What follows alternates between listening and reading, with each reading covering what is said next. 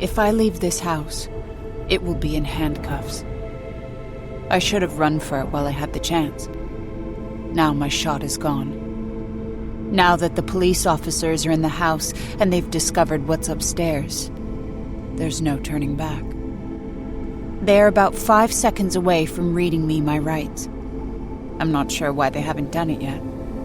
Maybe they're hoping to trick me into telling them something I shouldn't. Good luck with that. The cop with the black hair threaded with gray is sitting on the sofa next to me. He shifts his stocky frame on the burnt caramel Italian leather. I wonder what sort of sofa he has at home. It sure doesn't cost 5 figures like this one did. It's probably some tacky color like orange, covered in pet fur, and with more than one rip in the seams. I wonder if he's thinking about his sofa at home and wishing he had one like this. Or, more likely, he's thinking about the dead body in the attic upstairs. So, let's go through this one more time, the cop says in his New York drawl. He told me his name earlier, but it flew out of my head. Police officers should wear bright red name tags. How else are you possibly supposed to remember their names in a high-stress situation? He's a detective, I think. When did you find the body? I pause, wondering if this would be the right time to demand a lawyer. Aren't they supposed to offer me one? I'm rusty on this protocol. About an hour ago, I answer. Why did you go up there in the first place? I press my lips together. I told you, I heard a sound. And? The officer leans forward, his eyes wide. He has a rough stubble on his chin, like he might have skipped shaving this morning. His tongue protrudes slightly from between his lips. I'm not stupid. I know exactly what he wants me to say. I did it. I'm guilty. Take me away. Instead, I lean back against the sofa. That's it. That's everything I know. Disappointment washes over the detective's face. He works his jaw as he thinks over the evidence that has been found so far in this house. He's wondering if he's got enough to snap those cuffs on my wrists yet. He isn't sure. If he were sure, he would have done it already. Hey, Connors! It's the voice of another officer. We break eye contact, and I look up at the top of the staircase. The other, much younger cop is standing there, his long fingers clutching the top of the banister. His unlined face is pale. Connors, the younger officer says, you gotta come up here.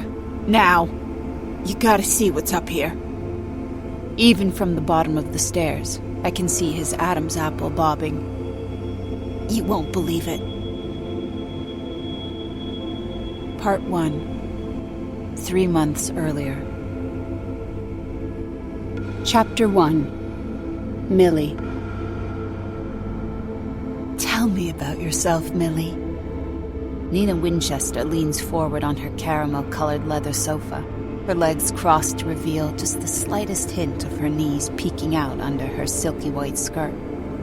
I don't know much about labels, but it's obvious everything Nina Winchester is wearing is painfully expensive. Her cream blouse makes me long to reach out to feel the material, even though a move like that would mean I'd have no chance of getting hired. To be fair, I have no chance of getting hired anyway. Well, I begin, choosing my words carefully. Even after all the rejections, I still try. I grew up in Brooklyn. I've had a lot of jobs doing housework for people, as you can see from my resume. My carefully doctored resume.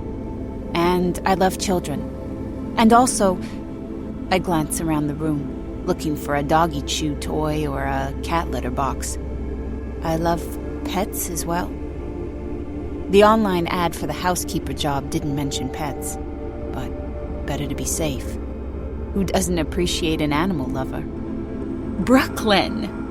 Mrs. Winchester beams at me. I grew up in Brooklyn, too. We're practically neighbors. We are, I confirm, even though nothing could be further from the truth. There are plenty of coveted neighborhoods in Brooklyn where you'll fork over an arm and a leg for a tiny townhouse. That's not where I grew up. Nina Winchester and I couldn't be more different.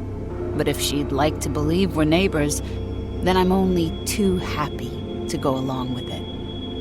Mrs. Winchester tucks a strand of shiny golden blonde hair behind her ear. Her hair is chin-length, cut into a fashionable bob that de-emphasizes her double chin. She's in her late 30s, and with a different hairstyle and different clothing, she would be very ordinary looking. But she's used her considerable wealth to make the most of what she's got. I can't say I don't respect that. I've gone the exact opposite direction with my appearance. I may be over 10 years younger than the woman sitting across from me, but I don't want her to feel at all threatened by me. So for my interview, I selected a long, chunky wool skirt that I bought at the thrift store, and a polyester white blouse with puffy sleeves. My dirty blonde hair is pulled back into a severe bun behind my head. I even purchased a pair of oversized and unnecessary tortoiseshell glasses that sit perched on my nose. I look professional and utterly unattractive. "So the job," she says. "It will be mostly cleaning and some light cooking if you're up for it. Are you a good cook, Millie?" "Yes, I am." My ease in the kitchen is the only thing on my resume that isn't a lie. I'm an excellent cook. Her pale blue eyes light up. "Oh, that's wonderful. Honestly, we almost never have a good home-cooked meal." She titters. "Who has the time?" I bite back any kind of judgmental response. Nina Winchester doesn't work. She only has one child who's in school all day, and she's hiring somebody to do all her cleaning for her. I even saw a man in her enormous front yard doing her gardening for her. How is it possible she doesn't have time to cook a meal for her small family? I shouldn't judge her. I don't know anything about what her life is like. Just because she's rich, it doesn't mean she's spoiled. But if I had to bet $100 either way, I bet Nina Winchester is spoiled rotten. "And we'll need occasional help with Cecilia as well," Mrs. Winchester says. "Perhaps taking her to her afternoon lessons or play dates. You have a car, don't you?" I almost laugh at her question. Yes, I do have a car. It's all I have right now. My 10-year-old Nissan is stinking up the street in front of her house, and it's where I am currently living. Everything I own is in the trunk of that car. I've spent the last month sleeping in the back seat. After a month of living in your car, you realize the importance of some of the little things in life. A toilet, a sink, being able to straighten your legs out while you're sleeping. I miss that last one most of all. Yes, I have a car, I confirm. "Excellent!" Mrs. Winchester claps her hands together. "I'll provide you with a car seat for Cecilia, of course. She just needs a booster seat. She's not quite at the weight and height level to be without the booster yet. The Academy of Pediatrics recommends..." While Nina Winchester drones on about the exact height and weight requirements for car seats, I take a moment to glance around the living room. The furnishing is all ultra-modern, with the largest flat-screen television I've ever seen, which I'm sure is high definition and has surround sound speakers built into every nook and cranny of the room for optimal listening experience. In the corner of the room is what appears to be a working fireplace, the mantel littered with photographs of the Winchesters on trips to every corner of the world. When I glance up, the insanely high ceiling glows under the light of a sparkling chandelier. "Don't you think so, Millie?" Mrs. Winchester is saying. I blink at her. I attempt to rewind my memory and figure out what she had just asked me, but it's gone. "Yes?" I say. Whatever I agreed to has made her very happy. "I'm so pleased you think so too." "Absolutely," I say more firmly this time. She She uncrosses and recrosses her somewhat stocky legs. "And, of course," she adds, "there's the matter of reimbursement for you. You saw the offer in my advertisement, right? Is that acceptable to you?" I swallow. The number in the advertisement is more than acceptable. If I were a cartoon character, dollar signs would have appeared in each of my eyeballs when I read that advertisement. But the money almost stopped me from applying for the job. Nobody offering that much money, living in a house like this one, would ever consider hiring me. "Yes," I choke out. "It's fine." She arches an eyebrow. "And you know it's a live-in position, right?" Is she asking me if I'm okay with leaving the splendor of the backseat of my Nissan? "Right, I know." "Fabulous." She tugs at the hem of her skirt and rises to her feet. "Would you like the grand tour then? See what you're getting yourself into?" I stand up as well. In her heels, Mrs. Winchester is only a few inches taller than I am in my flats, but it feels like she's much taller. Sounds great. She guides me through the house in painstaking detail, to the point where I'm worried I got the ad wrong, and maybe she's a realtor thinking I'm ready to buy. It is a beautiful house. If I had $4 or $5 million burning a hole in my pocket, I would snap it up.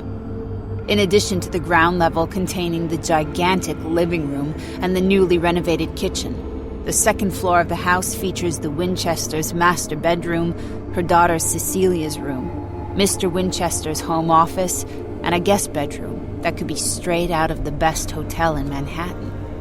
She pauses dramatically in front of the subsequent door. "And here is..." She flings the door open. "Our home theater." It's a legit movie theater right inside their home. In addition to the oversized television downstairs, this room has several rows of stadium seating facing a floor-to-ceiling monitor. There's even a popcorn machine in the corner of the room. After a moment, I notice Mrs. Winchester is looking at me, waiting for a response. "Wow," I say with what I hope is appropriate enthusiasm. "Isn't it marvelous?" She shivers with delight. "And we have a full library of movies to choose from. Of course, we also have all the usual channels as well as streaming services." "Of course," I say.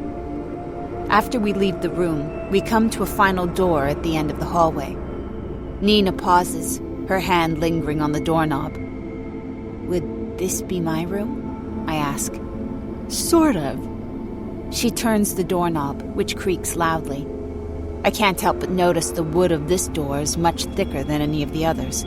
Behind the doorway, there's a dark stairwell. "Your room is upstairs. We have a finished attic as well." This dark, narrow staircase is somewhat less glamorous than the rest of the house. And would it kill them to stick a light bulb in here? But of course, I'm the hired help. I wouldn't expect her to spend as much money on my room as she would on the home theater. At the top of the stairs is a little narrow hallway. Unlike on the first floor of the house, the ceiling is dangerously low here. I'm not tall by any means, but I almost feel like I need to stoop down. "You have your own bathroom?" She nods at a door on the left. "And this would be your room right here." She flings open the last door. It's completely dark inside until she tugs on a string and the room lights up. The room is tiny. There's no two ways about it. Not only that, but the ceiling is slanted with the roof of the house. The far side of the ceiling only comes about up to my waist. Instead of the huge king-size bed in the Winchester's master bedroom, with their armoire and chestnut vanity table, this room contains a small single cot, a half-height bookcase, and a small dresser, lit by 2 naked bulbs suspended from the ceiling. This room is modest, but that's fine with me. If it were too nice, it would be a certainty I have no shot at this job. The fact that this room is kind of crappy means maybe her standards are low enough that I have a teeny tiny chance. But there's something else about this room. Something that's bothering me.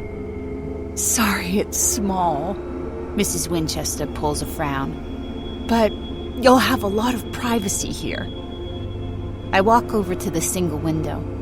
Like the room, it's small, barely larger than my hand, and it overlooks the backyard. There's a landscaper down there, the same guy I saw out at the front window, hacking at one of the hedges with an oversized set of clippers. So what do you think, Millie? Do you like it? I turn away from the window to look at Mrs. Winchester's smiling face. I still can't quite put my finger on what's bothering me. There's something about this room that's making a little ball of dread form in the pit of my stomach. Maybe it's the window. It looks out on the back of the house. If I were in trouble and trying to get somebody's attention, nobody would be able to see me back here. I could scream and yell all I wanted, and nobody would hear. But who am I kidding? I would be lucky to live in this room, with my own bathroom and an actual bed where I could straighten my legs out all the way. That tiny cot looks so good compared to my car. I could cry. It's perfect, I say. Mrs. Winchester seems ecstatic about my answer. She leads me back down the dark stairwell to the second floor of the house, and when I exit that stairwell, I let out a breath I didn't realize I was holding. There was something about that room that was very scary, but if I somehow manage to get this job, I'll get past it, easily. My shoulders finally relax, and my lips are forming another question when I hear a voice from behind us. Mommy? I stop short and turn around to see a little girl standing behind us in the hallway. The girl has the same light blue eyes as Nina Winchester, except a few shades paler, and her hair is so blonde that it's almost white. The girl is wearing a very pale blue dress trimmed in white lace, and she's staring at me like she can see right through me, right through my soul. Do you know those movies about the scary cult of, creepy kids who can read minds and worship the devil and live in the cornfields or something? Well, if they were casting for one of those movies, this girl would get the part. They wouldn't even have to audition her. They would take one look at her and be like, yes, you are creepy girl number 3. Cece! Mrs. Winchester exclaims. Are you back already from your ballet lesson? The girl nods slowly. Bella's mom dropped me off. Mrs. Winchester wraps her arms around the girl's skinny shoulders, but the girl's expression never changes, and her pale blue eyes never leave my face. Is there something wrong with me that I'm scared this 9-year-old girl is going to murder me? This is Millie, Mrs. Winchester tells her daughter. Millie, this is my daughter, Cecilia. Little Cecilia's eyes are 2 little pools of the ocean. It's nice to meet you, Millie, she says politely. I'd say there's at least a 25% chance she's going to murder me in my sleep if I get this job. But I still want it. Mrs. Winchester pecks her daughter on the top of her blonde head, and then the little girl scurries off to her bedroom. She doubtless has a creepy dollhouse in there where the dolls come to life at night. Maybe one of the dolls will be the one to kill me. Okay, I'm being ridiculous. That little girl is probably extremely sweet. It's not her fault she's been dressed in a creepy Victorian ghost child's outfit. And I love kids in general. Not that I've interacted with them much over the last decade. Once we get back down to the first floor, the tension leaves my body. Mrs. Winchester is nice and normal enough for a lady this rich, and as she chatters about the house and her daughter and the job, I'm only vaguely listening. All I know is this will be a lovely place to work. I would give my right arm to get this job. Do you have any questions, Millie? She asks me. I shake my head. No, Mrs. Winchester. She clucks her tongue. Oh, please, call me Nina. If you're working here, I would feel so silly with you calling me Mrs. Winchester. She laughs, like I'm some sort of rich old lady. Thank you, Nina, I say. Her face glows, although that could be the seaweed or cucumber peel or whatever rich people apply to their faces. Nina Winchester is the sort of woman who has regular spa treatments. I have a good feeling about this Millie. I really do. It's hard not to get caught up in her enthusiasm. It's hard not to feel that glimmer of hope as she squeezes my rough palm in her baby smooth one. I want to believe that in the next few days, I'll get a call from Nina Winchester offering me the opportunity to come work at her house and finally vacate Casa Nissan. I want to believe that so badly. But whatever else I can say about Nina, she's no dummy. She's not going to hire a woman to work and live in her home and take care of her child without doing a simple background check. And when she does, I swallow a lump in my throat. Nina Winchester bids a warm goodbye to me at the front door. Thank you so much for coming by, Millie. She reaches out to clasp my hand in hers one more time. I promise you'll be hearing from me soon. I won't.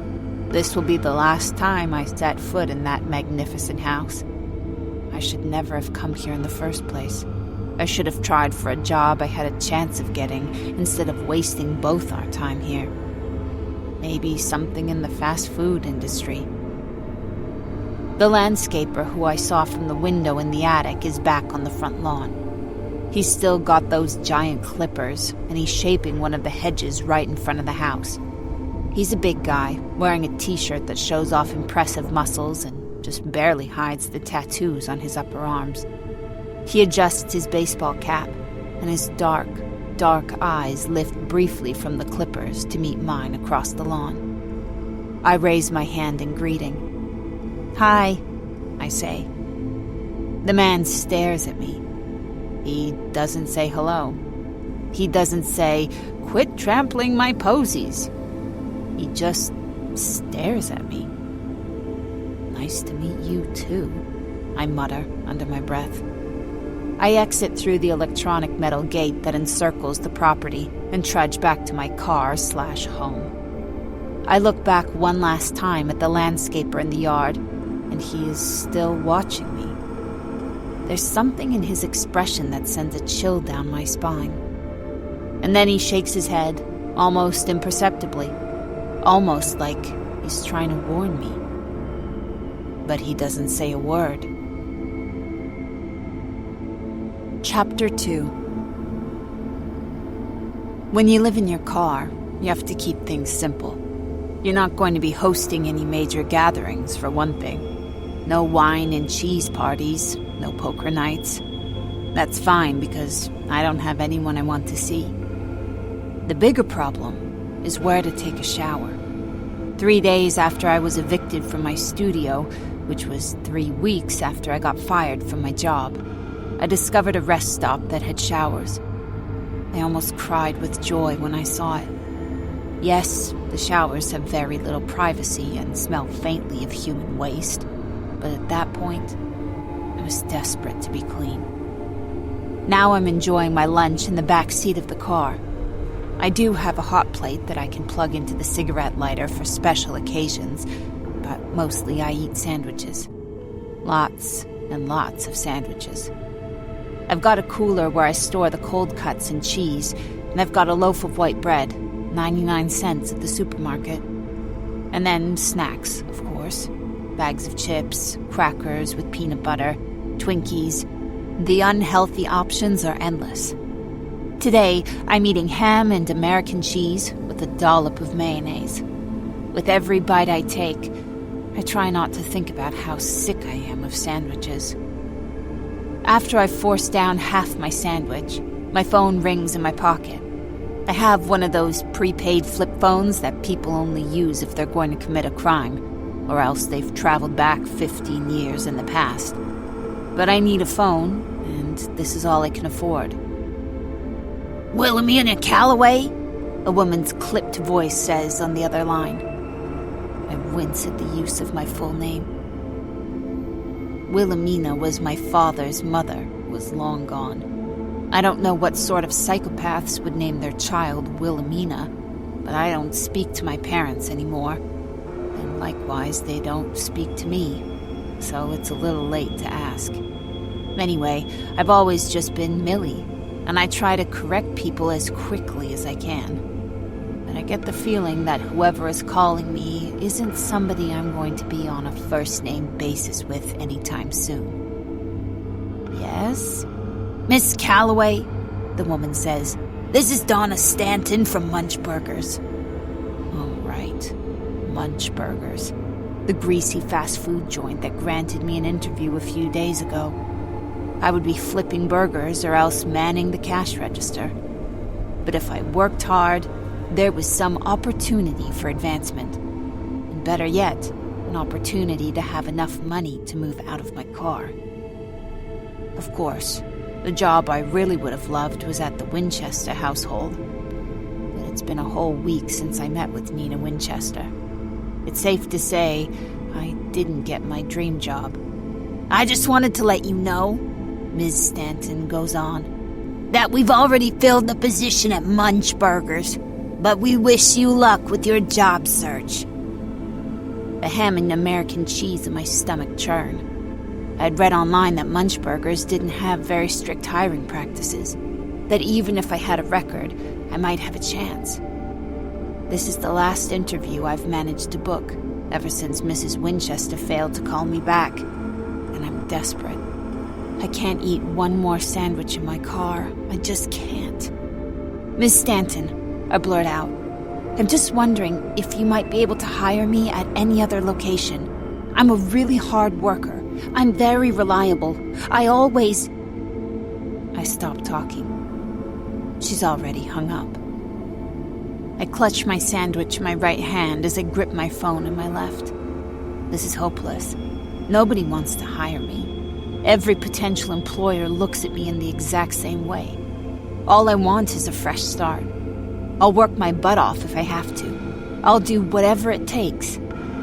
I fight back tears, although I don't know why I'm bothering. Nobody will see me crying in the back seat of my Nissan. There isn't anybody who cares about me anymore. My parents wiped their hands of me more than 10 years ago. My phone rings again, startling me out of my pity party. I wipe my eyes with the back of my hand and click the green button to take the call. Hello, I croak. Hi, is this Millie? The voice sounds vaguely familiar. I squeeze the phone to my ear, my heart leaping. Yes? This is Nina Winchester. You interviewed with me last week? Oh. I bite down hard on my lower lip. Why is she calling back now? I assumed she had already hired somebody and decided not to inform me. Yes, of course. So, if you're interested, we would be delighted to offer you the job. I feel a rush of blood to my head that makes me almost dizzy. We would be delighted to offer you the job. Is she serious? It was conceivable that Munchburgers might hire me, but it seemed outright impossible that a woman like Nina Winchester might invite me into her home to live. Is it possible she didn't check my references? Didn't do a simple background check? Maybe she's just so busy she never got around to it. Maybe she's one of those women who prides herself on gut feelings. Millie, are you there? I realize I've been completely silent on the other line. I'm that stunned. Yes, I'm here. So, are you interested in the position? I am. I'm trying not to sound too ridiculously eager. I definitely am. I would love to work for you. Work with me, Nina corrects me. I let out a strangled laugh. Right, of course. So, when can you start? When would you like me to start? As soon as possible. I'm jealous of Nina's easy laugh that sounds so different from my own. If only I could snap my fingers and trade places with her. We have a ton of laundry that needs folding. I swallow. How about tomorrow? That would be wonderful.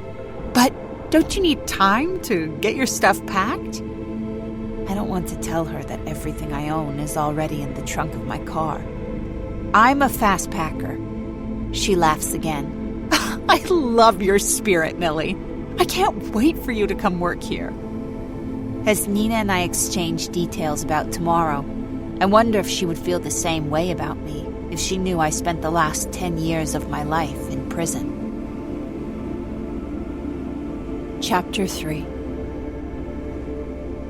I arrive at the Winchester home the next morning, after Nina has already dropped Cecilia off at school. I park outside the metal gate surrounding their property. I've never been in a house that was protected by a gate before, much less lived there. But this swanky Long Island neighborhood seems to be all gated houses. Considering how low the crime rate is around here, it seems like overkill. But who am I to judge? Everything else being equal, if I had a choice between a house with a gate and a house with no gate, I'd pick the gate too. The gate was open when I arrived yesterday, but today it's closed. Locked, apparently. I stand there a moment, my 2 duffel bags at my feet, trying to figure out how to get inside. There doesn't seem to be any sort of doorbell or buzzer. But that landscaper is on the property again, crouched in the dirt, a shovel in his hand. "Excuse me," I call out. The man glances over his shoulder at me, then goes back to digging. Real nice. "Excuse me," I say again, loud enough that he can't ignore me. This time, he slowly gets to his feet. He's in absolutely no hurry as he ambles across the giant front lawn to the entrance to the gate. He pulls off his thick rubber gloves and raises his eyebrows at me. "Hi," I say, trying to hide my annoyance with him. "My name is Millie Calloway, and it's my first day working here. I'm just trying to get inside because Mrs. Winchester is expecting me." He doesn't say anything. From across the yard, I had only noticed how big he is. At least a head taller than me, with biceps the size of my thighs. But up close, I realize he's actually pretty hot. He looks to be in his mid-30s with thick, jet-black hair, damp from exertion, olive skin, and rugged good looks. But his most striking feature is his eyes. His eyes are very black, so dark, I can't distinguish the pupil from the iris. Something about his gaze makes me take a step back. "So, can you help me?" I ask. The man finally opens his mouth. I expect him to tell me to get lost or to show him some ID, but instead, he lets loose with a string of rapid Italian. At least, I think it's Italian. I can't say I know a word of the language, but I saw an Italian movie with subtitles once, and it sort of sounded like this. "Oh," I say when he finishes his monologue. "So, no English?" "English?" he says in a voice so heavily accented, it's clear what the answer is. No English." Great. I clear my throat, trying to figure out the best way to express what I need to tell him. So I point to my chest. "I am working for Mrs. Winchester." I point to the house. "And I need to get inside." Now I point to the lock on the gate. "Inside?" He just frowns at me. Great. I'm about ready to dig out my phone and call Nina when he goes off to the side, hits some sort of switch, and the gates swing open, almost in slow motion. Once the gates are open, I take a moment to gaze up at the house that will be my home for the foreseeable future. The house is 2 stories plus the attic, sprawling over what looks like about the length of a city block in Brooklyn. It's almost blindingly white, possibly freshly painted, and the architecture looks contemporary, but what do I know? I just know it looks like the people living here have more money than they know what to do with. I start to pick up one of my bags, but before I can, the guy picks up both of them without even grunting and carries them to the front door for me. Those bags are very heavy. They contain literally everything I own, aside from my car, so I'm grateful he volunteered to do the heavy lifting for me. Gracias, I say. He gives me a funny look. That might have been Spanish. Oh well. I point to my chest. Millie, I say. Millie. He nods in understanding, then points to his own chest. I am Enzo. Nice to meet you, I say awkwardly, even though he won't understand me. But God, if he lives here and has a job, he must have picked up a little English. Piacere di conoscerti, he says. I nod wordlessly. So much for making friends with the landscaping guy. Millie, he says again in his thick Italian accent. He looks like he has something to say, but he's struggling with the language. You... He hisses a word in Italian. But as soon as we hear the front door start to unlock, Enzo hurries back to where he had been, crouched in the front yard, and makes himself very busy. I could just barely make out the word he said. Pericolo, whatever that means. Maybe it means he wants a soft drink? Pericola? Now with the twist of lime. Millie! Nina looks delighted to see me. So delighted that she throws her arms around me and squashes me in a hug. I'm so glad you decided to take the job.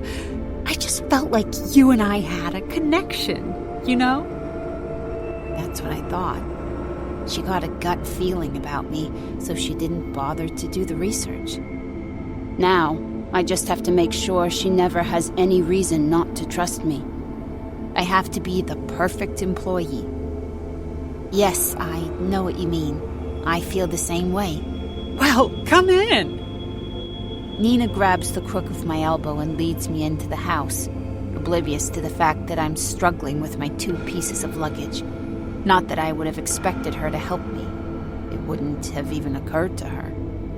I can't help but notice when I walk inside that the house looks very different from the first time I was here. Very different. When I came for the interview, the Winchester house was immaculate. I could have eaten off any surface in the room. But now, the place looks like a pigsty. The coffee table in front of the sofa has 6 cups on it with varying amounts of different sticky liquids in them, about a dozen crumpled newspapers and magazines, and a dented pizza box. There's clothing and garbage strewn all over the living room, and the dining table still has the remains of dinner last night. As you can see, Nina says, you haven't arrived a moment too soon. So, Nina Winchester is a slob. That's her secret. It's going to take me hours to get this place in any decent condition. Maybe days. But that's fine. I've been itching to do some good, honest, hard work. And I like that she needs me. If I can make myself invaluable to her, she's less likely to fire me if, or when, she finds out the truth. Let me just put my bags away, I tell her, and then I'll get the entire place tidied up. Nina lets out a happy sigh. You are a miracle, Millie. Thank you so much. Also, she grabs her purse off the kitchen counter and rifles around inside, finally pulling out the latest iPhone. I got you this. I couldn't help but notice you were using a very outdated phone. If I need to reach you, I'd like you to have a reliable means of communication. I hesitantly wrap my fingers around the brand new iPhone. Wow, this is really generous of you, but I can't afford a plan. She waves a hand. I added you to our family plan. It cost almost nothing. Almost nothing. I have a feeling her definition of those two words is very different from mine. Before I can protest further, the sound of footsteps echoes on the stairs behind me. I turn around, and a man in a gray business suit is making his way down the stairwell. When he sees me standing in the living room, he stops short at the base of the stairs, as if shocked by my presence. His eyes widen further when he notices my luggage. Andy! Nina calls out. Come meet Millie! This must be Andrew Winchester. When I was Googling the Winchester family, my eyes popped out a bit when I saw this man's net worth. After seeing all those dollar signs, the home theater and the gate surrounding the property made a bit more sense. He's a businessman who took over his father's thriving company and has doubled the profits since. But it's obvious from his surprised expression that he allows his wife to handle most of the household matters, and it's apparently flat out slipped her mind to tell him she's hired a live-in housekeeper. Hello. Mr. Winchester steps into the living room, his brow furrowed. Millie, is it? I'm sorry, I didn't realize. Andy, I told you about her. She tilts her head to the side. I said we needed to hire somebody to help with cleaning and cooking and Cecilia. I'm sure I told you. Yes, well... His face finally relaxes. Welcome, Millie. We could certainly use the help. Andrew Winchester holds his hand out for me to shake. It's hard not to notice he is an incredibly handsome man. Piercing brown eyes, a full head of hair the color of mahogany, and a sexy little cleft in his chin. It's also hard not to notice that he is several levels more attractive than his wife, even with her impeccable grooming, which strikes me as a bit strange. The man is filthy rich, after all. He could have any woman he wants. I respect him for not choosing a 20-year-old supermodel to be his life partner. I thrust my new phone into my jeans pocket and reached out to take his hand. Nice to meet you, Mr. Winchester. Please. He smiles warmly at me. Call me Andrew. As he says the words, something flickers over Nina Winchester's face. Her lips twitch and her eyes narrow. I'm not exactly sure why, though. She herself offered to let me call her by her first name, and it's not like Andrew Winchester is checking me out. His eyes are staying respectfully on mine and not dropping below the neck. Not that there's much to see. Even though I didn't bother with the fake tortoiseshell glasses today, I'm wearing a modest blouse and comfortable blue jeans for my first day of work. Anyway, Nina snips. Don't you have to get to the office, Andy? Oh, yes. He straightens out his gray tie. I've got a meeting at 9:30 in the city. I better hurry. Andrew gives Nina a lingering kiss on the lips and squeezes her shoulder. As far as I can see, they're quite happily married. And Andrew seems pretty down to earth for a man whose net worth has 8 figures after the dollar sign. It's sweet how he blows her a kiss from the front door. This is a man who loves his wife. Your husband seems nice, I say to Nina as the door slams shut. The dark, suspicious look returns to her eyes. Do you think so? Well, yes, I stammer. I mean, he seems like... How long have you been married? Nina looks at me thoughtfully, but instead of answering my question, she says, What happened to your glasses? What? She lifts an eyebrow. You were wearing a pair of glasses at your interview, weren't you? Oh, I squirm, reluctant to admit that the eyeglasses were fake. My attempt to look more intelligent and serious, and yes, less attractive and threatening. I'm wearing my contacts. Are you? I don't know why I lied. I should have just said that I don't need the glasses that badly. Instead, I've now doubled down and invented contacts that I'm not actually wearing. I can feel Nina scrutinizing my pupils, searching for the lenses. Is that a problem? I finally ask. A muscle twitches under her right eye. For a moment, I'm scared she's going to tell me that I should get out. But then her face relaxes. Of course not. I just thought those glasses were so cute on you.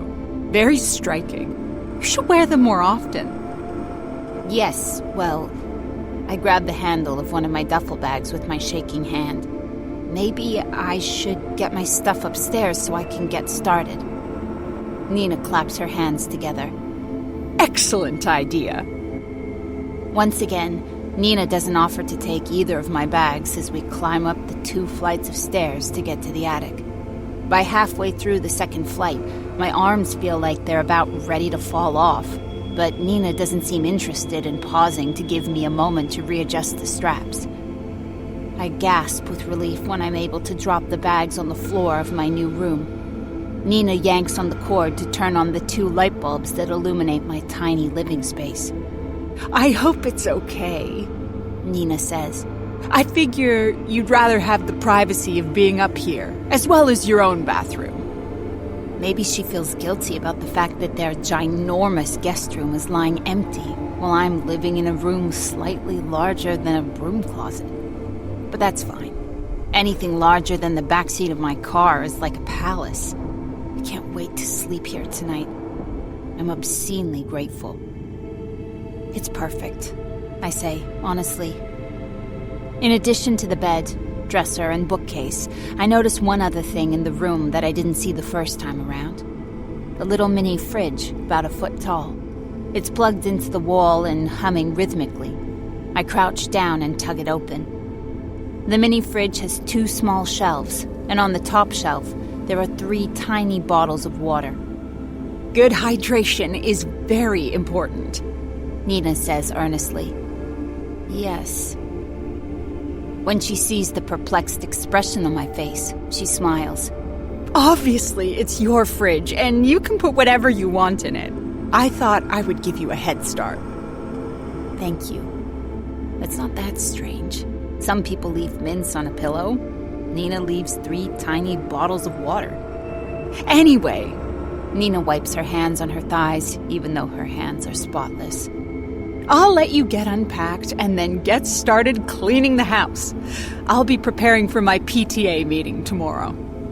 PTA? Parent-Teacher Association. She beams at me. I'm the vice president. That's wonderful, I say, because it's what she wants to hear. Nina is very easy to please. I'll just unpack everything quickly and get right to work. Thank you so much. Her fingers briefly touch my bare arm. Hers are warm and dry. You're a lifesaver, Millie. I'm so glad you're here. I rest my hand on the doorknob as Nina starts to leave my room. And that's when I notice it. What's been bothering me about this room from the moment I first walked in here. A sick feeling washes over me. Nina? Why? I clear my throat. Why is the lock to this bedroom on the outside rather than the inside? Nina peers down at the doorknob as if noticing it for the first time. Oh, I'm so sorry about that. We used to use this room as a closet, so obviously we wanted it to lock from the outside. But then I converted it to a bedroom for the hired help, and I guess we never switched the lock. If somebody wanted, they could easily lock me in here. And there's only that one window looking out at the back of the house. This room could be a death trap. But then again, why would anyone want to lock me in here? Could I have the key to the room? I ask. She shrugs. I'm not even sure where it is. I'd like a copy. Her light blue eyes narrow at me. Why? What do you expect to be keeping in your room that you don't want us to know about? My mouth falls open. Nothing, but... Nina throws her head back and laughs. I'm just kidding. It's your room, Millie. If you want a key, I'll get you one. I promise. Sometimes it feels like Nina has a split personality. She flips from hot to cold so rapidly. She claims she was joking, but I'm not so sure. It doesn't matter, though. I have no other prospects, and this job is a blessing. I'm going to make it work. No matter what. I'm going to make Nina Winchester love me. After Nina leaves my room, I close the door behind her. I'd like to lock it, but I can't, obviously. As I shut the door, I notice marks in the wood. Long, thin lines running down the length of the door at about the level of my shoulder. I run my fingers over the indentations. They almost seem like scratches. Like somebody was scraping at the door, trying to get out. No, that's ridiculous. I'm being paranoid. Sometimes old wood gets scratched up. It doesn't mean anything ominous. The room suddenly feels unbearably hot and stuffy. There's a small furnace in the corner of the room, which I'm sure keeps it comfortable in the winter, but there's nothing to cool it down in the warmer months. I'll have to buy a fan to prop up in front of the window. Even though it's way larger than my car, it's still a very small space. I'm not surprised they used it as a storage closet. I look around, opening the drawers to check their size. There's a little closet within the room, with just barely enough space to hang up my few dresses. The closet is empty except for a couple of hangers and a small blue bucket in the corner. I attempt to wrench open the small window to get a bit of air, but it doesn't budge. I squint my eyes to investigate more closely. I run my finger along the frame of the window. It looks like it's been painted into place. Even though I have a window, it doesn't open. I could ask Nina about it, but I don't want it to seem like I'm complaining when I just started working here today. Maybe next week I could mention it. I don't think it's too much to hope for, to have one working window. The landscaping guy, Enzo, is in the backyard now. He's running the lawnmower back there. He pauses for a moment to wipe sweat from his forehead with his muscular forearm, and then he looks up. He sees my face through the small window, and he shakes his head, just like he did the first time I met him. I remember the word he hissed at me in Italian before I went into the house. Pericolo. I dig my brand new cell phone out of my pocket. The screen jumps alive at my touch, filling with little icons for text messaging, calls, and the weather. These sorts of phones were not ubiquitous back at the start of my incarceration, and I haven't been able to afford one since I got out. But a couple of the girls had one at the halfway houses where I went when I first got out, so I sorta know how to use them. I know which icon brings up a browser. I type into the browser window, translate pericolo. The signal must be weak up here in the attic, because it takes a long time. Almost a minute has gone by when the translation of pericolo finally appears on the screen of my phone. Danger. Chapter 4. I spend the next 7 hours cleaning. Nina could not have made this house dirtier if she tried. Every room in the house is filthy. The pizza box on the coffee table still has 2 slices of pizza in it, and there is something sticky and foul-smelling spilled in the bottom of the box. It has leaked through and the box is fused to the coffee table. It takes an hour of soaking and 30 minutes of intense scrubbing to get it all clean. The kitchen is the worst of it. In addition to whatever is in the garbage bin itself, there are 2 garbage bags in the kitchen, spilling over with their contents. One of the 2 bags has a rip in the bottom, and when I lift it to take it outside, all the garbage goes everywhere. And it smells beyond terrible. I gag, but don't lose my lunch. Dishes are piled high in the sink, and I wonder why Nina didn't just put them in their state-of-the-art dishwasher, until I open the dishwasher and notice that it is also packed to the brim with filthy dishes. That woman does not believe in scraping plates before putting them in the dishwasher. Or, apparently, running the dishwasher. Before I'm done, I run 3 loads of dishes. I wash all the pans separately, most of which have food caked on them from days earlier. By mid-afternoon, I've gotten the kitchen at least somewhat habitable again. I'm proud of myself. It's the first hard day's work I've done since I got fired from the bar, completely unfairly, but that's my life these days, and I feel great about it. All I want is to keep working here, and maybe to have a window in my room that opens. Who are you? A little voice startles me in the middle of putting away the last load of dishes. I whirl around. Cecilia is standing behind me, her pale blue eyes boring into me, wearing a white frilly dress that makes her look like a little doll. And by doll, I'm of course talking about that creepy talking doll in the Twilight Zone that murders people. I didn't even see her come inside. And Nina is nowhere to be seen. Where did she even come from? If this is the part of the job where I find out Cecilia has actually been dead for 10 years and is a ghost, I'm quitting. Well, maybe not, but I might ask for a raise. Hi, Cecilia, I say cheerfully. I'm Millie. I'm going to be working around your house from now on, cleaning things up and watching you when your mom asks me to. I hope we can have fun together. Cecilia blinks her pale eyes at me. I'm hungry.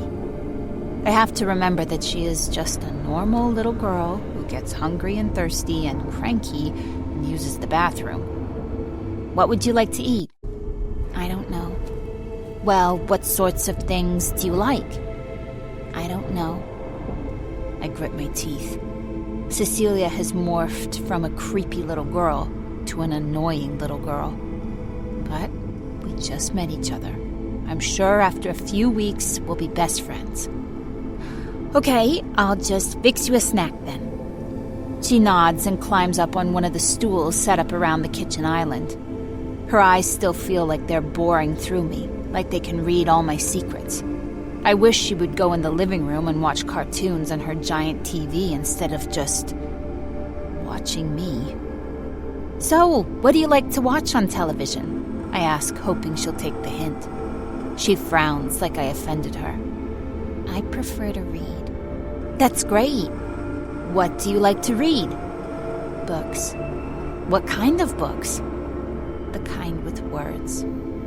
Oh, so that's how it's going to be, Cecilia. Fine. If she doesn't want to talk about books, I can change the subject. Did you just come back from school? I ask her. She blinks at me. Where else would I have come from? But how did you get home then? Cecilia lets out an exasperated huff. Lucy's mom picked me up from ballet and brought me home. I heard Nina upstairs about 15 minutes ago, so I assume she's in the house. I wonder if I should let her know that Cecilia is home. Then again, I don't want to disturb her, and one of my jobs is to look after Cecilia. Thank God Cecilia seems to have lost interest in me and is now rifling around in her pale pink backpack. I find some Ritz crackers in the pantry, as well as a jar of peanut butter. I spread the peanut butter over the crackers like my mother used to do. Repeating the same act that my mother used to do for me so many times makes me feel a little nostalgic and sad. I never thought she would abandon me the way she did. This is it, Millie. The last straw. After I've spread peanut butter on the crackers, I slice up a banana and put one slice on each. I love the combination of peanut butter and bananas. Ta-da! I slide the plate onto the kitchen counter to present it to Cecilia. Peanut butter and banana crackers. Her eyes widen. Peanut butter and banana? Trust me, it's really good. I'm allergic to peanut butter. Cecilia's cheeks turn bright pink. Peanut butter could kill me. Are you trying to kill me? My heart sinks. Nina never said anything about a peanut butter allergy. And they have peanut butter right in their pantry. If her daughter has a deadly peanut allergy, why would she keep it in the house? Mommy! Cecilia shrieks as she runs toward the staircase. The maid tried to hurt me with peanut butter. Help, Mommy! Oh, God. Cecilia, I hiss at her. "It was an accident. I didn't know you were allergic and—" But Nina is already racing down the stairs. Despite the disarray of her house, she looks flawless right now in another one of her gleaming white skirt and blouse combinations. White is her color. Cecilia's too, apparently. They match the house. What's going on? Nina cries when she reaches the bottom of the stairs. I wince as Cecilia propels herself at her mother, wrapping her arms around Nina's bosom. "She tried to make me eat peanut butter, Mommy. I told her I was allergic, but she didn't listen." Nina's pale skin flushes. Millie, is this true? My throat feels completely dry. I didn't know she was allergic, I swear. Nina frowns. I told you about her allergies, Millie. This is unacceptable. She never told me. She never said a word about Cecilia being allergic to peanuts. I would bet my life on it. And even if she had, why would she leave a jar of peanut butter right in the pantry? It was right in front. But she won't believe any of my excuses. In her head, I nearly killed her daughter. I see this job slipping out from under my fingers. I'm truly sorry. I speak around a lump in my throat. I must have forgotten. I promise I'll never let it happen again. Cecilia is sobbing now while Nina holds her close and gently strokes her blonde hair. Eventually, the sobs subside, but Cecilia still clings to her mother. I feel a terrible stab of guilt. Deep down, I know you aren't supposed to feed kids before checking with their parents. I'm in the wrong here, and if Cecilia hadn't been so vigilant, something terrible could have happened. Nina takes a deep breath. She shuts her eyes for a moment and opens them again. Fine. But please be sure you don't forget anything so important ever again. I won't, I swear. I wring my fists together. Do you want me to throw out the jar of peanut butter that was in the pantry? She's quiet for a moment. No, better not. We might need it. I want to throw up my hands. But it's her decision if she wants to keep life-threatening peanut butter in her home. All I know is that I will definitely never use it again. Also, Nina adds, when will dinner be ready? Dinner? Was I supposed to be making dinner? Did Nina imagine another conversation between the two of us that we never had? But I'm not about to make excuses again after the debacle with the peanut butter. I'll find something in the fridge to prepare. 7 o'clock? I say. 3 hours should give me more than enough time. She nods. And you won't put any peanut butter in the dinner, right? No, of course not. Please don't forget again, Millie. I won't. And does anybody have any other allergies or intolerances? Is she allergic to eggs? Bee stings? Too much homework? I need to know.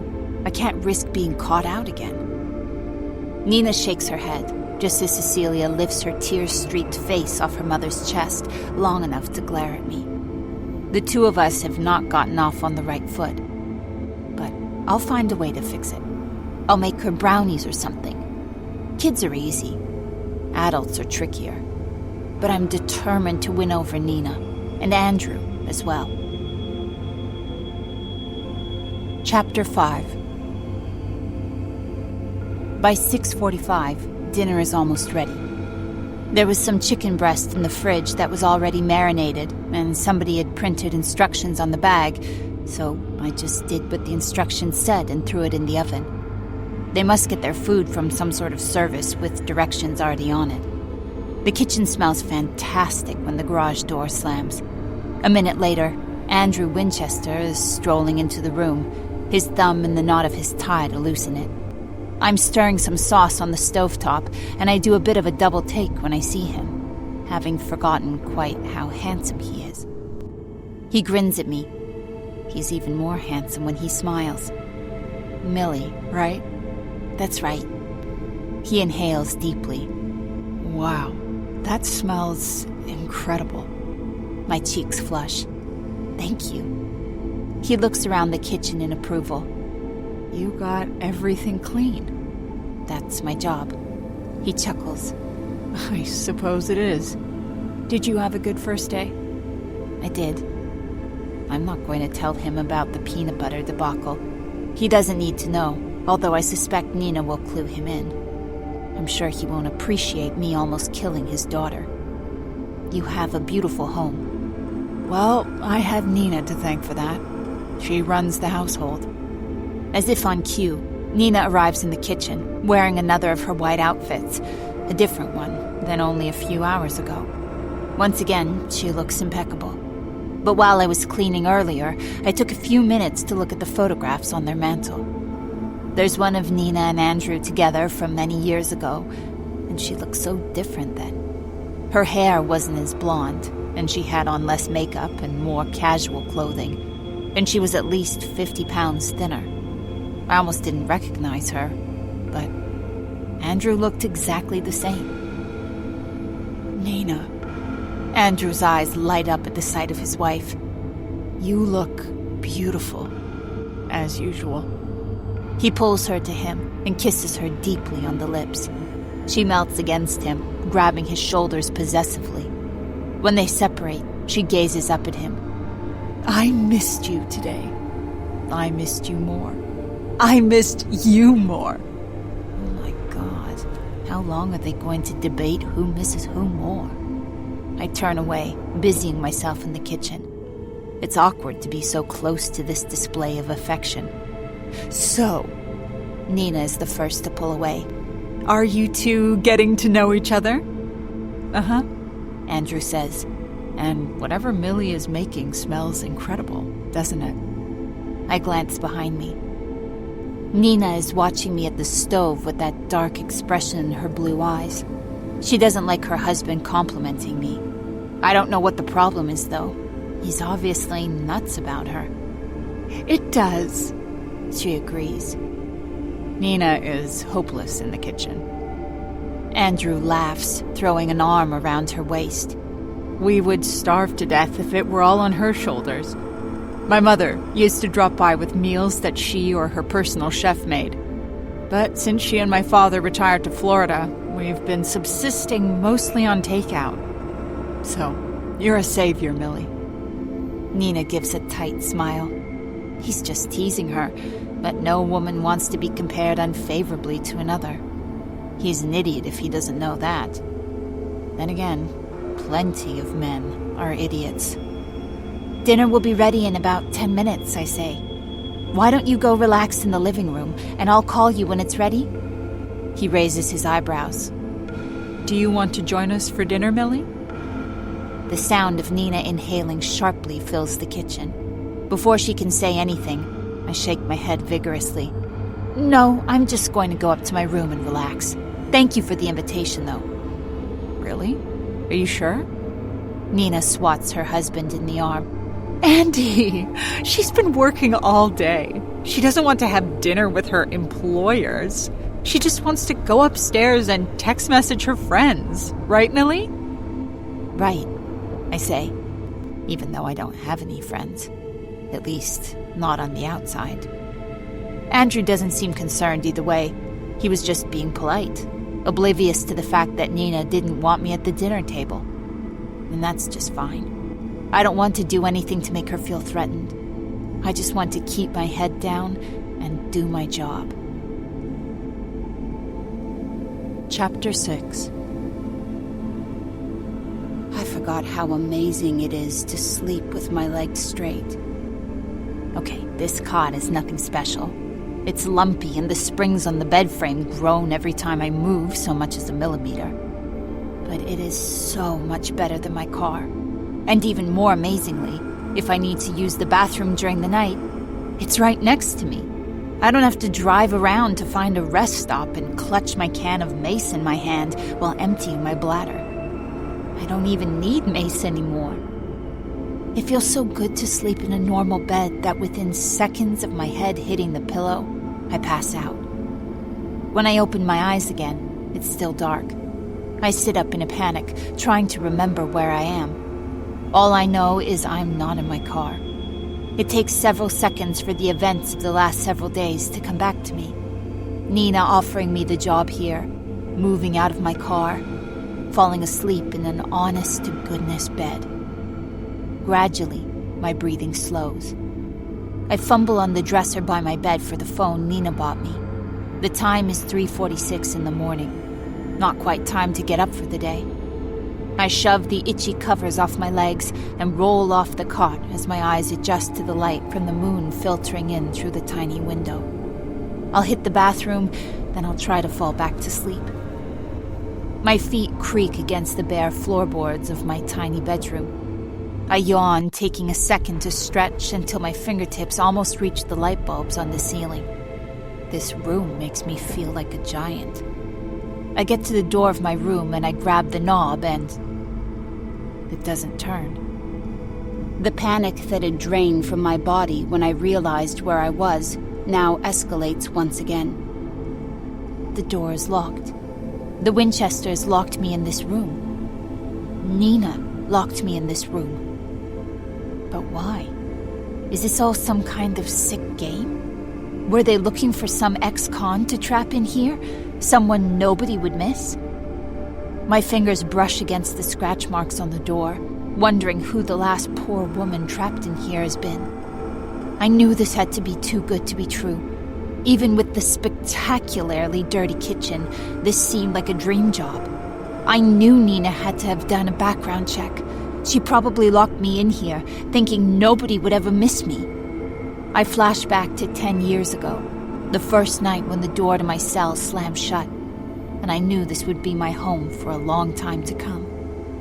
I swore to myself that if I ever got out, I would never let myself be trapped in any situation ever again.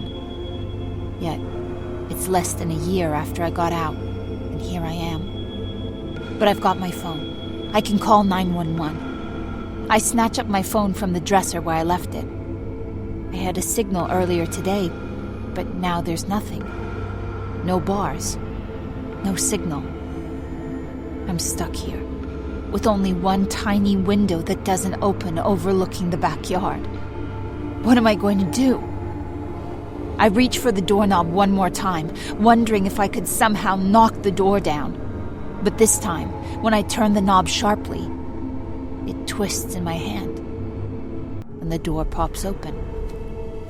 I stumble out into the hallway, breathing quickly. I stand there for a moment as my heart rate slows to normal. I was never locked in the room after all. Nina didn't have some crazy plot to trap me in there. The door was just stuck. But I can't seem to shake that uneasy feeling that I should get out of here while I still can. Chapter 7. When I get downstairs in the morning, Nina is systematically destroying the kitchen. She has pulled every pot and pan from the cabinet below the counter. She's ripped half the dishes from above the sink, and several of them are lying broken on the kitchen floor. And now she's going through the refrigerator, haphazardly tossing food onto the floor. I watch in amazement as she takes an entire container of milk out of the refrigerator and hurls it onto the floor. Milk immediately started gushing out, forming a white river around the pots and pans and broken dishes. Nina, I say tentatively. Nina freezes, her hands curled around a bagel. She whips her head around to look at me. Where is it? Where is what? My notes! She lets out an anguished cry. I left all my notes for the PTA meeting tonight on the kitchen counter, and now they're gone. What did you do with them? First of all, why would she think her notes were in the refrigerator? Second, I am certain I didn't throw out her notes. I mean, I'm 99% certain. Is there some tiny chance that there was a little crumpled up piece of paper on the counter that I assumed was garbage and threw away? Yes. I can't rule out the possibility. But I was pretty careful about not throwing away anything that wasn't garbage. To be fair, almost everything was garbage. I didn't do anything with them, I say. Nina plants her fists on her hips. So you're saying my notes just walked away? No, I'm not saying that. I take a careful step toward her, and my sneaker crunches on a broken plate. I make a note to myself to never come into the kitchen barefoot. But maybe you left them somewhere else? I did not!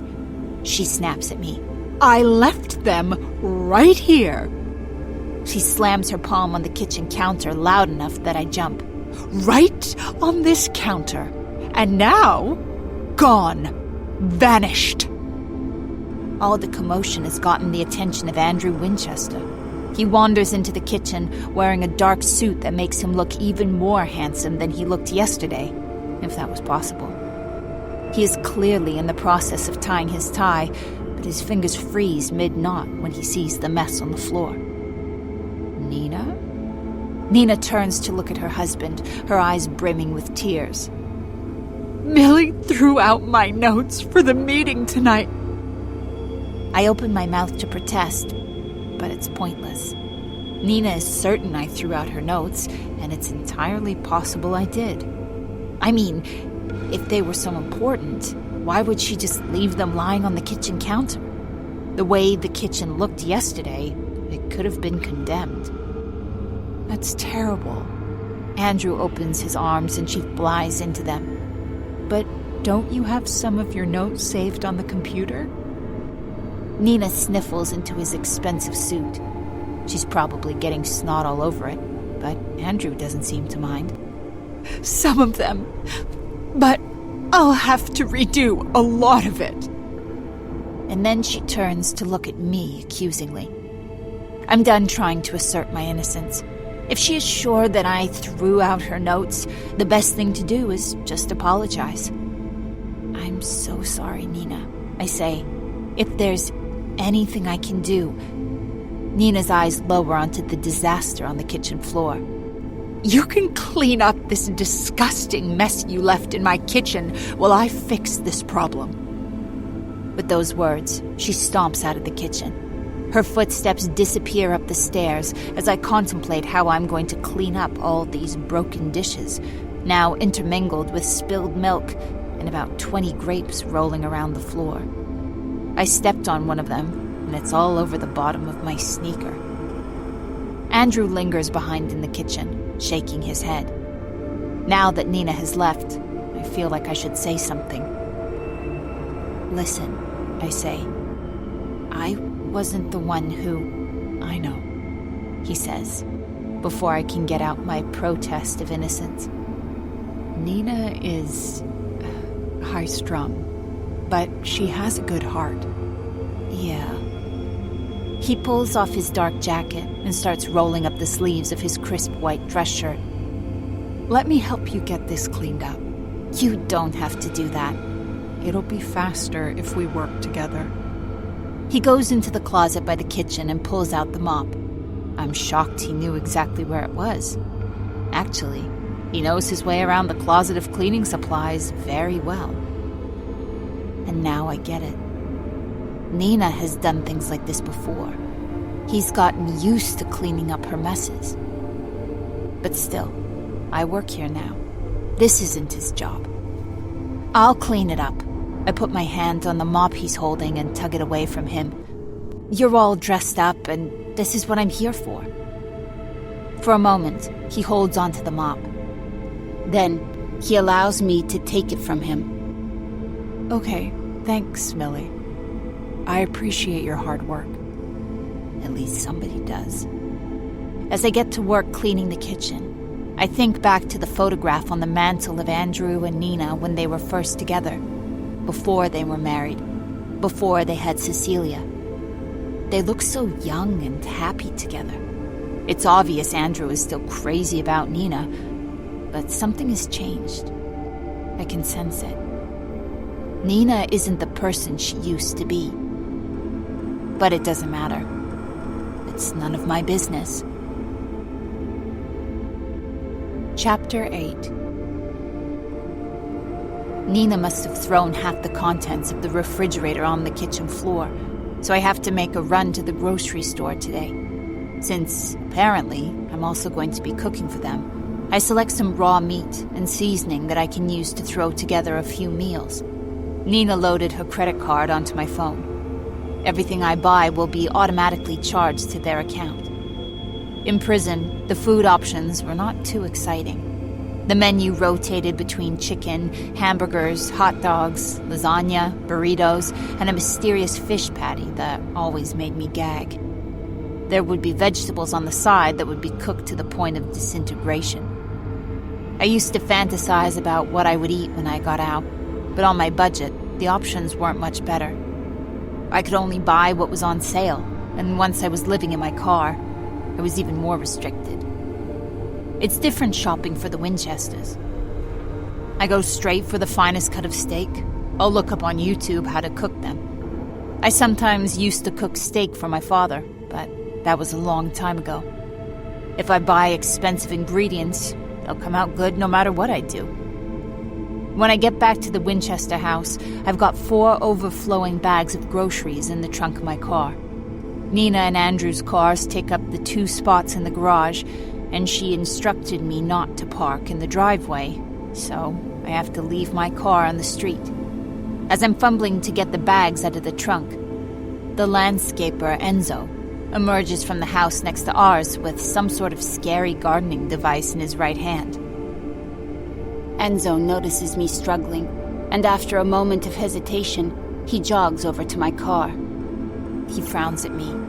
"I do it," he says in his heavily accented English. I start to take one of the bags, but then he scoops all 4 of them up in his massive arms, and he carries them to the front door. He nods at the door, waiting patiently for me to unlock it. I do it as quickly as possible, given that he's carrying about 80 pounds worth of groceries in his arms. He stomps his boots on the welcome mat, then carries the groceries the rest of the way into the kitchen and deposits them on the kitchen counter. "Gracias," I say. His lips twitch. "No, grazie." "Grazie," I repeat. He lingers in the kitchen for a moment, his brows knitted together. I notice again that Enzo is handsome, in a dark and terrifying sort of way. He's got tattoos on his upper arms, partially obscured by his t-shirt. I can make out the name Antonia inscribed in a heart on his right biceps. Those muscular arms could kill me without him even breaking a sweat if he got it in his head to do so. But I don't get a sense that this man wants to hurt me at all. If anything, he seems concerned about me. I remember what he mumbled to me before Nina interrupted us the other day. Pericolo. Danger. What was he trying to tell me? Does he think I'm in danger here? Maybe I should download a translator app on my phone. He could type in what he wants to tell me and... A noise from upstairs interrupts my thoughts. Enzo sucks in a breath. "I go," he says, turning on his heel and striding back toward the door. "But..." I hurry after him, but he's much faster than me. He's out the front door before I've even cleared the kitchen. I stand in the living room for a moment, torn between putting away the groceries and going after him. But then the decision is made for me when Nina comes down the stairs to the living room wearing a white pantsuit. I don't think I've ever seen her wear anything besides white. It does complement her hair, but the effort of keeping it clean would drive me crazy. Of course, I'm going to be the one taking care of the laundry from now on. I make a note to myself to buy more bleach next time I'm at the grocery store. Nina sees me standing there, and her eyebrows shoot up to her hairline. "Millie?" I force a smile. "Yes?" "I heard voices down here. Were you having company?" "No, nothing like that." "You may not invite strangers into our home." She frowns at me. "If you want to have any guests over, I expect you to ask permission and give us at least 2 days' notice. And I would ask you to keep them in your room." "It was just that landscaper guy," I explain. "He was helping me carry groceries into the house. That's all." I'd expected the explanation would satisfy Nina, But instead, her eyes darken. A muscle twitches under her right eye. The landscaper? Enzo? He was here? I rub the back of my neck.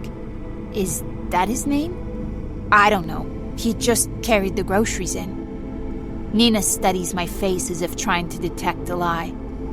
I don't want him inside this house again. He's filthy from working outside. I work so hard to keep this house clean. I don't know what to say to that. Enzo wiped his boots off when he came into the house, and he didn't track in any dirt. And nothing is comparable to the mess I saw when I first walked into this house yesterday. Do you understand me, Millie? She presses me. Yes, I say quickly. I understand. Her eyes flick over me in a way that makes me very uncomfortable.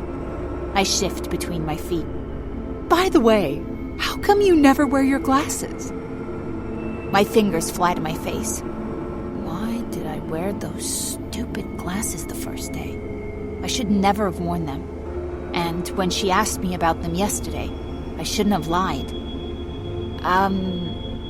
She arches an eyebrow. I was up in the bathroom in the attic, and I didn't see any contact lens solution. I didn't mean to snoop, but if you're going to be driving around with my child at some point, I expect you to have good vision. Right. I wipe my sweaty hands on my jeans. I should just come clean. The thing is, I clear my throat. I don't actually need glasses. The ones I was wearing at my interview were more sort of decorative, you know? She licks her lips. I see. So you lied to me. I wasn't lying. It was a fashion statement. Yes. Her blue eyes are like ice. But then later I asked you about it, and you said you had on contacts. Didn't you? Oh. I wring my hands together. Well, I guess... Yes, I was lying that time. I guess I felt embarrassed about the glasses. I'm really sorry.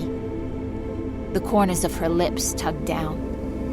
Please, don't lie to me ever again. I won't. I'm so sorry.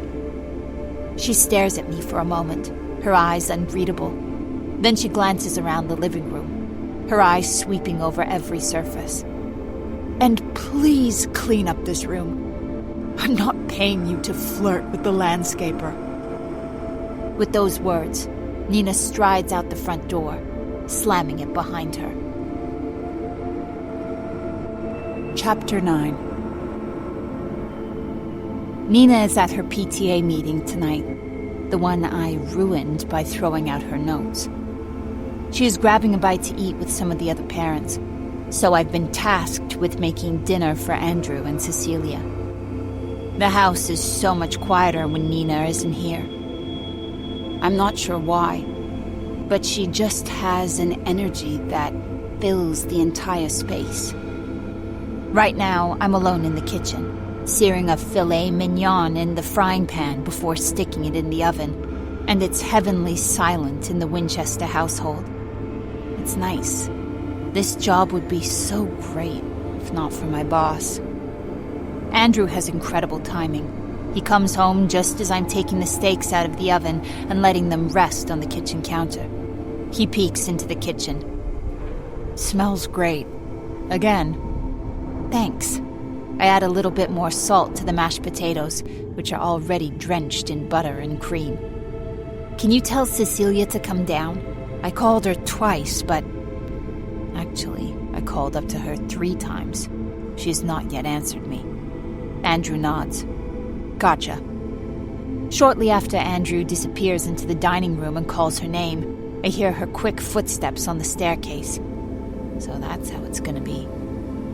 I put together 2 plates containing the steak, mashed potatoes, and a side of broccoli. The portions are smaller on Cecilia's plate, and I'm not going to enforce whether she eats the broccoli or not. If her father wants her to eat it, he can make her do it. But I would be remiss if I didn't provide vegetables. When I was growing up, my mother always made sure to have a serving of vegetables on a dinner plate. I'm sure she's still wondering where she went wrong with raising me. Cecilia is wearing another of her overly fancy dresses in an impractical pale color.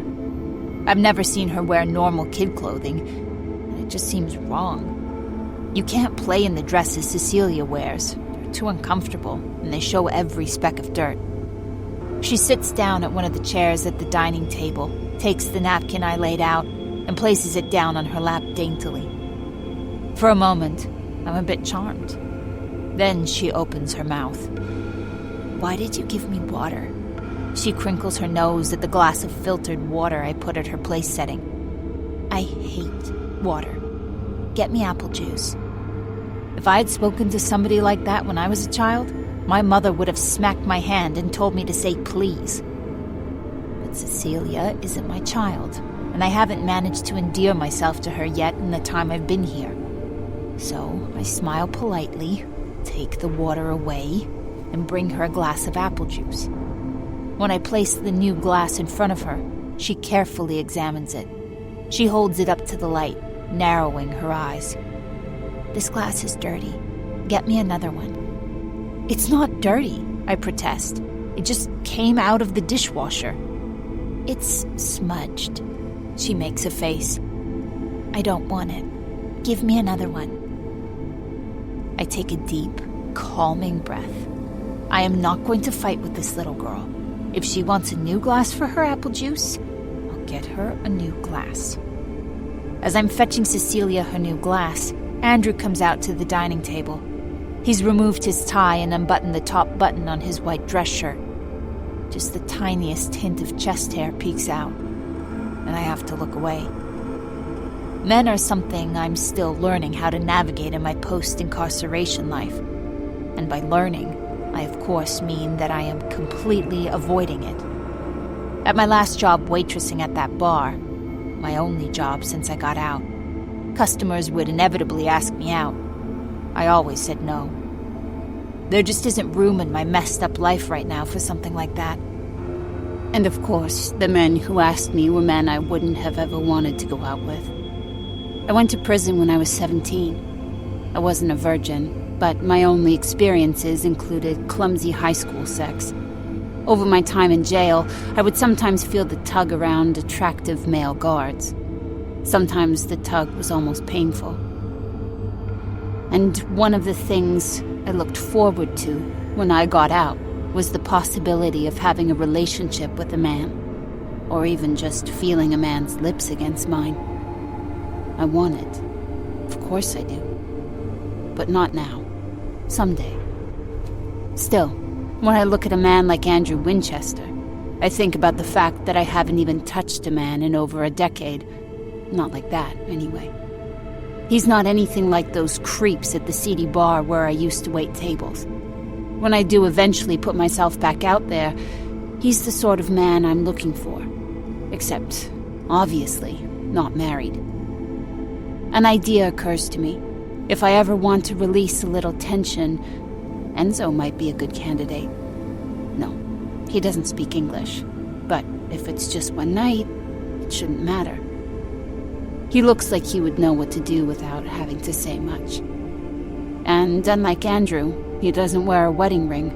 Although I can't help but wonder about this Antonia person whose name is tattooed on his arm.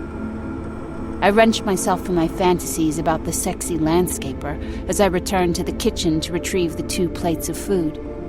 Andrew's eyes light up when he sees the juicy steak seared to perfection. I am really proud of how it came out. "This looks incredible, Millie," he says. "Thanks," I say. I look over at Cecilia, who has the opposite response. "Yuck. This is steak." Stating the obvious, I guess. "Steak is good, Cece," Andrew tells her. "You should try it." Cecilia looks at her father, then back down at her plate. She prods her steak gingerly with her fork, as if she's anxious it might leap off the plate and into her mouth. She has a pained expression on her face. "Cece," Andrew says. I look between Cecilia and Andrew, not sure what to do. It hits me now that I probably shouldn't have made steak for a 9-year-old girl. I just assumed she had to have highbrow taste, living in a place like this. I say, should I... Andrew pushes back his chair and grabs Cecilia's plate from the table. Okay, I'll make you some chicken nuggets. I follow Andrew back into the kitchen, apologizing profusely. He just laughs. Don't worry about it. Cecilia is obsessed with chicken, and especially chicken nuggets. We could be dining at the fanciest restaurant in Long Island, and she'll order chicken nuggets. My shoulders relax a bit. You don't have to do this. I can make her chicken nuggets. Andrew lays her plate down on the kitchen counter and wags a finger at me. Oh, but I do. If you're going to work here, you need a tutorial. Okay. He wrenches the freezer open and pulls out a giant family pack of chicken nuggets. See, these are the nuggets Cecilia likes. Don't get any other brands. Anything else is unacceptable. He fumbles with the Ziploc seal on the bag and removes one of the frozen nuggets. Also, they must be dinosaur-shaped. Dinosaur. Got that? I can't suppress a smile. Got it. Also, he holds up the chicken nugget. You have to first examine the nugget for any deformities. Missing head, missing leg, or missing tail. If the dinosaur nugget has any of these critical defects, it will be rejected. Now he pulls a plate from the cabinet above the microwave. He lays 5 perfect nuggets on the plate. She likes to have 5 nuggets. You put it in the microwave for exactly 90 seconds.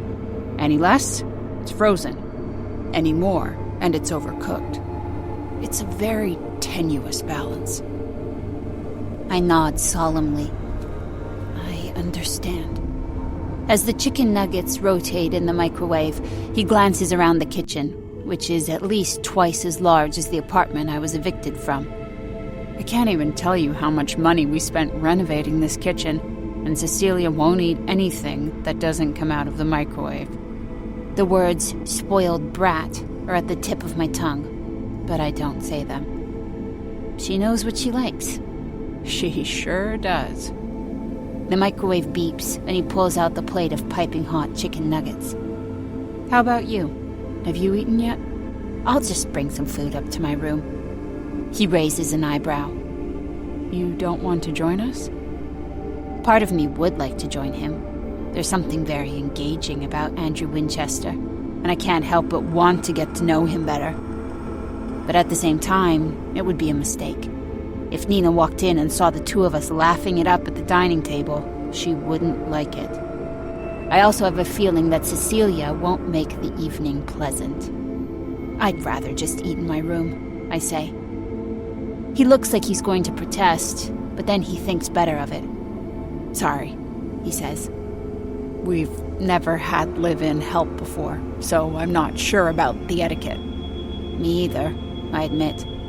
But I don't think Nina would like it if she saw me eating with you. I hold my breath, wondering if I've overstepped by stating the obvious. But Andrew just nods. You're probably right. Anyway, I lift my chin to look at his eyes. Thank you for the tutorial on the chicken nuggets. He grins at me. Anytime. Andrew takes the plate of chicken back into the dining room.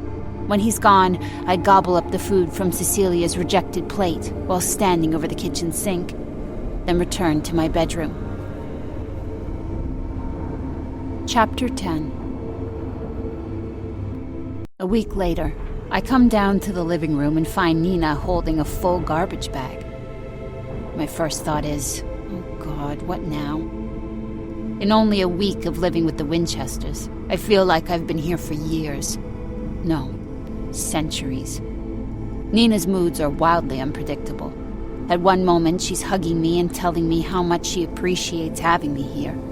In the next, she's berating me for not completing some task she never even told me about. She's flighty, to say the least. And Cecilia is a total brat, who clearly resents my presence here. If I had any other options, I would quit. But I don't, so I don't. The only member of the family who isn't completely intolerable is Andrew. He is not around much, but my few interactions with him have been uneventful. And at this point, I'm thrilled with uneventful. Truthfully, I feel sorry for Andrew sometimes. It can't be easy being married to Nina. I hover at the entrance to the living room, trying to figure out what Nina could possibly be doing with a garbage bag. Does she want me to sort the garbage from now on, alphabetically and by color and odor? Have I purchased some sort of an acceptable garbage bag, and now I need to rebag the garbage? I can't even begin to guess. "Millie!" she calls out. My stomach clenches. I have a feeling I'm about to figure out what she wants me to do with the garbage. "Yes?" She waves me over to her. I try to walk over like I'm not being led to my execution. It's not easy. "Is there something wrong?" I ask. Nina picks up the heavy garbage bag and drops it on her gorgeous leather sofa. I grimace, wanting to warn her not to get garbage all over the expensive leather material. "I just went through my closet," she says, "and unfortunately, a few of my dresses have gotten a tad too small. So I've collected them in this bag. Would you be a dear and take this to a donation bin?" Is that it? That's not so bad. Of course, no problem. Actually, Nina takes a step back, her eyes raking over me. "What size are you?" 6. Her face lights up. "Oh, that's perfect. These dresses are all size 6 or 8. 6 or 8. Nina looks like she's at least a size 14. She must not have cleared out her closet in a while. "Oh, you should take them," she says. "You don't have any nice clothes." I flinch at her statement, although she's right. I don't have any nice clothing. I'm not sure if I should. "Of course you should." She thrusts the bag in my direction. "They would look amazing on you. I insist." I accept the bag from her and nudge it open. There's a little white dress on top, and I pull it out. It looks incredibly expensive, and the material is so soft. I want to bathe in it. She's right. This would look amazing on me. It would look amazing on anyone. If I do decide to get out there and start dating again, it would be nice to have some decent clothing, even if it is all white. "Okay," I agree. "Thank you so much. This is so generous of you." "You're very welcome. I hope you enjoy them. And if you ever decide you want it back, just let me know." When she throws back her head and laughs, her double chin wobbles. "I don't think I'm going to drop any dress sizes anytime soon, especially since Andy and I are having a baby." My mouth falls open. "You're pregnant?" I'm not sure if Nina being pregnant is a good or bad thing, although that would explain her moodiness. But she shakes her head. "Not yet. We've been trying for a bit, but no luck. But we're both really eager to have a baby, and we've got an appointment with a specialist soon. So I would guess in the next year or so, there will be another little one in the house." I'm not sure how to respond. Congratulations?" "Thank you." She beams at me. "Anyway, please enjoy the clothes, Millie. Also, I have something else for you." She fishes around in her white purse and pulls out a key. "You wanted a key to your room, didn't you?" "Thank you." After that first night when I woke up in terror thinking I was locked in the room, I haven't given that much thought to the lock on the door. I have noticed the door sticks a bit, but nobody is sneaking up to my room and locking me in there. Not that the key would help if I were inside. But I pocket the key. It might be good to lock the door when I leave the room. Nina seems like somebody who might snoop. Also, this seems like a good time to bring up another of my concerns. One other thing. The window in the room doesn't open. It seems like it's painted shut. "Is it?" Nina sounds like she finds this to be a particularly uninteresting piece of information. It's a fire hazard, probably. She looks down at her nails and frowns at one where the white paint is chipped. "I don't think so. Well, I'm not sure, but I mean, the room should have a window that opens, shouldn't it? It does get awfully stuffy up there. It doesn't actually get stuffy. The attic is drafty, if anything. But I'll say what I have to if it means getting the window fixed. I hate the idea of the only window in the room being painted shut. I'll have somebody take a look at it then, she says in a way that makes me think she is absolutely never going to get somebody to take a look at it, and I will never have a window that opens. She glances down at the garbage bag. Millie, I'm happy to give you my clothes, but please don't leave that garbage bag lying around our living room. It's bad manners. Oh, sorry, I mumble. And then she sighs like she just doesn't know what to do with me. Chapter 11. Millie! Nina's voice sounds frantic on the other line. I need you to pick up Cecilia from school. I've got a pile of laundry balanced in my arms, and my cell phone is between my shoulder and my ear. I always pick up immediately when Nina calls, no matter what I'm doing. Because if I don't, she will call over and over and over until I do. Sure, no problem, I say. Oh, thank you, Nina gushes. You're such a dear. Just grab her from the Winter Academy at 2:45. You're the best, Millie. Before I can ask any other questions, like where I'm supposed to meet Cecilia or the address of the Winter Academy, Nina has hung up. As I remove the phone wedged under my ear, I feel a jolt of panic when I see the time. I've got less than 15 minutes to figure out where this school is and retrieve my employer's daughter. Laundry is going to have to wait. I type the name of the school into Google as I sprint down the stairs. Nothing comes up. The closest school by that name is in Wisconsin, and even though Nina makes some odd requests, I doubt she expects me to pick her daughter up in Wisconsin in 15 minutes. I call Nina back, but naturally, she doesn't pick up. Neither does Andy when I try him. Great. While I pace across the kitchen trying to figure out what to do next, I notice a piece of paper stuck to the refrigerator with a magnet. It's a school holiday schedule from the Windsor Academy. She said Winter. Winter Academy.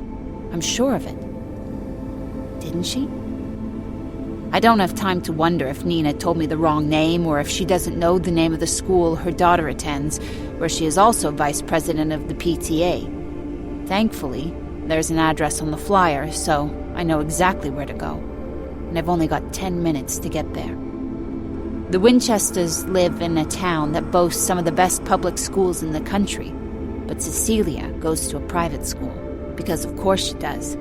The Windsor Academy is a huge, elegant structure with lots of ivory columns, dark brown bricks, and ivy running along the walls that makes me feel like I'm picking Cecilia up at Hogwarts or something unreal like that. One other thing I wish Nina had warned me about was the parking situation at pickup time. It is an absolute nightmare. I have to drive around for several minutes searching for a spot, and I finally squeeze in between a Mercedes and a Rolls Royce. I'm scared somebody might tow my dented Nissan just on principle. Given how little time I had to get to the school, I'm huffing and puffing as I sprint to the entrance. And naturally, there are 5 separate entrances. Which one will Cecilia be coming out of? There's no indication where I should go. I try calling Nina again, but once more, the call goes to voicemail. Where is she? It's none of my business, but the woman doesn't have a job, and I do all the chores. What could she be doing with herself? After questioning several irritable parents, I ascertain that Cecilia will be coming out of the very last entrance on the right side of the school. But just because I am determined not to screw this up, I approach 2 immaculately dressed women chatting by the door and ask, "Is this the exit for the 4th graders?" "Yes, it is." The thinner of the 2 women, a brunette with the most perfectly shaped eyebrows I've ever seen, looks me up and down. "Who are you looking for?" I squirm under her gaze. "Cecilia Winchester?" The 2 women exchange knowing looks. You must be the new maid Nina hired. The shorter woman, a redhead, says. Housekeeper, I correct her, although I don't know why. Nina can call me whatever she wants.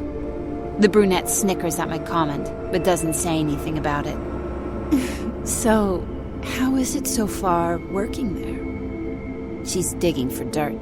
Good luck with that. I'm not going to give her any. It's great. The women exchange looks again.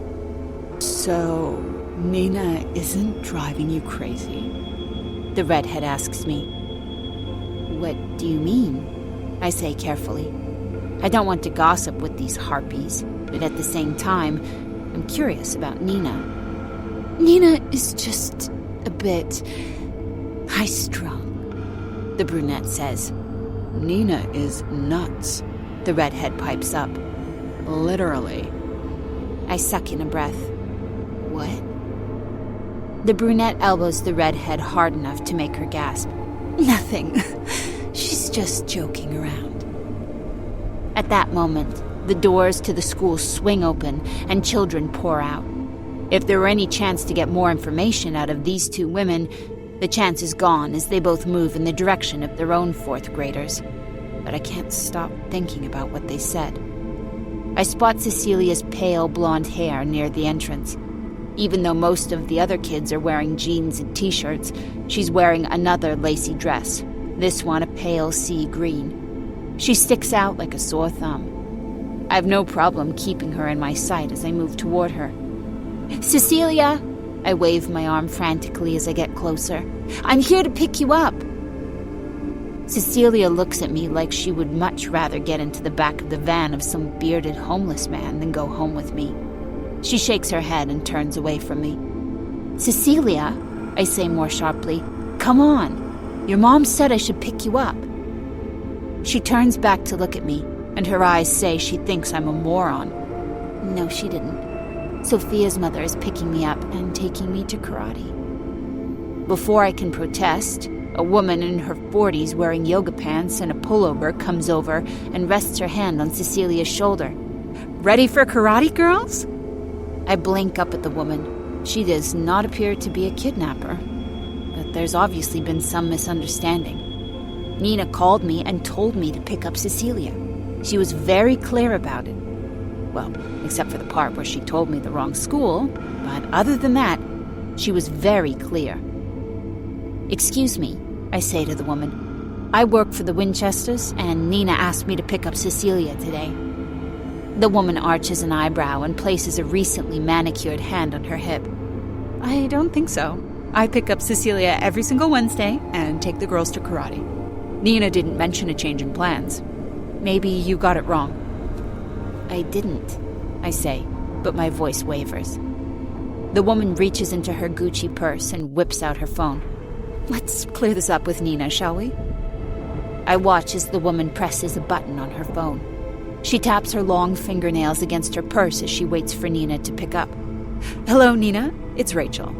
She pauses. Yes, well, there's a girl here saying you told her to pick up Cecilia, but I explained to her that I take Cecilia to karate every Wednesday. Another long pause as the woman, Rachel, nods. Right. That's exactly what I told her. I'm so glad I checked.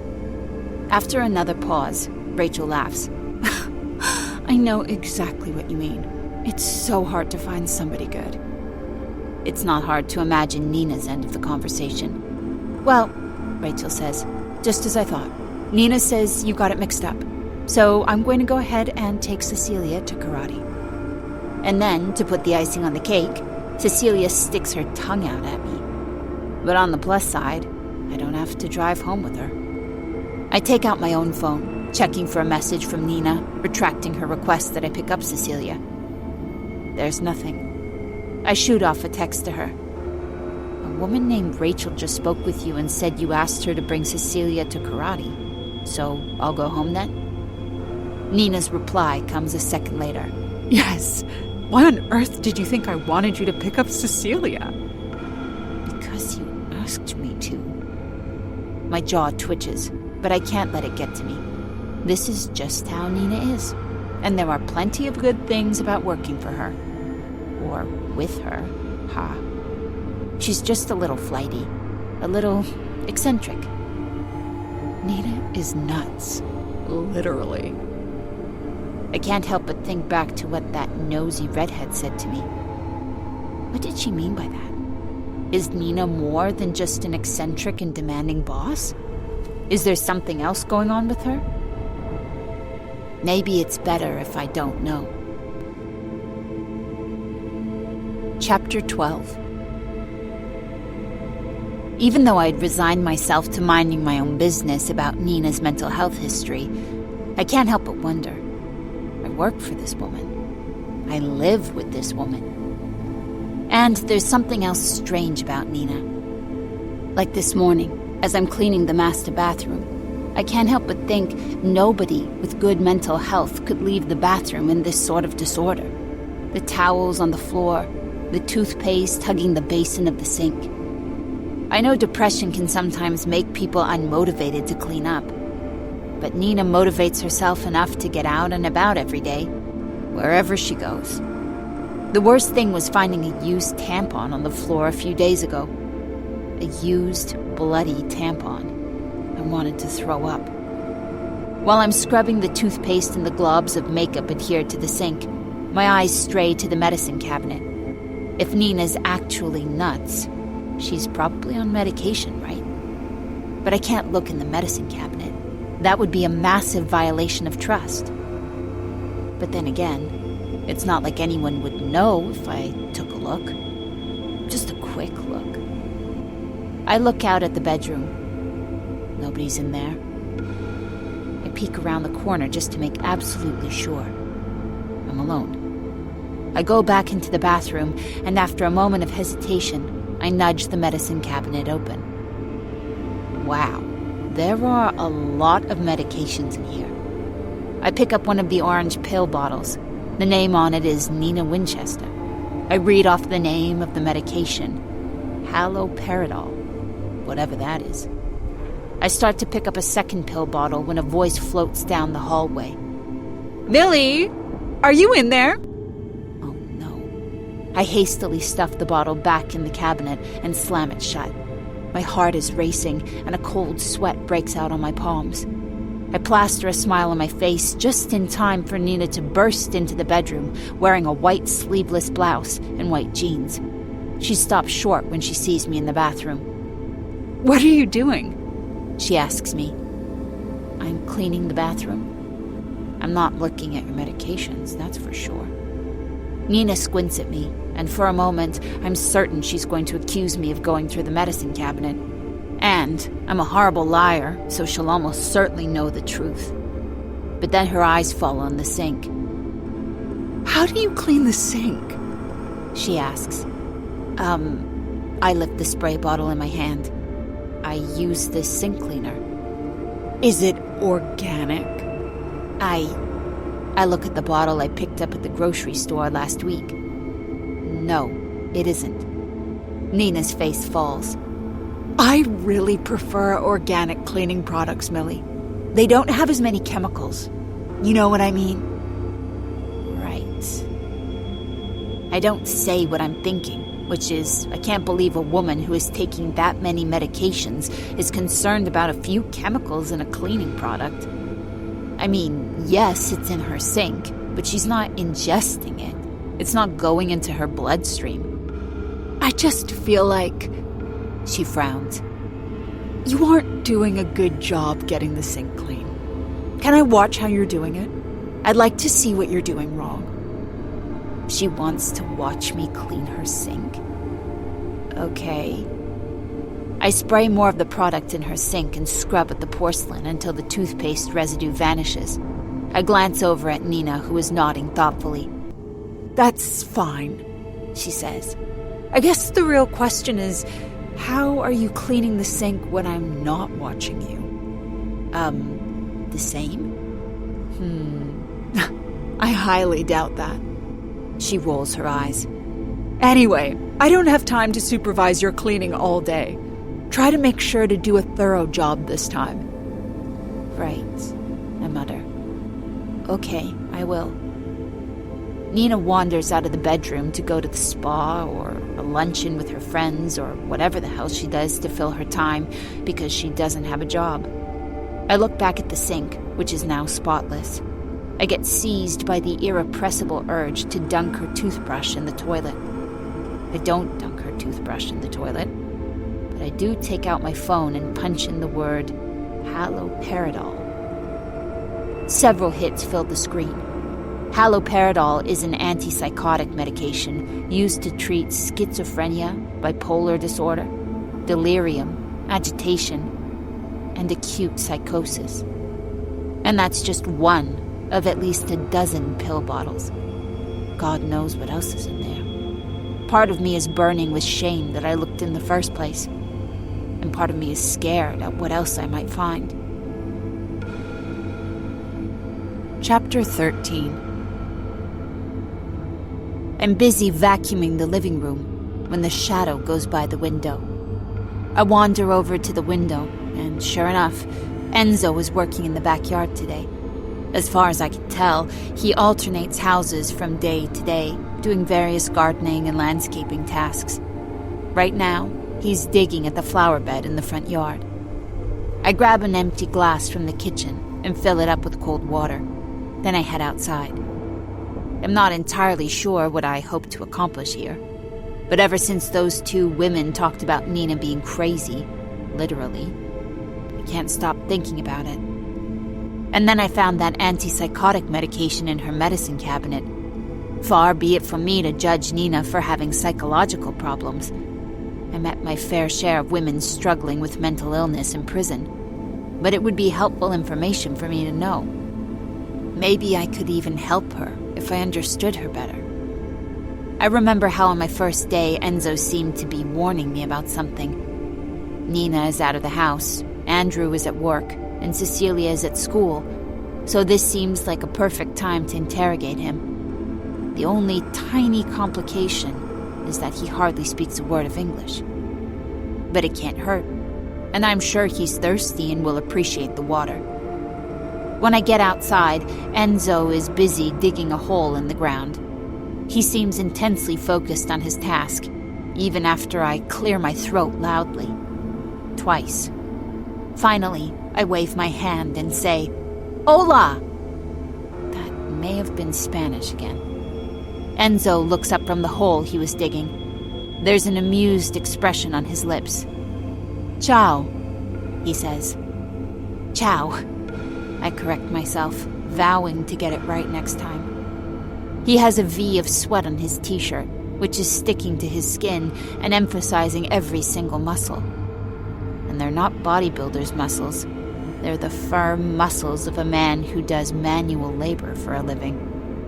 So I'm staring. So sue me. I clear my throat again. "I brought you, water. How do you say aqua?" he says. I nod vigorously. "Yes, that." See, we're doing it. We're communicating. This is going great. Enzo strides over to me and gratefully takes the water glass. He drains half of it in what looks like a single gulp. He lets out a sigh and wipes his lips with the back of his hand. "Grazie." "You're welcome." I smile up at him. "So, have you worked for the Winchesters for a long time?" He looks at me blankly. "I mean, do you work here many years?" He takes another swig from the water glass. He's emptied nearly 3/4 of it. When it's gone, he's going to go back to work. I don't have much time. "3 anni," he says finally, then adds in his heavily accented English, 3 years. And, I squeeze my hands together. "Nina Winchester. Do you..." He frowns at me, but it's not a blank look, like he doesn't understand me. He looks like he's waiting to hear what I'm going to say. Maybe he understands English better than he can speak it. "Do you..." I start again. "Do you think that Nina is... I mean, do you like her?" Enzo narrows his eyes at me. He takes another long drink from the water glass, then shoves it back into my hand. Without another word, he goes back to the hole he was digging, picks up his shovel, and gets back to work. I open my mouth to try again, but then I shut it. When I first came here, Enzo was trying to warn me about something, but Nina opened the door before he could say anything, and obviously, he's changed his mind. Whatever Enzo knows or thinks, he isn't going to tell me. At least not now. Chapter 14. I've been living with the Winchesters for about 3 weeks when I have my first parole officer meeting. I waited to schedule it for my day off. Don't want them to know where I'm going. I'm down to monthly meetings with my officer Pam, a stocky, middle-aged woman with a strong jaw. Right after I got out, I was living in housing subsidized by the prison, but after Pam helped me get that waitressing job, I moved out and got my own place. Then, after I lost the waitressing job, I never exactly told Pam about it. Also, I never told her about my eviction. At our last meeting a little over a month ago, I lied through my teeth. Lying to a parole officer is a violation of parole. Not having a residence and living out of your car is also a violation of parole. I don't like to lie, but I didn't want to have my parole revoked and go right back to prison to serve the last 5 years of my sentence. I couldn't let that happen. But things have turned around. I can be honest with Pam today. Well, almost. Even though it's a breezy spring day, Pam's small office is like 100 degrees. Half the year, her office is a sauna, and the other half of the year it's freezing. There's no in between. She's got the small window wrenched open, and there's a fan blowing the dozens of papers around her desk. She has to keep her hands on them to keep them from blowing away. "Millie!" She smiles at me when I come in. She's a nice person and genuinely seems like she wants to help me, which made me feel all the worse about how I lied to her. "Good to see you! How's it going?" I settled down into one of the wooden chairs in front of her desk. "Great." That's a bit of a lie, but it's going fine. Good enough. Nothing to report. Pam rifles through the papers on her desk. "I got your message about the address change. You're working for a family in Long Island as a housekeeper?" "That's right." "You didn't like the job at Charlie's?" I chew on my lip. "Not really." This is one of the things I lied to her about, telling her that I quit the job at Charlie's, when the reality is that they fired me. But it was completely unfair. At least I was lucky enough that they quietly fired me and didn't get the police involved. That was part of the deal. I go quietly, and they don't involve the cops. I didn't have much of a choice. If they had gone to the police about what happened, I would have been right back in prison. So I didn't tell Pam I got fired, because if I did, she would have called them to find out why. And then when I lost my apartment, I couldn't tell her about that either. But it's fine now. I have a new job and a place to live. I'm not in danger of being locked up again. At my last appointment with Pam, I was sitting on the edge of my seat, but I feel okay this time. "I'm proud of you, Millie," Pam says. "Sometimes it's hard for people to adjust when they have been incarcerated since they were teenagers, but you've done great." "Thank you." No, she definitely doesn't need to know about that month when I was living in my car. "So how's the new job?" she asks. "How are they treating you?" I rub my knees. "It's fine. The woman I work for is a bit eccentric, but I'm just cleaning. It's not a big deal." Another thing that's a slight lie. I don't want to tell her that Nina Winchester has been making me increasingly uncomfortable. I searched online to see if she herself had any kind of record. Nothing popped up, but I didn't pay for the actual background check. Anyway, Nina is rich enough to keep her nose clean.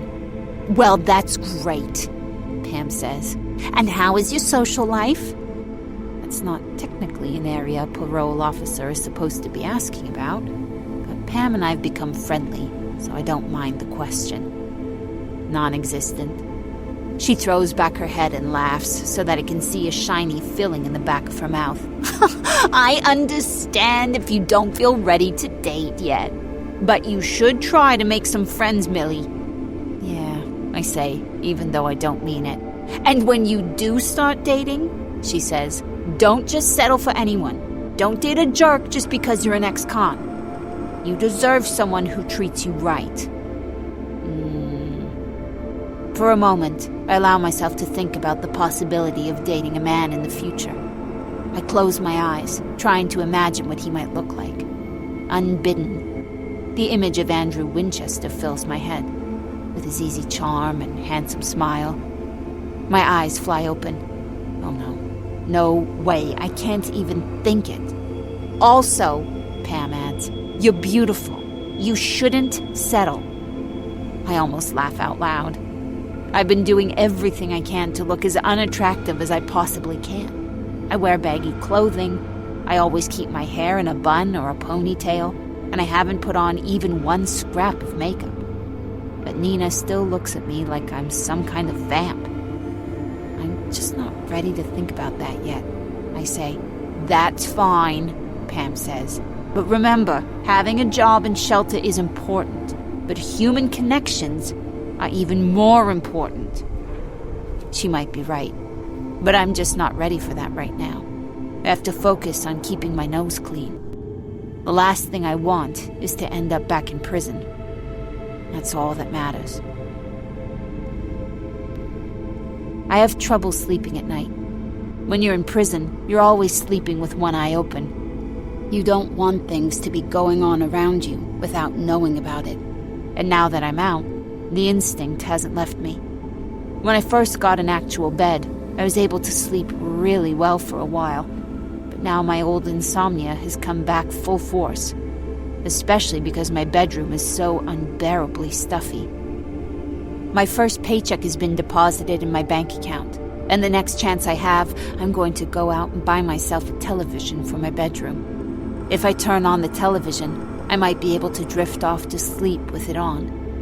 The sound will mimic the noise at night in the prison. Up until now, I've been hesitant to use the Winchester's television. Not the huge home theater, obviously, but their normal TV in the living room. It doesn't seem like it should be a big deal, considering Nina and Andrew go to bed early.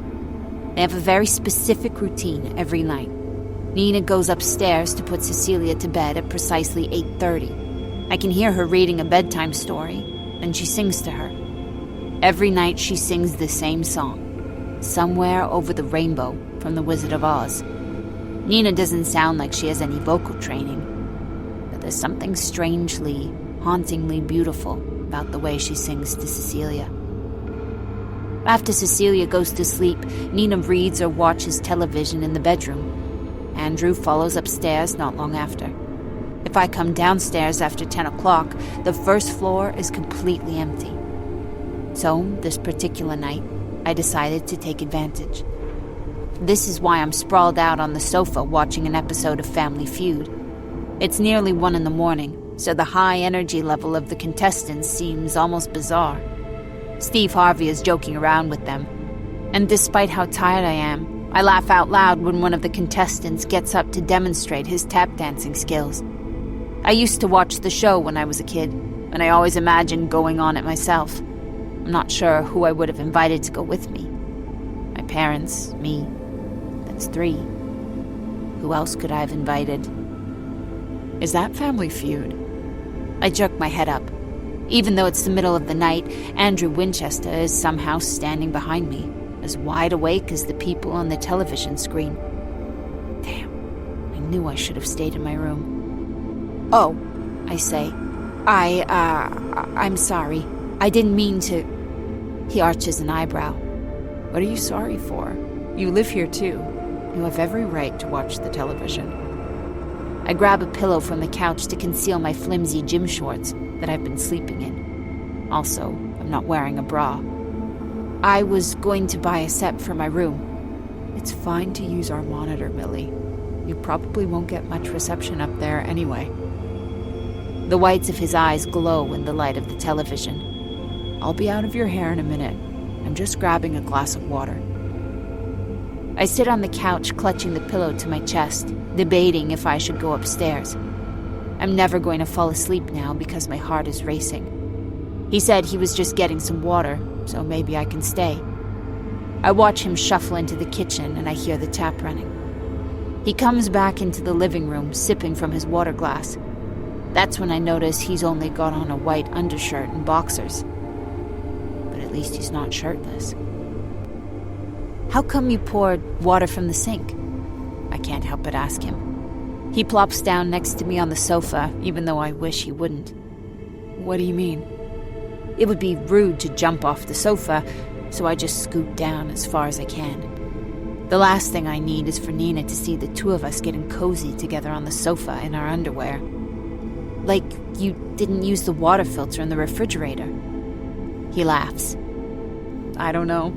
I've always just gotten water from the sink. Like, is it poison? I don't know.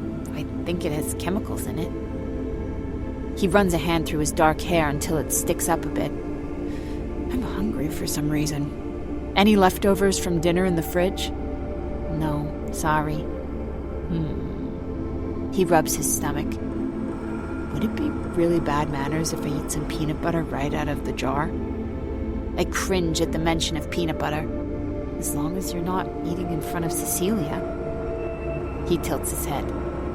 Why? You know, because she's allergic.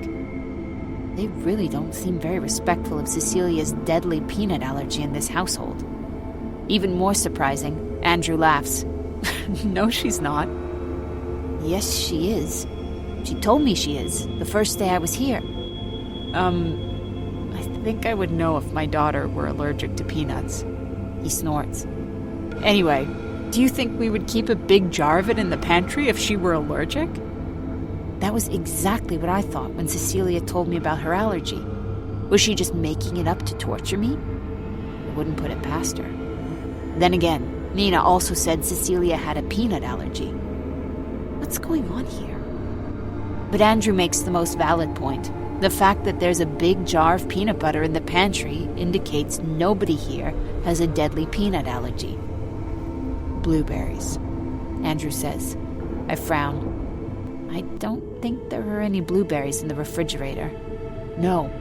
He nods at the television screen where Family Feud has entered the second round. They surveyed 100 people and asked them to name a fruit you can fit in your mouth whole. The contestant on the screen answers blueberries, and it's the number one answer. Andrew pumps his fist. See? I knew it. I'd be great on this show. The top answer is always easy to get, I say.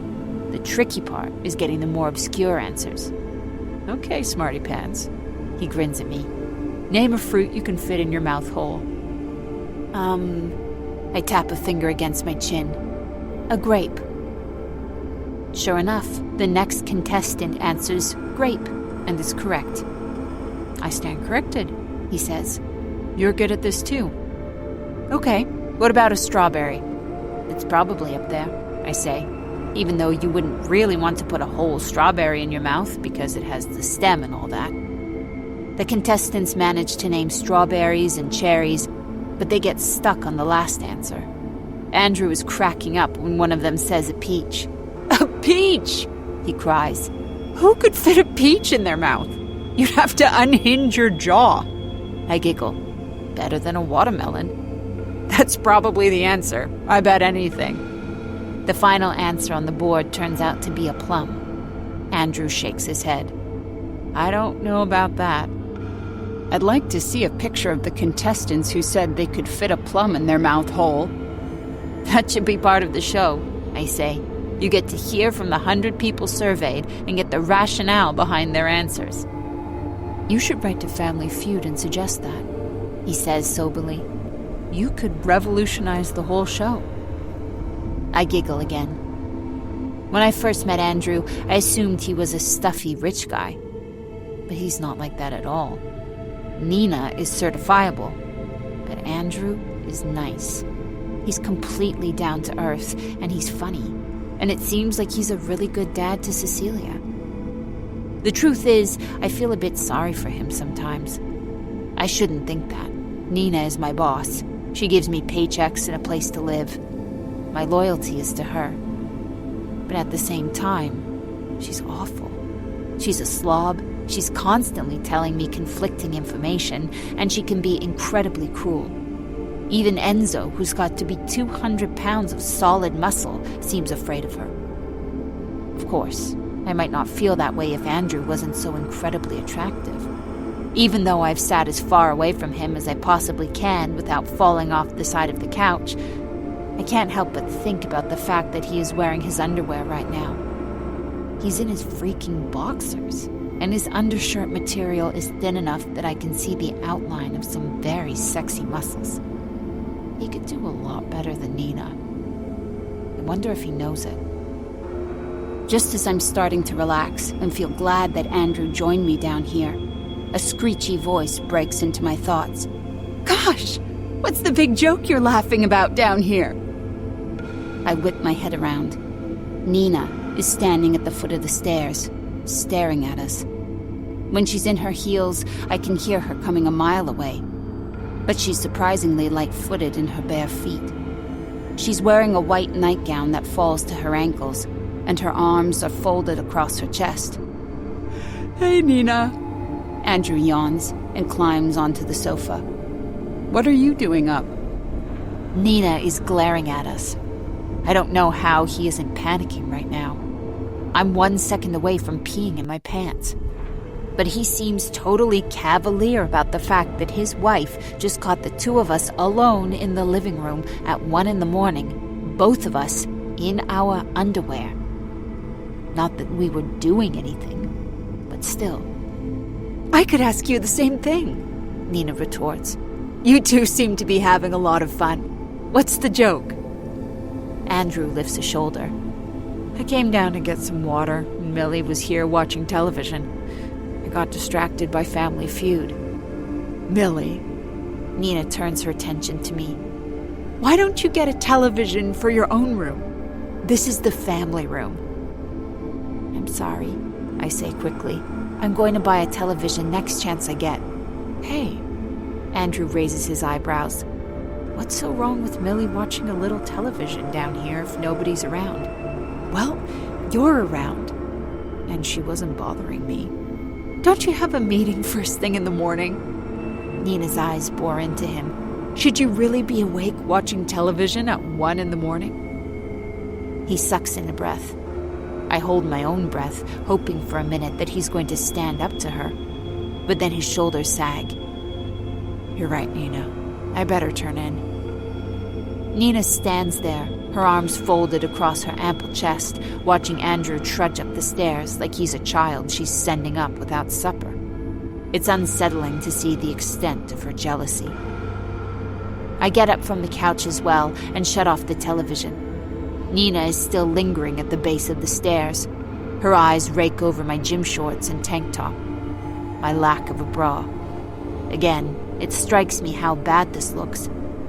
But I thought I would be all alone down here. Millie, Nina says, in the future, I expect you to wear appropriate attire around the house. I'm so sorry, I say for the second time. I didn't think anyone would be awake. Really? She snorts. Would you just wander around any stranger's house in the middle of the night because you assume they won't be around? I don't know what to say to that. This is not a stranger's house. I live here, albeit up in the attic. No. Please stay up in the attic after bedtime, she says. The rest of the house is for my family. Do you understand? I understand. She shakes her head. Honestly, I'm not even sure how much we need a maid. Maybe this was a mistake. Oh no, is she firing me at 1 a.m. because I was watching television in her living room? This is bad, and there's no chance Nina is going to give me a good recommendation for another job. She seems more like the sort of person who would call every potential employer to tell them how much she hated me. I've got to fix this. I dig my fingernails into the palm of my hand. Listen, Nina, I begin. Nothing was going on between me and Andrew. She throws her head back and laughs. It's a disturbing sound, something almost between a laugh and a cry. Is that what you think I'm worried about? Andrew and I are soulmates. We have a child together, and soon we'll have another baby together. You think I'm scared that my husband would risk everything in his life for some trampy servant living in the attic? I swallow. I may have just made things much worse. No, he wouldn't. Damn straight he wouldn't. She looks me in the eyes. And don't ever forget it. I stand there, not sure what to say. Finally, she jerks her head in the direction of the coffee table. Clean up that mess, right now. With those words, she turns on her heel and goes back upstairs. There isn't really a mess. It's just the water glass Andrew left behind.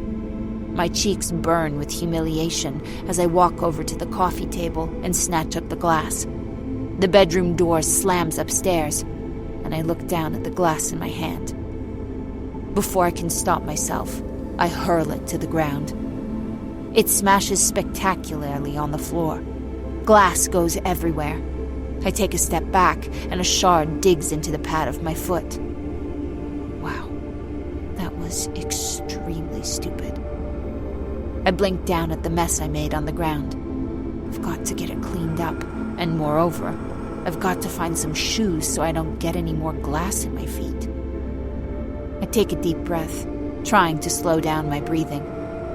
I'll get the glass cleaned up, and it will be fine. Nina will never know. But I'll have to be more careful in the future. Chapter 15. This Saturday afternoon, Nina is throwing a small PTA gathering in her backyard. They're meeting up to plan something called Field Day, in which the kids play in a field for a few hours, and somehow it takes months of planning to prepare for it. Nina has been talking about it non-stop lately, and she has texted me no less than a dozen times to remind me to pick up the hors d'oeuvres. I'm starting to get stressed because, as usual, the entire house was a mess when I woke up this morning. I don't know how this house gets so messy. Is Nina's medication treating some sort of disorder where she gets up in the middle of the night and makes a mess in the house? Is that a thing? I don't know how the bathrooms get so bad overnight, for example. When I come into her bathroom to clean in the morning, there are usually at least 3 or 4 towels strewn on the floor, sopping wet. There's usually toothpaste caked into the sink that I have to scrub to get free. Nina has some sort of aversion to throwing her clothes in the laundry basket, so it takes me a good 10 minutes to gather her bra, underwear, pants, pantyhose, etc. Thank God Andrew is better at getting his clothing in the laundry basket. Then there's the stuff that needs to be dry cleaned, of which there is a lot. Nina doesn't distinguish between the two. And God forbid I make the wrong decision about what goes in the laundry machine and what needs to be run to the dry cleaner. That would be a hanging offense. The other thing is the food wrappers. I find candy wrappers stuffed into nearly every crevice in her bedroom and bathroom. I suppose that explains why Nina is 50 pounds heavier than she was in the photographs of when she and Andrew first met. By the time I've cleaned the house top to bottom, dropped off the dry cleaning, and completed the laundry and the ironing, I'm running very short on time. The women are going to arrive within the hour, and I'm still not done with all the tasks Nina assigned me, including picking up the hors d'oeuvres. She's not going to understand if I try to explain that to her. Considering she nearly fired me last week when she caught me watching Family Feud with Andrew, I can't afford to make any mistakes. I've got to make sure this afternoon is perfect. Then I get to the backyard. The Winchesters' backyard is one of the most beautiful sights in the neighborhood. Enzo has done his job well. The hedges are trimmed so precisely, it's like he used a ruler. Flowers dot the edges of the yard, adding a pop of color. And the grass is so lush and green, I'm half tempted to lie down in it, waving my arms around to make grass angels. But apparently, they don't spend much time out here, because all the patio furniture has a thick layer of dust on it. Everything has a thick giant layer of dust on it. Oh God, I do not have time to get everything done. Millie, are you okay? Andrew is standing behind me, dressed casually for a change, in a blue polo shirt and khaki slacks. Somehow, he looks even better than he does in an expensive suit. I'm fine, I mumble. I shouldn't even be talking to him. You look like you're about to cry, he points out. I wipe my eyes self-consciously with the back of my hand. I'm fine. There's just a lot to do for this PTA meeting. Oh, that's not worth crying over. His brow crinkles. These PTA women are never going to be satisfied no matter what you do. They're all awful. That does not make me feel any better. Look, maybe I have a... He digs around in his pocket and pulls out a crumpled tissue. I can't believe I have a tissue in my pocket, but here. I manage a smile as I accept the tissue. As I dab my nose, I catch a whiff of Andrew's aftershave. Now, he says, what can I do to help? I shake my head. It's fine. I can handle it. You're crying. He props one of his feet up on the dirty chair. Seriously, I'm not completely useless. Just tell me what you need me to do. When I hesitate, he adds, look, we both want to make Nina happy, right? This is how you make her happy. She's not going to be happy if I let you screw this up. Fine, I grumble. It would be incredibly helpful if you could pick up the hors d'oeuvres. Done. It feels like a giant weight has been lifted from my shoulders. It was going to take me 20 minutes to get to the store to pick up the hors d'oeuvres and 20 minutes to get back. That would have left me only 15 minutes to clean this filthy patio furniture. Could you imagine that Nina sat in one of these chairs in one of her white outfits? Thank you, I say. I really, really appreciate it. Really. He grins at me. Really? Really, really. Cecilia bursts into the backyard that moment, wearing a light pink dress with white trim. Like her mother, she doesn't have so much as a hair out of place. Daddy, she says. He turns his gaze on Cecilia.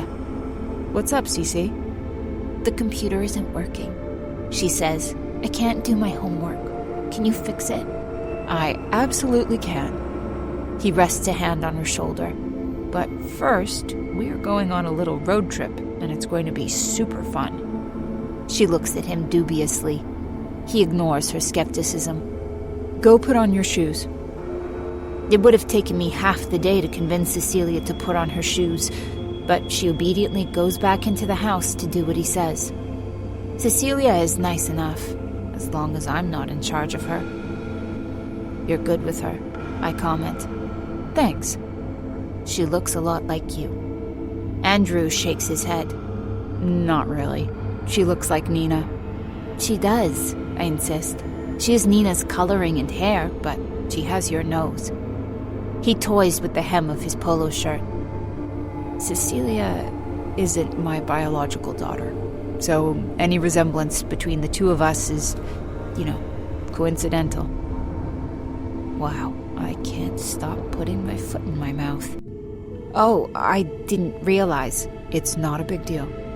His brown eyes are trained on the back door, waiting for Cecilia to return. I met Nina when Cecilia was a baby, so I'm the only father she's ever known. I think of her as my daughter. It's the same difference. Of course. My opinion of Andrew Winchester goes up a few notches. Not only did he not go for some kind of supermodel, but he married a woman who already had a child and raised that child as his own. Like I said, you're good with her. I think kids are great.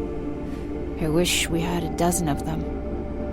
Andrew looks like he wants to say something else, but then he presses his lips shut.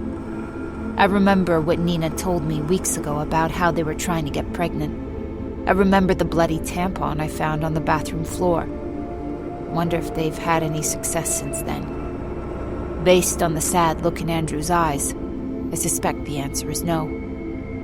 But I'm sure Nina will be able to get pregnant if that's what they want. After all, they have all the resources in the world. Either way, it's none of my business. Chapter 16. It's safe to say I hate every single woman at this PTA meeting.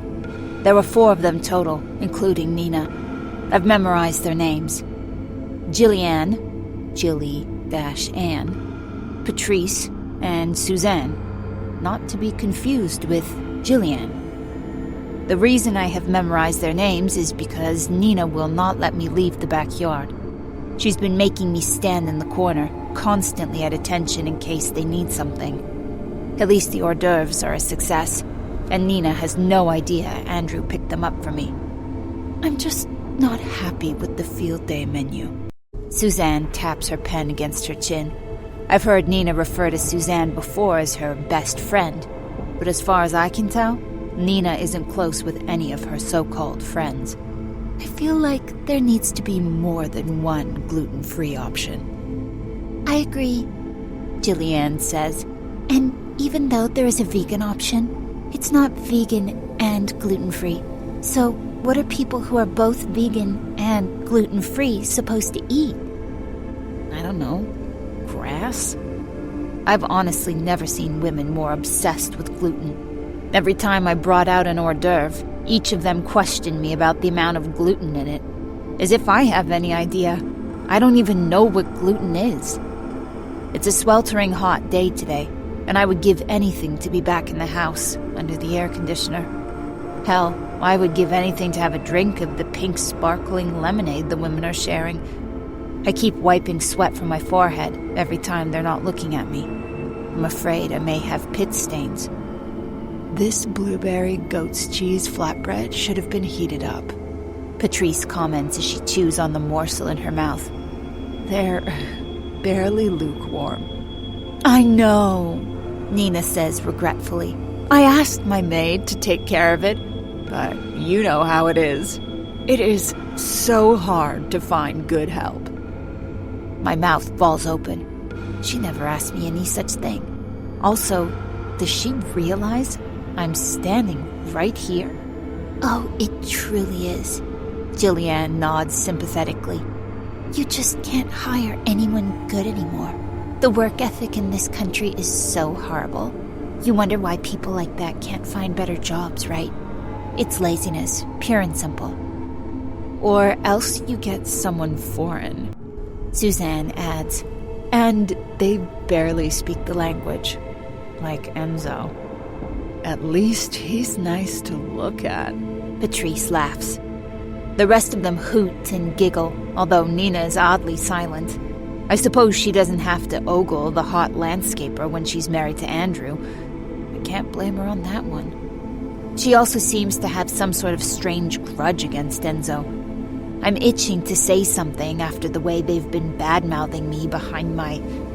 well, not behind my back, because I'm standing right here, as I mentioned. But I've got to show them that I'm not a lazy American. I have worked my butt off in this job and never complained once. Nina, I clear my throat. Do you want me to heat up the hors d'oeuvres? Nina turns to look at me, her eyes flashing in a way that makes me take a step back. Millie, she says calmly, we're having a conversation here. Please don't interrupt. It's so rude. Oh, Also, she adds, I thank you not to refer to me as Nina. I'm not your drinking buddy. She snickers at the other women. It's Mrs. Winchester. Don't make me remind you again. I stare at her flabbergasted. On the very first day I met her, she instructed me to call her Nina. I've been calling her that the entire time I've been working here, and she's never said a word about it. Now she's acting like I'm taking liberties. The worst part is the other women are acting like Nina is a hero for telling me off. Patrice launches into some story about how her cleaning woman had the gall to tell her about how her dog died. I don't want to be mean, Patrice says, but what do I care if Juanita's dog died? She was going on and on about it, honestly. We definitely do need the help, though. Nina pops one of the unacceptable hors d'oeuvres into her mouth. I've been watching her, and she's eaten about half of them while the other women are eating like birds. Especially when Andrew and I have another baby. The other women let out gasps of excitement. Nina, are you pregnant? Suzanne cries. I knew you were eating like 5 times as much as the rest of us for a reason, Jillian says triumphantly. Nina shoots her a look. I have to stifle a laugh. I'm not pregnant yet. But Andy and I are seeing this fertility specialist who is supposed to be amazing. Trust me, I'll have a baby by the end of the year. That is so great. Patrice puts a hand on Nina's shoulder. I know you guys have been wanting a baby for a long time. And Andrew is such a great dad. Nina nods, and for a moment, her eyes look a bit moist. She clears her throat. Excuse me for a moment, ladies. I'll be right back. Nina dashes into the house, and I'm not sure if I'm supposed to follow her. She's probably going to the bathroom or something. Of course, maybe now that's one of my responsibilities, following Nina into the bathroom so that I can pat her hands dry for her, or flush the toilet, or God only knows what. As soon as Nina is gone, the other women burst into quiet laughter. Oh my God, Jillian snickers. That was so awkward. I can't believe I said that to her. I really thought she was pregnant. I mean, doesn't she look pregnant? She is getting like a house, Patrice agrees. She seriously needs to hire a nutritionist and a personal trainer. And did anyone else notice her roots showing? The other women nod in agreement. Even though I'm not participating in this conversation, I also noticed Nina's roots. On the day I interviewed with her, her hair looked so immaculate. Now she's got a good centimeter of darker roots showing. I'm surprised she let it get that bad. Like, I would be embarrassed to walk around like that, Patrice says. How does she expect to keep that haughty husband of hers? Especially since I heard they have an airtight prenup, Suzanne adds. If they were to get a divorce, she'd get practically nothing. Not even child support. Because you know he never adopted Cecilia. A prenup? Patrice bursts out. What is wrong with Nina? Why would she sign something like that? She better do whatever she can to keep him happy. Well, I'm not going to be the one to tell her she needs to go on a diet. Jillian speaks up. God, I don't want to send her back to that mental institution. You know, Nina isn't all there. I stifle a gasp. I'd been hoping when those other women at the school were hinting that Nina was crazy, she was just suburban crazy. Like that she saw a therapist and popped a few sedatives every now and then. But it sounds like Nina is a level above that. If these gossipy shrews are to be believed, she's been in a psychiatric institution. She has a serious illness. I feel a jab of guilt for getting so frustrated with her when she tells me the wrong information or her mood changes on a dime. It isn't her fault. Nina has serious issues going on. Everything makes a little more sense now. I'll tell you one thing. Patrice drops her voice several notches. She's doing it so I can't hear, which means she has no idea how loud she is. If I were Nina, the last thing I would do would be to hire a pretty young maid to live in my house. She must be out of her mind with jealousy. I look away, trying not to let on that I can hear every word she says. I have done everything I can to keep Nina from feeling jealous. I don't want her to get even the slightest idea that I am interested in her husband. I don't want her to know that I think he's attractive, or for her to think that there's any chance something could happen between the two of us. I mean, yes, if Andrew were single, I'd be interested. But he's not. I'm staying far away from that man. Nina has nothing to worry about. Chapter 17. Today, Andrew and Nina have an appointment with that fertility specialist. They've both been nervous and excited about the appointment all week. I heard snatches of their conversation during dinner. Apparently, Nina got a bunch of fertility tests and they're going to be discussing the results today. Nina thinks they're going to be doing IVF, which is expensive, but they've got money to burn. As much as Nina gets on my nerves sometimes, it's sweet how the two of them are planning for the new baby. Yesterday, they were talking about how they were going to turn the guest room into a nursery. I'm not sure who is more excited, Nina or Andrew. For their sakes, I hope they get pregnant soon. While they're at the appointment, I'm supposed to be watching Cecilia. Watching a 9-year-old girl shouldn't be difficult, but Cecilia seems determined to make it so. After a friend's mother dropped her off after God knows what lesson she had today, karate, ballet, piano, soccer, gymnastics, I've completely lost track. She kicks one of her shoes off in one direction, the second in another, and then throws her backpack in yet a third direction. Luckily, it's too warm for a coat, or else she would have to find a fourth place to abandon her coat. Cecilia, I say patiently, can you please put your shoes in the shoe rack? Later, she says absently, as she plops down on the sofa, smoothing out the fabric of her pale yellow dress. She grabs the remote and flicks on the television to an obnoxiously loud cartoon. An orange and a pear appear to be arguing on the screen. I'm hungry. I take a deep, calming breath. What would you like to eat? I assume she's going to come up with something ridiculous that I need to make her, just to get me to sweat. So I'm surprised when she says, how about a bologna sandwich? I'm so relieved by the fact that we have all the makings of a bologna sandwich in the house that I don't even insist that she say please. If Nina wants her daughter to be a brat, that's her prerogative. It's not my job to discipline her. I head to the kitchen and grab some bread and a pack of beef bologna from the overflowing fridge. I don't know whether Cecilia likes mayonnaise on her sandwich, and furthermore, I'm sure I'll put too much or too little on it. So I decide to just give her the bottle of mayonnaise and she can portion it out herself to the exact perfect amount. Ha! I've outsmarted you, Cecilia.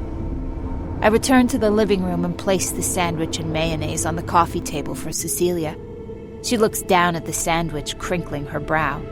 She picks it up tentatively, and then her face fills with disgust. Ew! She cries. I don't want that. I swear to God, I'm going to strangle this girl with my bare hands. You said you wanted a bologna sandwich. I made you a bologna sandwich. I didn't say I wanted a bologna sandwich, she whines. I said I wanted an abalone sandwich. I stare at her, open-mouthed. An abalone sandwich? What is that? Cecilia grunts in frustration and throws the sandwich on the ground. The bread and meat separate, landing in 3 separate piles on the carpet. The only positive is that I didn't use any mayonnaise, so at least I don't have to clean up mayonnaise. Okay, I've had enough of this girl. Maybe it's not my place, but she's old enough to know not to throw food on the floor. And especially if there's going to be a baby in the house sometime soon, she needs to learn to act like a child her age. Cecilia, I say through my teeth. She lifts her slightly pointed chin. What?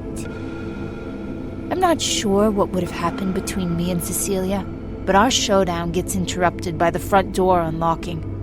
That must be Andrew and Nina, back from their appointment. I turn away from Cecilia and plaster a smile on my face. I'm sure Nina will be bursting with excitement over this visit. Except when they come into the living room. Neither of them are smiling. That's an understatement. Nina's blonde hair is in disarray, and her white blouse is wrinkled. Her eyes are bloodshot and puffy. Andrew doesn't look so great either. His tie is half undone, like he started to pull it off and then got distracted during the process. And actually, his eyes looked bloodshot too. I squeezed my hands together. Everything okay? I should have just kept my mouth shut. That would have been the smart thing to do. Because now Nina directs her gaze at me and her pale skin turns bright red. "For God's sake, Millie," she snaps at me. "Why do you have to be so nosy? This is none of your goddamn business." I swallow. I'm so sorry, Nina. Her eyes drift down to the mess on the floor. Cecilia's shoes, the bread and bologna near the coffee table. And sometime in the last minute, Cecilia has scurried out of the living room and is nowhere to be seen. Nina's face contorts. "Is this really what I have to come home to? This mess? What am I paying you for anyway? Maybe you should start looking for another job." My throat constricts. I was going to clean that up. "Don't do any work on my account." She shoots Andrew a withering look. I'm going to go lie down. I have a pounding headache. Nina stomps up the staircase, her heels like bullets on each step, punctuated by the door to their bedroom slamming shut. Obviously, something did not go well at that appointment. There's no point in trying to talk to her right now. Andrew sinks onto the leather sofa and drops his head back. Well, that sucked. I bite down on my lip and sit beside him, even though I sense I probably shouldn't. "Are you okay?" He rubs his eyes with his fingertips. Not really. Do you want to talk about it? Not really.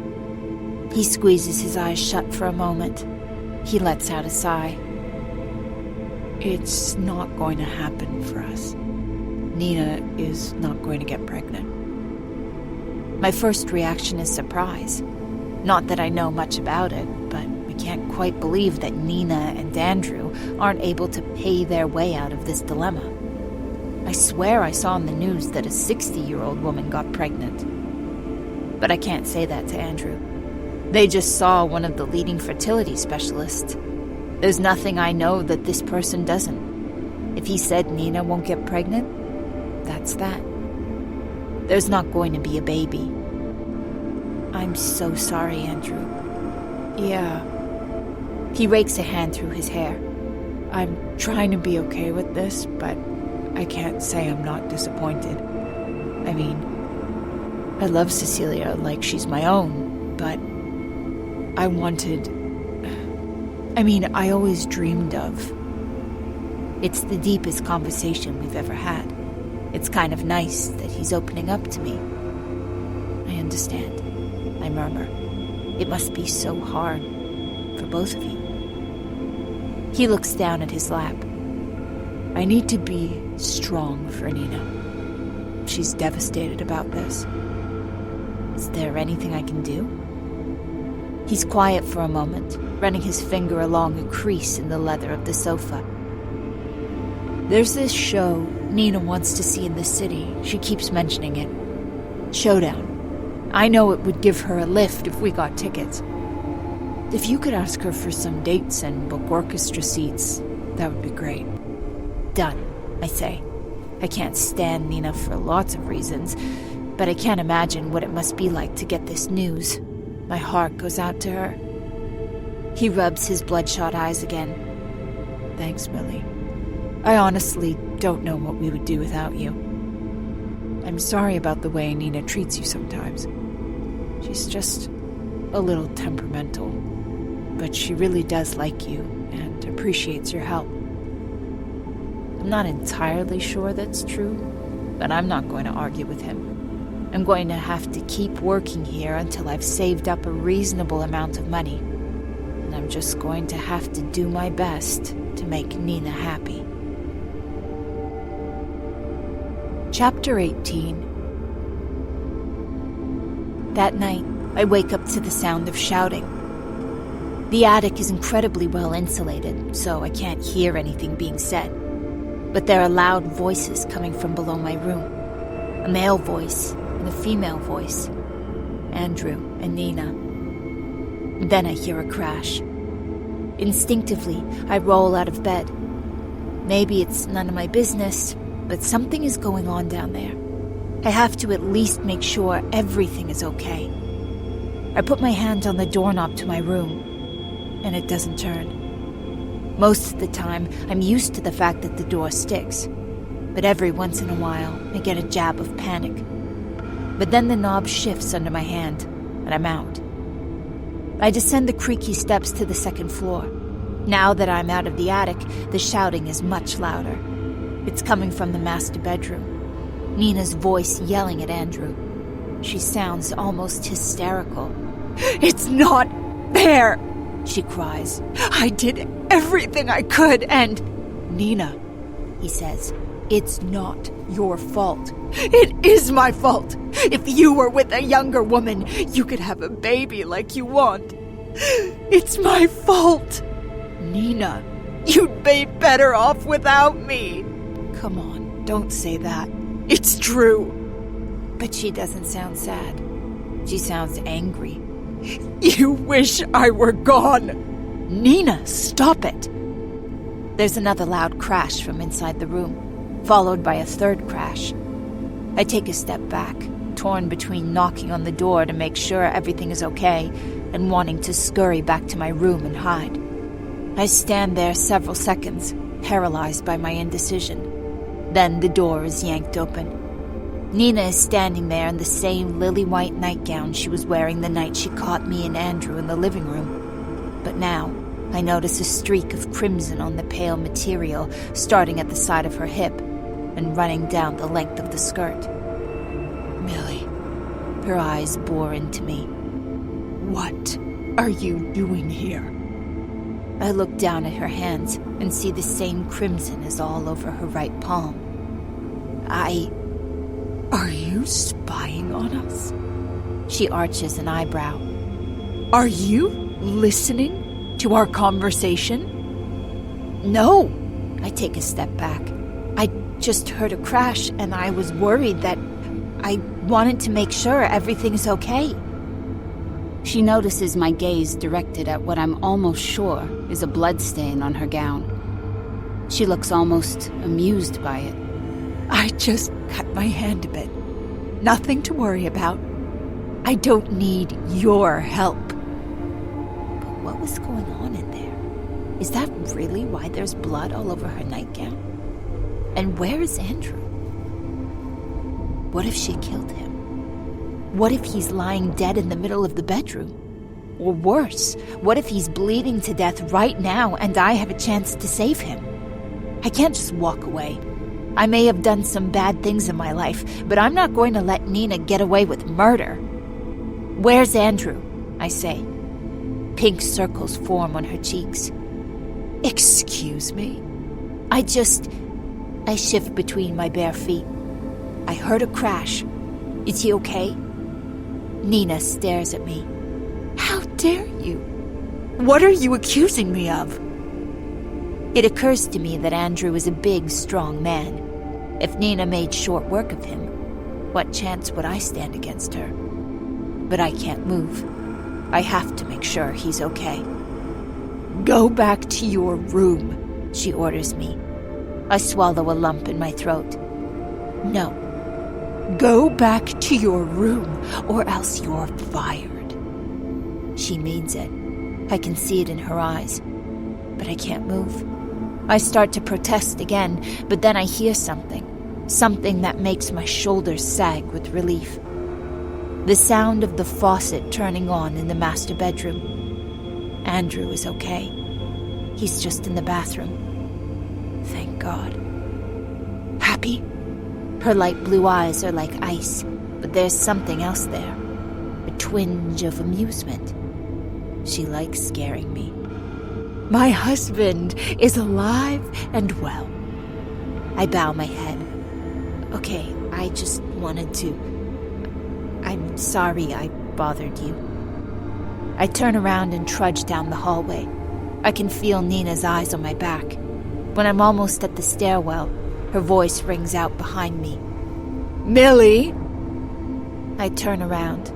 Her white dress glows in the moonlight, filtering into the hallway, like she's an angel, except for the blood. And now, I can also see a tiny pool of crimson forming on the floor, under her injured right hand. Yes? Stay up in the attic at night. She blinks at me. Do you understand? She doesn't have to tell me a second time. I never want to come out of the attic again. Chapter 19. The next morning, Nina has morphed back into the more pleasant version of herself, having seemingly forgotten last night. I would think it was all a terrifying dream, except for the bandage wrapped around her right hand. The white gauze is dotted with crimson. Although she's not being directly weird with me, Nina is more frazzled than usual this morning. When she goes to drive Cecilia to school, her tires screech against the pavement. When she returns, she just stands in the middle of the living room for a moment, staring at the walls, until I finally come out of the kitchen and ask if she's all right. I'm fine. She tugs at the collar of her white blouse, which is wrinkled, even though I'm certain I ironed it. Would you be so kind as to make me some breakfast, Millie? The usual? Of course, I say. The usual for Nina is 3 eggs scrambled in a lot of butter and Parmesan cheese, 4 slices of bacon, and an English muffin, also buttered. I can't help but think of the comments the other PTA woman made about Nina's weight while she was in the other room, although I respect that she doesn't scrutinize every calorie that goes in her mouth the way they do. Nina isn't gluten-free or vegan. As far as I can tell, she eats whatever she wants and then some. She even has late-night snacks, as evidenced by the dirty plates she leaves behind on the counter for me to wash in the morning. Not one of those plates has ever made it into the dishwasher. I served the plate of food to her at the dining table with a glass of orange juice on the side. She scrutinizes the food, and I'm worried I've got the version of Nina that's going to tell me that everything on this plate is cooked poorly, or else claim that she flat out never asked me for breakfast in the first place. But instead, she smiles sweetly at me. Thank you, Millie. You're welcome. I hesitate, hovering over her. By the way, Andrew asked me if I would get you 2 tickets to Showdown on Broadway. Her eyes light up. Oh, he's so thoughtful. Yes, that would be lovely. What are some days that work for you? She scoops some eggs into her mouth and chews thoughtfully. I'm free a week from Sunday, if you can swing it. Sure, and I can watch Cecilia, of course. She scoops more eggs into her mouth. Some of it misses her lips and falls onto her white blouse. She doesn't seem to even notice it's there and continues shoveling food into her mouth. Thank you again, Millie. She winks at me. I really don't know what we would do without you. She likes to tell me that, or that she's going to fire me. One or the other. But I suppose it's not her fault. Nina definitely has emotional problems, like her friend said. Can't stop thinking about her alleged stay in a psychiatric hospital. They don't lock you up for nothing. Something bad must have happened, and part of me is dying to know what it is. But it's not like I could ask her. And my attempts to get the story out of Enzo have been fruitless. Nina has nearly cleaned her entire plate, having devoured the eggs, bacon, and English muffin in less than 5 minutes. When Andrew jogs downstairs, I had been a little worried about him after last night, even though I heard the water running. Not that it was a likely scenario, but maybe, I don't know. Nina had the faucet on some sort of automatic timer just to make it seem like he was in the bathroom, alive and well. Like I said, it didn't seem likely, but it also didn't seem impossible. In any case, it's a relief to find him intact. My breath catches a bit at the sight of his dark gray suit paired with a light blue dress shirt. Just before Andrew enters the dining room, Nina pushes her plate of food away. She stands up and smooths out her blonde hair, which lacks its usual shine, and the dark roots are even more visible than before. Hello, Andy. She offers him a dazzling smile. How are you this morning? He starts to answer her, but then his eyes dart down to the bit of egg still clinging to her blouse. One side of his lips quirks up. Nina, you have a little egg on you. Oh! Her cheeks turn pink as she dabs at the egg on her blouse, but it's been sitting there several minutes, and a stain still mars the delicate white fabric. Sorry about that. It's okay. You still look beautiful. He grabs her shoulders and pulls her in for a kiss. I watch her melt against him and ignore the twinge of jealousy in my chest. I've got to run to the office, but I'll see you tonight. I'll walk you out, darling. Nina is so freaking lucky. She's got everything. Yes, she did have a stay at a mental institution, but at least she wasn't in prison. And here she is with an incredible house, tons of money, and a husband who is kind, funny, wealthy, considerate, and, well, absolutely gorgeous. I close my eyes for a moment and think about what it would be like to live in Nina's shoes, to be the woman in charge of this household, to have the expensive clothing and the shoes and the fancy car, to have a maid I could boss around, force her to cook for me and clean for me, and live in a tiny hole in the attic while I had the big bedroom with the king-size bed and zillion-count sheets. And most of all, to have a husband like Andrew, to have him press his lips against mine the way he did to hers, to feel his body heat against my chest. Oh my God, I must stop thinking about this. Now. In my defense, it's been a really long time for me. I spent 10 years in prison, fantasizing about some perfect guy I would meet when I got out, who would save me from everything. And now, well, it could happen. It's possible. I climb the stairs and get to work making the beds and cleaning the bedrooms. I've just finished up, and I'm returning downstairs when the doorbell rings. I hurry over to answer it, and I'm surprised to see Enzo at the door, clutching a giant cardboard box in his arms. "Ciao," I say, remembering the greeting he taught me. Amusement flickers over his face. Ciao. This... for you. I understand immediately what must have happened. Sometimes delivery people don't realize they can enter through the gate, so they dump heavy packages outside the gate, and I have to heave them into the house. Enzo must have seen the delivery man leave the package, and now he's kindly carried it in for me.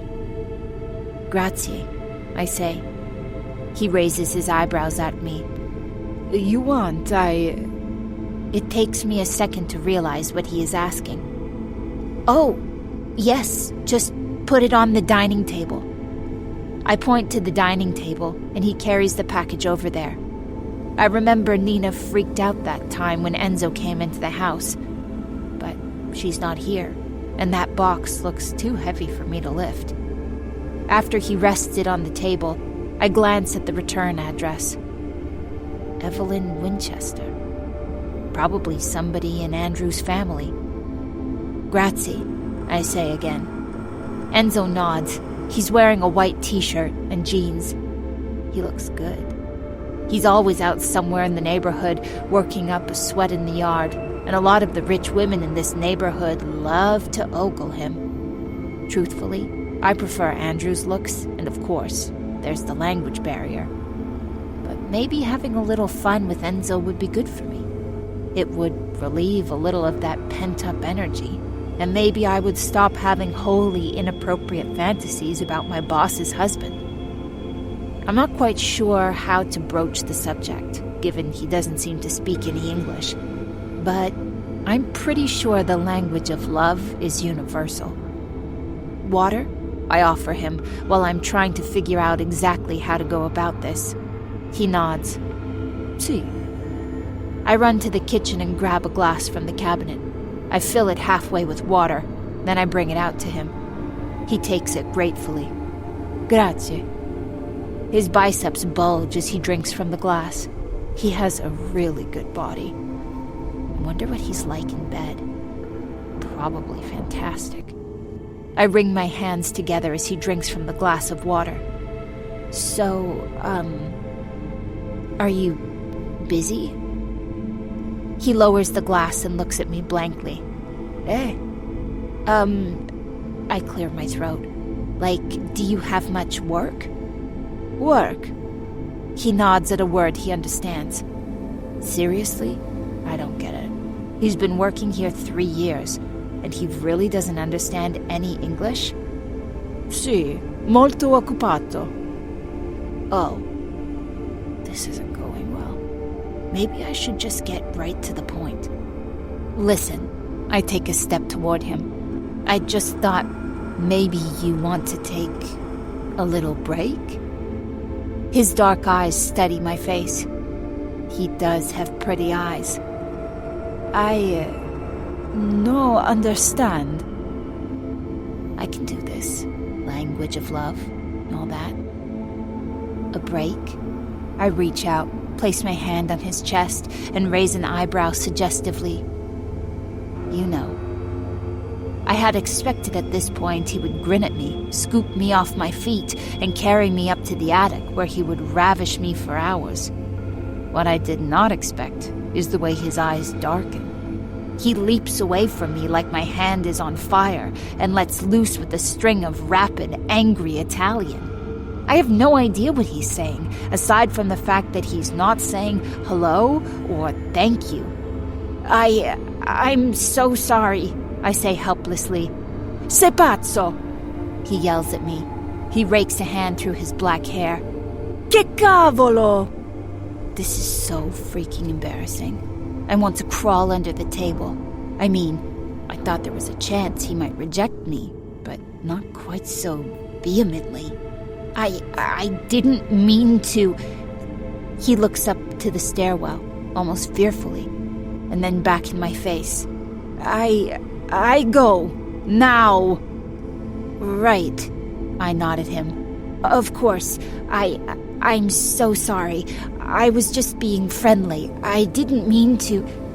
He gives me a look like he knows what I just said was bullshit. I guess some stuff is universal. I'm sorry, I say for the third time as he strides toward the door. And thank you for the package. Grazie. He pauses at the door, turning so his dark eyes meet mine. You get out, Millie, he says in his broken English. It's... He presses his lips together, then manages to get out the word he said to me the first day we met, this time in English. Dangerous. He looks back up at the stairwell again, a troubled expression on his face. Then he shakes his head, and before I can stop him to try to figure out what he means, he's hurried out the front door. Chapter 20. God, that was humiliating. I'm still reeling from the mortification of Enzo rejecting me while I'm waiting for Cecilia to finish her tap dancing class. My head is throbbing, and the tapping of little feet in unison coming from the dance classroom isn't helping matters at all.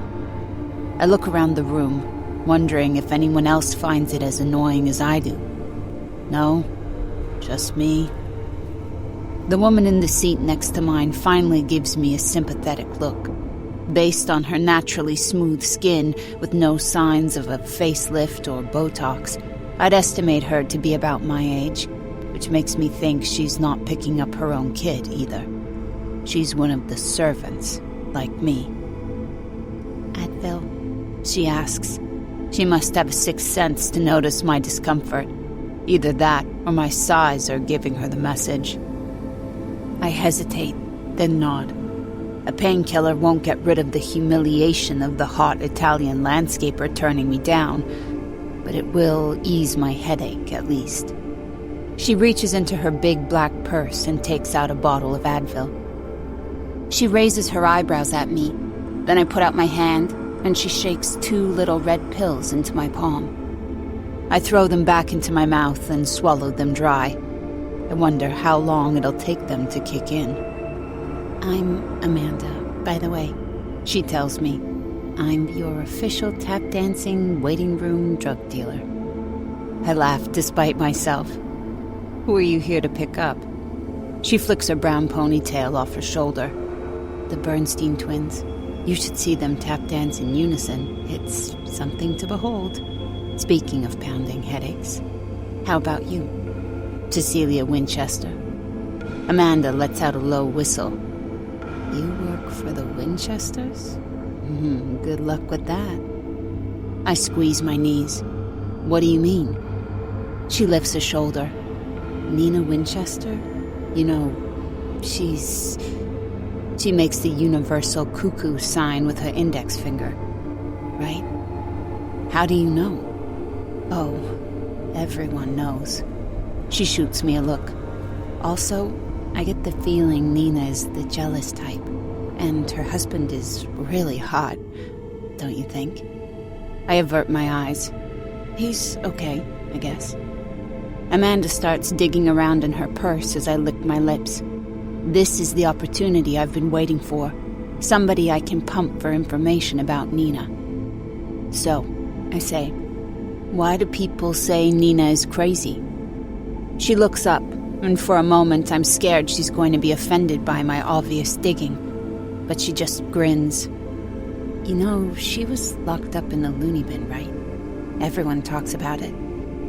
I wince at her use of the term loony bin.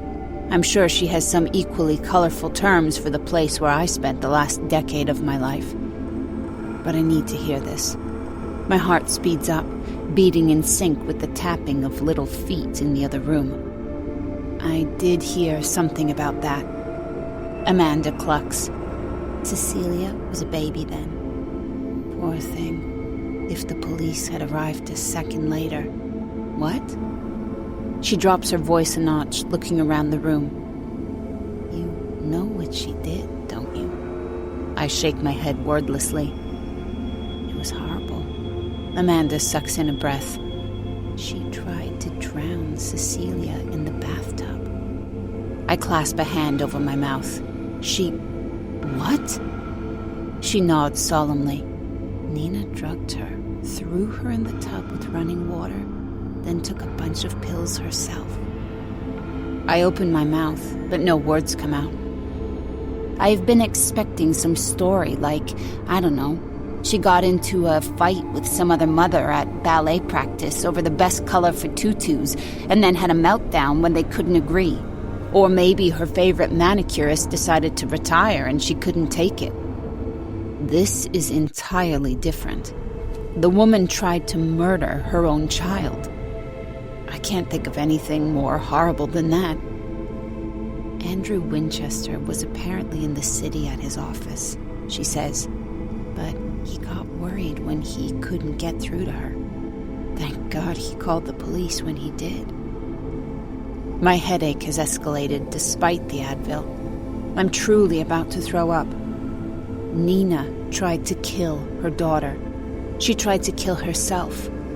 God, no wonder she's on an antipsychotic. It doesn't make any sense to me. Whatever else I can say about Nina, she clearly loves Cecilia very much. You can't fake that sort of thing. Yet, I believe Amanda. I've certainly heard this rumor from enough people. It doesn't seem possible that everybody in town has got it wrong. Nina really did try to kill her daughter. Then again, I don't know the context. I've heard about postpartum depression and how it can make your mind go to dark places. Maybe she didn't have any idea what she was doing. It's not like they're saying she plotted to kill her daughter.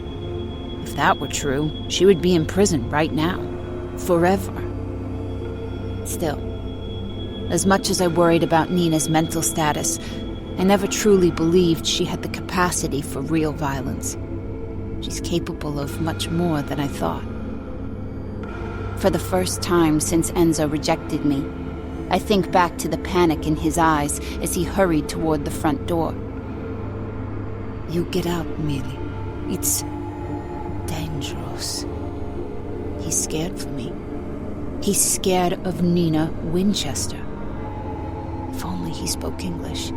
If he did, I have a feeling I might have moved out by now. But really, what can I do? The Winchesters are paying me well, but not well enough to strike out on my own without at least a few more paychecks under my belt. If I quit, they'll never give me a decent recommendation. I'll have to go back to searching through the want ads, faced with rejection after rejection when they find out about my prison record.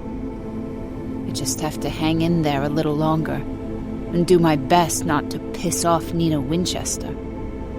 My life might depend on it. Chapter 21. By dinner time tonight, the cardboard box Enzo brought into the house is still sitting on the dining table.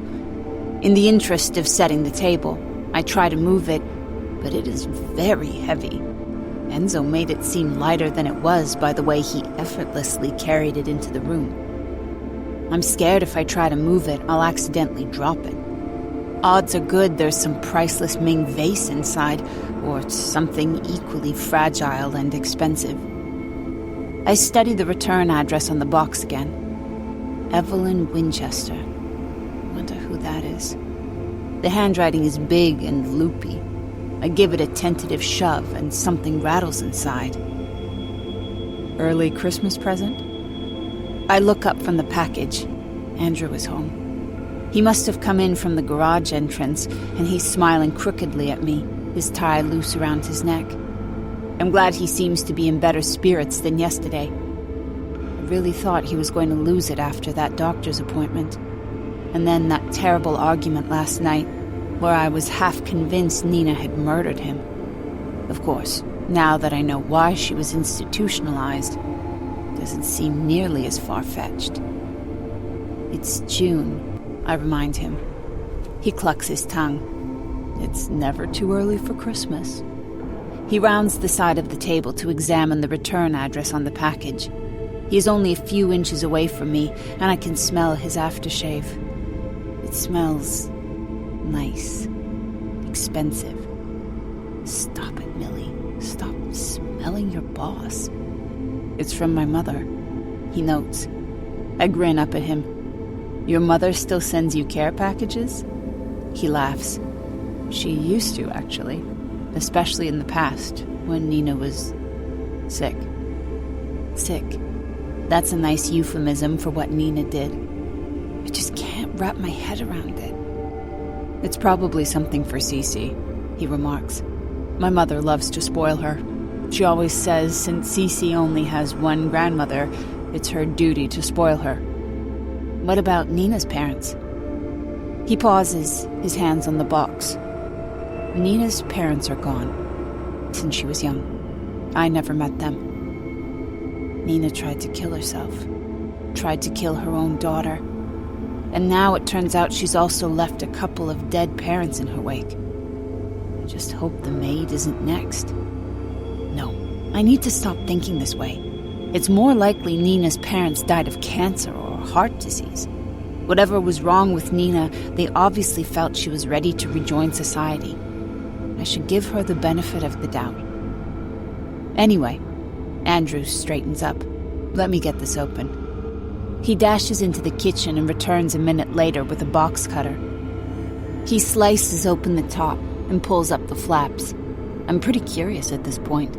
I've been staring at this box all day, wondering what's inside. I'm sure whatever it is, it's something insanely expensive.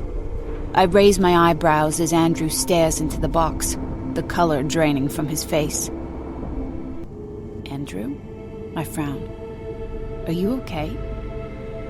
He doesn't answer. Instead, he sinks into one of the chairs and presses his fingertips into his temples. I hurry over to comfort him, but I can't help but stop to take a look inside the box. And then I understand why he looks so upset. The box is filled with baby stuff. Little white baby blankets, rattles, dolls. There's a little pile of tiny white onesies. Nina had been blabbing to anyone who would listen that they were expecting a baby soon. Surely she mentioned it to Andrew's mother, who decided to send supplies. Unfortunately, she jumped the gun. Andrew has a glazed look in his eyes. "Are you okay?" I ask again. He blinks like he forgot I was in the room with him. He manages a watery smile. "I'm okay. Really. I didn't need to see that." I slide into the chair next to his. Maybe that doctor was wrong? Although part of me wonders why he would even want to have a child with Nina, especially after what she almost did to Cecilia. How could he trust her with a baby after she did something like that? He rubs his face. "It's fine. Nina is older than me, and then she had some issues when we first married, and I didn't feel comfortable trying to have a baby then. So we waited, and now..." I look at him in surprise. "Nina is older than you?" "A little." He shrugs. "You don't think about age when you're in love. And I loved her." It doesn't escape me that he used the past tense to refer to his feelings for his wife. He notices it too, because his face turns red. I mean, I love her. I love Nina. And whatever happens, we've got each other. He says the words with conviction, but then when he looks over at the box again, a really sad expression comes over his face. No matter what he says, he's not happy about the fact that he and Nina won't have another child together. It's weighing on him. I'll put the box in the basement," he mumbles. "Maybe somebody in the neighborhood will have a baby and we can give it to them. Or else we can donate it. I'm sure it will go to good use." I am seized by the irrepressible urge to wrap my arms around him. In spite of his financial success, I feel sorry for Andrew. He's a really good guy, and he deserves to be happy. And I'm beginning to wonder if Nina, with all her issues and wild mood swings, is capable of making him happy. Or if he's just stuck with her out of obligation. "If you ever want to talk about it," I say softly, "I'm here." His eyes meet mine. "Thanks, Millie." I put my hand on his, a gesture meant to comfort him. He turns his hand and gives my hand a squeeze. At the touch of his palm against mine, a sensation shoots through me like a lightning bolt. It's something I've never felt before. I look up at Andrew's brown eyes, and I can tell he feels it too. For a moment, the two of us just stare at each other, drawn together by some invisible, indescribable connection. Then his face turns red. I better go. He tugs his hand away from mine. I've got to. Right. He jumps up from the table and darts out of the dining room. But just before he disappears up the stairs, he gives me one last long, lingering look. Chapter 22. I spend the next week avoiding Andrew Winchester. I can't even deny anymore that I have feelings for him. Not just feelings. I have a very serious crush on this man. I think about him all the time. I even dream about him kissing me. And he might have feelings for me too, even though he claims he loves Nina. But the key point is, I don't want to lose this job. You don't keep jobs by sleeping with your married boss. So, I do my best to stuff all my feelings away. Andrew is at work most of the day anyway. It's easy enough to stay out of his way. Tonight, as I'm putting plates of food out for dinner, preparing to dash off before Andrew comes into the room, Nina wanders into the dining area. She bobs her head in approval at the salmon with a side of wild rice. And of course, chicken nuggets for Cecilia. "That smells wonderful, Millie," she remarks. "Thanks." I hover near the kitchen, ready to call it quits for the evening, our usual routine. "Will that be all?" "Just one thing." She pats her blonde hair. Were you able to book those tickets for Showdown? Yes, I snatched up the last 2 orchestra seats for Showdown this Sunday night. I was so proud of myself. They cost a small fortune, but the Winchesters can afford it. You are in the 6th row from the stage. You could practically touch the actors. Wonderful. Nina claps her hands together. And you booked the hotel room? At the Plaza. Since it's a bit of a drive into the city, Nina and Andrew will be staying overnight at the Plaza Hotel. Cecilia is going to be staying at a friend's house, and I'll get the whole damn house to myself. I can walk around naked if I want. I'm not planning to walk around naked, but it's nice to know I could. It will be so lovely. Nina sighs. Andy and I really need this. I bite my tongue. I'm not going to comment on the state of Nina and Andrew's relationship, especially since the door slams at that moment, which means Andrew is home. Suffice to say, ever since that doctor's visit and their subsequent fight, they seem to have been somewhat distant from each other. Not that I'm paying attention, but it's hard not to notice the awkward politeness they have around each other. And Nina herself seems off her game. Like right now, her white blouse is buttoned wrong. She missed the button, and the whole thing is lopsided. I'm itching to tell her, but she'll scream at me if I do, so I keep my mouth shut. I hope you have a wonderful time, I say. We will. She beams at me. I can hardly wait all week. I frown. All week? The show is in 3 days. Andrew strides into the kitchen dining room, pulling off his tie. He stops short when he sees me, but he stifles a reaction. And I stifle my own reaction to how handsome he looks in that suit. 3 days, Nina repeats. Millie, I asked you to book the tickets for a week from Sunday. I distinctly remember. Yes, I shake my head. But you told me that over a week ago, so I booked them for this Sunday. Nina's cheeks turn pink. So, you admit I told you to book it for a week from Sunday, and you still booked for this Sunday? No, what I'm saying is, I can't believe you could be so careless. She folds her arms across her chest. I can't make the show this Sunday. Have to drive Cecilia to her summer camp in Massachusetts Sunday, and I'm spending the night out there. What? I could have sworn she told me to book it for this coming Sunday, and that Cecilia would be staying at a friend's house. There's no way I got this messed up. Maybe somebody else could take her? I mean, the tickets are non-refundable. Nina looks affronted. I'm not letting somebody else take my daughter to summer camp when I'm not going to see her for 2 weeks. Why not? That's no worse than trying to kill her. But I can't say that. I can't believe how badly you screwed this up, Millie. She shakes her head. The cost of these tickets and the hotel room is coming right out of your paycheck. My mouth falls open. The cost of those tickets and a hotel room at the Plaza are more than my paycheck. Hell, it's more than 3 paychecks. I'm trying to save up so I can get the hell out of here.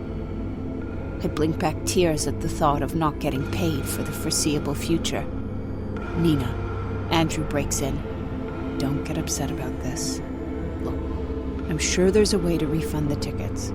I'll call the credit card company and I'll take care of it. Nina shoots me a seething look. Fine. But if we can't get the money back, I expect you to pay for it. Do you understand? I nod wordlessly, and then I dash off to the kitchen before she can catch me crying. Chapter 23. On Sunday afternoon, I get 2 pieces of good news. First, Andrew managed to refund the tickets, and I won't have to work for free. Second, Cecilia is going to be gone for 2 whole weeks. I'm not sure which of these revelations I'm happier about. I'm glad I don't have to shell out money for the tickets, but I'm even happier that I don't have to wait on Cecilia anymore. The apple doesn't fall far from the tree with that one. Cecilia has packed enough luggage to last her at least 1 year. I swear to God, it's like she put everything she owns in those bags, and then, if there was any space left, she filled it with rocks. That's how it feels as I'm carrying the bags out to Nina's Lexus. Please, be careful with that, Millie. Nina watches me fretfully as I summon superhuman strength to lift the bags into her trunk. My palms are bright red from where I was holding the straps. Please don't break anything. What could Cecilia possibly be carrying to camp that's so fragile? Don't they mostly just bring clothing and books and bug spray? But far be it from me to question her. Sorry. When I get back in the house to retrieve the last of Cecilia's bags, I catch Andrew jogging down the stairs. He catches me about to lift the monstrous piece of luggage, and his eyes widen. Hey, he says, I'll carry that for you. That looks really heavy. I'm fine, I insist, only because Nina is coming out of the garage. Yes, she's got it, Andy. Nina wags a finger. You need to be careful about your bad back. He shoots her a look. My back is fine. Anyway, I want to say goodbye to Cece. Nina pulls a face. Are you sure you won't come with us? I wish I could, he says. But I can't miss an entire day of work tomorrow. I've got meetings in the afternoon. She sniffs. You always put work first. He grimaces. I don't blame him for being hurt by her comment. As far as I can tell, it's completely untrue. Despite being a successful businessman, Andrew is home every single night for dinner.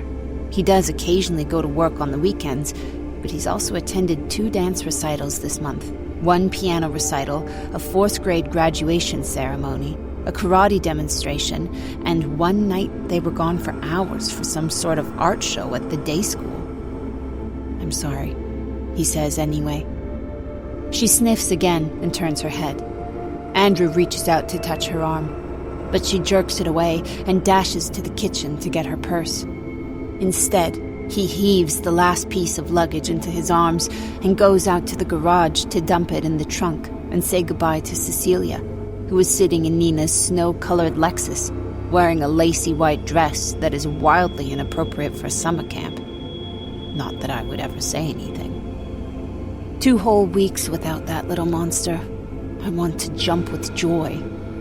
But instead, I turn my lips down. It will be sad without Cecilia here this month, I say, as Nina comes back out of the kitchen. Really? She says dryly. I thought you couldn't stand her. My jaw drops open. I mean, yes, she's right that Cecilia and I have not hit it off. But I didn't realize she knew I felt that way. If she knows that, does she realize I'm not a big fan of Nina herself either? Nina smooths down her white blouse and goes back out to the garage. As soon as she leaves the room, it's like all the tension has been sucked out of me. I always feel on edge when Nina is around. It's like she's dissecting everything I do. Andrew emerges from the garage, wiping his hands on his jeans. I love how he wears a t-shirt and jeans on the weekends. I love the way his hair gets tousled when he's doing physical activity. I love the way he smiles and winks at me. I wonder if he feels the same way I do about Nina leaving. So, he says, now that Nina is gone, I have a confession to make. Oh? A confession? I'm madly in love with you. I'm going to leave Nina so we can run off together to Aruba. Nah, not too likely. I couldn't get a refund on those show tickets. He hangs his head. I didn't want Nina to give you a hard time over it, or try to charge you, for Christ's sake. I'm sure she was the one who told you the wrong date. I nod slowly. Yes, she did, but... Well, anyway, thank you. I appreciate it. So... I mean, you should take the tickets. Go to the city tonight and see the show with a friend. And you can stay at the Plaza hotel room overnight. I almost gasp. That's so generous. The right side of his lips quirks up. Well, we've got the tickets. Why should they go to waste? Enjoy it. Yeah. I toy with the hem of my t-shirt, thinking, I can't imagine what Nina would say if she found out. And I have to admit, just the thought of going gives me anxiety. I appreciate the gesture, but I'll pass on the show. Really? This is supposed to be the best show of the decade. You don't like going to shows on Broadway? He has no idea about my life, what I've been doing for the last decade. I've never even been to a show on Broadway. Then you need to go. I insist. Right, but I take a deep breath. The truth is, I don't have anyone to go with, and I don't feel like going alone. So, like I said, I'll pass.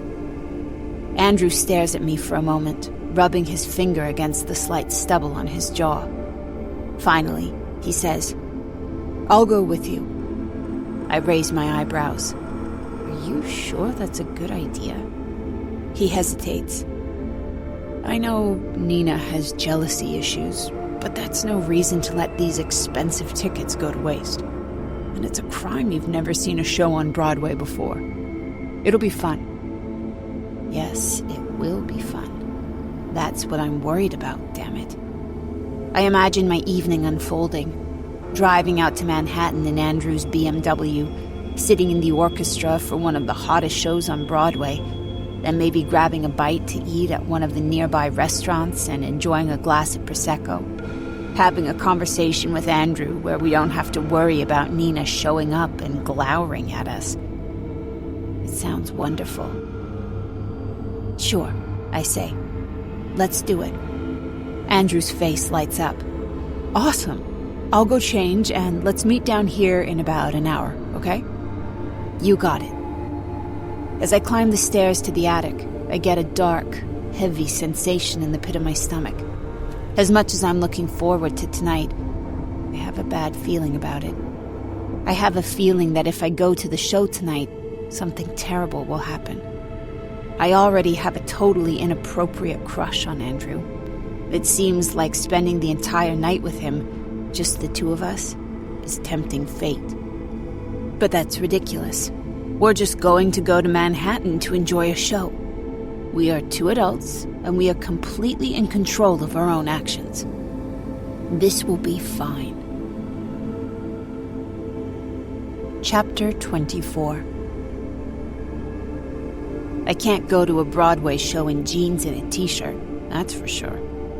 I checked online, and officially there's no dress code, but it just feels wrong. Anyway, Andrew said he was going to change, so I need to wear something nice. The problem is, I don't own anything nice.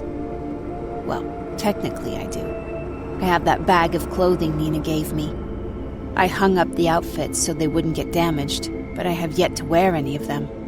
For the most part, they're all fancy dresses, and it's not like I've had many occasions to dress up while cleaning the Winchester house. I don't really want to put on a ball gown to do my vacuuming.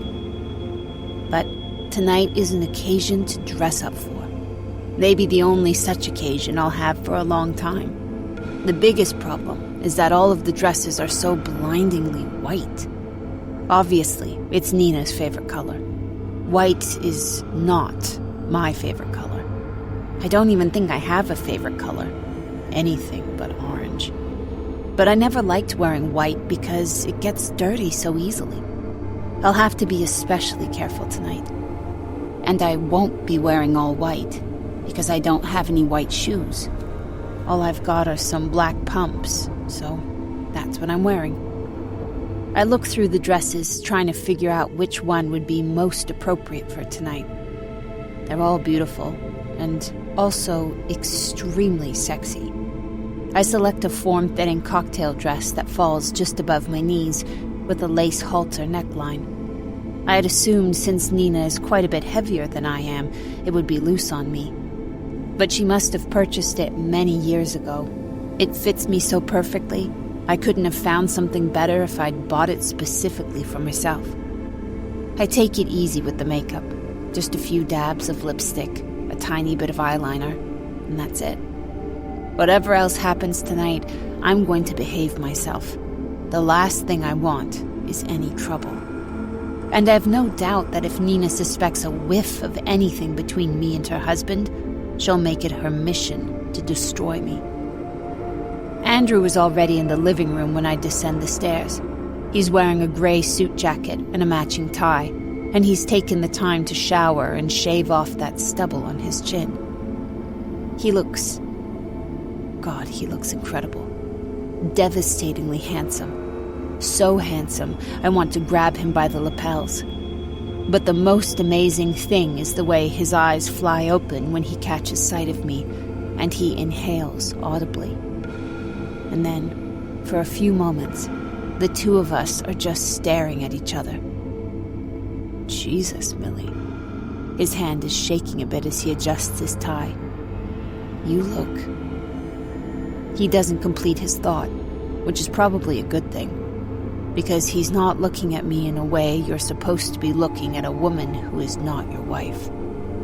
I open my mouth, wondering if I should ask him if this is a bad idea, if maybe we should call off the whole thing. But I can't quite make myself say that. Andrew manages to rip his eyes away from me and looks down at his watch. We better get going. Parking can be a pain around Broadway. Yes, of course. Let's go. There's no turning back now. I feel almost like a celebrity when I'm sliding into the cool leather seat of Andrew's BMW. This car is nothing like my Nissan. Andrew climbs into the driver's seat, and that's when I notice my skirt is riding up my thighs. When I put on the dress, it came nearly down to my knees, but sitting down, it's somehow mid-thigh. I tug at it, but the second I let go, it rides back up. Fortunately, Andrew's eyes are on the road as we exit the gate surrounding the property. He is a good, faithful husband. Just because he looked like he was nearly going to pass out when he saw me in this dress, that doesn't mean he's not going to be able to control himself. I'm so excited about this, I comment as he makes his way to the Long Island Expressway. I can't believe I'm going to see Showdown. He nods. I've heard it's incredible. I even listened to some of the songs on my phone while I was getting dressed, I admit. He laughs. You said we're in the 6th row, right? That's right. Not only are we going to see the hottest show on Broadway, but we're so close we can almost touch the actors. If they enunciate too much, we will be showered in their saliva. And weirdly, I'm excited about that. But listen. He raises his eyebrows. I feel bad you're not going with Nina. I tug at the hem of my skirt, which seems like it's on a mission to show off my underwear. She was the one who wanted these tickets. He waves a hand. Don't worry about it. In the time we've been married, Nina has seen more Broadway shows than I can count. This is special to you. You're really going to enjoy it. I'm sure she would want you to enjoy it. I'm not so sure about that. Trust me, it's fine. He slows to a stop at a red light. As his fingers drum against the steering wheel, I notice his eyes stray from the windshield. After a moment, I realize where he's looking. He's looking at my legs. I lift my eyes, and he realizes he's been caught. His cheeks color, and he looks away. I cross my legs and shift in my seat. Nina would definitely not be happy if she knew about any of this, but there's no chance she's going to find out. And anyway, we're not doing anything wrong. So what if Andrew looked at my legs? Looking isn't a crime. Chapter 25. It's a beautiful June evening. I brought a wrap with me, but it's so warm out, I end up leaving it in Andrew's car, so I've got nothing besides my white dress and my purse that doesn't match, as we wait in line to be allowed into the theater. I gasp when I see the inside of the theater. I I don't think I've ever seen anything like this in my lifetime. The orchestra alone contains rows and rows of seats, but then, when I lift my head, there are 2 sets of seats stretching up all the way to the ceiling above, and up in the front is a red curtain that is lit from below with tantalizing yellow light. When I finally tear my eyes away from the sight in front of me, I notice Andrew has an amused look on his face. "What?" I say. "It's just cute," he says. "The look on your face. I'm so used to it, but I love seeing it through your eyes." "It's just so big," I say self-consciously. An usher comes to hand us playbills and lead us to our seats. And then comes the really amazing part. He keeps leading us closer and closer and closer. And when we finally get to our seats, I can't believe how close we are to the stage. If I wanted, I could grab the actors by their ankles. Not that I would, because that would definitely violate my parole, but it might be possible. As I sit next to Andrew in one of the best seats of the hottest show in town in this amazing theater, I don't feel like a girl who just got out of prison, who doesn't have a penny to her name, who is working a job she hates. I feel special. Like maybe I deserve to be here. I gaze at Andrew's profile. This is all because of him. He could have been a jerk about the whole thing and charged me for the tickets, or gone with a friend of his. He would have had every right to do so. But he didn't. He took me here tonight, and I'll never forget it. "Thank you," I blurt out.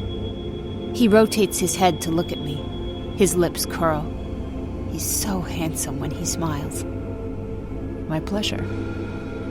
Over the music playing and the commotion of people finding their seats, I just barely hear a buzzing sound coming from my purse. It's my phone. I take it out and discover a message from Nina on the screen. "Don't forget to put out the trash." I grit my teeth. If anything can bring your fantasies of being more than a maid to a screeching halt, it's a message from your employer telling you to lug the garbage to the curb. Nina always reminds me about trash day, every single week, even though I've never once forgotten. But the absolute worst part is that when I see her text, I realize that I have forgotten to take the garbage to the curb. I usually do it after dinner, and the change in the schedule threw me off. It's fine, though. I just have to remember to do it tonight when we get back, after Andrew's BMW turns back into a pumpkin. "You okay?" Andrew's eyebrows are knitted together as he watches me read the text. My warm feelings for him evaporate slightly. Andrew isn't a guy I'm dating who is spoiling me with a Broadway show. He's my employer. He's married. He only brought me here because he feels sorry for me for being so uncultured. And I can't let myself forget it. The show is absolutely amazing. I am literally at the edge of my seat in the 6th row, my mouth hanging open. I can tell why this show is one of the most popular on Broadway. The musical numbers are so catchy, the dance numbers are so elaborate, and the actor playing the lead is dreamy. Although I can't help but think he's not quite as handsome as Andrew. After 3 standing ovations, the show is finally over, and the audience starts to filter toward the exits. Andrew leisurely rises from his seat and stretches out a kink in his back. "So, how about some dinner?" I slide the playbill into my purse. It's risky to save it, but I'm desperate to hold on to the memory of this magical experience. "Sounds good. Do you have a place in mind?" "There's an amazing French restaurant a couple of blocks away. Do you like French food?"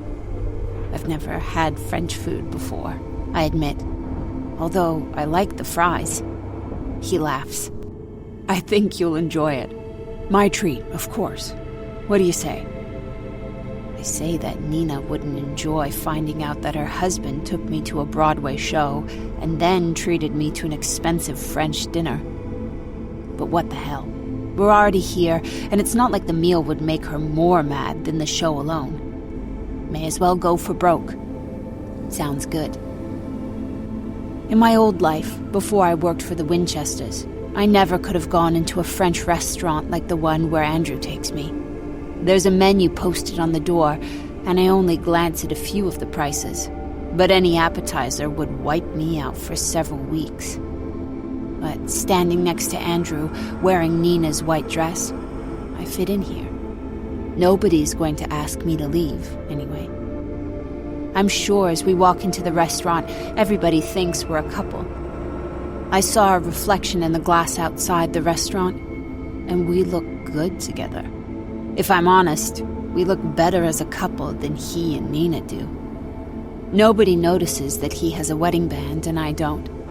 What they might notice is the way he gently places a hand on the small of my back to lead me to our table, then pulls out a chair for me. "You're such a gentleman," I remark. He chuckles. "Thank my mother. That's the way I was raised." "Well, she raised you right." He beams at me. "She'd be very glad to hear that." Of course, it makes me think about Cecilia, that spoiled little brat who seemed to get off on ordering me around. Then again, Cecilia has been through a lot. Her mother tried to murder her, after all. When the waiter comes to take our drink orders, Andrew orders a glass of red wine, so I do the same. I don't even look at the prices. It's just going to make me sick, and he already said he's paying. I have no idea what to order. None of the names of dishes sound familiar. The whole menu is in French.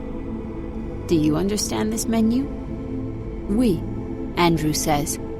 I raise my eyebrows. "Do you speak French?" "Oui, mademoiselle." He winks at me. I'm fluent, actually. I spent my junior year of college studying in Paris. Wow. Not only did I not spend any time studying French in college, I never went to college at all. My high school diploma is a GED.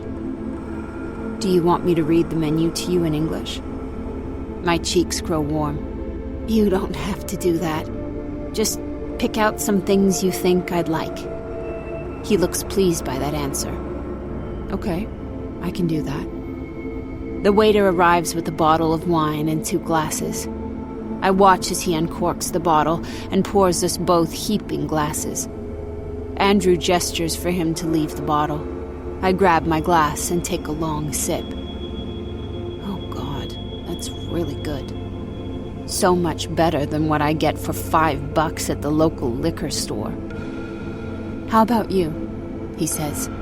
Do you speak any other languages? I shake my head. I'm lucky I speak English. Andrew doesn't smile at my joke. You shouldn't put yourself down, Millie. You've been working for us for months, and you have a great work ethic, and you're obviously smart. I don't even know why you would want this job, although we're lucky to have you. Don't you have any other career aspirations? I play with my napkin, avoiding his eyes. He doesn't know anything about me. If he did, he would understand. I don't want to talk about it. He hesitates for a moment, then he nods, respecting my request. Well, either way, I'm glad you came out tonight. I lift my eyes and his brown ones are staring at me across the table. Me too. He looks like he's about to say something more, but then his phone starts ringing. He pulls it out of his pocket and looks at the screen while I take another sip of wine. It's so good, I want to guzzle it. But that wouldn't be a good idea. It's Nina. Maybe it's my imagination, but he has a pained expression on his face. I better take this. I can't hear what Nina is saying, but her shaky voice is audible across the table. She sounds upset. He holds the phone about a centimeter from his ear, wincing with each word. Nina, he says. Look, it's... Yeah, I won't... Nina, just relax. He purses his lips. I can't talk to you about this right now. I'll I'll see you when you get home tomorrow, okay? Andrew jabs at a button on his phone to end the call. Then he slams the phone on the table next to him. Finally, he picks up his wine glass and drains about half the contents. Everything okay? I ask. Yeah. He presses his fingertips into his temples. I love Nina, but sometimes I can't figure out how my marriage got this way. Where 90% of our interactions are her yelling at me. I don't know what to say to that. I'm sorry. If it makes you feel better, that describes 90% of my interactions with her also. His lips twitch. Well, we've got that in common. So, she used to be different? Completely different. He grabs his wine and drains the rest of it. When we met, she was a single mom working 2 jobs. I admired her so much. She had a hard life, and her strength was what drew me to her. And now, she doesn't do anything except complain. She doesn't have any interest in working. She spoils Cecilia. And the worst part is... What? He picks up the bottle of wine and fills up his glass again. He runs his finger along the rim. Nothing. Never mind. I shouldn't.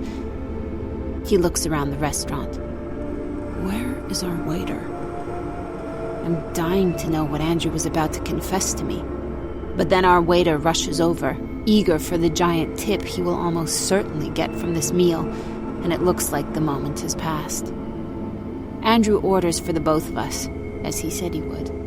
I don't even ask him what he has ordered, because I want it to be a surprise, and I'm sure it will be incredible.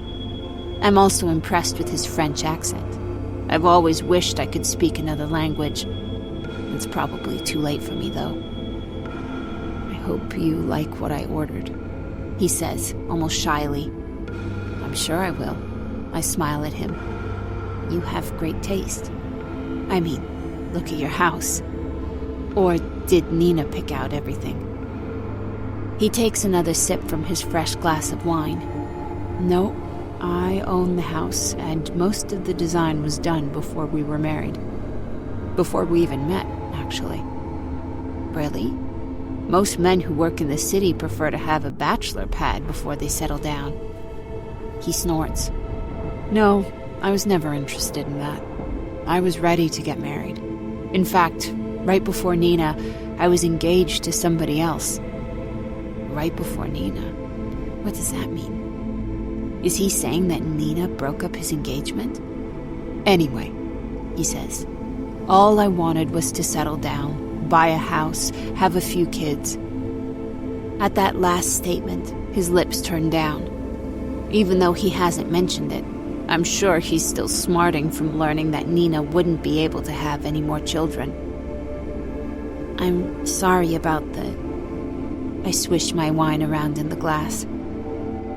You know, fertility issues. That must be hard on both of you.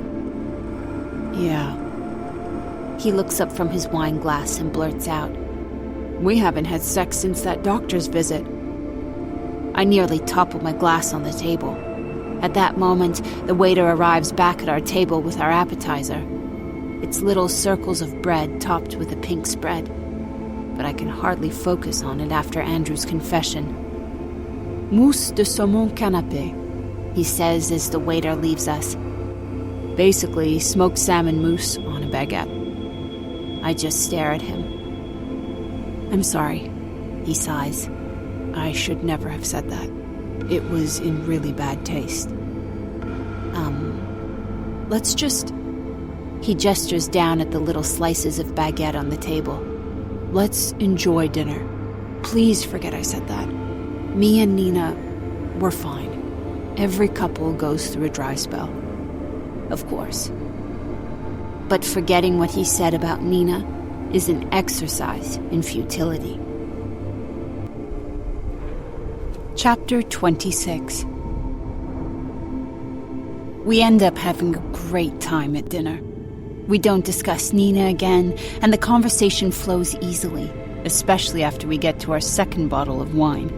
I can't remember the last time I've had such a nice evening. I feel sad when it's coming to an end. Thank you so much for this, I tell him as he pays the check. I'm afraid to even look at it. Just the wine alone probably cost a small fortune. No, thank you. His face is almost glowing. I had a great time. I haven't had this much fun in... He clears his throat. Anyway, it was really fun. Just what I needed. He stands up after signing the check and sways on his feet. We drank a lot of wine tonight, which wouldn't be the greatest idea under the best circumstances, but I just remembered he's got to drive us back to Long Island on the highway. Andrew must realize what I'm thinking. He holds onto the table to steady himself. I shouldn't be driving, he acknowledges. No, I say. Probably not. He rubs his face. We still have that reservation at the plaza. What do you think? Well, it doesn't take a genius to know this is a huge mistake. We're both drunk, his wife is out of town, and he apparently hasn't had sex in a while. And I haven't had sex in a much, much longer while. I should say no. This can't end well. I don't think it's a great idea, I mumble. Andrew lays a hand on his chest. I'll be a perfect gentleman, I swear. It's a suite. There are 2 beds. I know, but you don't trust me? I don't trust me. That's the bigger problem. Well, I can't drive us back to the island tonight. He looks down at his Rolex. I'll tell you what. I'll get us 2 separate rooms at the plaza. Oh my God, that will cost a fortune. He waves a hand. Nah, I'll get a deal because I host clients there sometimes. It's fine. Andrew is definitely too drunk to drive, and I probably am too, even if I wasn't terrified to get behind the wheel of his expensive car. I suppose we could get a taxi back to the island, but he hasn't suggested the idea. All right, as long as we have separate rooms. He hails a taxi to get us over to the Plaza Hotel. As we slide into the back seat of the yellow cab, my white dress again rides up my thigh. What is wrong with this stupid dress? I'm trying so hard to be good, but this dress won't let me. I grab at the hem to pull it down again, but before I can, I notice Andrew taking another look. And this time, when I catch him, he grins at me. What? He says. Boy, you must be really drunk. You're looking at my legs. So? His grin widens. You have great legs, and there's no harm in looking. I smack him in the arm, and he holds his shoulder, pretending to be wounded. We're getting separate rooms. Don't forget that. But his brown eyes meet mine across the back seat of the taxi, and for a moment, I'm having trouble breathing. Andrew wants to be faithful to Nina. I'm sure of it. But she's in a different state. He's drunk, and the 2 of them have been having problems, maybe for a long time. As far as I can see, she's been horrible to him the whole time I've been working there. He deserves so much better. What are you looking at? He says in a low voice. I swallow a lump in my throat. Nothing. You look beautiful tonight, Millie, he breathes. I'm not sure if I told you that, but you should know. Andrew, His Adam's apple bobs. Lately, I've just felt so... Before he can get any more words out, the cab jerks us to the right. I never put on my seatbelt, and I find my body thrust against his. He catches me before I bash my head against the window. His body presses against me, his breath on my neck. Millie, he whispers. And then he kisses me. And God help me, I kiss him back. Chapter 27. Needless to say, we don't get 2 separate rooms at the plaza. So yes, I slept with my married boss. After he kissed me in the taxi, there was no going back. We were basically ripping each other's clothing off at that point. It was all we could do to keep our hands off each other while Andrew was checking us into our room. We made out in the elevator like a couple of teenagers. And then, when we got to the room, there was no chance of trying to be good or trying to slow things down for the sake of his marriage. I don't know when the last time he had sex was, but for me, it's been so long, I was afraid he was going to have to clear away cobwebs. There was no way I wasn't doing this. I even had a few condoms in my purse from when I thought things might happen with Enzo. And it was good. No, more than good. It was freaking amazing. Just what I needed. The sun has just come up in the giant picture window overlooking the city. I'm lying in my decadent Plaza Hotel queen-size bed, and Andrew is asleep next to me, softly blowing air through his lips with each breath. I think about what he did last night and shiver deliciously. Part of me wants to wake him up and see if he might want to go again. But the more realistic part of me knows it will never, can never, happen again. I mean, Andrew is married. I'm his maid. Last night, he was drunk. It was a one-time thing. But for a moment, I watch his handsome profile as he sleeps and allow myself to fantasize. Maybe he'll wake up and decide he's had enough of Nina and her bullshit. He'll decide he loves me and he wants me to live with him in his gorgeous gated home. And then I can give him the baby he so badly wants, which Nina will never be able to do. I remember those obnoxious women at the PTA meeting saying that Andrew and Nina have an airtight prenup. He could leave her, and it wouldn't even cost him that much money, although I'm sure he'll be generous with her. It's stupid. It will never happen. If he knew the truth about me, he'd run a mile. But I can daydream. Andrew groans and rubs the balls of his hands over his eyes. He rolls his head to the side and cracks his eyes open. I take it as a plus that he doesn't look horrified when he sees me lying there. "Hey," he says in a hoarse voice. "Hey." He rubs his eyes again. "How are you doing? Are you okay?" Aside from the sinking feeling in my chest, I'm great. I'm okay. Are you okay? He tries to sit up in bed and fails. His head drops against the pillow. "I think I'm hungover. Christ, how much did we drink?" He drank far more than I did, but I am more of a lightweight, so it hit me just as hard. 2 bottles of wine. His brow scrunches up. "Are we okay?" "We're fine." I manage a smile. Completely fine, I promise. He tries a second time to sit up, wincing at the pain in his head. But this time he makes it. "I'm so sorry. I shouldn't have..." I flinch at his apology. "Don't worry about it." My voice sounds clipped, and I clear my throat. "I'll go take a shower. We should probably head back home." "Yeah." He heaves a sigh. "You won't say anything to Nina, right? I mean, we were both really drunk and..." "Of course. That's all he cares about." "I won't." "Thanks. Thanks so much." I'm naked under the blankets, but I don't want him to see me that way. I grab one of the sheets from the bed and wrap it around myself as I climb out of the bed and stumble in the direction of the bathroom. I can feel Andrew's eyes on me, but I don't turn to look at him. It's humiliating. "Millie?" I still can't look. "What?" "I'm not sorry," he says. "I had a great time with you last night, and I'm not sorry for any part of it. And I hope you're not either." I venture a look at him. He is still in bed, the covers up to his waist, revealing his bare, muscular chest.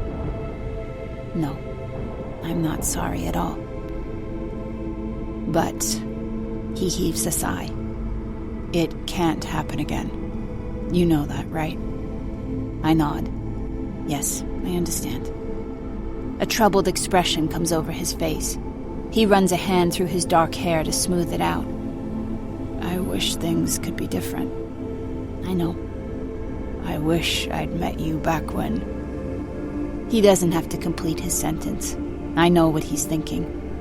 If only we had met back when he was still single. He could have walked into the bar where I was waiting tables, our eyes would have met, and when he asked me for my number, I would have given it to him. But that's not the situation. He's married. He's a father. Nothing more can happen between the two of us. I know, I say again. He keeps his eyes on me, and for a moment, I wonder if he's going to ask if he can join me in the shower. After all, we've already desecrated this hotel room. What's one more time? But he behaves himself. He turns away from me, pulls up the covers, and I go take my cold shower. Chapter 28. We hardly talk during the drive back to the island. Andrew turns on the radio, and we listen to the DJ's mindless chatter. It occurs to me that he mentioned a meeting later in the city, so he's going to have to turn right back around soon after we get home. But the journey is not entirely for me. He is still wearing the same clothing he was wearing yesterday, and I'm sure he wants to change into a new suit before showing up at his meeting. Almost back, he mumbles when we exit the Long Island Expressway. He's got on a pair of sunglasses, making his expression impossible to read. Great. My dress is riding up yet again. This damn dress is what caused all our problems. I tug at it, and even with his shades on, I can't help but notice Andrew is looking again. I raise my eyebrows at him, and he smiles sheepishly. One more for the road. As we're driving down a residential block, he swerves to get around a garbage truck. And that's when a horrible thought occurs to me. Andrew, I hiss. I never put out the garbage last night. Oh? He doesn't seem to quite be understanding the gravity of the situation. Nina specifically texted me to put out the trash last night. I never did it because I wasn't home. I've never forgotten before. If she finds out... He pulls off his sunglasses, revealing slightly bloodshot eyes. Shit. Do you still have time to do it? I watch the garbage truck, which is traveling in the opposite direction of his house. I doubt it. I think it's too late. They come really early. You could just say you forgot, right? You think Nina will buy that? Shit, he says again. He taps on the steering wheel. Okay, I'll take care of it. Don't worry. The only way to take care of it is to lug all the trash down to the dump personally. I'm not even sure where the dump is, but the trunk of my Nissan is tiny, and it will take me several trips, wherever it is. So I truly hope Andrew means it when he says he'll take care of it. When we get back to the house, Andrew presses the button in his car that makes the gate doors swing open automatically. Enzo is working in our yard, and he jerks his head up when he sees the BMW making its way down the driveway. It's unusual to see the BMW arriving home at this hour. It would make more sense for it to be leaving, so his surprise is warranted. I should have ducked down, but it's too late. Enzo pauses in the middle of his yard work, and his dark eyes meet mine. And he shakes his head, just like he did that first day. Damn it. Andrew notices him too, but he just raises his hand and waves like there's nothing strange about him arriving home at 9:30 in the morning with a woman who was not his wife. Before pulling into the garage, he throws the car into park. Let me see if Enzo can take care of the trash, he says. I want to beg him not to ask, but before I can get my mouth open, he's leaped out of the car, leaving the door slightly ajar. Enzo takes a step back like he does not want to have this conversation. Ciao, Enzo. Andrew flashes the landscaper a broad smile. God, he looks handsome when he smiles. I close my eyes for a moment, shivering as I remember his hands all over my body last night. I need your help. Enzo doesn't say a word. He just stares at him. We have a problem with the garbage. Andrew gestures at the 4 stuffed trash bags at the side of the house. We forgot to put them out last night for the garbage men. Do you think you could bring them out to the dump for us in your truck? I'll give you $50. Enzo looks over at the garbage bags, then back at Andrew. He doesn't say anything.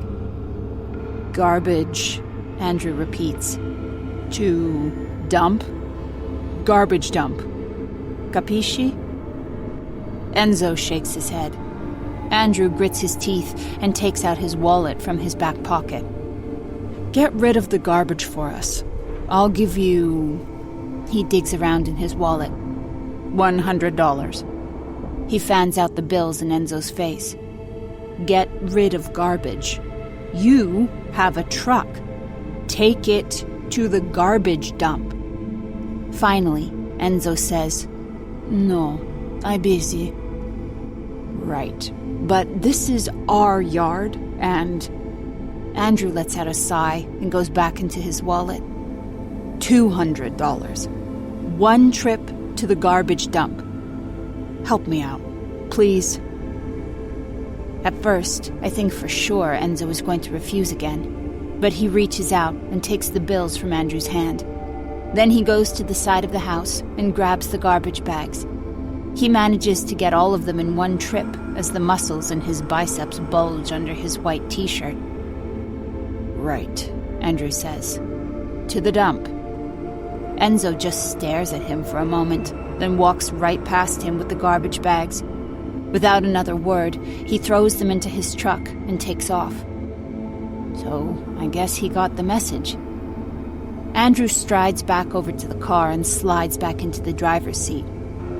Well, that's taken care of. But sheesh, what an asshole.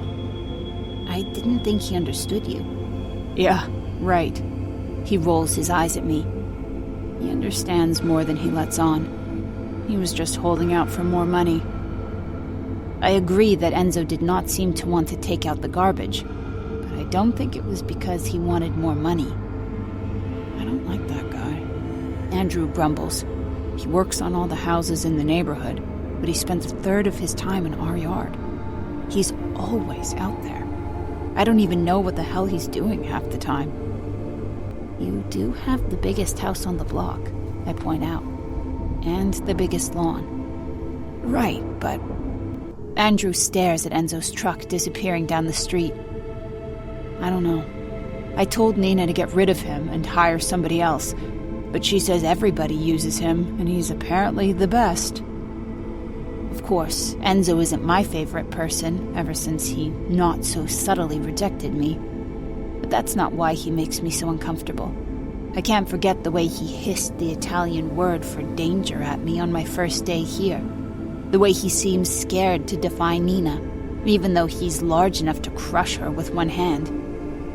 Does Andrew have any clue how wary Enzo is of his wife?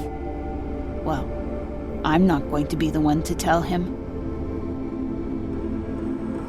Chapter 29. Nina comes home from dropping Cecilia off at camp at around 2 in the afternoon. She's carrying 4 large shopping bags from an impromptu spree during the drive home, which she dumps unceremoniously on the living room floor. I found the cutest little shop, she tells me. I just couldn't help myself. Great, I say with forced enthusiasm. Nina's cheeks are flushed, there are sweat stains under her armpits, and her blonde hair is frizzy. She still hasn't taken care of her roots, and the mascara on her right eye is caked in the corner. When I look her over, I genuinely can't figure out what Andrew sees in her. Take those bags upstairs for me, would you, Millie? She plops down on the leather sofa and takes out her phone. Thanks so much.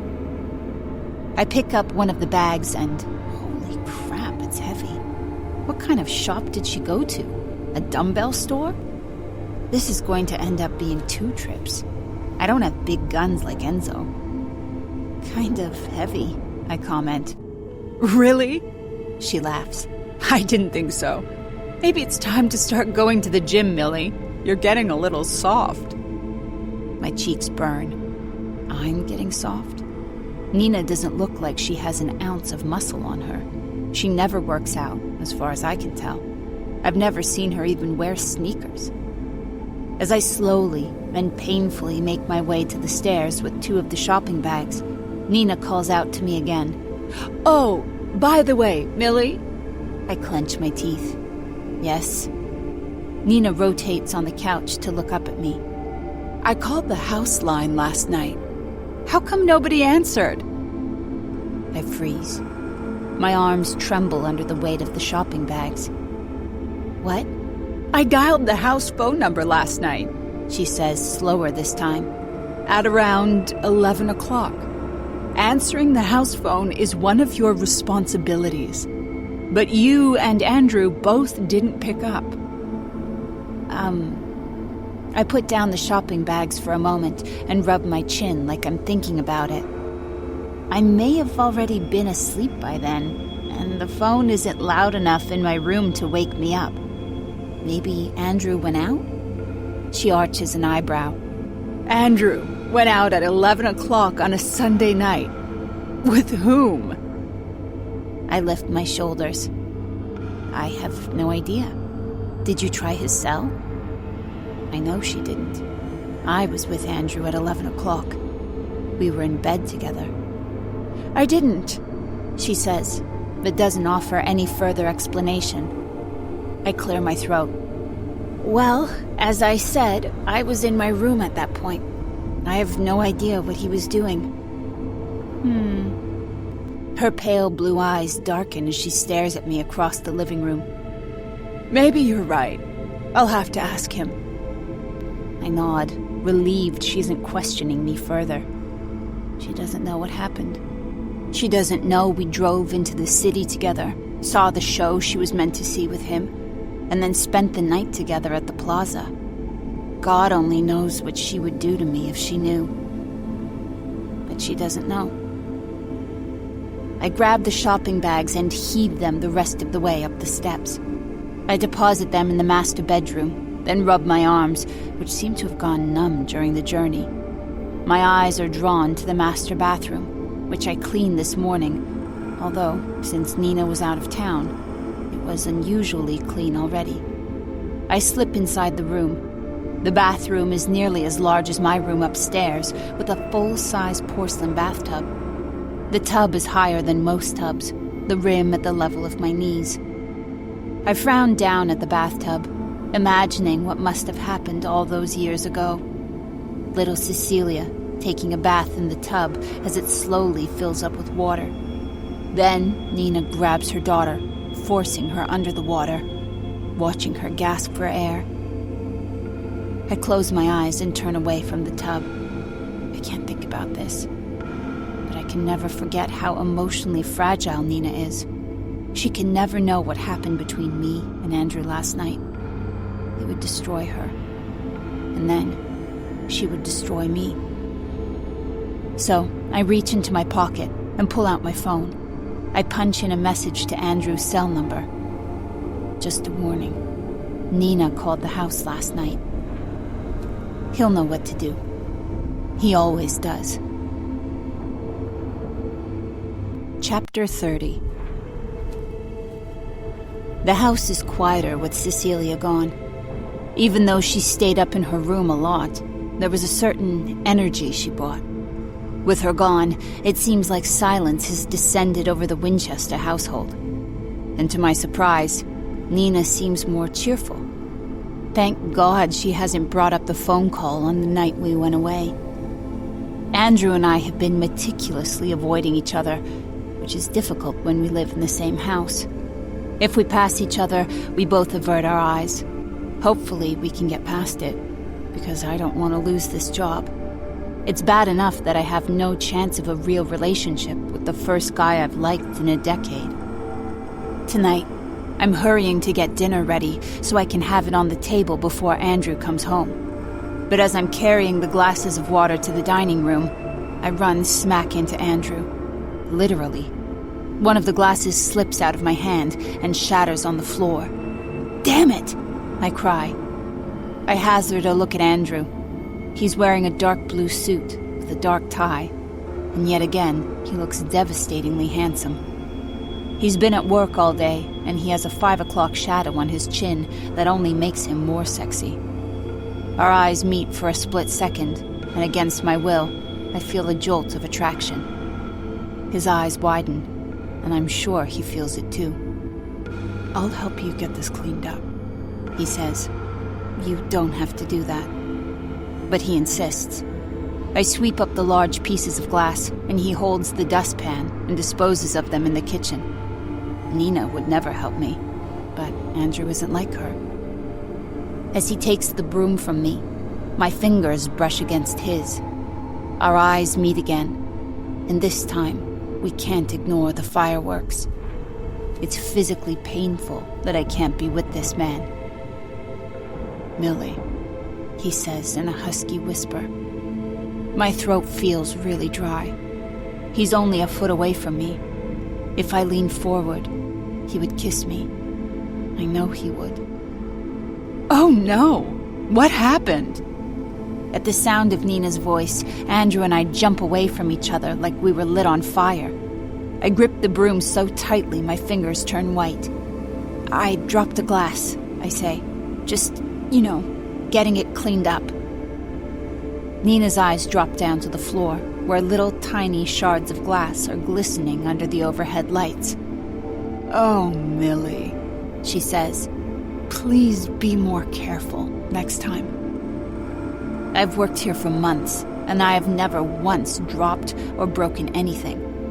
Well, except for that night she caught me and Andrew watching Family Feud late at night. But she doesn't know about that. "Yes, I'm sorry. I'm just going to grab the vacuum." Andrew's eyes follow me as I return to the utility closet, which is slightly larger than my bedroom upstairs, stuff the broom back inside, and grab the vacuum.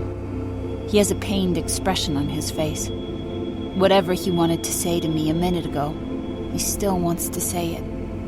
But he can't. Not with Nina in the room. Or maybe he can. "We should talk later," he murmurs in my ear, just as he follows Nina into the living room to wait for me to clean up. "Okay." I nod. I don't know what he wants to talk to me about, but I take this as a good sign.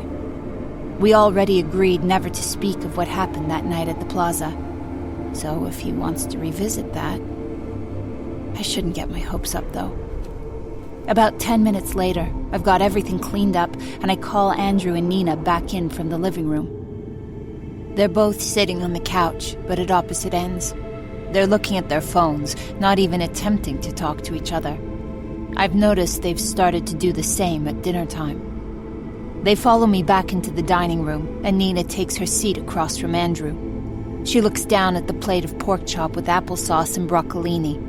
She smiles at me, and that's when I notice her bright red lipstick looks a little bit off. It's smeared over the right side of her lips, which gives her almost a demonic clown appearance. "This looks delicious, Millie." "Thank you." "Doesn't it smell wonderful, Andy?" she says. He picks up his fork. "Very nice." "I'm sure," Nina continues, "you never got food like this in prison, did you, Millie?" Mic drop. Nina is smiling up at me pleasantly with those demonic lips. Andrew, sitting across from her, is gawking at me. Obviously, this is new information to him. I say, "What sort of food did they serve you there?" She presses me. "I've always been curious about that. What's prison food like?" I don't know what to say. I can't deny it. She knows my past. It's okay. "Well, I hope you don't get inspired by any meals you had there." She laughs. "Stick with what you've been doing. You're doing a good job." "Thank you," I mutter. Andrew's face is ashen. Of course, he had no idea I was ever in prison. I never even considered telling him. Somehow, when I'm with him, that time in my life seems like something from the distant past. another lifetime. But most people don't see it that way. To most people, I am only one thing, a convict. And Nina wants to make sure I know my place. Right now, I'm desperate to escape Andrew's shocked expression. I turn around to head back up to my room. I'm nearly at the stairwell when Nina calls out to me, "Millie!" I stop, my back going rigid. It takes all my self-restraint to keep from snapping at her when I turn around. I slowly walk back to the dining room with an artificial smile on my face. "Yes, Nina?" She frowns. You forgot to put out the salt and pepper shaker. And, unfortunately, this pork chop does need a bit of salt. I wish you would be more generous with the seasoning. Right, sorry.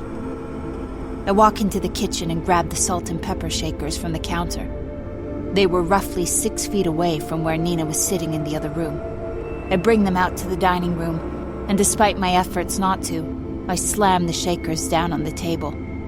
When I look at Nina, the corners of her lips are twitching. Thank you so much, Millie, she says. Please don't forget it again. I hope she steps on a shard of broken glass. I can't even look at Andrew. God knows what he must be thinking about me. I can't believe I was contemplating some sort of future with him. I wasn't really, but for a split second. Well, stranger things have happened. But that's out the window now. He looked horrified when she mentioned I'd been in prison. If only I could explain.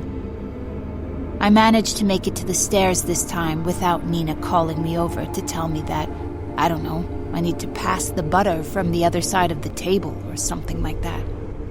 I trudge up the steps to the second floor, then up the darker, narrow set of steps to my bedroom. I slam the door behind me, wishing not for the first time that I could lock it. I plop down on my bed, trying to keep the tears from welling up. I wonder how long Nina has known about my past. Did she only recently discover it? Or did she do a background check when she hired me after all? Maybe she liked the idea of hiring a convict, someone she could boss around.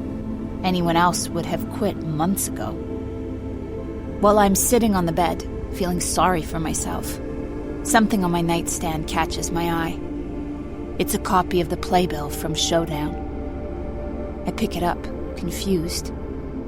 Why is the playbill on my nightstand? I put it in my purse after the show, and I've been keeping it in there as a reminder of that magical night. My purse is on the floor, leaning against the dresser. So how did the playbill get on the nightstand? I definitely didn't take it out. I'm sure of it. Someone else must have put it there. I locked the door to the room, but I'm not the only one here who has the key. I get a sinking feeling in my stomach. I finally understand why Nina blurted out that I'd been in prison. She knows that I saw the show with Andrew. She knows we were in Manhattan together all alone. I'm not sure if she knows we spent the night at the plaza, but she knows we weren't home at 11 o'clock at night. And I'm sure if she's smart enough, she could find out whether or not we checked into the hotel. Nina knows everything. I've just made a dangerous enemy. Chapter 31. As part of my new daily regimen of torture, Nina has made it her goal to make shopping as challenging for me as she possibly can. She's written out a list of items we need from the grocery store, but they are all very specific. She doesn't want milk. She wants organic milk from Queensland Farm. And if they don't have the exact item she wants, I have to text her to let her know and send her pictures of other possible replacements. And she takes her sweet time texting me back, but I have to stand there in the goddamn milk aisle waiting. Right now, I'm in the bread aisle. I send Nina a text. They're out of Nantucket sourdough bread. Here are some possible replacements. I sent her photographs of every single kind of sourdough bread they have in stock. And now I have to wait while she looks at them. After several minutes, I receive a text back from her. "Do they have any brioche?" Now I have to send her pictures of every brioche bread they have. I swear I'm going to blow my brains out before I finish this shopping trip. She's deliberately tormenting me. But to be fair, I did sleep with her husband. As I'm snapping photographs of the bread, I notice a heavy-set man with gray hair watching me from the other end of the aisle. He's not even being subtle about it. I shoot him a look, and he backs off, thank God. I can't deal with a stalker on top of everything else. As I wait for Nina to contemplate the bread a little further, I let my mind wander. As usual, it wanders to Andrew Winchester.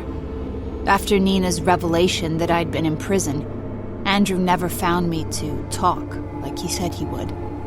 He has been effectively scared off. I can't blame him. I like Andrew. No, I don't just like him.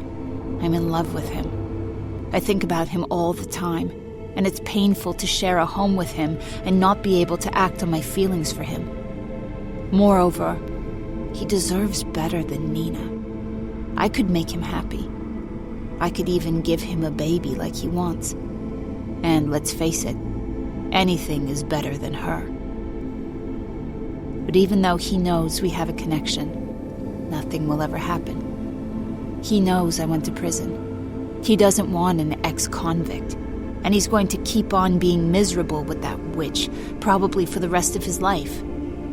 My phone buzzes again. "Any French bread?" It takes another 10 minutes, but I manage to find a loaf of bread that meets Nina's expectations. As I roll my shopping cart to the checkout, I notice that heavy-set guy again. He definitely is staring at me. And more unsettlingly, he doesn't have a shopping cart. So what exactly is he doing? I check out as quickly as I possibly can. I load the paper bags filled with groceries back into my shopping cart, so I can push it out into the parking lot to my Nissan. It's only as I'm getting close to the exit that a hand closes around my shoulder. I lift my head, and that heavy-set man is standing over me. "Excuse me?" I try to jerk away, but he holds tight to my arm. My right hand balls into a fist. At least a bunch of people are watching us, so I have witnesses. "What do you think you're doing?" He points to a small ID badge hanging from the collar of his blue dress shirt, which I hadn't noticed before. "I'm supermarket security. Can you come with me, miss?" I'm going to be sick. It's bad enough I spent almost 90 minutes in this place, shopping for a handful of items. But now I'm being arrested? For what? "What's wrong?" I gulp. We have attracted a crowd. I notice a couple of women from the school pickup who I'm sure will gleefully report back to Nina that they saw her housekeeper being apprehended by supermarket security. "Please come with me," the guy says again. I push my cart with us because I'm scared to leave it behind. There are over $200 worth of groceries in there, and I'm sure Nina would make me pay for all of them if they were lost or stolen. I follow the man into a small office with a scratched-up wooden desk and 2 plastic chairs set up in front of it. The man gestures for me to sit down, so I settle down in one of the chairs, which creaks threateningly under my weight. This has got to be a mistake. I look at the man's ID badge. His name is Paul Dorsey. "What's this about, Mr. Dorsey?" He frowns at me as his jowls hang down. "A customer alerted me that you were stealing items from the supermarket." I let out a gasp. "I would never do that." "Maybe not." He sticks his thumb into the loop of his belt. "But I have to investigate. Can I see your receipt, please, Miss Calloway?" I dig around in my purse until I come up with a crumpled strip of paper. "Here." "Just a warning," he says. "We prosecute all shoplifters."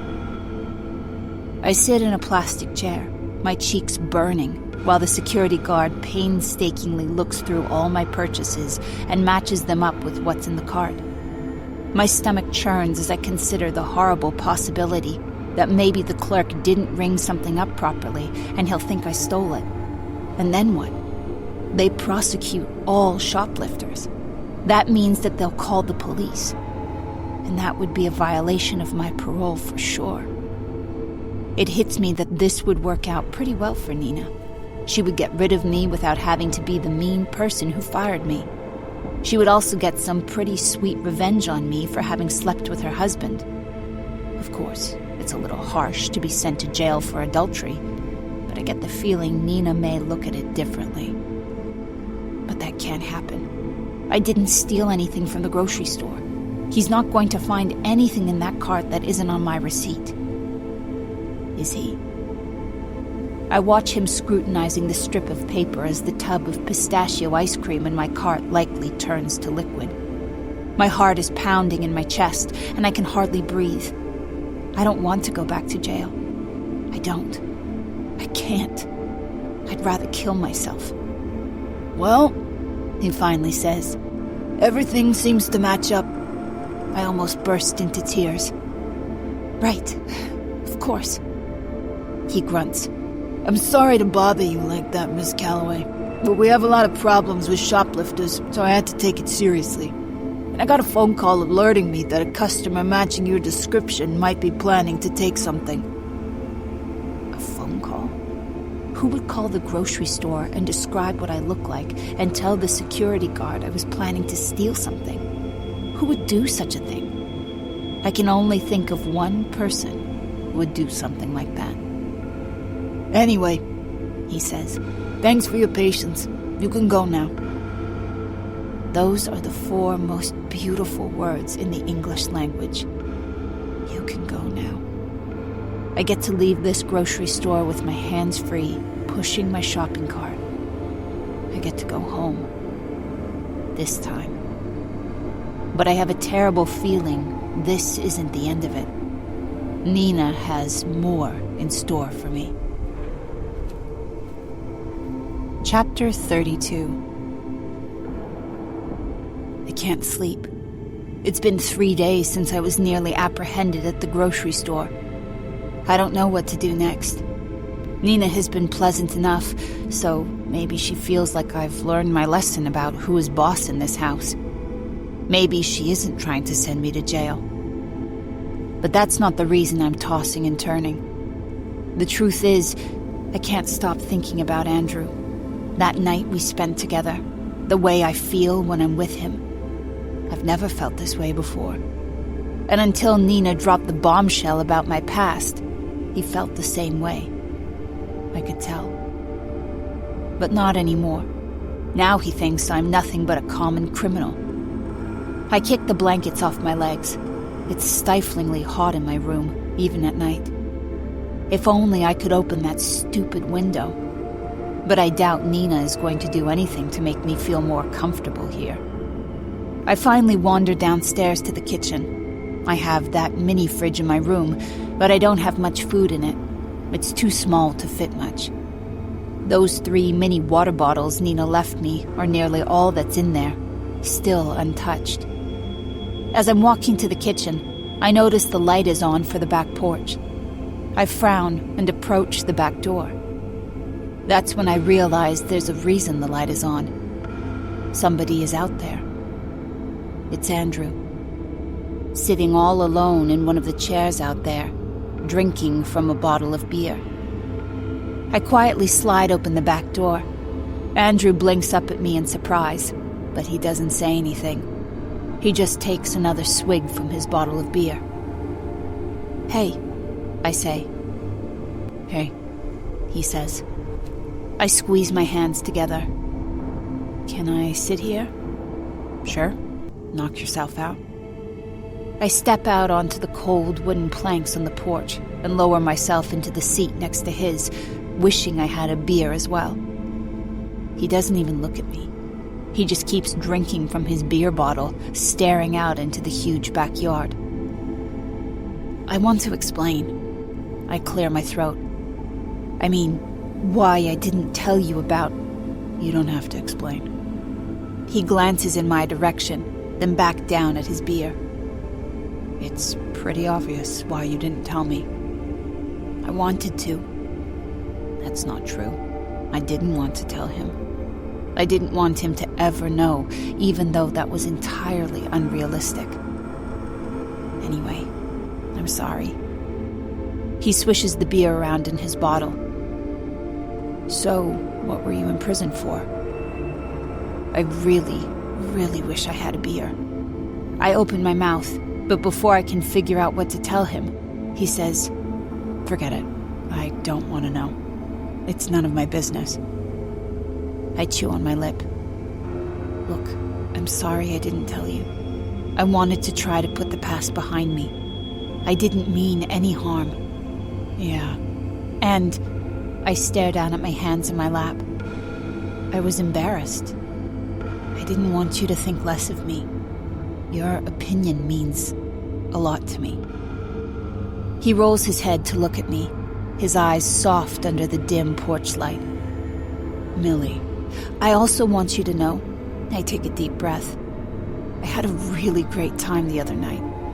It was one of the best nights I've ever had. Because of you. So, whatever else happens, thank you for that. I just had to tell you that." There's a crease between his eyebrows. "I had a great time too. I haven't felt that happy in..." He pinches the bridge of his nose. "A while.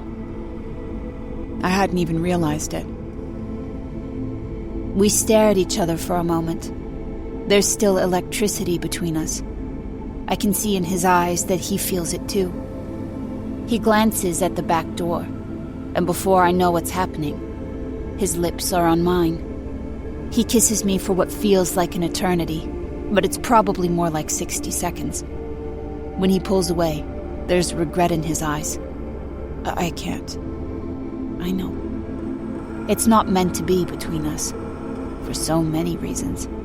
But if he wanted to go for it, I would do it, even if it meant making an enemy out of Nina. I would risk it, for him. But instead, I get up and leave him behind on the porch with his beer. The wood of the stairs is cold against my bare feet as I walk back up to the second floor. My head is still spinning from that kiss, and my lips are tingling. That can't be the last time. It can't. I saw the way he was looking at me. He has real feelings for me. Even though he knows my past, he still likes me. The only problem is... Wait, what's that? I freeze at the top of the stairs. There is a shadow in the hallway. I squint at it, trying to make out the image in the darkness. And then it moves. I let out a screech and nearly go toppling down the stairs. I grab onto the banister and save myself at the last second. The shadow shifts closer to me, and now I can see what it is. It's Nina. "Nina!" I gasp. Why is she standing there in the hallway? Was she downstairs? Did she see me and Andrew kissing? "Hello, Millie." It's dark in the hallway, but the whites of her eyes almost seem to be glowing. What are you doing here?" She scowls at me, the light from the moon creating disturbing shadows on her face. "It's my home. I don't have to account for my whereabouts." Of course, it's not really her home. Andrew owns the house, and if they weren't married, she couldn't live here.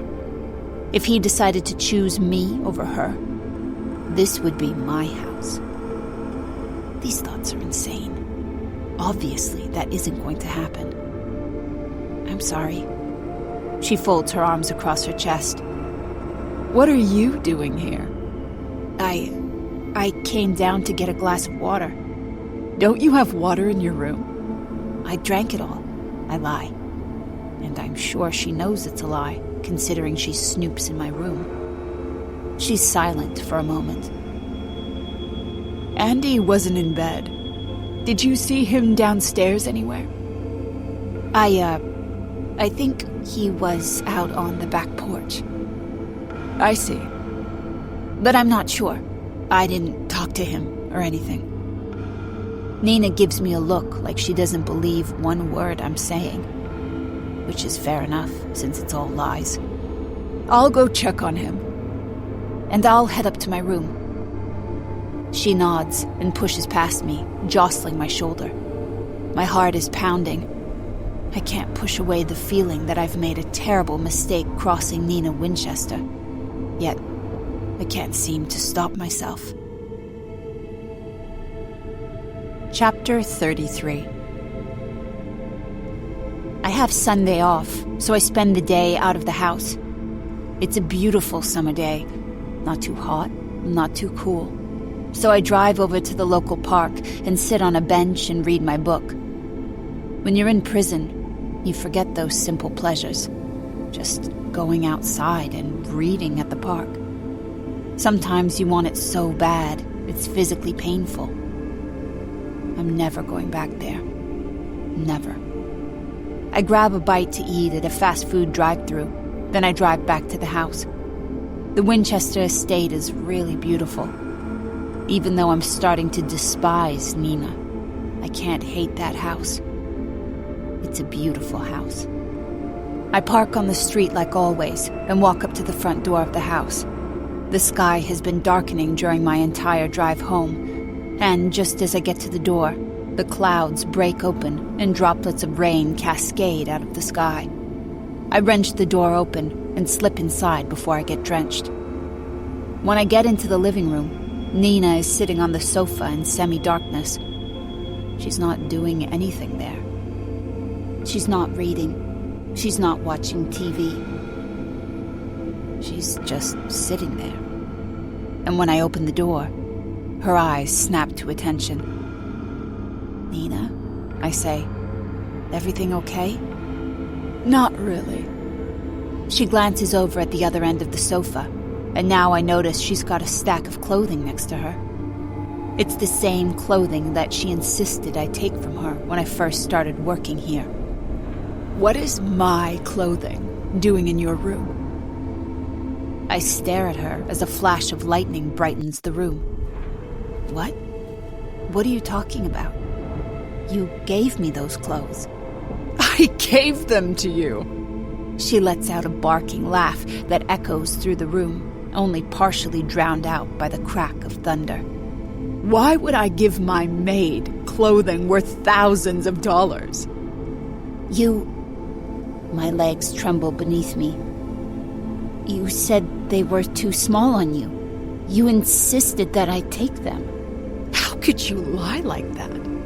She takes a step toward me, her blue eyes like ice. You stole my clothing. You're a thief. No. I reach out for something before my legs give out under me, but I grasp only air. I would never do that. Ha! She snorts. That's what I get for trusting a convict to work in my home. She's loud enough that Andrew hears the commotion. He dashes out of his office, and I see his handsome face at the top of the stairs, lit by another bolt of lightning. Oh God, what is he going to think of me? It's bad enough that he knows about my prison record. I don't want him to think I stole from his own house. Nina? He takes the stairs down 2 at a time. What's going on here? I'll tell you what's going on, she announces triumphantly. Millie here has been stealing from my closet. She stole all this clothing from me. I found it in her closet. Andrew's eyes slowly grow wide. I didn't steal anything. Tears prick at my eyes. I swear to you, Nina gave me those clothes. She said they didn't fit her. As if we would believe your lies. She sneers at me. I should call the police on you. Do you know what this clothing is worth? No, please don't. Oh, right. Nina laughs at the expression on my face. You're on parole, aren't you? Something like this would send you right back to prison.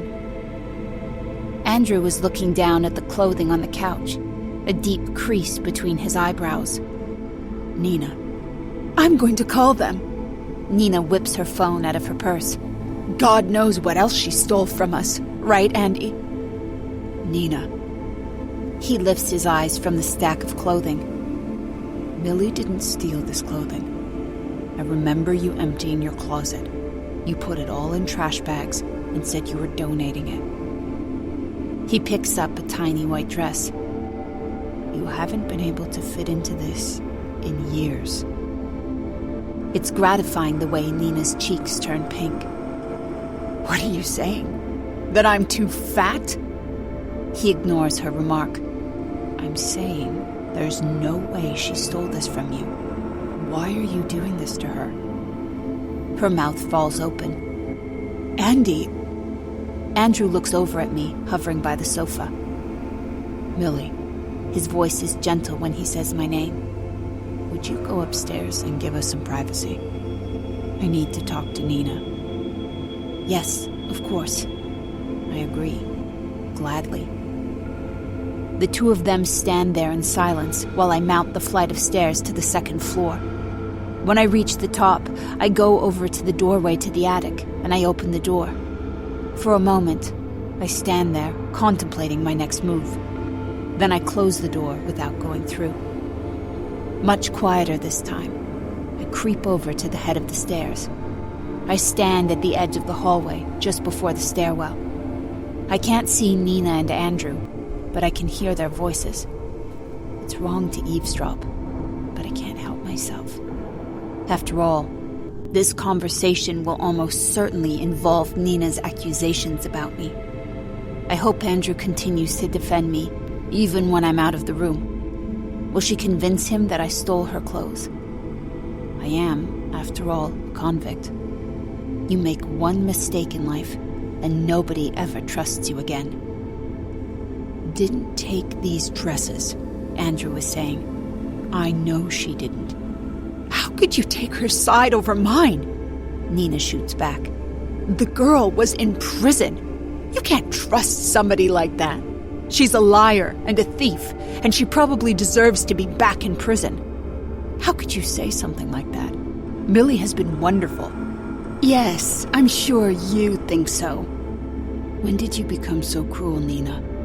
His voice trembles. You've changed. You're a different person now. Everyone changes. She spits at him. No.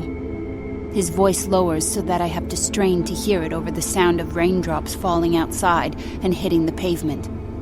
Not like you. I don't even recognize you anymore. You're not the same person I fell in love with. There's a long silence, broken by a bolt of thunder that cracks loud enough to shake the foundations of the house. Once it's faded, I hear Nina's next words loud and clear. What are you saying, Andy? I'm saying, I don't think I'm in love with you anymore, Nina. I think we should separate. You're not in love with me anymore? She bursts out. How can you say that? I'm sorry. I was just going along with things, living our lives, and I didn't even realize how unhappy I was. Nina is quiet for a long time as she absorbs his words. Does this have to do with Millie? I hold my breath, waiting to hear his answer. There was something between us that night in New York, but I'm not going to kid myself that he's leaving Nina because of me. This isn't about Millie, he finally says. Really? So are you going to lie to my face and pretend nothing ever happened between you and her? Damn, she knows. Or at least, she thinks she knows. I have feelings for Millie, he says in a voice so quiet, I'm sure I must have imagined it. How could this rich, handsome, married man have feelings for me? But that's not what this is about. This is about you and me. I don't love you anymore. This is bullshit! The pitch of Nina's voice is going up to the point where soon only dogs will be able to hear her. You're leaving me for our maid? This is the most ridiculous thing I've ever heard. This is an embarrassment to you. You're better than this, Andrew. Nina, his tone is firm. It's over. I'm sorry. Sorry? Another crack of thunder shakes the floorboards. Oh, you don't know what sorry is. There's a pause. Excuse me. If you try to go through with this, she growls at him. I will destroy you in court. I will make sure you are left penniless and homeless. Homeless? This is my home, Nina. I bought it before we even knew each other. I allow you to stay here. We have a prenup, as you recall, and after our marriage ends, it will be mine again. He pauses again. And now, I'd like you to leave. I hazard a look around the stairwell. If I crouch, I can make out Nina standing in the center of the living room, her face pale. Her mouth opens and closes like a fish. You can't be serious about this, Andy, she sputters. I am very serious. But... She clutches her chest. What about Cece? Cece is your daughter. You never wanted me to adopt her. It sounds like she's speaking through gritted teeth. Oh, I see what this is about. It's because I can't have another baby. You want somebody younger who can give you a child. I'm not good enough anymore. That's not what this is about, he says. Although on some level, maybe it is. Andrew does want another child, and he can't have that with Nina. Her voice trembles. Andy, please don't do this to me. Don't humiliate me this way. Please. I'd like you to leave, Nina. Right now. But it's raining. Andrew's voice doesn't waver. Pack a bag and get out. I can almost hear her weighing her options. Whatever else I can say about Nina Winchester, she's not stupid. Finally, her shoulders sag. Fine. I'll leave. Nina's footsteps thud in the direction of the stairs.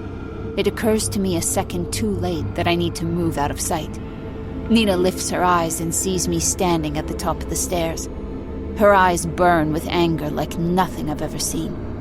I should run back to my room, but my legs feel frozen as her heels bite into the steps one by one.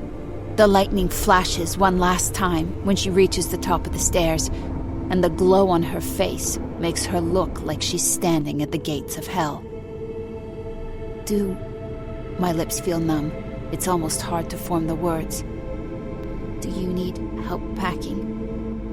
There's such venom in her eyes, I'm afraid she's going to reach into my chest and yank my heart out with her bare hands. Do I need help packing? No, I believe I can manage. Nina goes into her bedroom, slamming the door behind her. I'm not sure what to do. I could go up to the attic, but then I look downstairs where Andrew is still in the living room. He's looking up at me, so I descend the stairs to talk to him.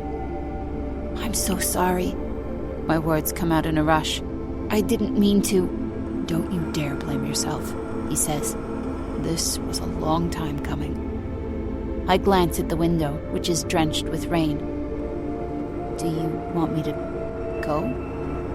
No, he says. I want you to stay. He touches my arm, and a tingle goes through me. All I can think is that I want him to kiss me, but he can't do it right now. Not with Nina right upstairs. But soon she'll be gone. About 10 minutes later, Nina comes down the stairs, struggling with a bag on each shoulder.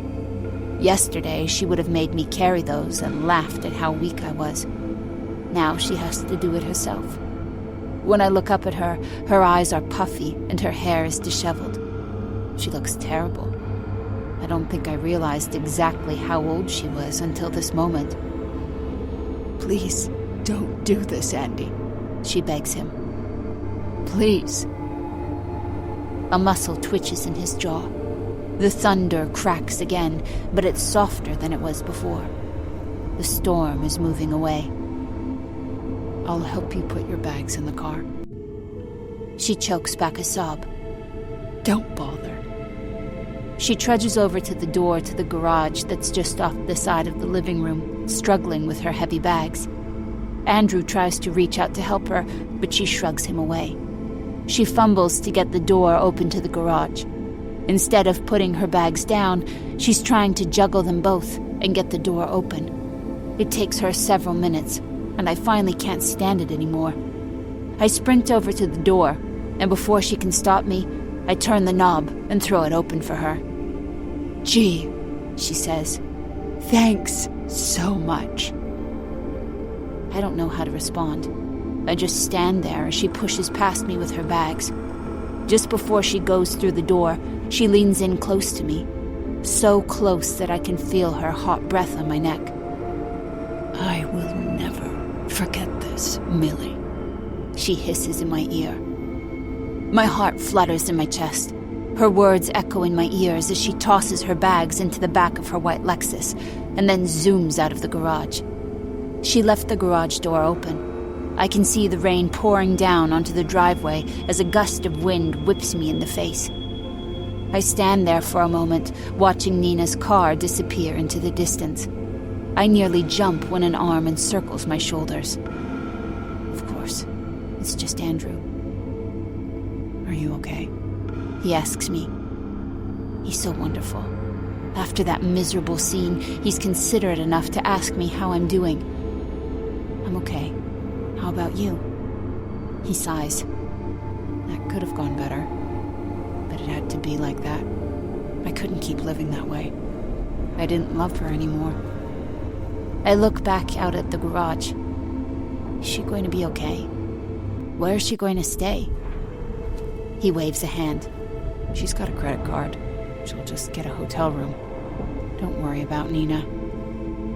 Except I am worried about Nina. I'm very worried about Nina, but not in the way he thinks.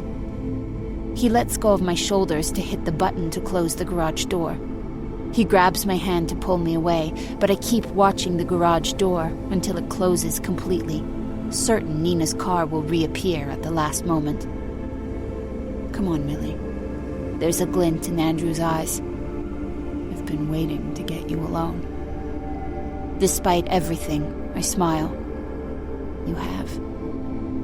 You have no idea. He pulls me in for a kiss, and as I melt against him, the thunder cracks once again. I imagine I can still hear Nina's car engine in the distance, but that's impossible. She's gone. For good. Chapter 34. I wake up the next morning in the guest bedroom, with Andrew asleep beside me. After Nina left last night, this is where we ended up. I didn't want to sleep in his bed, where Nina had been sleeping just the night before, and my cot upstairs was not very comfortable for two bodies, so this was the compromise. I suppose if we continue like this, if things become more serious between us, I'll eventually have to sleep in the master bedroom. But not yet. It still smells like Nina in there. Her stench clings to everything. Andrew's eyes crack open, and a smile spreads across his face when he sees me lying there beside him. "Well, hello," he says. "Hello yourself." He runs a finger down my neck and over my shoulder, and my whole body tingles. "I love waking up next to you, instead of her." I feel the same way. I hope I get to wake up next to him tomorrow, and the morning after. Nina didn't appreciate this man, but I do. She took her life for granted. It's crazy to think that now it will be mine. He leans in and kisses me on the nose. "I better get up. I have to get to a meeting." I struggle to sit up in bed. "I'll make you breakfast." "Don't even think about it." He climbs out of bed, the blankets falling from his perfect body. He's in really good shape. He must work out. "You've been getting up and making breakfast for us every single day since you've been here. Today, you sleep in and do whatever you want." I usually do the laundry on Mondays. I don't mind running a load and... "No." He gives me a look. "Look, I don't know exactly how to work this all out, but I really like you. I want to give you and me a real try. And if we're going to do that, you can't be my maid. I'll find somebody else to clean, and you can hang out here until you figure out what you want to do next." My cheeks flush. It's not that easy for me. You know I have a record. People don't want to hire someone who... That's why you can stay here as long as you want. He holds up a hand to cut off my protests. I mean it. I love having you here. And who knows? Maybe it'll end up being, a permanent thing. He gives me this sweet, charming smile, and I just melt. Nina had to be insane to let this guy get away. I'm still scared she's going to want him back. I watch Andrew thread his muscular legs through his boxer shorts, although I pretend not to be watching. He winks at me one last time. Then he leaves the room to take a shower, and I'm all alone. I let out a yawn, stretching out in this luxurious double bed.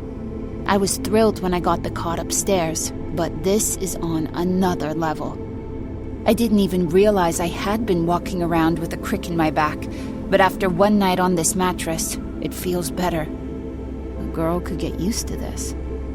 I had abandoned my phone on the nightstand next to the bed, but now it starts buzzing with a phone call. I reach for it and frown at the message on the screen. Blocked number. My stomach fills with butterflies. Who is calling me at this hour of the morning? I stare at the screen until the phone goes silent again. Well, that was one way to deal with it. I drop my phone back down on the nightstand and snuggle up back in the bed. It's not just the mattress that's comfortable. The sheets feel like I'm sleeping on a bed of silk, and the blanket is warm yet somehow light. So much better than the itchy woolen thing I've been sleeping under upstairs. And that awful scrawny blanket I had at the prison.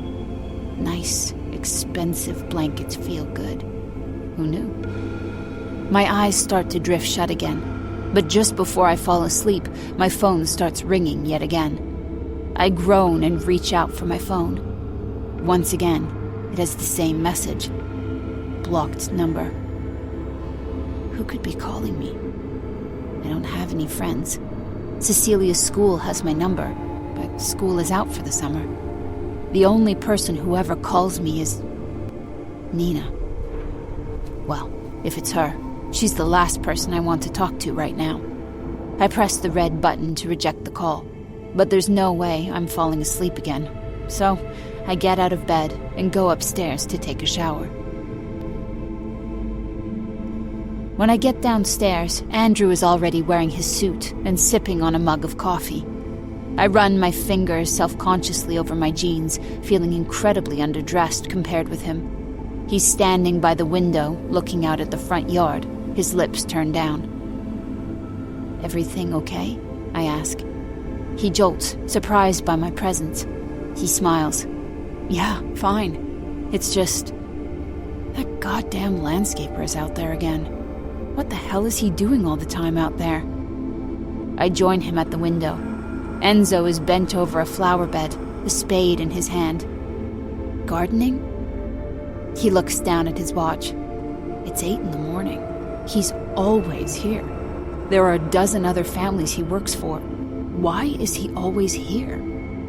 I shrug, but truthfully, he has a point. It does seem like Enzo is in our yard a lot. A disproportionate amount of time, even considering how much larger our yard is than many of the others. Andrew seems to make his mind up about something, and he puts his coffee cup down on the windowsill. I reach for it, knowing Nina will have an absolute fit if she sees a ring of coffee on the windowsill. But then I stop myself. Nina isn't going to give me a hard time anymore. I don't ever have to see her again. I can leave coffee cups wherever I want from now on. Andrew strides into the front lawn, a determined expression on his face, and I follow him out of curiosity. Obviously, he's planning to say something to Enzo. He clears his throat 2 times, but it's not enough to get Enzo's attention. Finally, he snaps. Enzo! Enzo very slowly lifts his head and turns around. Yes. I want to talk to you. Enzo lets out a long sigh and gets back on his feet. He ambles over to us, going as slow as humanly possible. Hey, what you want? Listen, Andrew is tall, but Enzo is taller, and he has to lift his head to look at him. Thank you for all your help here, but we don't need you anymore. So please just get your things and go to your next job. Che cosa? Enzo says. Andrew's lips set into a straight line. I said, we don't need you. Done. Finished. You can leave. Enzo's head tilts to the side. Fired. Andrew sucks in a breath. Yes, fired. Enzo contemplates this for a moment. I take a step back, aware that as strong and muscular as Andrew is, Enzo has him beat by a mile. If the two of them were in a fight, I don't even think it would be a close call. But then he just shrugs. Okay, Enzo says. I go. He seems to care so little about the whole thing that I wonder if Andrew feels silly for having made a big deal out of him working here so often. But Andrew nods, relieved. Grazie. I appreciate your help the last few years. Enzo just stares at him blankly. Andrew mutters something under his breath and turns around to go back into the house. I start to follow him, but just as Andrew disappears through the front door, something restrains me. It takes me a second to realize that Enzo has grabbed my arm. I turn around to look at him. His expression has completely changed since Andrew went back into the house. His dark eyes are wide as they stare into mine. Millie, he breathes. You must get out of here. You are in terrible danger. My mouth falls open, not only because of what he said, but how he said it. Since I've been working here, he hasn't managed to string together more than a couple of English words. And now he said 2 entire sentences? And not just that, but the Italian accent that is usually so thick that I can barely understand him is far more subtle. It's the accent of a man who is very comfortable with the English language. I'm okay, I say. Nina is gone. No. He shakes his head firmly, his fingers still wrapped around my arm. You are wrong. She is not... Before he can get any other words out, the front door to the house swings open again. Enzo quickly releases my arm and backs away. Millie? Andrew pokes his head out the front door. Everything okay? Fine, I manage. You coming back inside? I want to stay out here and ask Enzo what exactly he meant by his ominous warning and what he was trying to tell me. But I have to go back inside the house. I don't have a choice. As I follow Andrew through the front door, I look back at Enzo, who has made himself busy gathering his equipment. He doesn't even look up at me. It's almost like I imagined the entire thing. Except when I look down at my arm, I can see the angry red marks his fingers left behind. Chapter 35. Andrew told me that I shouldn't be doing any work for the house, but Monday I usually go grocery shopping and we're low on a lot of supplies. And after I flipped through a few books I pulled out of the bookcase and watch a little TV, I'm itching for something else to do with myself. Unlike Nina, I like keeping busy. I have been meticulously avoiding the grocery store where that security guard tried to apprehend me. Instead, I go to a different grocery store in another part of town. They're all the same, anyway. The best part is pushing my cart around the store and not having to follow Nina's stupid, pretentious grocery list. I can buy whatever I want. If I want to get brioche bread, I'll get brioche. And if I want to get sourdough, I'll get that. I don't have to send her 100 pictures of every kind of bread. It's so liberating. While I'm looking through the dairy aisle, my phone rings inside my purse. Again, I get that unsettled feeling. Who could be calling me? Maybe it's Andrew.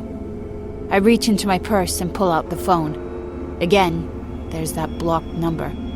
Whoever called me this morning is trying to call me again. Millie, is it? I nearly jump out of my skin. I look up, and it's one of those women Nina had over for her PTA meeting. I can't remember her name. She's pushing her own shopping cart, and she's got a phony smile on her plump, painted lips. "Yes," I say. "I'm Patrice," she says. "You're Nina's girl, right?" I bristle at the label she gave me. Nina's girl. Wow. Wait till she finds out that Andrew dumped Nina and she's going to be screwed over in the divorce thanks to the prenup.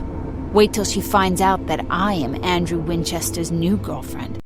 Soon, maybe I'll be the one she has to suck up to. "I work for the Winchesters," I say stiffly, but not for long. "Oh, good." Her smile broadens. "I've been trying to get in touch with Nina all morning. She and I were supposed to get together for brunch. We always have brunch Monday and Thursday at Kristen's Diner, but she never showed up. Is everything okay?" "Yes," I lie. "Everything is fine." Patrice purses her lips. "I guess she must have just forgotten then. You know, Nina can be a bit flaky, I'm sure." Oh, she's a lot more than that. But I keep my mouth shut. Her eyes fall on the phone in my hand. "Is that the phone Nina gave you to use?" Yeah, it is." She throws her head back and laughs. "I have to say, it's nice of you to let her keep track of where you are at all times. I don't know if I would be okay with that if I were you." I shrug. She mostly just texts me. It's not that bad. "That's not what I mean." She nods at the phone.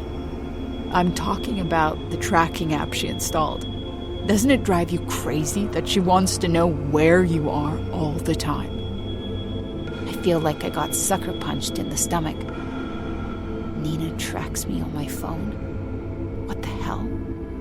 I'm so stupid. Of course she would do something like that. It makes perfect sense. And now I realize that she didn't have to go through my purse to find that playbill or call the house the night of the show. She knew exactly where I was. "Oh!" Patrice clasps a hand over her mouth. "I'm so sorry. Did you not realize?" I want to slap her across her Botoxed face. I'm not sure whether she knew that I knew about it or not, but she looks like she's taking great pleasure in being the one to tell me. A cold sweat breaks out in the back of my neck. "Excuse me," I say to Patrice. I push past her, leaving my grocery cart behind. I race out into the parking lot, and I can only breathe again when I'm out of the store. I put my hands on my knees and lean forward until my breathing returns to normal. When I straighten up again, a car is making a quick exit from the parking lot. I recognize the white Lexus. It looks like Nina's car. And then, my phone starts to ring again. I rip it out of my purse. Again, it says blocked number. Fine. If she wants to talk to me, she can go ahead and say what she wants to say. If she wants to threaten me and call me a homewrecker, let her do it. I jab at the green button. "Hello? Nina?" "Hello," a cheerful voice says. "It's come to our attention that your vehicle warranty may have recently expired." I pull the phone away from my ear and stare at it in disbelief. It wasn't Nina after all. It was a stupid spam caller. I just completely overreacted to the entire thing. But I still can't push away the feeling that I'm in danger. Chapter 36. Andrew is stuck at work tonight. He sent me a regretful text at 6:45. "Problem at work. I'm stuck here at least another hour. Eat without me." I texted back, "No problem. Drive safely." But inside, I was reeling with disappointment. I had so much fun having dinner in Manhattan with Andrew, and I had been attempting to recreate one of the meals we had at that French restaurant. Steak au poivre. I used black peppercorns that I picked up at the supermarket after I worked up the nerve to go back in. Minced shallot, cognac, red wine, beef broth, and heavy whipping cream. The smell was incredible, but it wasn't going to keep for another hour or two. Steak just isn't the same reheated. I had no choice but to eat my magnificent dinner all alone. And now it's sitting in my stomach like a rock while I flick through stations of the television. I don't like being in this house alone. When Andrew is here, it feels like his house, which it is. But when he's not here, the whole place reeks of Nina. Her perfume emanates from every crack and crevice. She's marked her territory with her scent like an animal.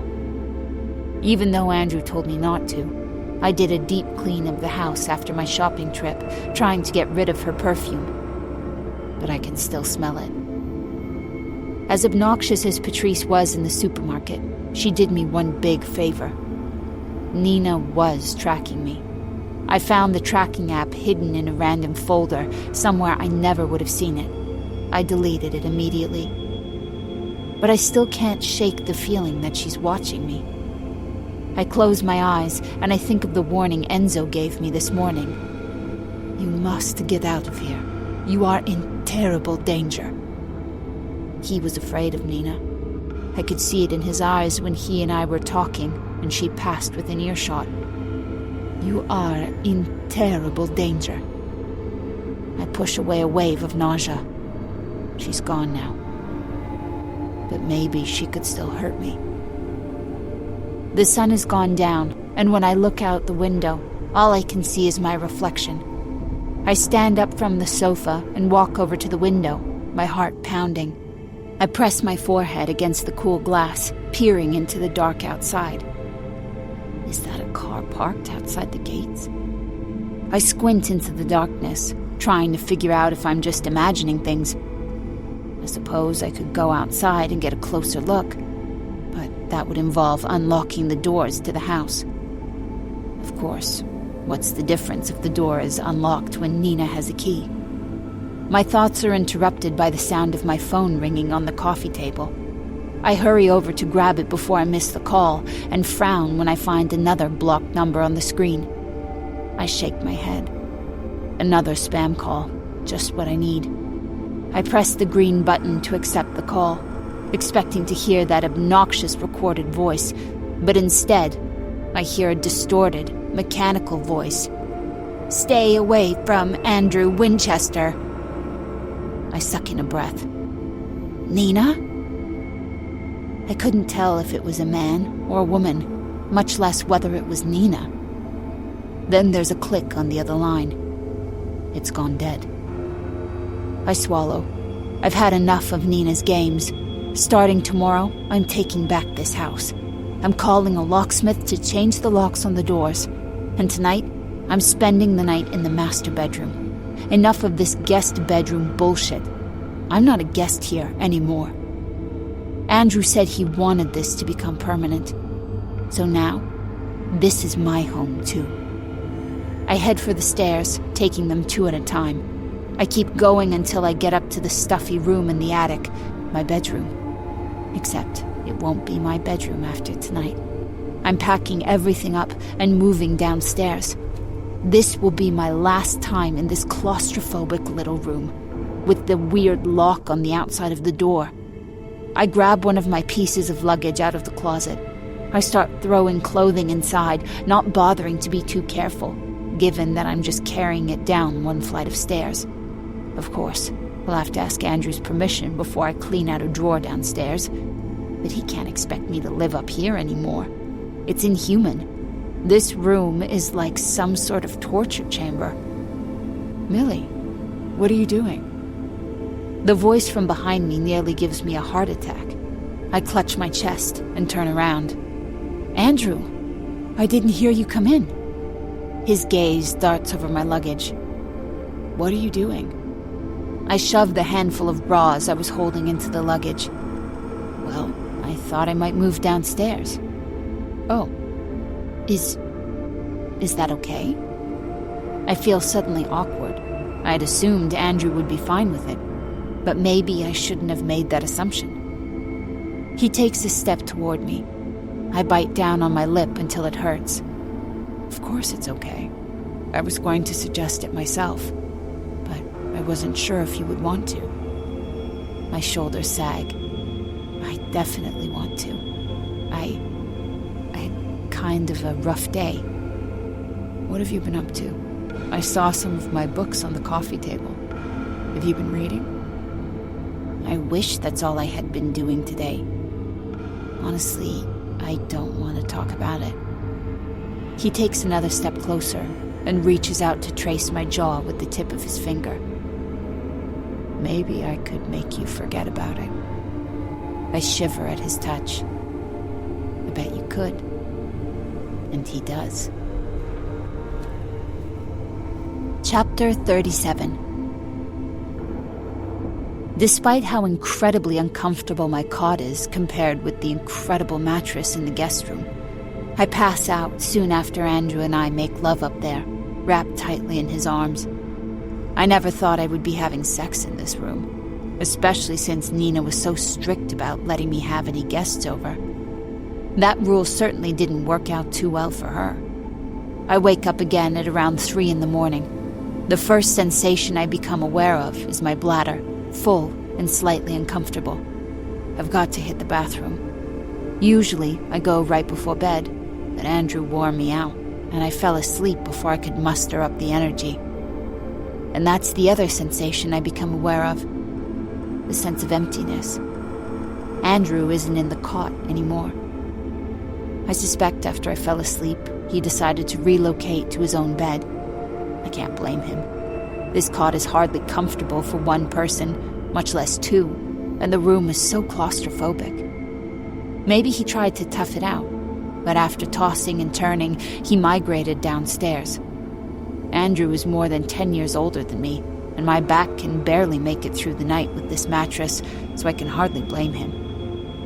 I'm so glad this is the last night I'll be sleeping here. Maybe after I use the bathroom, I'll go join Andrew downstairs. I rise to my feet, the floorboards groaning under my weight. I make my way to the door and turn the doorknob. As usual, it sticks, so I turn it more firmly. It still doesn't turn. Panic mounts in my chest. I press myself against the door, the scratch marks in the wood splintering into my shoulder, and place my right hand squarely on the knob. I try once again to turn it clockwise, but it doesn't budge. Not even a millimeter. And that's when I realize what's going on. The door isn't stuck. It's locked. Part 2. Chapter 38. Nina. If a few months ago someone had told me I would be spending tonight in a hotel room while Andy was at my house with another woman, the maid, I wouldn't have believed it. But here I am, dressed in a terry cloth bathrobe I found in the closet, stretched out in the queen-sized hotel bed. The television is on, but I'm barely aware of it. I've got my phone out, and I click on the app I've been using for the last several months. Find My Friends. I wait for it to tell me the location of Wilhelmina Millie Calloway. But under her name, it says, "Location not found." The same as it has since the afternoon. She must have figured out I was tracking her and disabled the app. Smart girl. But not smart enough. I pick up my purse from where I put it down on the nightstand.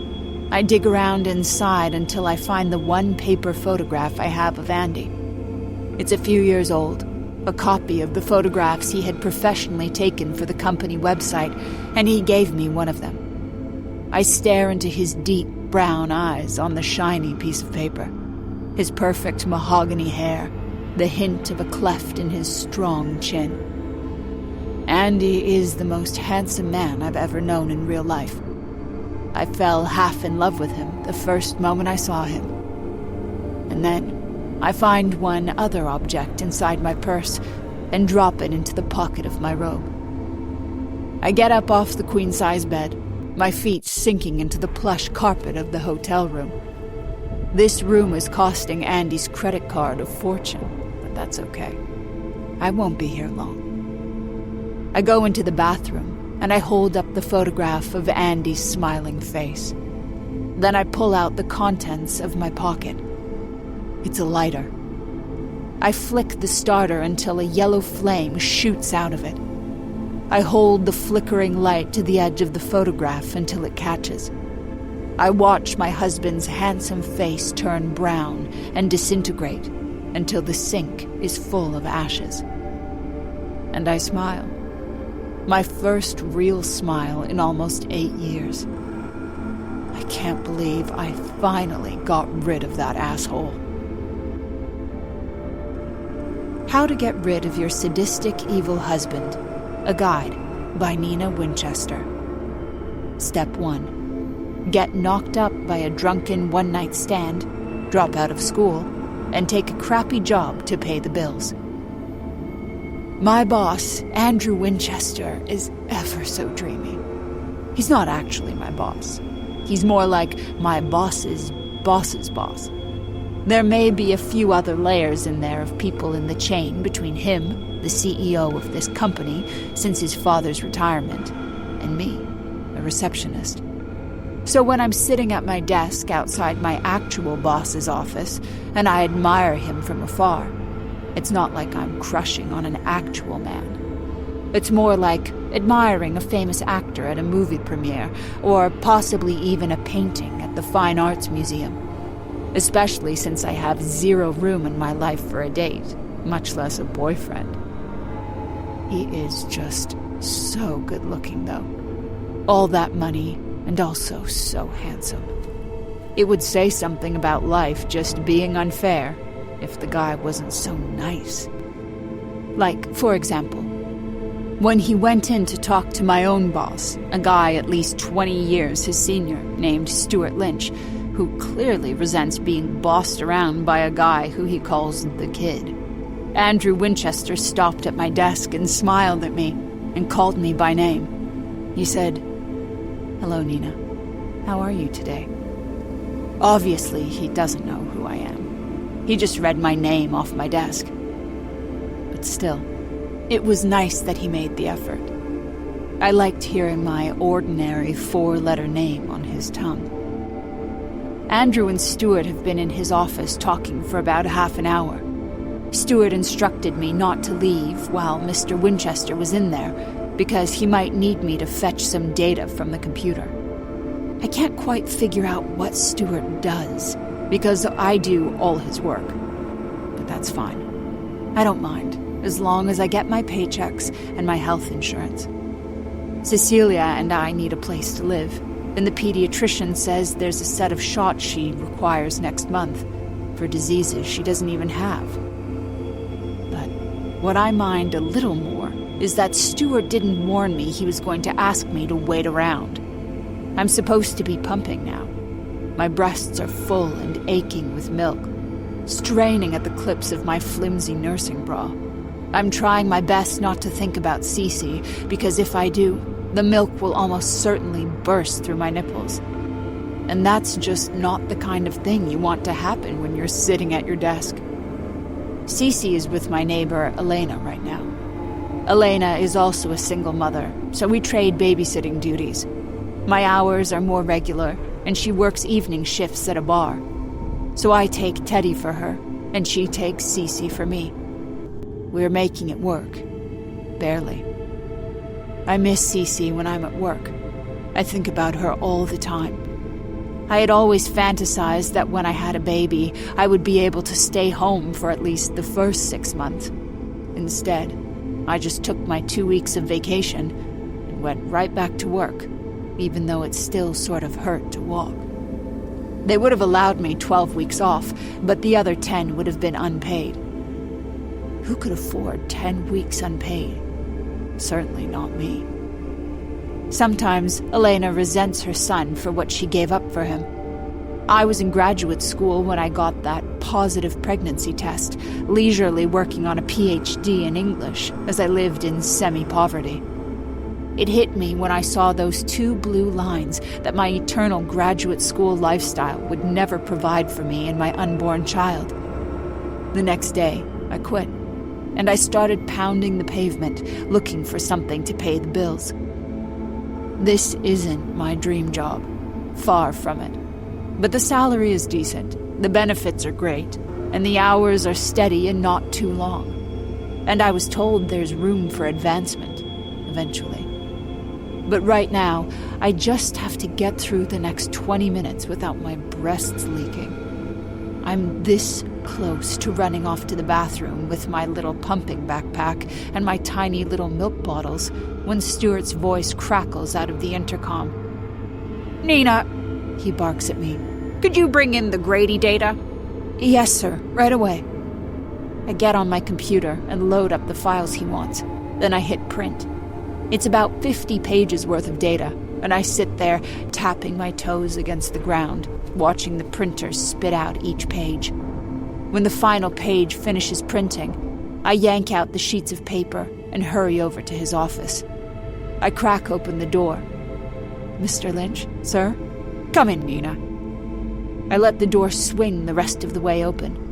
Right away, I notice both men are staring at me. And not in that appreciative way I used to get at bars before I got knocked up and my whole life changed. They're looking at me like I've got a giant spider hanging off my hair, and I don't even know it. I'm about to ask them what the hell both of them are staring at when I look down and figure it out. I leaked. And I didn't just leak. I squirted milk out like the office cow. There were 2 huge circles around each of my nipples, and a few droplets of milk are trickling down my blouse. I want to crawl under a desk and die. "Nina," Stuart cries. "get yourself cleaned up." "Right," I say quickly. I'm so sorry. I drop the papers on Stuart's desk and hurry out of the office as fast as I can. I grab my coat to hide my blouse, all the while blinking back tears. I'm not even sure what I'm more upset about. The fact that my boss's boss's boss saw me lactating, or all the milk I just wasted. I take my pump to the bathroom, plug it in, and relieve the pressure in my breasts. Despite my embarrassment, it feels so good to empty all that milk. Maybe better than sex. Not that I remember what sex feels like. The last time was that stupid one-night stand that got me into this situation to begin with. I fill 2 entire 5-ounce bottles and stick them in my bag with an ice pack. I'll put it in the refrigerator until it's time to go home. Right now, I've got to get back to my desk and leave my coat on for the rest of the afternoon, because I have recently discovered that even if it dries, milk leaves a stain. When I crack open the door to the bathroom, I'm shocked to see someone standing there. And not just anyone. It's Andrew Winchester. My boss's boss's boss. His fist is raised in the air, poised to knock on the door. His eyes widen when he sees me. Hi, I say. The men's room is, over there. I feel stupid saying that. I mean, this is his company. Also, there's a stencil of a woman with a dress on the door to the bathroom. He should realize this is the women's room. "Actually," he says, "I was looking for you." "For me?" He nods. "I wanted to see if you were okay." "I'm fine." I try to smile, hiding my humiliation from earlier. "It's just milk." "I know, but..." He frowns. "Stuart was a jerk to you. That was unacceptable." "Yeah, well..." I'm tempted to tell him of 100 other instances when Stuart was a jerk to me, but it's a bad idea to talk shit about my boss. It's fine. Anyway, I was just about to grab some lunch, so... Me too. He arches an eyebrow. "Care to join me?" Of course I say yes. Even if he wasn't my boss's boss's boss, I would have said yes. He's gorgeous, for starters.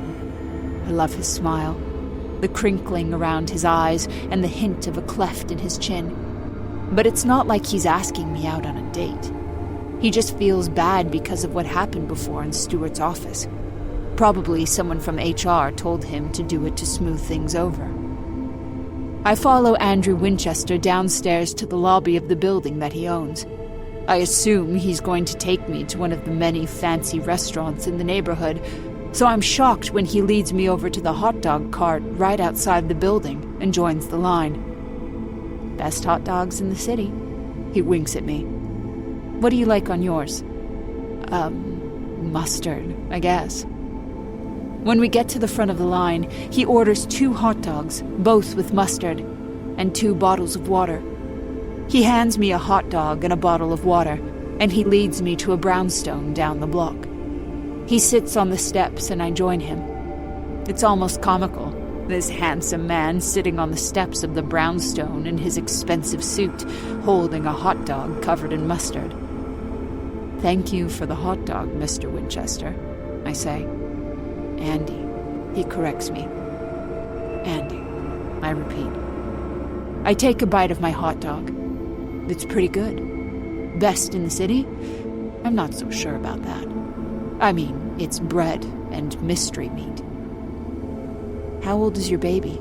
He asks. My face flushes with pleasure, the way it always does when somebody asks me about my daughter. 5 months.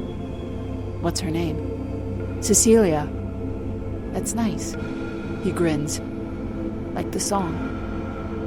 Now he has scored big points, because the Simon and Garfunkel song is why I named her that, although the spelling is different. It was my parents' favorite song. It was their song before that plane crash took them from me, and it made me feel close to them again, to honor them that way. We sit there for the next 20 minutes eating our hot dogs and talking. It surprises me how down-to-earth Andy Winchester is. I love the way he smiles at me. I love the way he asks me questions about myself, like he's really interested. I'm not surprised he's done so well with the company. He's good with people. Whatever HR told him to do with me, he's done a good job. I'm definitely not upset anymore about the incident in Stuart's office. I better get back, I tell him when my watch reads 1:30. Stuart will kill me if I get back late from lunch. I don't point out the fact that Stuart works for him. He stands up and brushes crumbs off his hands. I have a feeling hot dogs were not the lunch you were expecting from me. It's fine. And it is. I had a great time eating hot dogs with Andy. Let me make it up to you. He looks me in the eyes. Let me take you to dinner tonight. My jaw drops. Andrew Winchester could have any woman he wants. Anyone. Why would he want to take me out to dinner? But he asked. And I want to go so badly, which makes it almost painful to have to turn him down. I can't. I don't have anyone to babysit. My mother is going to be in the city tomorrow afternoon anyway, he says. She loves babies. She'd be thrilled to watch Cecilia for you. Now my mouth is hanging open. Not only did he invite me to dinner, but when I presented him with the barrier, he came up with a solution. Involving his mother. He really does want to go to dinner with me. How could I say no? Chapter 39. Step 2. Naively marry sadistic, evil man. Andy and I have been married for 3 months, and sometimes I have to pinch myself. Our courtship was quick. Before I met Andy, all the men I dated just wanted to play games. But Andy wasn't about games. From the night of our magical first date, he made his intentions clear to me. He was looking for a serious relationship. He'd been engaged before, a year earlier, to a woman named Kathleen, but it hadn't worked out. He was ready to get married. He was willing to take on both me and Cecilia. And from my perspective, he was everything I was looking for. I wanted a secure home for me and my daughter. I wanted a man with a steady job who would be a father figure for my little girl. I wanted a man who was kind and responsible and, well, yes, attractive. Andy checked off every single box. In the days leading up to our wedding, I kept looking for flaws. Nobody could possibly be as perfect as Andy Winchester. He had to have a secret gambling problem, or maybe a whole other family stashed away in Utah. I even contemplated calling Kathleen, the former fiancée. He'd shown me photographs of her. She had blonde hair like me, and a sweet face, but I didn't know her last name, and I couldn't locate her on social media. But at least she wasn't talking trash about him all over the internet. I took that as a good sign. The only thing about Andy that isn't ideal is, well, his mother. Evelyn Winchester is around a little bit more than I would like, and I wouldn't call her the warmest person in the world.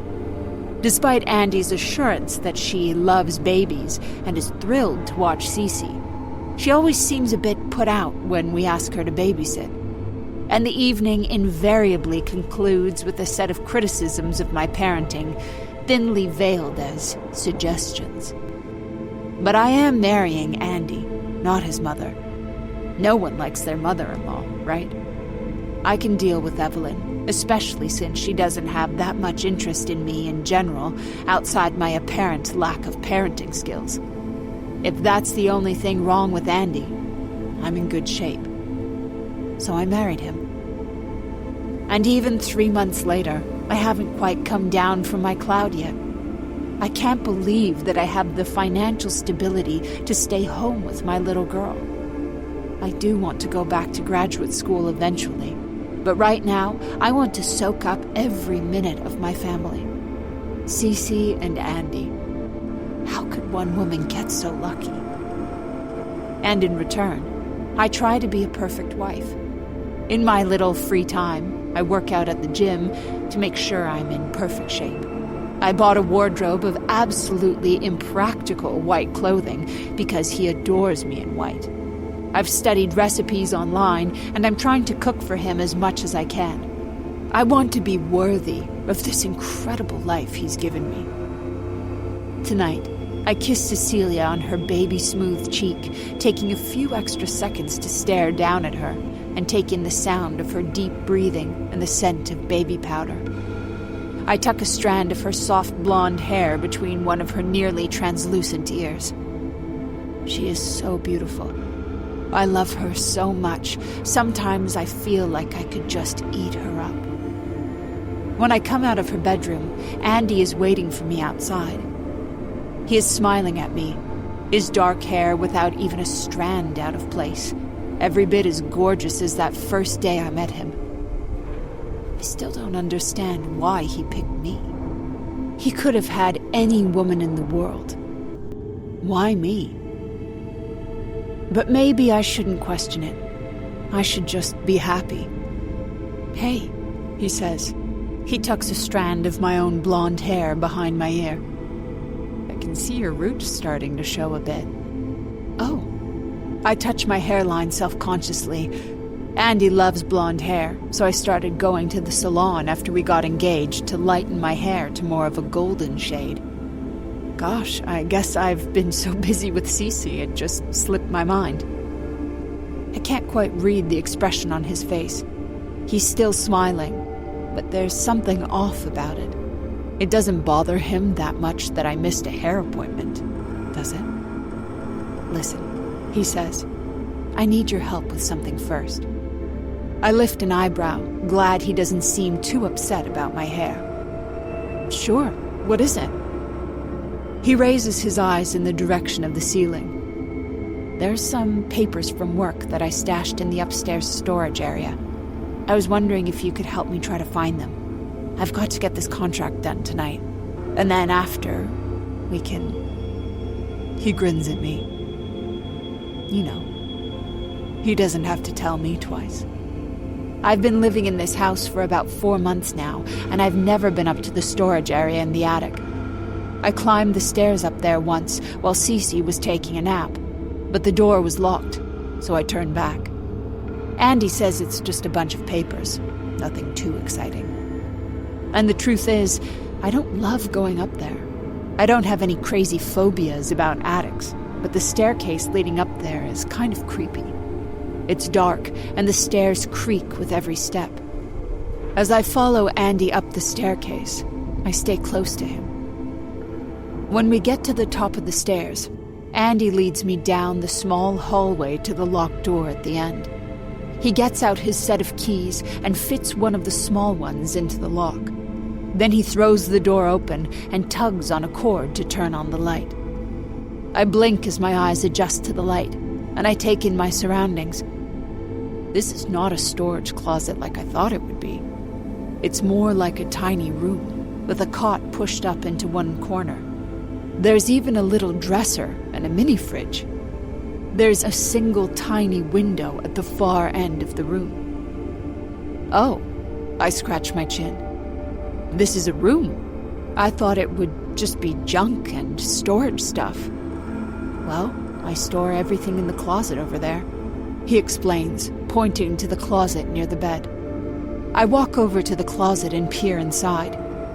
There's nothing inside except a blue bucket. There are no papers at all, much less enough for searching through them to be a two-person job. I don't quite understand what he would like me to do. Then I hear a door slam shut. I lift my head and turn around. Suddenly, I'm all alone in this tiny room. Andy has left the room and shut the door behind him. Andy? I call out. I cross the room in 2 strides and reach for the doorknob. But it doesn't turn. I try harder, throwing my weight into it, but still no luck. The doorknob doesn't budge even an inch. It's locked. Andy? I call out again. No answer. Andy! What the hell is going on here? Maybe he went downstairs to get something and the door blew shut. But that doesn't explain why there aren't any papers in this room when he said that's what we were coming up here to get. I pound on the door with my fist. Andy! Still no answer. I press my ear against the door. I hear footsteps, but they're not coming closer. They're getting further away, disappearing down the stairwell. He must not hear me. That's the only explanation. I pat my pockets, but my phone is in the bedroom. There's no way to call him. Damn it. My eyes fall on the window. There's one tiny little window in the corner of the room. I walk over and look outside, realizing that the window looks out onto the backyard. So there's no way to get anybody's attention outside. I'm stuck here until Andy returns. I'm not exactly claustrophobic, but this room is very small, with a low ceiling that slants over the bed. And the idea that I'm locked in here is starting to freak me out. Yes, Andy will come back shortly, but I don't like this enclosed space. My breathing quickens, and my fingertips start to tingle. I've got to get that window open. I push against the bottom of the window, but the window doesn't budge. Not even a millimeter. For a moment, I think maybe it swings out, but it doesn't. What the hell is wrong with this stupid window? I take a deep breath, trying to calm myself down. I look closer at the window and it's painted shut. When Andy comes back up here, I'm going to give it to him. I consider myself pretty even-tempered, but I do not like being locked in this room.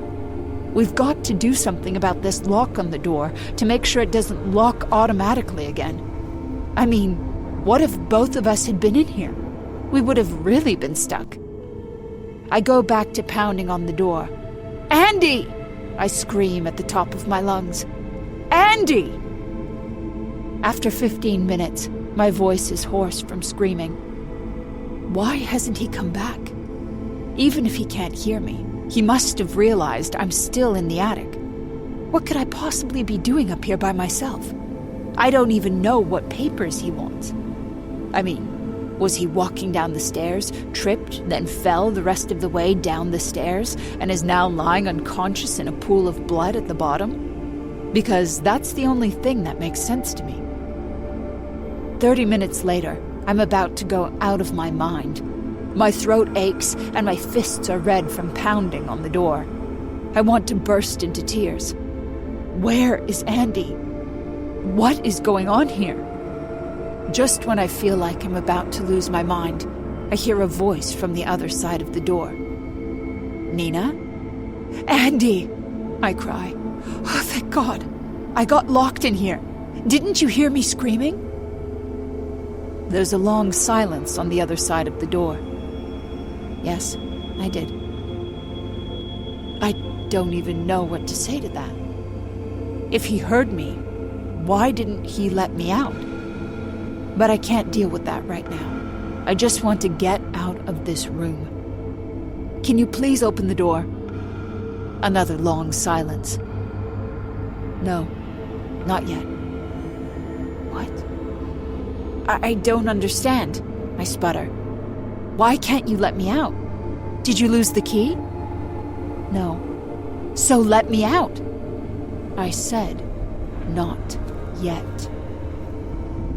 I flinch at the sharpness of the last two words. I don't understand. What's going on here? Why won't he let me out of the attic? I stare at the door between us. I try the doorknob one more time, hoping maybe it's some kind of joke. It's still locked. Andy, you need to let me out of here. Don't tell me what to do in my own house. His voice is an odd intonation that I barely recognize as him. You have to learn your lesson before you can be let out. A cold, sick feeling runs down my spine. While Andy and I were engaged, he seemed so perfect. He was sweet, romantic, handsome, wealthy, and good to Cecilia. I had been searching for his one fatal flaw. I have found it. Andy, I say, please let me out of here. I don't know what you're upset about, but we can work it out. Just unlock the door and we'll talk. I don't think so. His voice is calm and even, the exact opposite of how I'm feeling right now.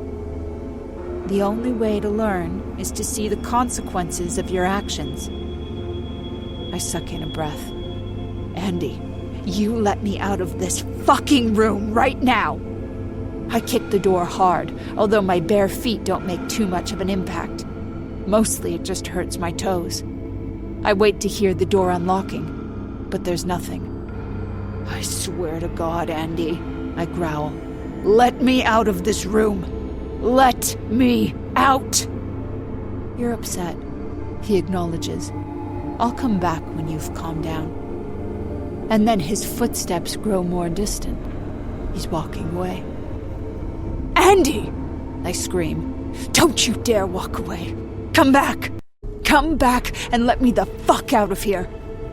Andy, if you don't let me out of here, I'm leaving you. Let me out! I pound with both fists. I'm calm. Let me out! But the footsteps grow fainter until they finally disappear. Chapter 40. Step 3. Discover your husband is pure evil.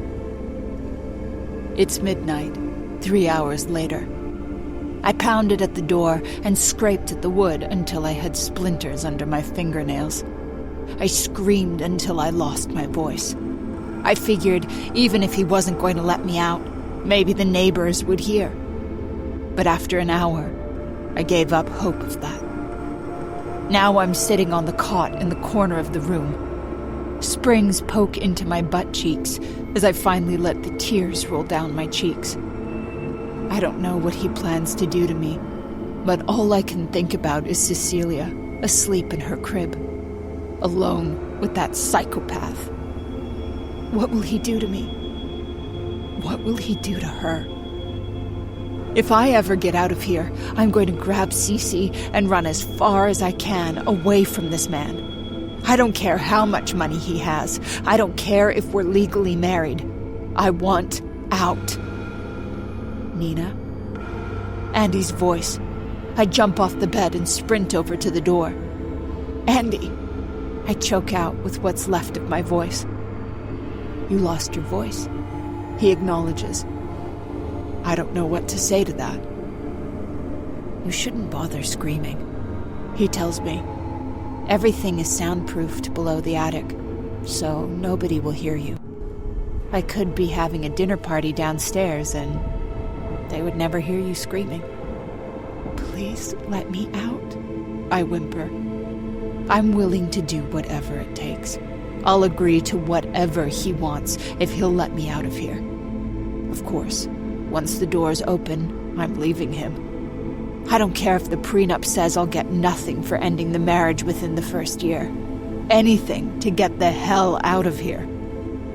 Don't worry, Nina, he says. I'm going to let you out. I promise. I let out a breath. Just not yet, he adds. You have to learn the consequences of what you've done. What are you talking about? Consequences of what? Your hair. His voice is filled with disgust. I can't have my wife walking around like a slob with dark roots showing. My roots? I can't believe he was that upset over it. I mean, it's just a few millimeters of hair. I'm so sorry. I promise I'll make an appointment with the hairdresser right away. That's not enough. I press my forehead against the door. I'll go first thing tomorrow morning, I swear. He yawns on the other side of the door. I'm going to sleep now. You just hang tight, and we'll talk more in the morning about your punishment. His footsteps fade as he walks away. Even though my hands are aching from banging on the door, I do it again. I slam my fist against the door so hard, I can't believe I don't break every bone in my hand. Andy! Don't you dare leave me here overnight! Come back here! Come back! But he ignores me, like he did before. I sleep in that room. Of course I do. What choice do I have? I didn't think I would end up drifting off, but somehow I did. Between all the screaming and pounding on the door, the adrenaline gave way to exhaustion, and I passed out on that uncomfortable old cot. The cot isn't that much worse than the bed I used to sleep in back in the tiny apartment I had when it was just me and Cecilia. But I've gotten used to Andy's memory foam mattress. I think back to when it was just me and Cece. I was always overwhelmed, always on the brink of tears. I had no idea how good I had it before I was married to a psychopath who would lock me in a room overnight just because I missed a hairdresser appointment. Cece, I hope she's okay. If that asshole touches even one hair on her head, I swear I will kill him. I don't care if I go to jail for the rest of my life. My back is aching when I wake up in the morning, and my head is pounding. But worst of all, my bladder is full. Painfully full. This is the most pressing need of all. Except what can I do? The bathroom is outside this room. Then again, if I wait much longer, I'm going to pee in my pants. I get up and pace the room. I try the doorknob one more time, hoping maybe I just imagined everything that happened last night and it will open magically. No such luck. It's still locked. I remember when I looked in the closet, there was only one item in there. A bucket. Andy set this whole thing up. He tricked me into coming up here. He installed a lock on the outside of the door, and he also put that bucket there for a reason. I'm really going to have to do this. I suppose there are worse things than peeing in a bucket. I drag it out of the closet, and I do what I have to do. Then I stick it back in there. Hopefully, I won't have to use it again. My mouth feels parched, and my stomach is growling, even though eating would make me sick. Considering how he set up the bucket, I wonder if he put that same consideration into other parts of the room. I throw open the mini-fridge, hoping for some sort of bounty of food in there. Instead, there are 3 mini water bottles. 3 beautiful water bottles. I almost faint from relief. I grab one of the bottles, crack it open, and guzzle it practically in one gulp. My throat still feels dry and raw, but slightly better. I eye the other 2 bottles. I would love to have another one, but I'm scared. How long will Andy leave me here? I have no idea. I should conserve my resources. Nina, are you awake? Andy's voice at the door. I stumble over to it, my head pounding with each step. Andy. Good morning, Nina. I shut my eyes against a wave of dizziness. Is Cecilia okay? She's fine.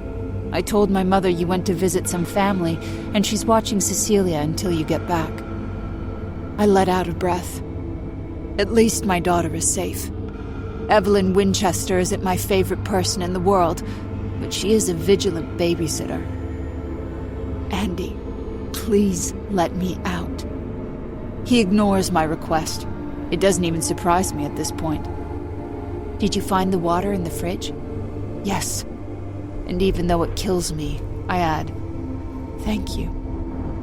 You're going to have to make it last. I can't give you any more. Then let me out, I croak. I will, he says. But you have to do something for me first. What? Anything? He pauses. You need to understand that hair is a privilege. Okay, I understand that. Do you, Nina? Because I feel like if you did understand it, you wouldn't walk around like a slob with your dark roots showing. I'm sorry for that. Because you couldn't take care of your hair, now you will give it to me. I have a horrible, sick feeling in the pit of my stomach. What? Not all of it, he chuckles, because of course that would be ridiculous. I want 100 strands. You want 100 strands of my hair? That's right. He taps on the door. Give me 100 strands of your hair, and I'll let you out of the room. This is the strangest request I've ever heard. He wants to punish me for my dark roots by giving him 100 strands of my hair. There's that much nestled in my hairbrush. Does he have some sort of hair fetish? Is that what this is about? If you look in my brush... No, he interrupts me. I want it from your scalp. I want to see the root. I stand there, stunned. Are you serious? Does it sound like I'm joking? He snaps. His voice then softens. There are a few envelopes in the dresser drawer. You put the hairs in there and slide them under the door. If you do that, you'll have learned your lesson and I'll let you out. Okay, I agree. I run a hand through my blonde hair and 2 strands come loose in my fingers. I'll have it for you in 5 minutes. I have to go to work now, Nina, he says irritably. But when I get home, you should have the strands ready for me. But I can do it fast. I tug at my hair again, and another strand comes free. I'll be home by 7, he says. And remember, I want fully intact hair. I have to see the root, or it doesn't count. No, please. I grasp at my hair more violently this time. My eyes water, but only a few more strands rip loose. I'll do it now. Just wait. But he's not going to wait. He's leaving. His footsteps disappear the way they did earlier. I've learned no amount of screaming or pounding on the door is going to get him to come back. There's no point in wasting my energy and aggravating my already agonizing headache. I have to focus on getting him what he wants. Then I can get back to my daughter, and I can escape this house forever. Chapter 41. By 7 o'clock, I have accomplished the task. I obtained about 20 strands by running my fingers repeatedly through my hair. After that, I knew I was going to have to pluck the rest out by the root. About 80 times, I grabbed a strand of my hair, braced myself, and pulled. I tried doing a few strands at once, but that was agonizing. Thankfully, my hair is healthy, so most of the strands yanked free with the hair follicle intact. After I had Cecilia, I would have had to pluck myself bald before I got enough usable hair. So when 7 o'clock hits, I'm sitting on the cot, clutching an envelope containing 100 strands of my hair. I can't wait to hand it over to him and get out of here. And serve him with divorce papers. That sick bastard. Nina? I look down at my watch. 7 o'clock on the dot. He's prompt, I'll give him that. I jump off the bed and press my head against the door. I have it, I say. Slide it under. I slide the envelope under the gap below the door. I imagine him on the other side, ripping the envelope open, examining my hair follicles. I don't care what he does at this point, as long as he lets me out. I've done what he wanted me to do. Okay, I say. My throat feels painfully parched. I finished the other 2 water bottles over the course of the day, saving the last one for the final hour. When I get out of here, I'm going to drink 5 glasses of water all in a row, and pee in an actual toilet. Give me a minute, he says. I'm checking. I grip my teeth, ignoring the angry growl in my stomach. I haven't eaten in 24 hours now, and I'm dizzy with hunger. It got to the point where the hair was starting to look tasty.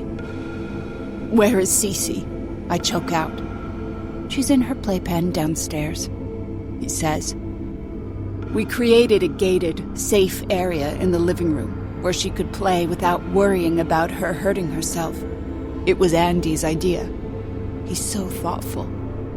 No, he's not thoughtful. That was all an illusion, an act. He's a monster. Andy says. What? I croak. What is it? See? He says.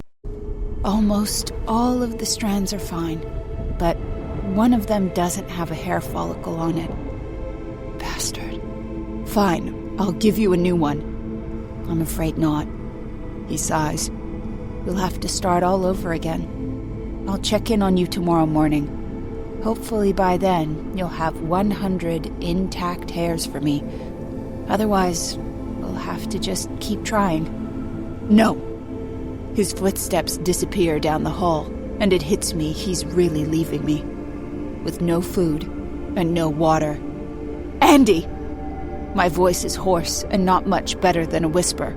Don't do this. Please. Please don't do this. But he's gone. I have the extra 100 strands ready by bedtime, on the off chance he returns, but he doesn't. I even put in an extra 10 strands. Somehow they're coming out easier now. I barely feel it anymore as the hair separates from my scalp. All I can think about is water. Food and water, but mostly water. And of course, my Cecilia. I'm not sure I'll ever see her again. I don't know how long a person can go without water, but it can't be very long. Andy swore he was going to let me out of here. But what if he was lying? What if he's going to let me die here? All because I missed a hairdresser appointment. When I drift off at night, I dream of a pool of water. I lower my head to the pool, and the water moves away from me. Each time I try to drink, the water escapes me. It's like one of the tortures of hell. Nina? Andy's voice wakes me. I'm not sure if I fell asleep or passed out, but I've been waiting for him all night long, so I need to get up and give him what he wants. It's the only way I'll ever get out of here. Get up, Nina. As soon as I sit up in bed, my head spins violently. Everything goes black for a second. I clutch the edge of the thin mattress, waiting for my vision to clear. It takes a good minute. I'm afraid I can't let you out unless I get those hairs, Andy says from the other side of the door. The sound of his horrible voice sparks a wave of adrenaline that boosts me to my feet. My fingers are trembling as I grab the envelope and stumble over to the door. I slide the envelope under the door, then collapse against the wall, sliding to the floor. I wait while he counts. It seems to take an eternity. If he says I haven't done it, I don't know what I'll do. I can't last another 12 hours here. That will be the end.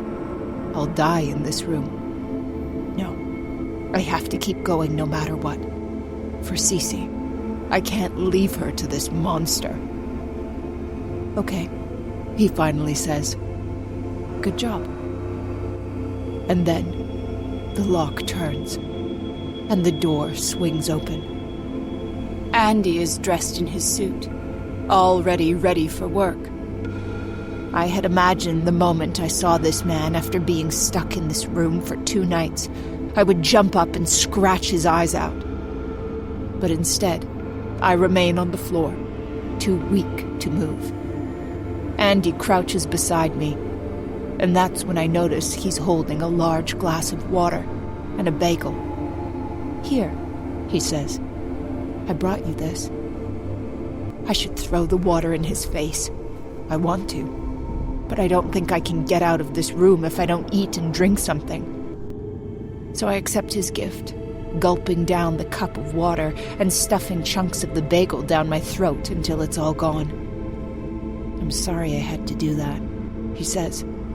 But it's the only way you'll learn. Go to hell, I hiss at him. I try to get to my feet, but I stumble again. Even after drinking that water, my head is still spinning. I can't walk in a straight line. I doubt I can get down the stairs to the 2nd floor. So, even though I hate myself for it, I let Andy help me. I let him lead me downstairs, and I have to lean on him heavily the whole way. When I get to the 2nd floor, I can hear Cecilia singing downstairs. She's okay. He didn't hurt her. Thank God.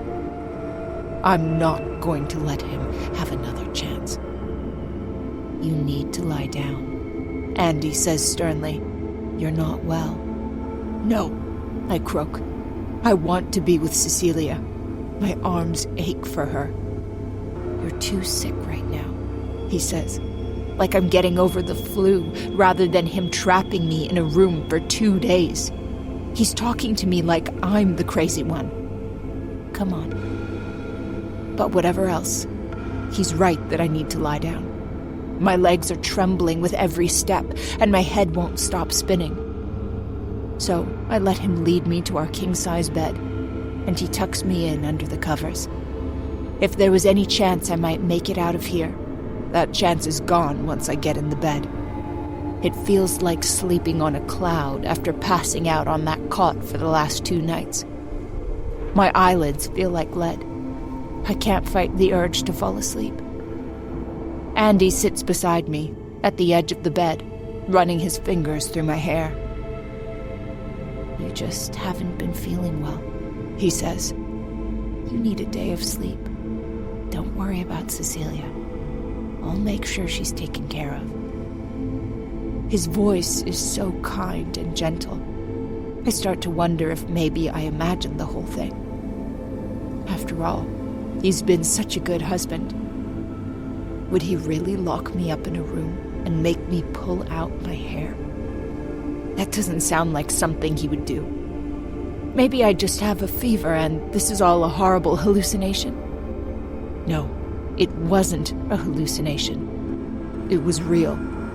I know it was. I hate you, I whisper. Andy ignores my statement as he continues to stroke my hair until my eyes drift shut. Just get some sleep, he says gently. That's all you need. Chapter 42. Step 4.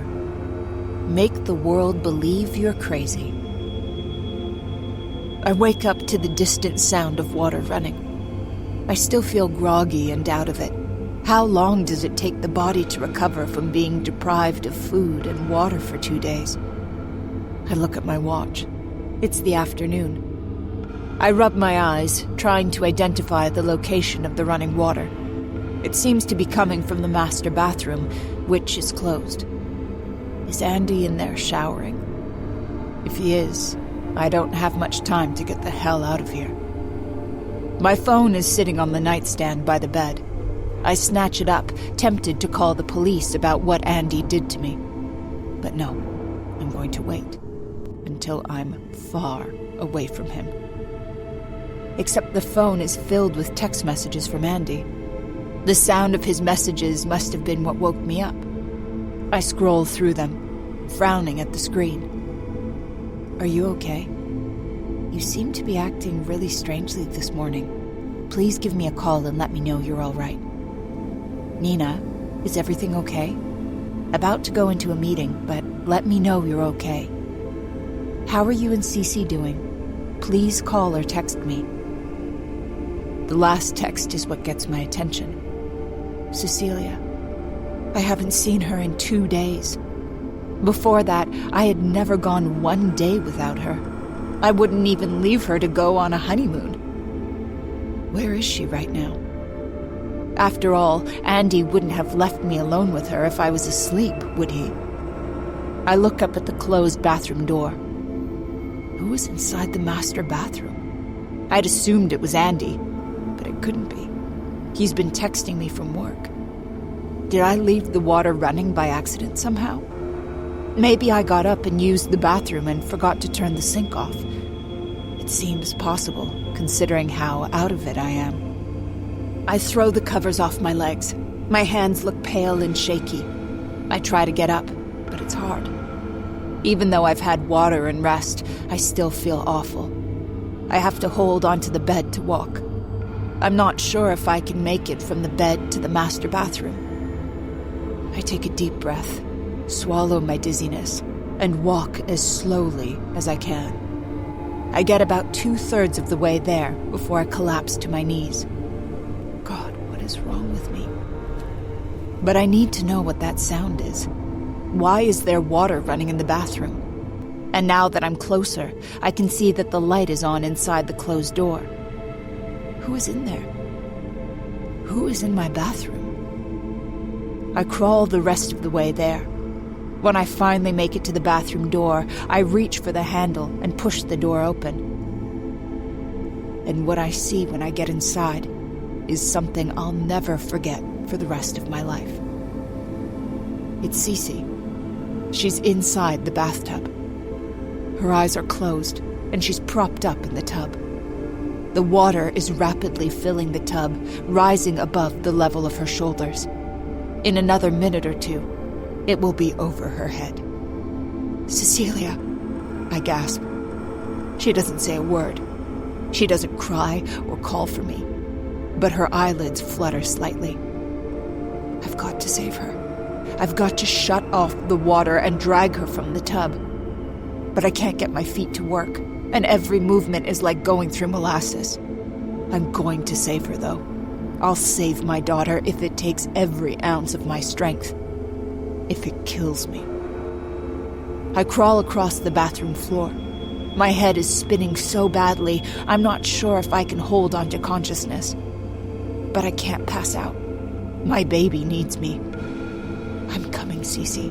Please hold on. Please. When my fingers graze the porcelain of the tub, I almost cry with relief. The water is almost up to her chin now. I start to reach for the faucet, but a harsh voice makes my fingers freeze. Mrs. Winchester, don't move. I reach for the faucet anyway. Nobody is going to stop me from saving my baby. I manage to get the water off, but before I can do anything else, strong hands grasp my arms, yanking me to my feet. In a haze, I see a man in uniform pulling Cecilia out of the tub. What are you doing? I try to ask, but my speech is slurred. The man who rescued Cecilia ignores my question. Another voice says, She's alive, but it looks like she's been drugged. Yes, I manage. Drugged. They know. They know what Andy has been doing to us. And now he's drugged both of us. Thank God the police came. And now a paramedic has Cecilia on a stretcher, and they're lifting me onto one as well. We're going to be okay. They've come to save us. A man in a police uniform shines a light in my eyes. I look away, wincing at the unbearable brightness. "Mrs. Winchester," he says sharply, "why were you trying to drown your daughter?" I open my mouth, but no sound comes out. Drown my daughter? What is he talking about? I was trying to save her. Can't they see that? But the policeman just shakes his head. He turns to one of his colleagues. "She's too out of it. Looks like she took a bunch of the drugs herself. Get her to the hospital. I'll call the husband and let him know we got here in time." Got here in time? What's he talking about? I've just been sleeping all day. For God's sake, what do they think I've done? Chapter 43. The next 8 months of my life are spent in Clearview Psychiatric Hospital. The story, which has been repeated to me countless times, is that I took a bunch of sedatives that my physician prescribed to me, and also gave my daughter some in her bottle. Then I placed her in the bathtub and turned on the water. My intention, apparently, was to kill both of us. Thank God my wonderful husband, Andy, suspected something was wrong, and the police arrived in time to save us. I have no memory of any of this. I have no memory of taking pills. I have no memory of putting Cecilia in the bathtub. I don't even have a memory of my physician prescribing that medication for me, but the family doctor Andy and I go to assured us he did. According to the therapist I see at Clearview, I suffer from major depression and delusions. The delusions are what led me to believe my husband was keeping me captive in a room for 2 days. The depression was what caused me to make the murder-suicide attempt. At first, I didn't believe it. My memories of being up in the attic are so vivid, I could almost feel the sting on my scalp from the hairs I pulled out. But Dr. Berenger keeps explaining to me that when you're having delusions, it can feel very real, even when it's not. So now, I'm on 2 medications to keep this from happening ever again. An antipsychotic and an antidepressant. When I have my sessions with Dr. Berenger, I own up to my part in what I did, even though I still don't remember it at all. I only remember waking up and finding Cecilia in the bathtub. But I must have done it. There was no one else there. The part that finally convinced me I'd done it myself is that Andy could never have done something like that to me. Since the day I met him, he has been nothing but wonderful. And through my entire stay at Clearview, he has visited me every chance he could get. The staff love him. He brings muffins and cookies for the nurses, and he always saves one for me. Today he brought me a blueberry muffin. He knocks on the door of the private room at Clearview, an expensive facility for people with psychiatric issues who also have money. He's come straight from work, and he's wearing a suit and tie, and he looks achingly handsome. When I first came here, I was locked in the room. But I've done so much better with the medication that they've given me the privilege of an unlocked room. Andy perches at the other end of my bed while I stuff the muffin into my mouth. The antipsychotic has ramped up my appetite, and I've put on 20 pounds since I've been here. "Are you ready to come home next week?" he asks. I nod, wiping blueberry crumbs from my lips. I think so. He reaches for my hand, and I flinch, but manage not to pull away. When I first came here, I couldn't bear for him to touch me. But I've managed to push my feelings of revulsion aside. Andy didn't do anything to me. It was my screwed-up brain that imagined it all. But it felt so real. "How is Cecilia doing?" I ask. "She's doing great." He squeezes my hand. "She's so excited you're coming home.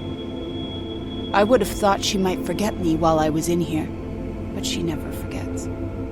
I wasn't allowed to see her for the first several months I was here, but when Andy finally brought her to me, the two of us clung to each other, and when visiting hours ended, she wailed her head off until my heart broke in two. I've got to get home. I've got to get back to my life the way it was. Andy has been so great about everything. He took on more than he bargained for with me. So, I'm going to pick you up at noon on Sunday, he says, and then I'll drive you home. My mother will stay with Cece. Great, I say. As much as I'm excited about coming home and seeing my daughter, the thought of returning to that house gives me a sick feeling in the pit of my stomach. I'm not looking forward to setting foot back there, especially in the attic. I'm never going up there again. Chapter 44. What are you afraid of, Nina? I look up at Dr. Hewitt's question. I've been going to these sessions for the last 4 months, 2 times a week, ever since my discharge from Clearview. Dr. Hewitt would not have been my first choice. For starters, I probably would have picked a female therapist and someone younger, like without a full head of gray hair. But Andy's mother highly recommended Dr. John Hewitt, and I didn't feel comfortable saying no, considering Andy has paid through the teeth for all my psychiatric care. Anyway, Dr. Hewitt has turned out to be very good. He does press me with some hard questions. Like right now, we are addressing the fact that I have not gone near the attic of our house since I've been home. I shift on his leather sofa. The expensive furnishing in this office is a testament to my therapist's great success. I don't know what I'm afraid of. That's the problem. Do you really think there's a dungeon up in the attic? Not a dungeon, but... After all my claims about what had been done to me in our house, a police officer was sent to check out the attic. He found the room up there and verified it was nothing more than a storage closet, filled with boxes and papers.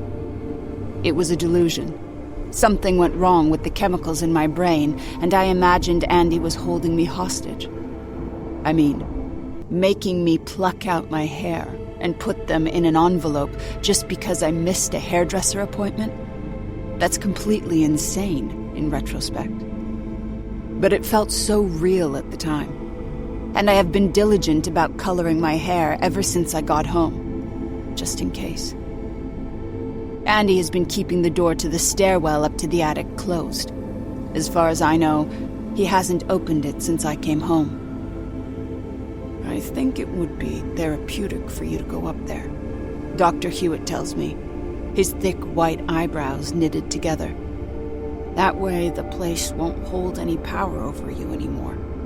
You'll see for yourself that it's just a storage closet. Maybe. Andy has been encouraging me to go up there as well. Just see for yourself. There's nothing to be scared of. Promise me you'll try, Nina, he says. I'll try. Maybe. We'll see.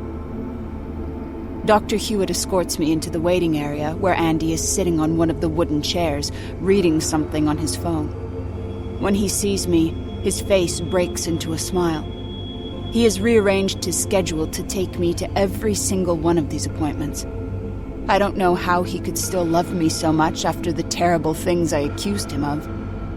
But we are working together to heal. And he waits until we're in his BMW to ask about the session. So how did it go? He thinks I should go visit the attic room. And? I swallow as I watch through the window as the scenery flies by. I'm considering it.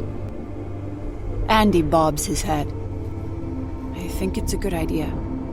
Once you get up there, you'll realize the whole thing was all just a delusion. It will be like a revelation, you know? Or I could have another complete breakdown and try to kill Cecilia again. Of course, that would be difficult since I'm not currently allowed to be alone with her. Either Andy or his mother are around at all times. That was one of the conditions of my coming home. I don't know how long I'm going to need to be babysat when I'm with my own daughter, but right now, it's clear that nobody trusts me. Cece is on the floor, playing with one of the educational games Evelyn bought her. When my daughter sees us come in, she abandons her game and hurls herself at me until her little body makes contact with my left leg. It almost knocks me off my feet. Despite the fact that I'm not allowed to be alone with her, Cece has been achingly clingy with me since I've been home. Mama, up! She raises her arms to me until I gather her up. She's wearing a frilly white dress that is a bit preposterous for such a little girl playing in the living room. Evelyn must have dressed her in it. Mama, home. Evelyn is not as quick as Cece to rise to her feet. She slowly stands up from the couch, brushing off her pristine white slacks. I never noticed before how frequently Evelyn dresses in white, which has always been Andy's favorite color on me. It suits her, though. Her hair looks like it might have once been blonde, but now she's just at that precipice between blonde and white. Her hair surprisingly thick and healthy for a woman her age. Evelyn is, in general, incredibly well-preserved and flawless. I've never seen her with so much as a loose thread on her sweater. Thanks for watching Cece, Mother, Andy says. Of course, Evelyn says. She was well-behaved today, but... Her eyes drift up toward the ceiling. I noticed you left the lights on in the bedroom upstairs. Such a terrible waste of electricity. She gives him a disapproving look, and Andy's entire face turns bright red. I've noticed how desperate he is for her approval. It was my fault, I speak up. I'm not sure it was, but what the hell? I might as well take the blame since Evelyn already dislikes me. I left the light on. Evelyn tuts at me. Nina, producing electricity takes a lot of our planet's resources. You should remember to shut off the lights when you leave any room. I absolutely will, I promise. Evelyn gives me a look like she's not quite sure I mean it. But what is she going to do? She's already failed to stop her son from marrying me. Of course, maybe she was right about me after the terrible thing I did. We stopped off to get food, Mother, Andy says. We got extra. Do you want to join us? I'm relieved when Evelyn shakes her head. She's not a pleasant dinner guest. Having her stay for the meal guarantees a string of criticisms about our dining area, the cleanliness of our dishes and utensils, and the food itself. No, I should be heading out, she says. Your father is expecting me. She hesitates in front of Andy. For a moment, I almost think she's going to kiss him on the cheek, which is something I've never seen her do before. But instead, she reaches out and adjusts his collar, smoothing out his shirt. She cocks her head, examining him, then nods in approval. All right, I'm off. After Evelyn is gone, we enjoy a nice dinner together, just the three of us. Cecilia sits in her high chair and eats noodles with her fingers. Halfway through the meal, one of the noodles somehow makes it onto her forehead and adheres there for the rest of the dinner. But even as I try to enjoy the meal, something isn't sitting right in the pit of my stomach. I keep thinking about what Dr. Hewitt said. He thinks I should go up to the attic. So does Andy. Maybe they're both right. So, after I put Cecilia down for the night, when Andy brings it up, I say yes. Chapter 45. Step 5. Find out you're not crazy after all. We'll take it slow. Andy promises me as we stand together at the door to the attic staircase. But this will be good for you. To see yourself that there's nothing there to be scared of. That this was all completely in your head. Right. I manage. I know he's right. But it felt so real. Andy takes my hand in his. I don't cringe anymore when he touches me. We started making love again. I trust him again. This will be the final step to getting back to where we were before I did this terrible thing. Before my brain broke. Ready? He says. I nod. We hold hands as we ascend the creaky staircase together. We need to put in a light bulb here somewhere. The rest of the house is so nice. Maybe if this entire area were less frightening, I would feel better. Not that it's any excuse for what I did. Far too soon, we reached the room in the attic. The storage closet that I somehow turned into a dungeon in my head. Andy raises his eyebrows at me. Are you okay? I think so. He turns the doorknob and nudges the door open. The light is out, and the room is pitch black, which is strange, because there's a window, and I know there's a full moon tonight. I had admired it from the bedroom window. I step inside, squinting into the shadows of the room. Andy, I swallow a lump in my throat. Can you turn the light on? Of course, sweetheart. He pulls on the cord for the lights, and the room lights up. But it's not normal light. The light coming from overhead is almost blinding. It's super bright, like nothing I've ever experienced before. I let go of Andy's hand and clasp my own hands over my eyes to block it out. And then I hear the sound of the door slamming shut. Andy, I call out. Andy! My eyes have adjusted to the super bright light, just barely enough to be able to make out the contents of the room if I squint. And it's just as I remember it. The dingy cot in the corner of the room, the closet with the bucket, the mini fridge that had contained 3 tiny bottles of water. Andy, I croak. I'm out here, Nina. His voice is muffled. Where? I grasp around blindly, still squinting. Where did you go? My fingers make contact with the cold metal of the doorknob. I twist it to the right and... No, it can't be. Am I having another breakdown? Is this all in my head? It can't be. It feels so real. Nina, Andy's voice again. Can you hear me? I shield my eyes with my hand. It's so bright in here. Why is it so bright? Turn out the light. I grasp around until I find the cord for the lights, then I give it a good tug. I feel a surge of relief as I'm plunged back into blackness.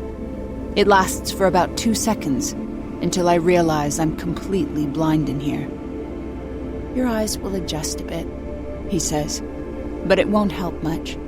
I boarded up the window last week and put in new lights. If you turn off the light, the world will be pitch black. Turn it on and, well, those ultra-bright light bulbs are pretty intense, huh? I close my eyes and see nothing but blackness.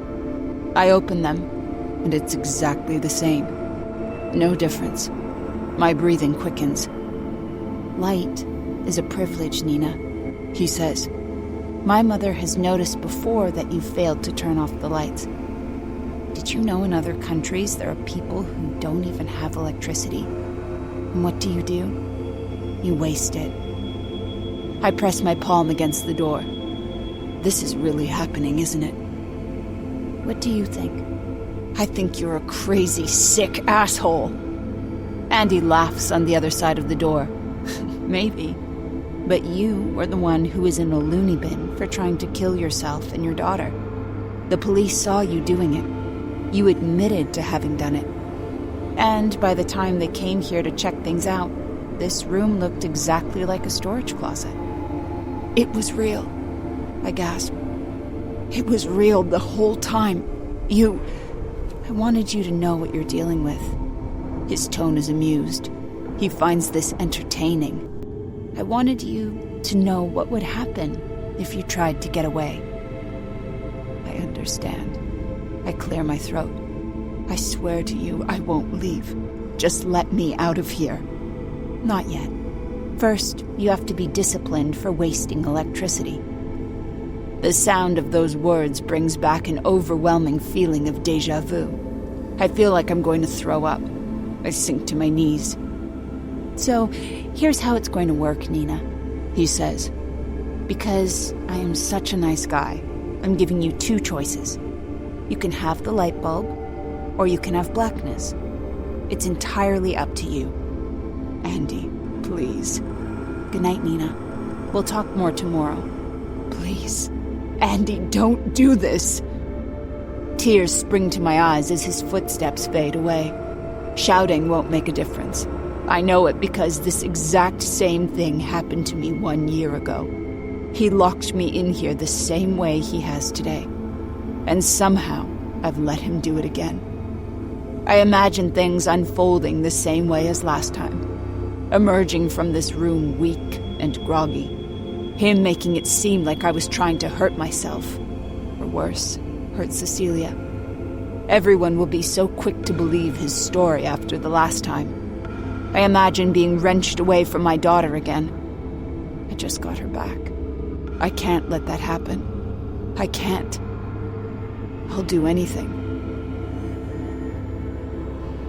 Once again, Andy has left 3 water bottles for me in the refrigerator. I decide to save them for the next day because it's all I'll get, and I have no idea how long I'll be in here. I'm going to save them for when I can't stand it another minute, when my tongue starts to feel like it's made of sandpaper.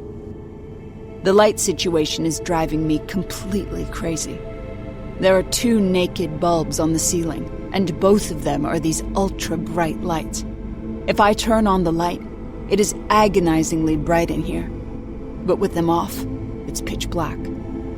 I get the idea to push the dresser over below the light bulbs, and I climb up there and manage to unscrew one of them. It's a little better with just the single light bulb, but still bright enough that I have to squint.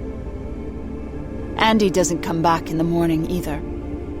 I sit in that room the entire day, worrying about Cecilia, wondering what the hell I'm going to do when and if I get out of here. But this isn't a delusion. This isn't a hallucination. This is really happening to me. I have to remember that.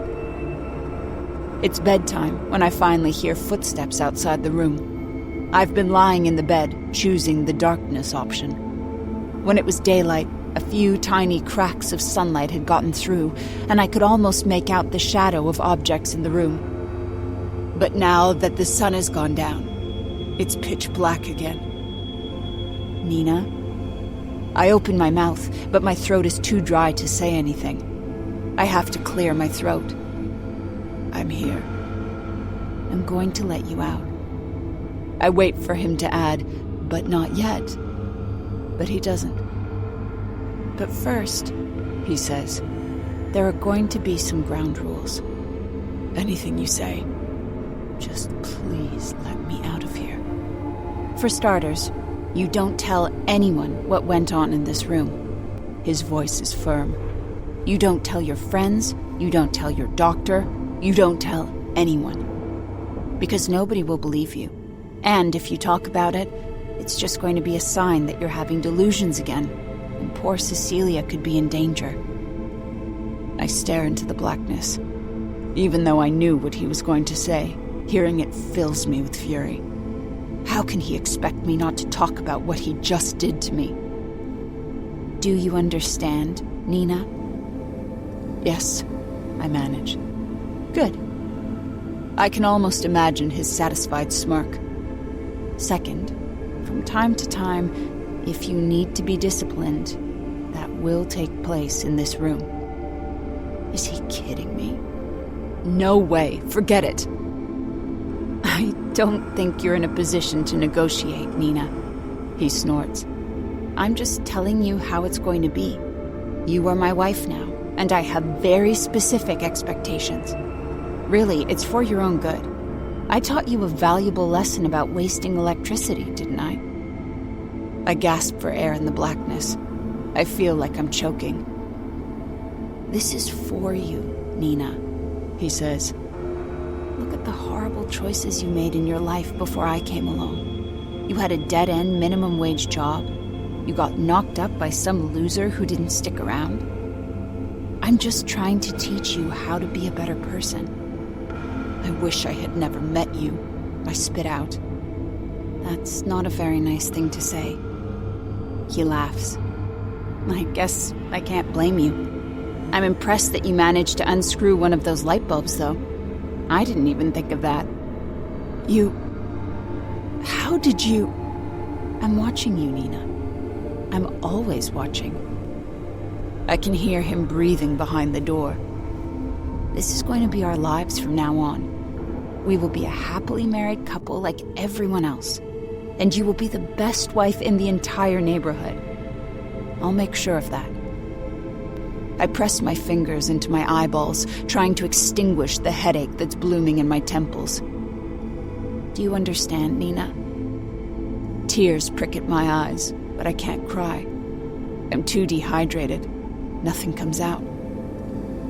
Do you understand, Nina? Chapter 46.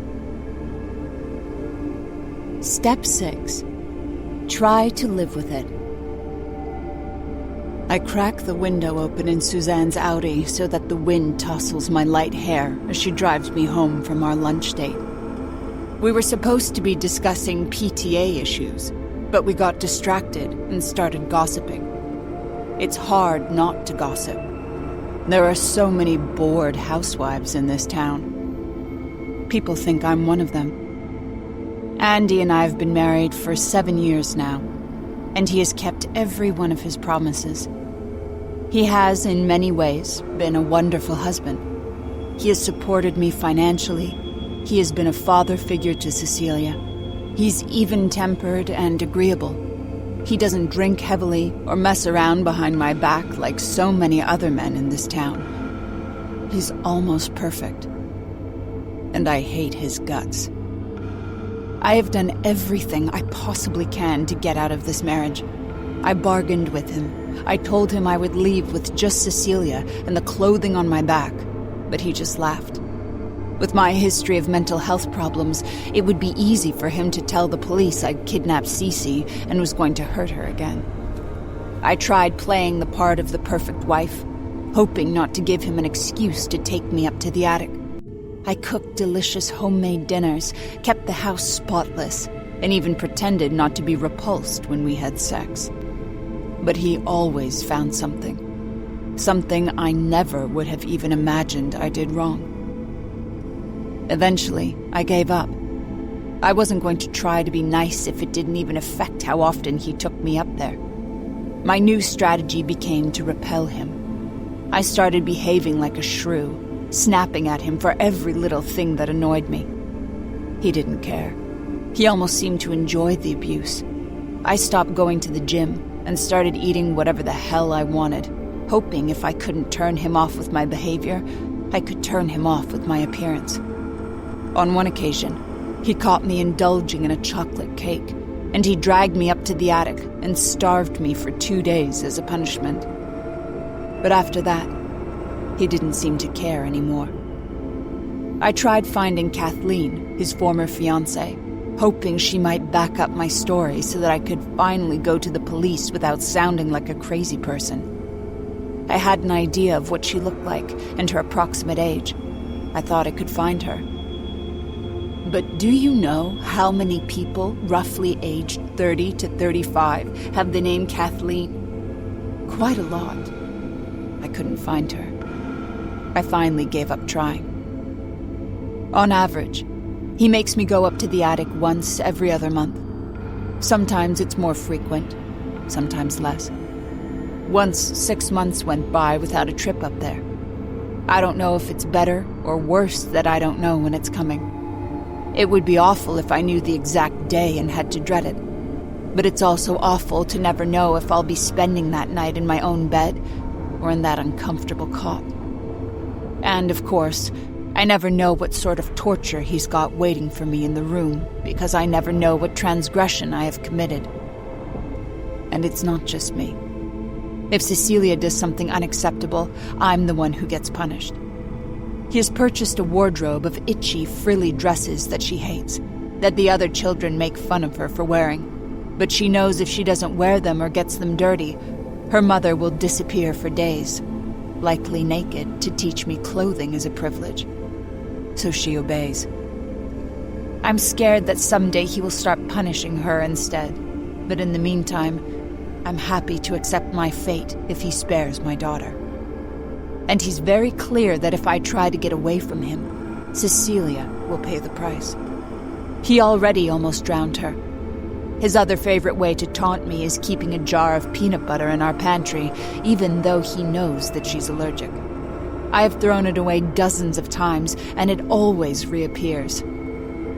And sometimes I get punished for the transgression. Thankfully, it's not a life-threatening allergy. She just breaks out in welts all over her body. Every once in a while, he slips a little bit into her dinner just to prove a point when the itchy, uncomfortable rash sprouts after our meal has ended. If I knew I wouldn't go to jail for it, I would pick up a steak knife and drive it through his neck. Andy has prepared for that contingency, though. Of course, he knows that my temptation to arrange for his death or outright kill him myself might become overwhelming. He has informed me that in the event of his death from any cause, a letter will be sent from his attorney to the police department, informing them of my unstable behavior and homicidal threats against him. Not that he needs to do it, with my psychiatric history. So I stay with him, and I don't murder him in his sleep, or hire a hitman. But I do fantasize. When Cecilia is older, when she doesn't need me, maybe I could get away. Then he won't have a threat against me anymore. Once she is safe, I don't care what happens to me. Here we are, Suzanne announces cheerfully as we pull up in front of the gate to our home. Funny how the first time I saw those gates, I thought how charming it was to have a home with a gate surrounding it. Now it seems like exactly what it is. A prison. Thanks for the ride, I say, even though she didn't thank me for paying for lunch. You're welcome, she chirps. Hopefully, Andrew will be home soon. I grimace at the tinge of worry in her voice. A few years ago, when I was getting very close with Suzanne, we had a few too many drinks at her house, and I confessed everything. Everything. I begged her to help me. I told her I wanted to go to the police, but I couldn't. Not without anyone supporting me. We talked for hours. Suzanne had held my hand and sworn to me it was going to be okay. She told me to go home, and we would figure this out together. I cried with relief, believing my nightmare was finally over. But when I got home, Andy was waiting for me. Apparently, every time I made a new friend, Andy sought out that friend. He sat down with them and clued them into my history of mental health problems. He told them what I had tried to do years earlier, and he told them, if they had any reason for concern, to call him immediately, because I might be having another episode. Unbeknownst to me, Suzanne had slipped away briefly during our conversation, under the guise of needing the bathroom, and she called Andy. She warned him that I was having delusions again, so when I came home, he was ready for me. It was another 2-month stay at Clearview, where I discovered at least one of the directors was a golfing buddy of his father. When I got out, Suzanne apologized profusely. I was just worried about you, Nina. I'm so glad you got help. I forgave her, of course. She was tricked the same way I was, but it was never the same between us again after that. And I was never able to trust anyone ever again. So, I'll see you Friday, right? Suzanne says. At the school play? Sure, I say. What time does it start again? Suzanne doesn't answer me, suddenly distracted by something. Does it start at 7? I press her. Mm-hmm, she says. I glance over her shoulder to see what has grabbed her attention. I roll my eyes when I figure it out. It's Enzo, the local landscaper who we hired to work on our yard a couple of months ago. He does a good job, always works hard and never makes excuses, and he's admittedly pretty easy on the eyes. But it's crazy the way everyone who comes to our house when he's working slobbers over him, and then suddenly remembers they have some yard work they need done. Wow, Suzanne breathes. I heard your yard guy was hot, but damn. I roll my eyes. He just works on our lawn. That's it. He doesn't even speak English. I'm okay with that, Suzanne says. Hell, that might be a plus. She won't let up until I hand over Enzo's phone number. Not that I mind. He seems like a nice enough guy, and I'm glad he's getting some extra business, even if it's only because he's hot and not because of what he does.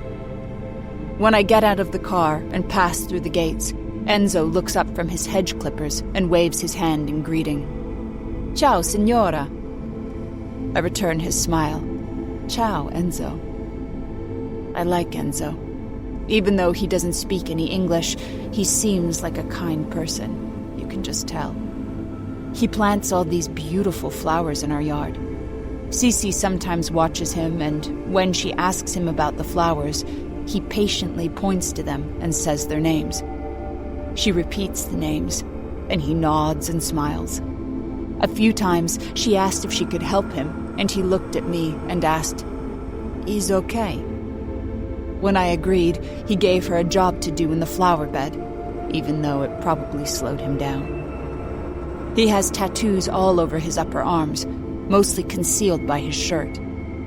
One time when I was watching him work, I saw the name Antonia etched in a heart on his biceps. It made me wonder who Antonia was. I'm pretty sure Enzo isn't married.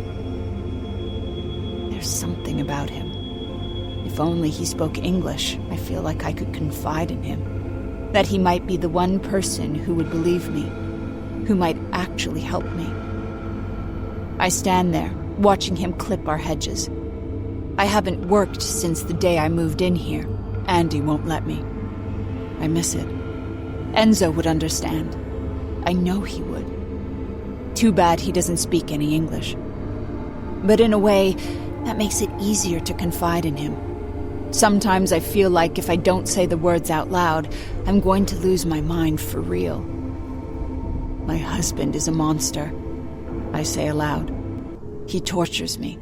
He holds me hostage in the attic. Enzo's shoulders stiffen. He lowers his clippers, his brow furrowed. Signora, Nina. My stomach turns to ice. Why did I say that? I should never have said those words. It's just that I knew he wouldn't understand me, and I felt like I needed to tell somebody who wouldn't rat me out to Andy. I thought it would be safe to tell Enzo. After all, he doesn't even know English. But when I look into his dark eyes, there's understanding there. Never mind, I say quickly. He takes a step toward me, and I shake my head, backing away. I made a huge mistake. Now I'm probably going to have to fire Enzo. But then he seems to get it. He picks up his clippers again and goes back to work. I hurry into the house as fast as I can and slam the door behind me. Right by the window, there's a spectacular arrangement of flowers. I would say every color of the rainbow represented. Andy brought it home last night from work to surprise me, to show me what a spectacular husband he is when I am well-behaved.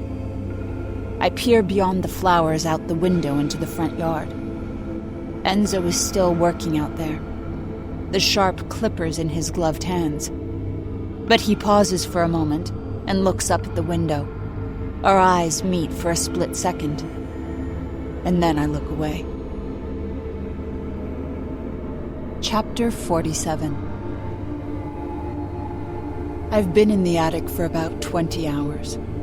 Andy marched me up here right after Cecilia went to bed last night. I've learned not to argue. If I do, it's another stay at Clearview. Or maybe, when I try to pick Cece up at the school the next day, she won't be there, and I won't see her for a whole week while she's out of town. He doesn't want to hurt Cecilia, but he absolutely will. After all, if the police didn't arrive exactly when they did, she could have drowned in that bathtub all those years ago. I brought it up with him once, and he just smiled at me. That would have taught you a lesson, wouldn't it? Andy wants another child. Another little person who I will love and want to protect, who he will use to control me for years to come. I can't let that happen. So I drove to a clinic in the city, gave a fake name, and paid in cash for them to insert an IUD. I've practiced my perplexed expression when the pregnancy tests come back negative. This time, my transgression was spraying too much air freshener in our bedroom. It was exactly the same amount I always spray, and if I hadn't used it at all, he would have locked me in there with something malodorous, like a rotting fish. I know how his mind works now. Anyway, somehow last night, the air freshener was too much, and it irritated his eyes. My punishment? I had to pepper spray myself. Oh yes, he left the bottle of pepper spray in the dresser drawer. Pointed at your eyes and pulled the trigger. Also, keep your eyes open, or it won't count. So I've done it. I sprayed myself with pepper spray just to get out of this goddamn room. Have you ever been pepper sprayed? I don't recommend it. It stings terribly, and right away my eyes started to tear up like crazy. My face felt like it was burning, and then my nose started to run. A minute later, I felt it dripping into my mouth where it stung and tasted terrible. For several minutes, I sat on the bed, just struggling to breathe.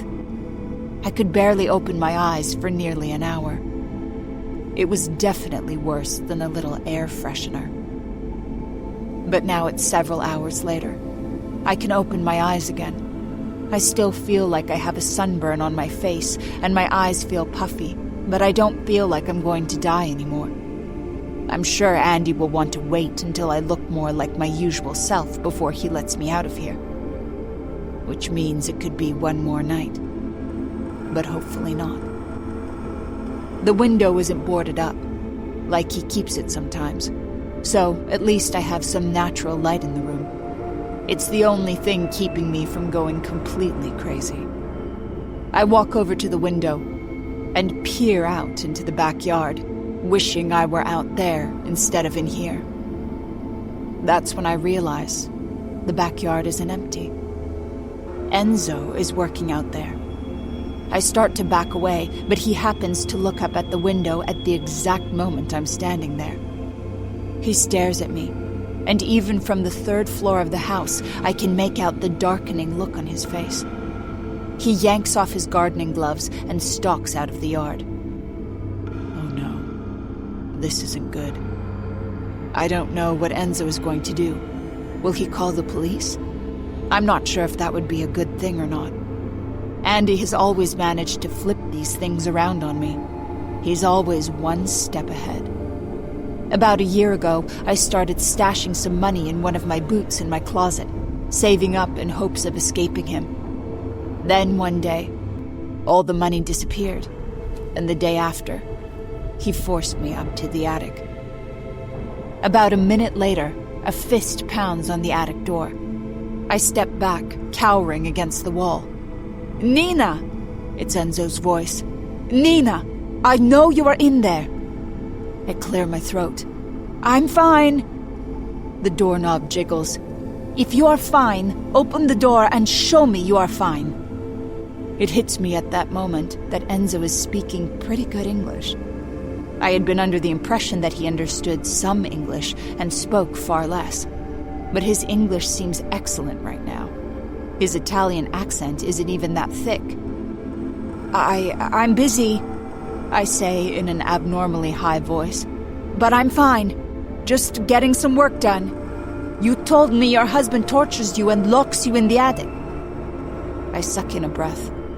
I only said that to him because I thought he didn't understand. But now it's clear he understood everything I said. I have to do damage control. I can't do anything to anger Andy. How did you get into the house, anyway? Enzo lets out an exasperated sound. You leave a key under the potted plant by the front door. Now, where is the key to this room? Tell me. Enzo, tell me. I do know where the key to the attic door is. It doesn't do me a lot of good when I'm in here, but I could direct him to it, if I wanted to. I know you're trying to help, but this isn't helping. Please, just stay out of it. He'll let me out later today. There's a long silence on the other side of the door.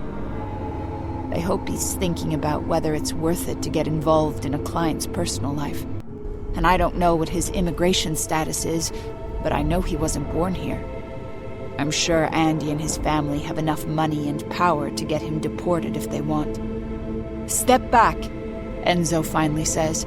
I will break down the door. No, you can't. Tears jump to my eyes. Look, you don't understand. If I don't do what he says, he'll hurt Cecilia, and he'll have me locked up. He's done it before. No, this is just excuses. No, they're not. A single tear rolls down my cheek. You don't understand the kind of money he has. You don't understand what he could do to you. Do you want to get deported? Enzo is quiet again. This is wrong. He is hurting you. I'm fine, I swear to you. It's mostly true. My face still feels like it's burning, and my eyes still sting. But Enzo doesn't need to know that. In another day, I'll be completely fine, like it never happened. And then I can go back to my normal, miserable life. You want me to leave? He acknowledges.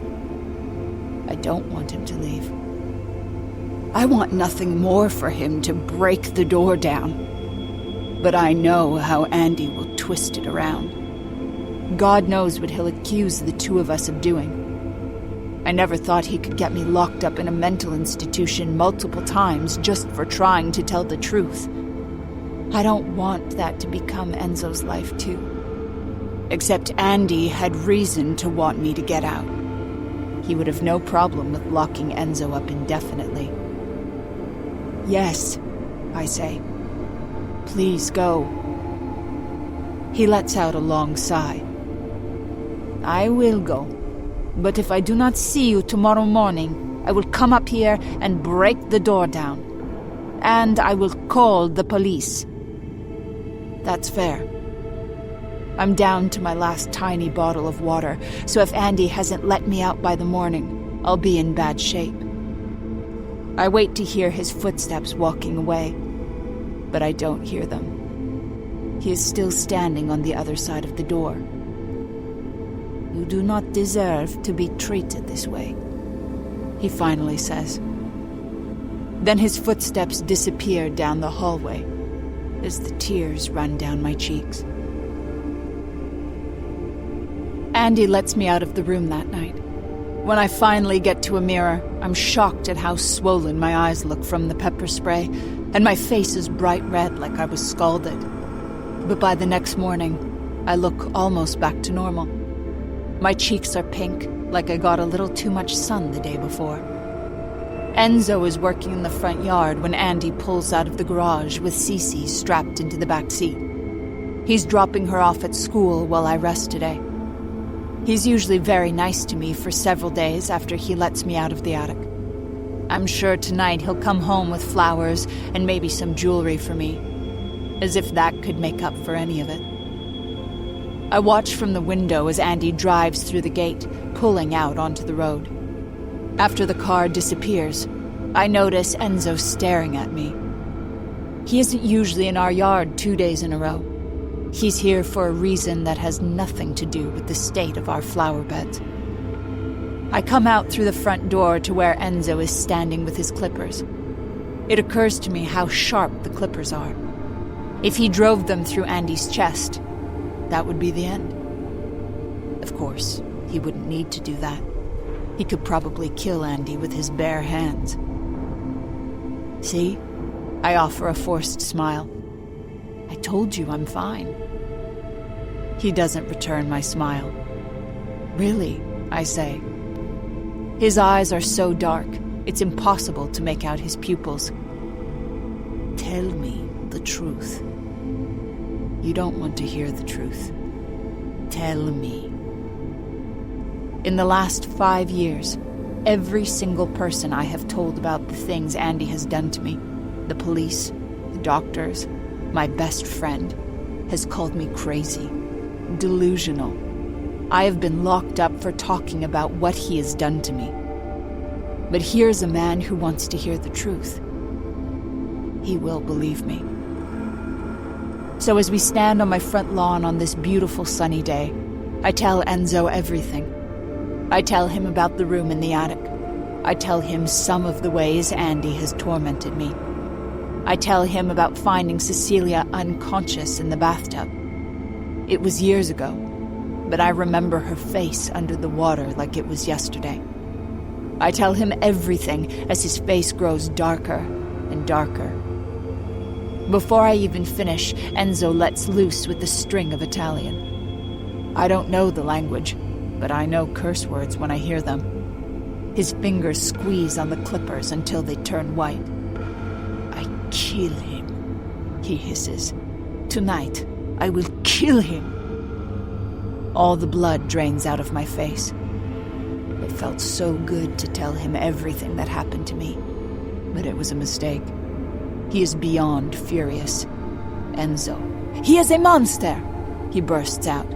You do not want me to kill him? Yes, I want Andy dead, but I don't want to deal with any of the consequences, especially the letter that will go to the police in the event of his death. I want him dead, but not enough to spend my life in prison.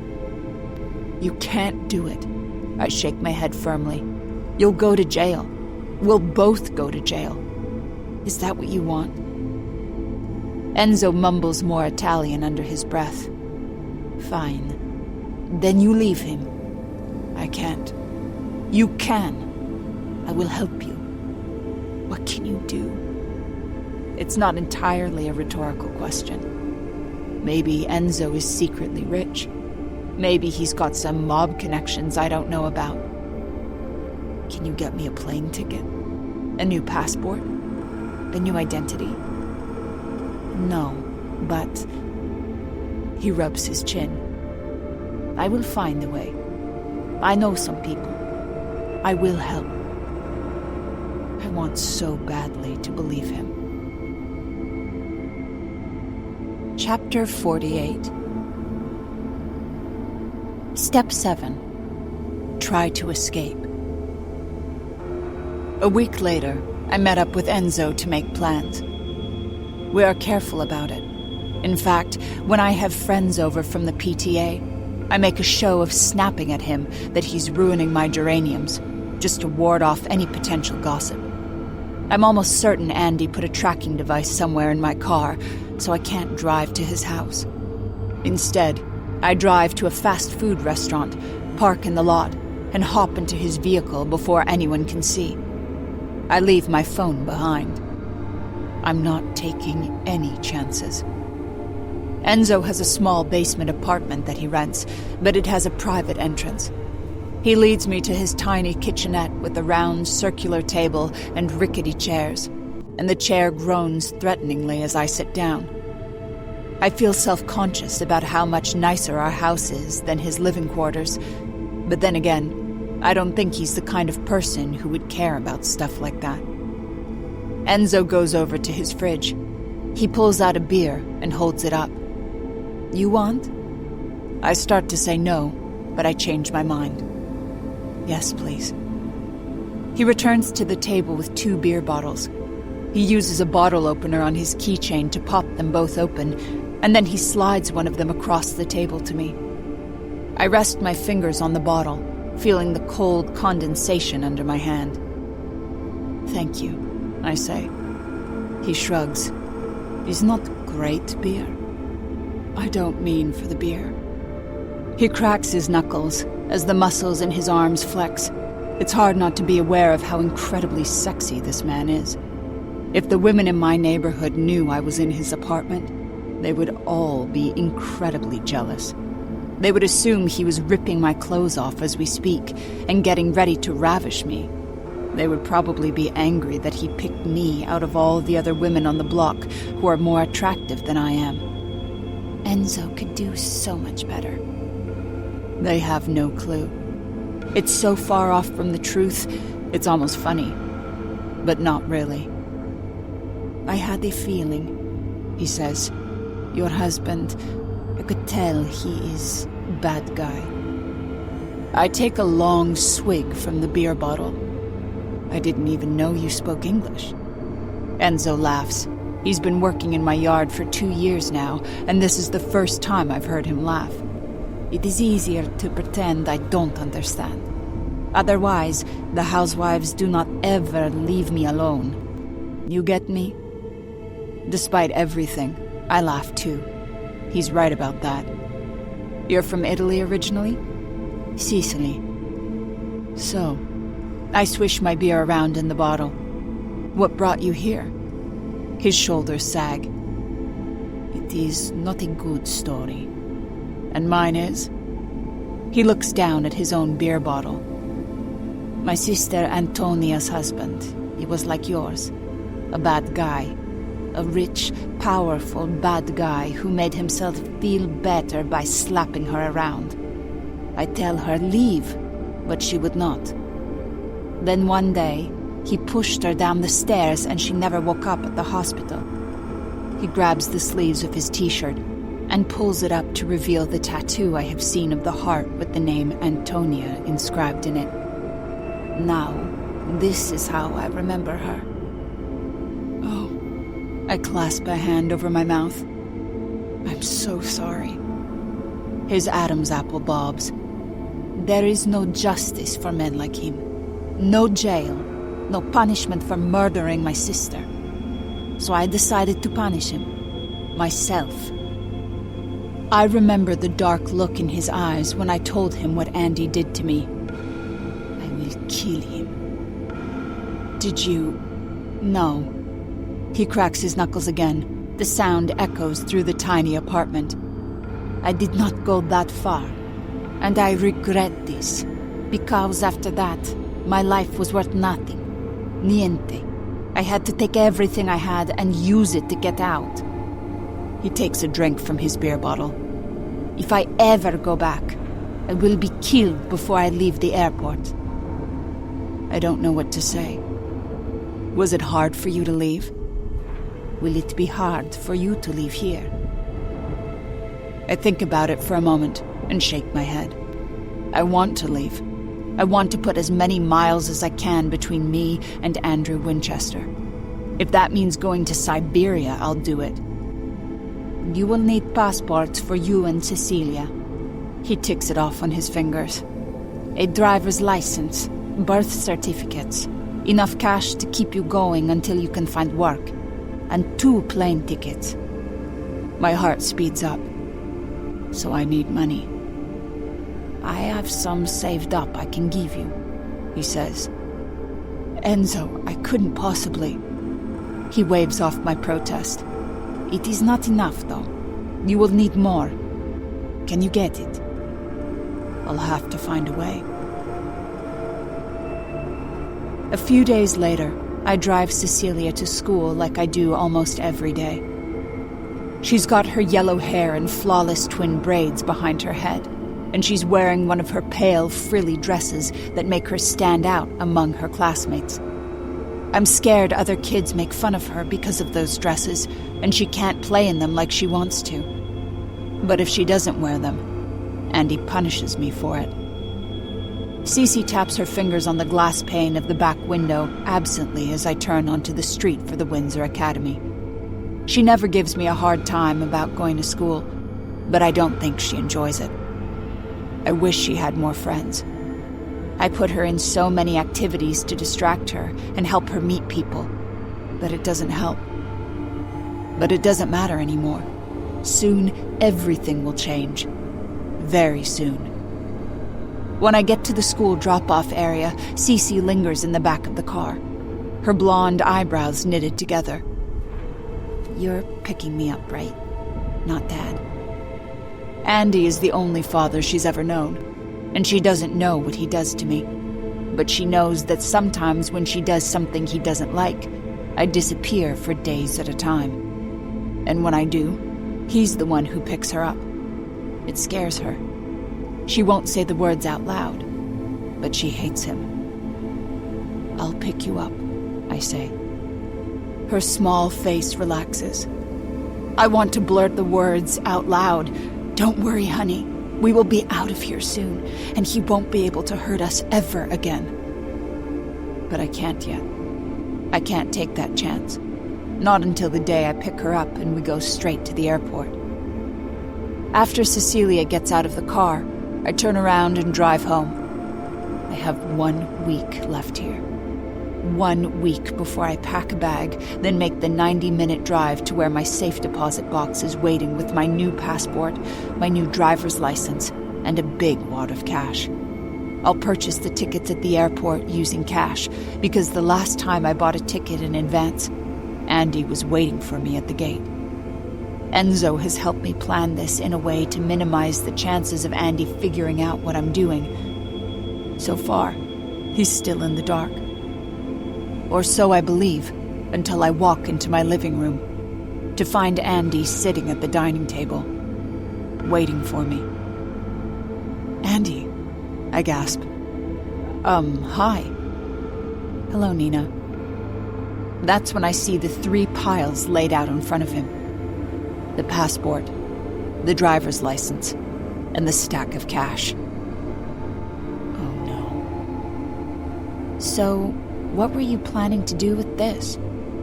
He looks down and reads off the name on the driver's license. Tracy Eaton. I feel like I'm choking. My legs tremble beneath me, and I have to hold onto the wall to keep from collapsing. "How did you get that?" Andy rises from his seat. Haven't you figured out yet that you can't keep any secrets from me? I take a step back. "Andy." "Nina," he says. "it's time to go upstairs." No, I'm not going. I'm not breaking my promise to my daughter that I would pick her up today. I'm not allowing myself to be locked up there for days when I thought I would be on my way to freedom soon. I won't. I can't do this anymore. Before Andy can come any closer, I dash out the front door and back into my car. I speed out of the driveway so fast I nearly bash into the gate on the way out. I have no idea where I'm going. Part of me wants to go straight to Cecilia's school and grab her, then just start driving until I hit the Canadian border. But it's going to be hard to evade him without that passport or driver's license. I'm sure he's calling the police right now and feeding them a story about how his crazy wife is having a relapse. There's only one positive in this situation. He only found one of the 2 safety deposit boxes. The 2 separate boxes were Enzo's idea. He found the one with the passport and the driver's license, but there's still a second stack of cash he doesn't know about. I keep driving until I get to Enzo's neighborhood. I park 2 blocks away from his apartment, and then I walk the rest of the way. He's just climbing into his truck when I sprint over to him. "Enzo!" He jerks his head up at the sound of my voice. His face drops when he sees the look on mine. What happened? He found one of the safe deposit boxes. I paused to catch my breath. It's over. I can't leave. My face crumbles. Before I started talking to Enzo, I had accepted that this would be my life, at least until Cecilia turned 18. But now, I don't think I can do it. I can't live like this. I can't. Nina. What am I going to do? I whimper. He holds out his arms and I fall into them. We should be more careful. Somebody could see us. What if Andy thought I was having an affair with Enzo? We're not having an affair, by the way. Not even a little bit. He thinks of me like Antonia, his sister he couldn't save. He hasn't touched me in a way that is anything other than brotherly. It's the absolute last thing either of us is thinking about. Right now, all I can think of is the future I thought I might have had being flushed down the toilet. Another decade living with that monster. What am I going to do? I say again. It's simple, he says. We go to Plan B. I lift my tear-streaked face. What's Plan B? I killed the bastard. I shiver because I can see in his dark eyes that he means it. Enzo, I will do it. He pulls away from me and his jaw is rigid. He deserves to die. This is not right. I'll do for you what I should have done for Antonia. And we both go to jail. You won't go to jail. I smack him in the arm. I'm not okay with you going to jail either. So then, what do you suggest? And then the idea hits me. It's so beautifully simple. And even though I hate Andy, I know him very well. This will work. Chapter 49. Step 8. Find a replacement. I can't pick just anyone. First of all, she has to be beautiful. More beautiful than I am, which shouldn't be hard since I've deliberately let myself go the last few years. She has to be younger than me, young enough to give Andy the children he so badly wants. She has to look good in white. He loves that color. And most of all, she has to be desperate. Then I meet Wilhelmina Calloway. She's everything I wanted. The dowdy clothing she wears to her interview can't conceal how young and pretty she is. She's desperate to please me. And then, when the simple background check I run reveals a criminal record, I know I've hit pay dirt. This is a girl who will be desperate for a decent, high-paying job. I am not on board with this, Enzo tells me when I come out to my backyard to ask for the name of the private detective he knows. This is not right. When I told him my plan a few weeks ago, he was not happy. You would sacrifice somebody else? But he didn't understand. Andy controls me because of Cece, I say. This girl has no children, no attachments, nothing he can hold over her. She can leave. You know it doesn't work that way, he grumbles. Will you help me or not? His shoulders sag. Yes, you know I will help. So I hired the private investigator Enzo recommended to me, using some of the remaining money I had squirreled away. And the detective tells me everything I need to know about Wilhelmina Calloway. He tells me that she got fired from her last job, and they were close to calling the police on her. He tells me she's living in her car, and he tells me one other tidbit that changes everything. Right after I hang up with the detective, I call Millie and offer her the job. The only problem is Andy. He won't want a stranger living in our house. He has reluctantly allowed people to come in for a few hours to clean, but that's it. He never even allows anyone to babysit for Cecilia except for his mother. But the timing works out very well. Andy's father recently retired, and, after taking a bad fall on a patch of ice, they decided to move down to Florida. I could tell Evelyn was not enthusiastic about the idea, and they decided to retain their old house for the summer. But most of their friends had relocated to southern Florida by now, and Andy's father was looking forward to spending his retirement playing golf every day with his buddies. What it comes down to is that we need help. The trickiest part is that Millie's new bedroom will be in the attic. He won't like that at all. But it has to be that way. He has to see her up there if I want him to think of her as my replacement. I have to entice him. I set the stage before I spring her on him. I wake up every morning complaining of migraines that make it impossible for me to cook or clean. I work hard to leave the house a complete mess. Another few days and our house would be ready to be condemned. We need help. Desperately. Still, right after Andy discovers I've hired Millie, he corners me outside my car. His fingers bite into my biceps as he gives me a good hard yank. What the hell do you think you're doing, Nina? We need help. I lift my chin defiantly. Your mother isn't around. We need someone to watch Cece and to help clean. You put her in the attic, he growls. That's your room. You should put her in the guest room. And where will your parents stay when they come to visit us? The attic? The living room sofa? I see his jaw working as he considers this. Evelyn Winchester would never sleep on the living room sofa. Just let her stay for 2 months, I say.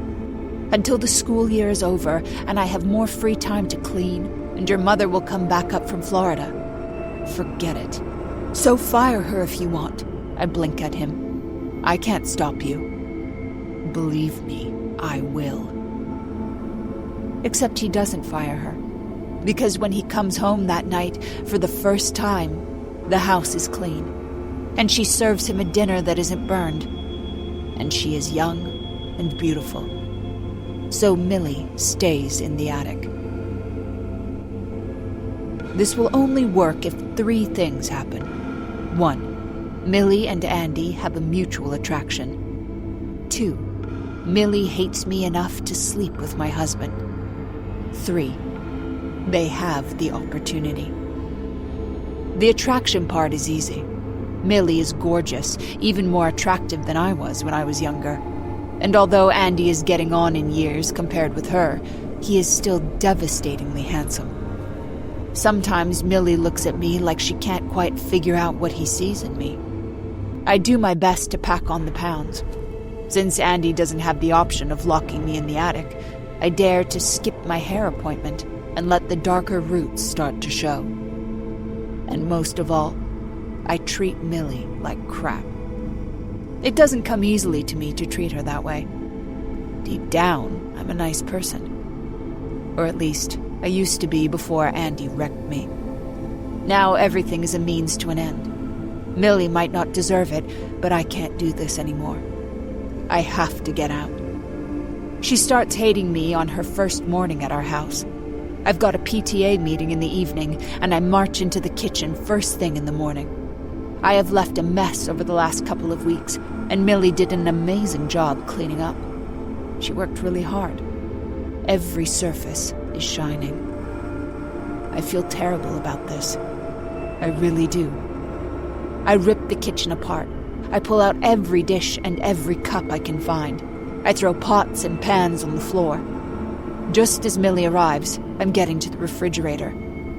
Growing up, I was responsible for my fair share of chores, and it's physically painful for me to take a milk carton and throw it on the ground, letting the milk spill out everywhere. But I force myself. Means to an end. When Millie enters the kitchen, I turn around and look at her accusingly. Where is it? Where is what? My notes! I bring my hand to my forehead like the horror of it all might make me faint. I left all my notes for the PTA meeting tonight on the kitchen counter, and now they're gone. And then, accusingly, what did you do with them? I do have notes for the meeting, but they are safely tucked away on my computer. Why would my only copies be here in a pile on the kitchen counter? It makes no sense, but I keep insisting it's true. She knows I didn't leave the notes there, but she doesn't know that I know that. I yell loud enough to get Andy's attention. He feels sorry for her.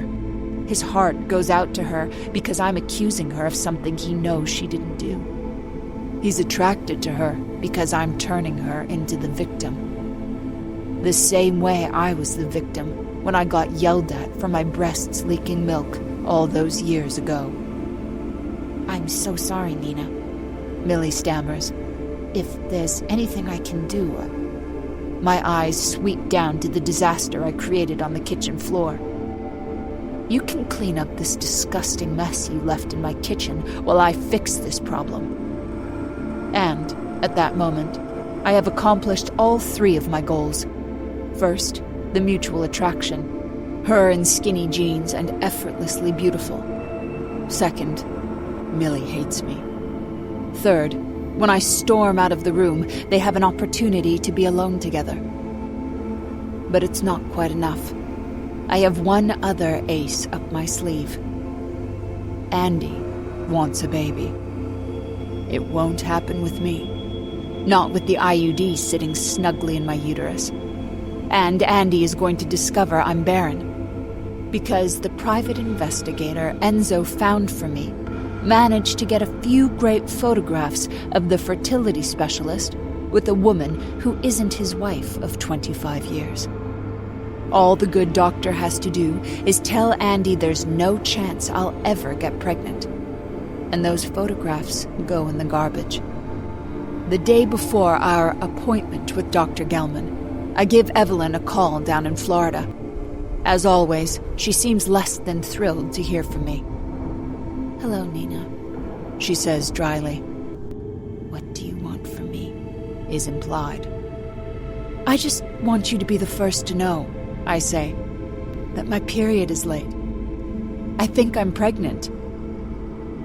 Oh.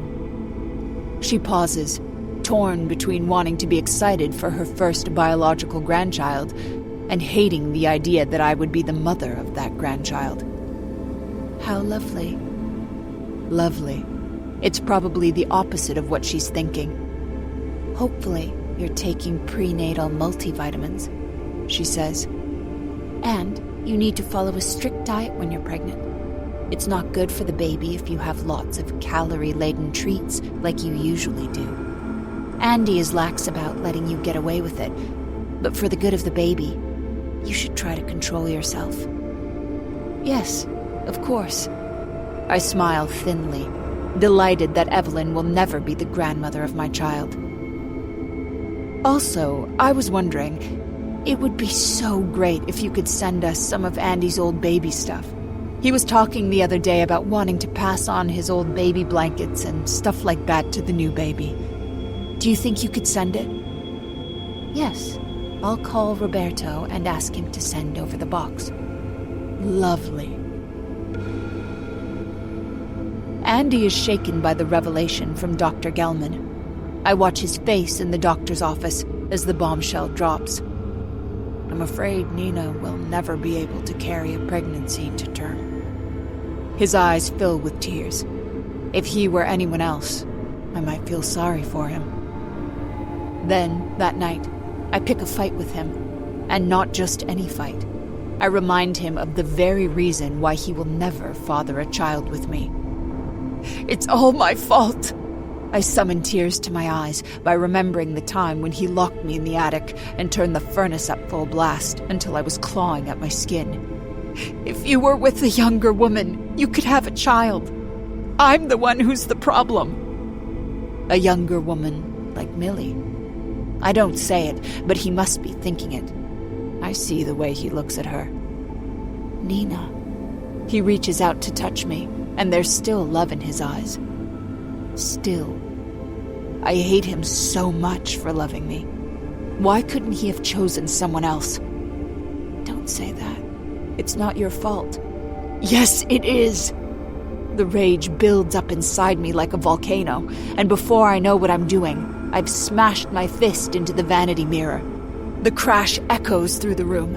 It's only a second later that my hands sting with pain, and I notice the blood dripping from my knuckles. Oh, Jesus. Andy's face turns pale. Let me get you some tissues. He grabs some tissues from the bathroom, but I resist him, and by the time he gets my hand wrapped, there's blood all over his hands as well. When he goes into the bathroom to wash it off, I hear the sound outside the door. Did Cecilia hear our fight? I hate the idea that my temper tantrum might have scared her. I pulled the door open, but it isn't my daughter standing there. It's Millie. and I can see all over her face that she heard every word of our argument. She notices the blood on my hands, and her eyes become saucers. She thinks I'm insane. It's become a familiar feeling. Millie thinks I'm crazy. Andy thinks I'm too old. After that, it's just a matter of opportunity. Andy will want to get me tickets to Showdown after how much I've talked about it. He loves to do things to please me, alternating with the horrors he subjects me to. But it will be Millie who will see the show, not me. The show, and then the hotel room overnight. It's almost too perfect. And it gives me a chance to get Cecilia out of the way to camp, so Andy can't use her against me. When the GPS tracker on Millie's phone registers that she's in Manhattan that night, I know I've won.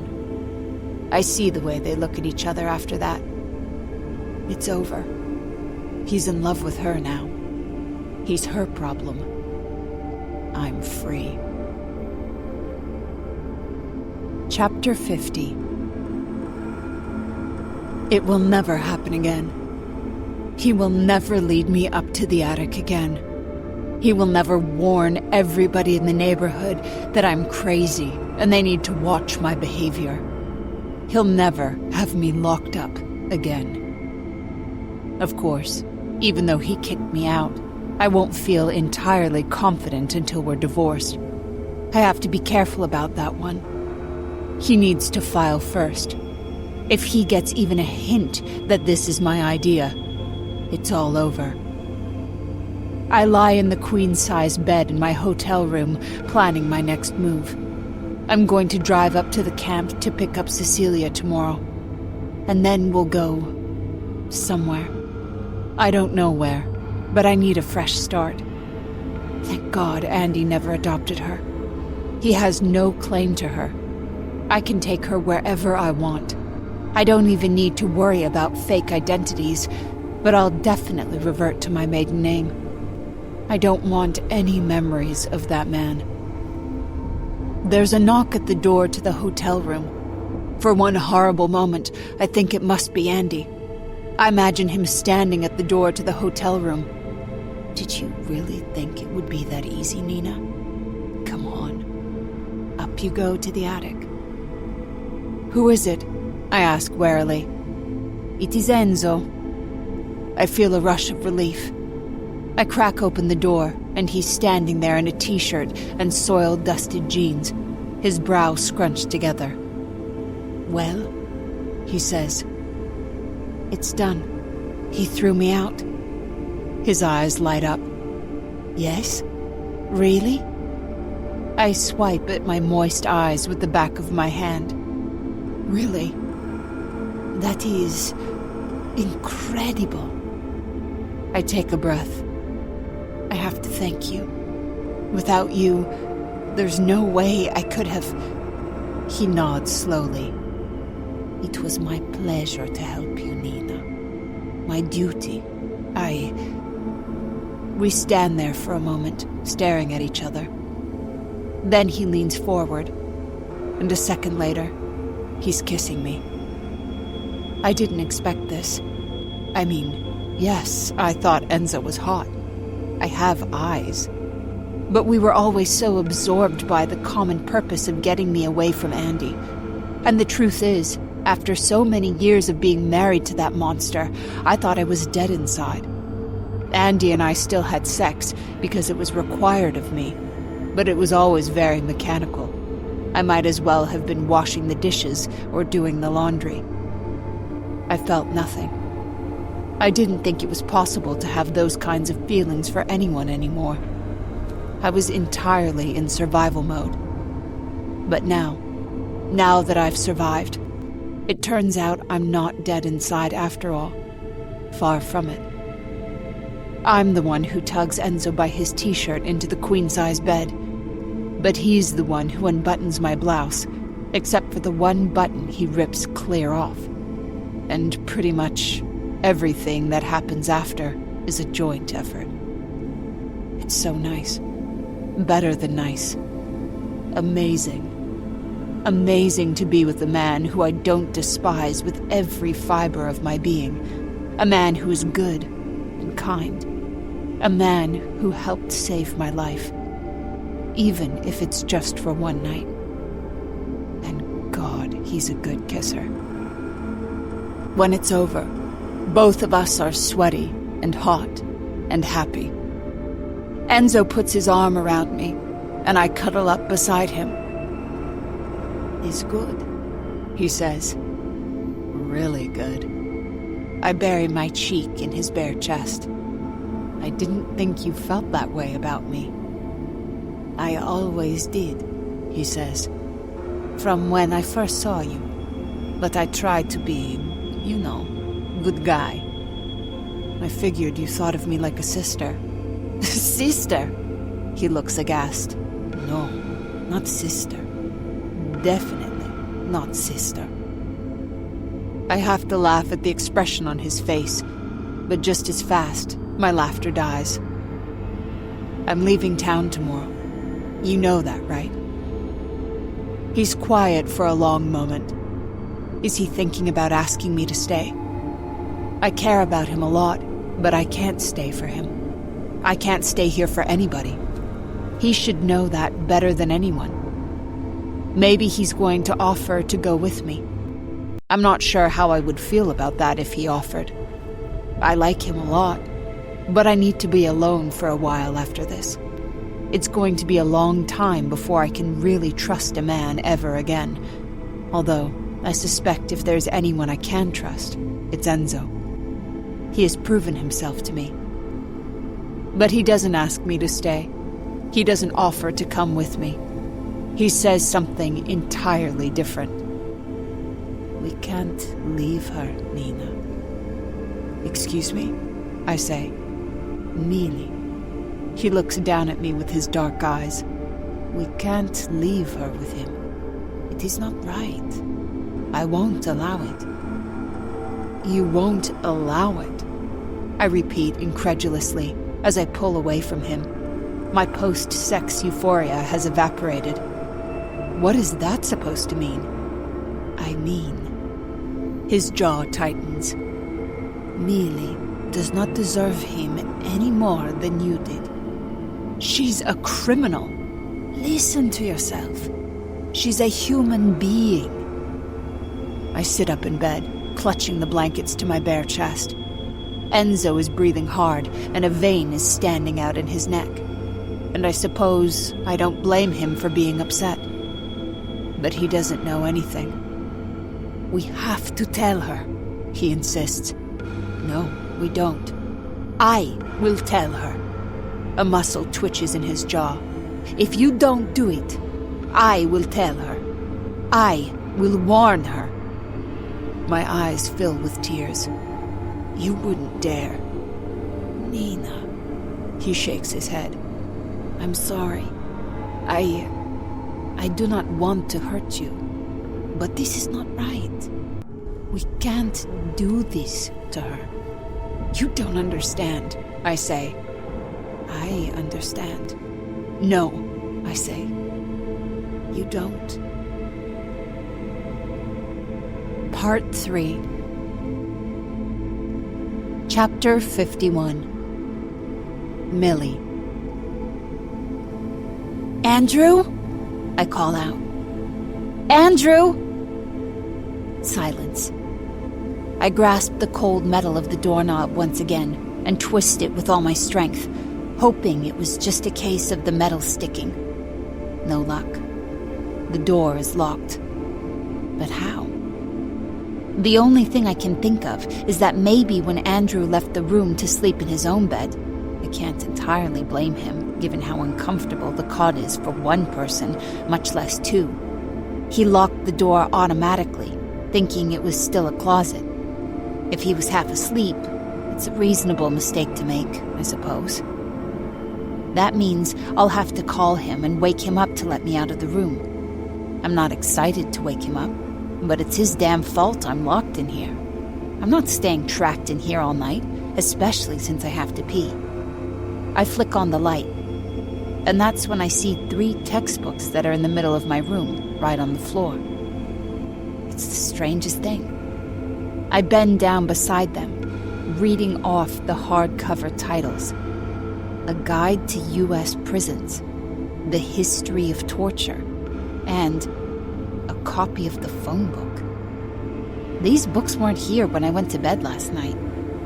Did Andrew bring them up here and stuff them in the room, thinking I would be moving out of here by the morning and he could convert this room back into a closet again? That's the only thing that makes sense.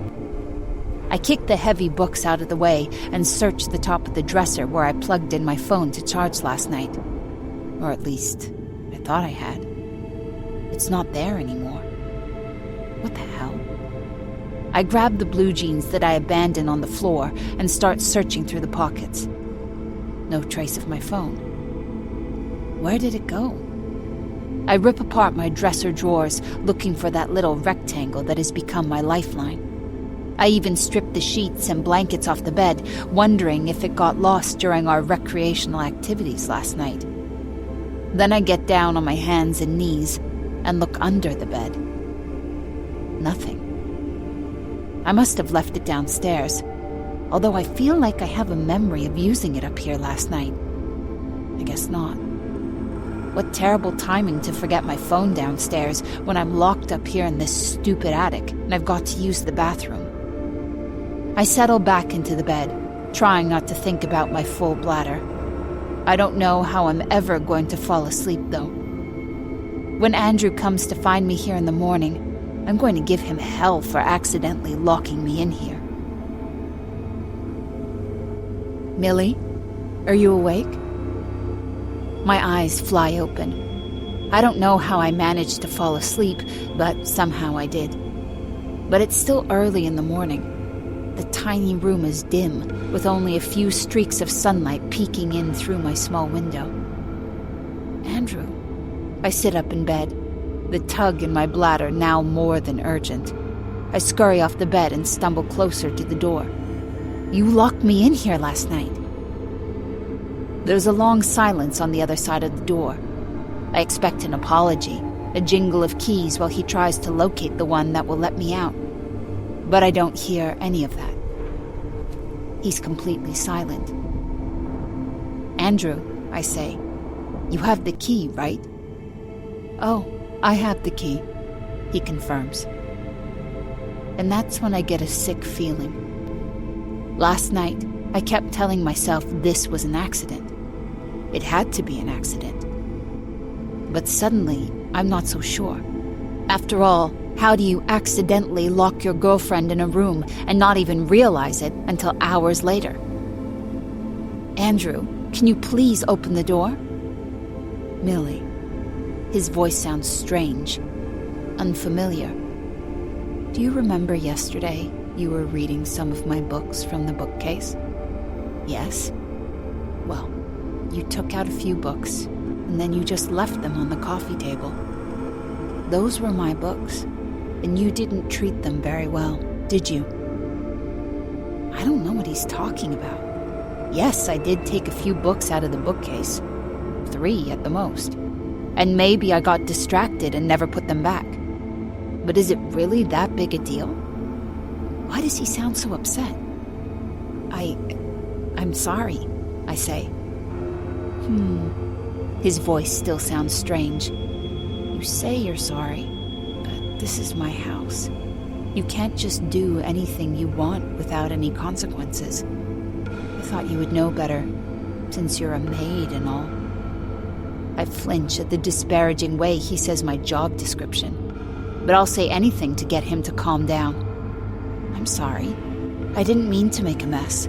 I'll go clean it up. I already cleaned it up. You're too late. Listen, can you open the door so we can talk about this? I'll open the door, he says. But you need to do something for me first. What?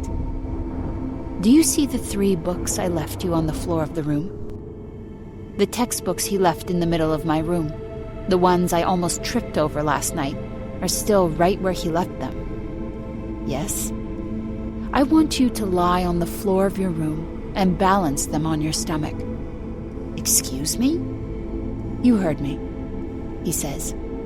I want you to balance those books on your stomach for 3 straight hours. I stare at the door, imagining the twisted expression on Andrew's face. You're joking, right? Not even a tiny bit. I have no idea why he's doing this. This isn't the Andrew I fell in love with. It's like he's playing some sort of bizarre game with me. I don't know if he realizes quite how much he's upsetting me. Listen, Andrew, whatever you want to do, whatever game you want to play, just let me out of this room and let me go to the bathroom at least. Can I make this any clearer? He clucks his tongue. You carelessly left my books in the living room, and I had to put them back for you. So now, I want you to take these books and bear their weight. I'm not going to do that. Well, that's unfortunate, because you're not getting out of this room until you do what I tell you to do. Fine. I'm probably going to pee my pants then. There's a bucket in the closet if you need to relieve yourself. When I first moved in here, I noticed that blue bucket in the corner of the closet.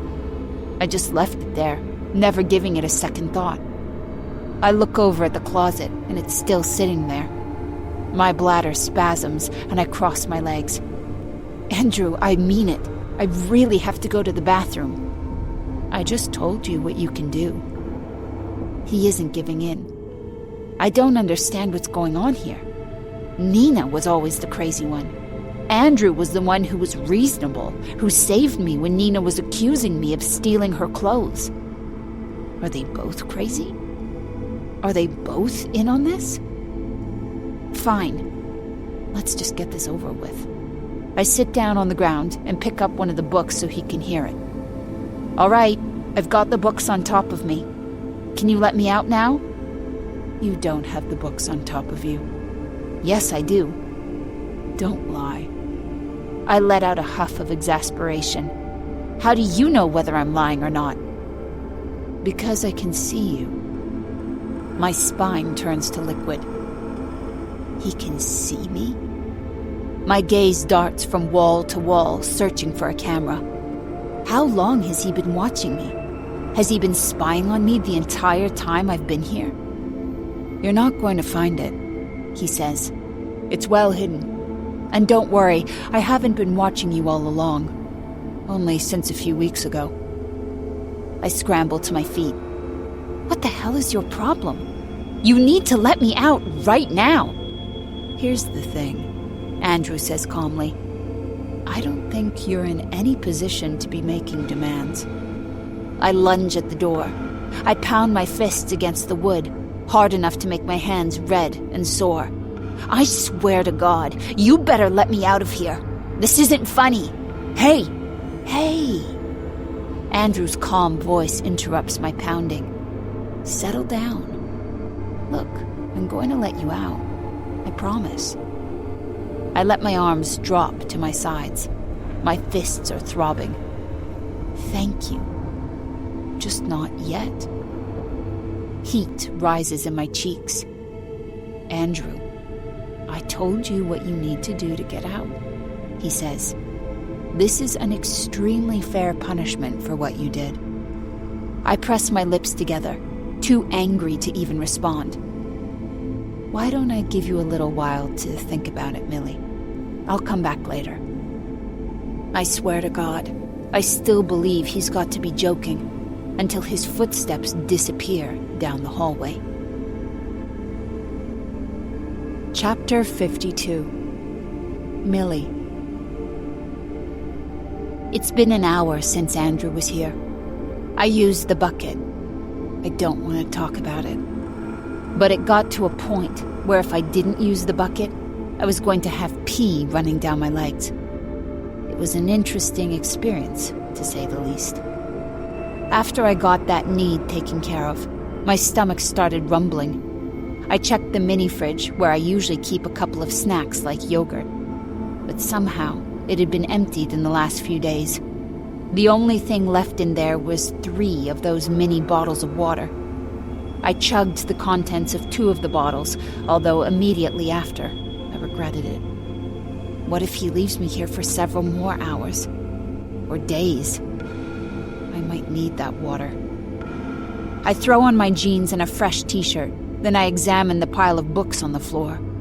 Andrew said he wanted me to keep those books resting on my belly for 3 hours, and then he would let me out of the room. I don't quite understand the purpose of this ridiculous game, but maybe I should just do it. Then he'll let me out, and I can get the hell out of here forever. I stretch out on the uncarpeted floor. It's the beginning of summer, which means the attic is unbearably stuffy, but the floor is still cool. I rest my head against the ground and pick up the book on prisons. It's a thick textbook that has got to weigh several pounds. I lower it onto my belly. It's pressure, but not exactly uncomfortable. If I had done this before my trip to the bucket, I would probably have peed my pants by now. But this isn't so bad. Then I pick up the second book. This is the one on torture. I suppose the title of this textbook isn't entirely a coincidence. Or maybe it is. Who knows? I lower the second book onto my belly. This time, the pressure becomes more uncomfortable.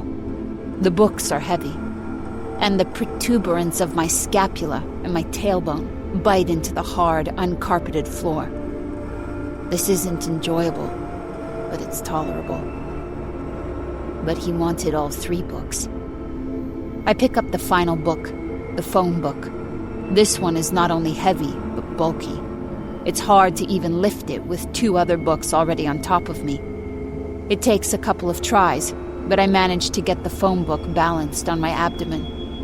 The weight of all 3 books almost takes my breath away. 2 was doable, but 3 is awful.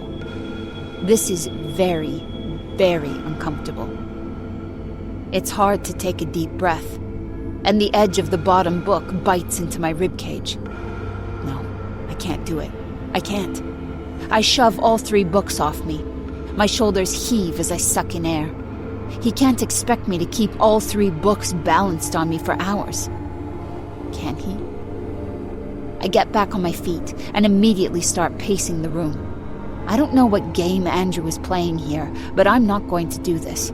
He's going to let me out of here, or else I'm going to find a way out myself. There must be a way out of this room. This isn't prison.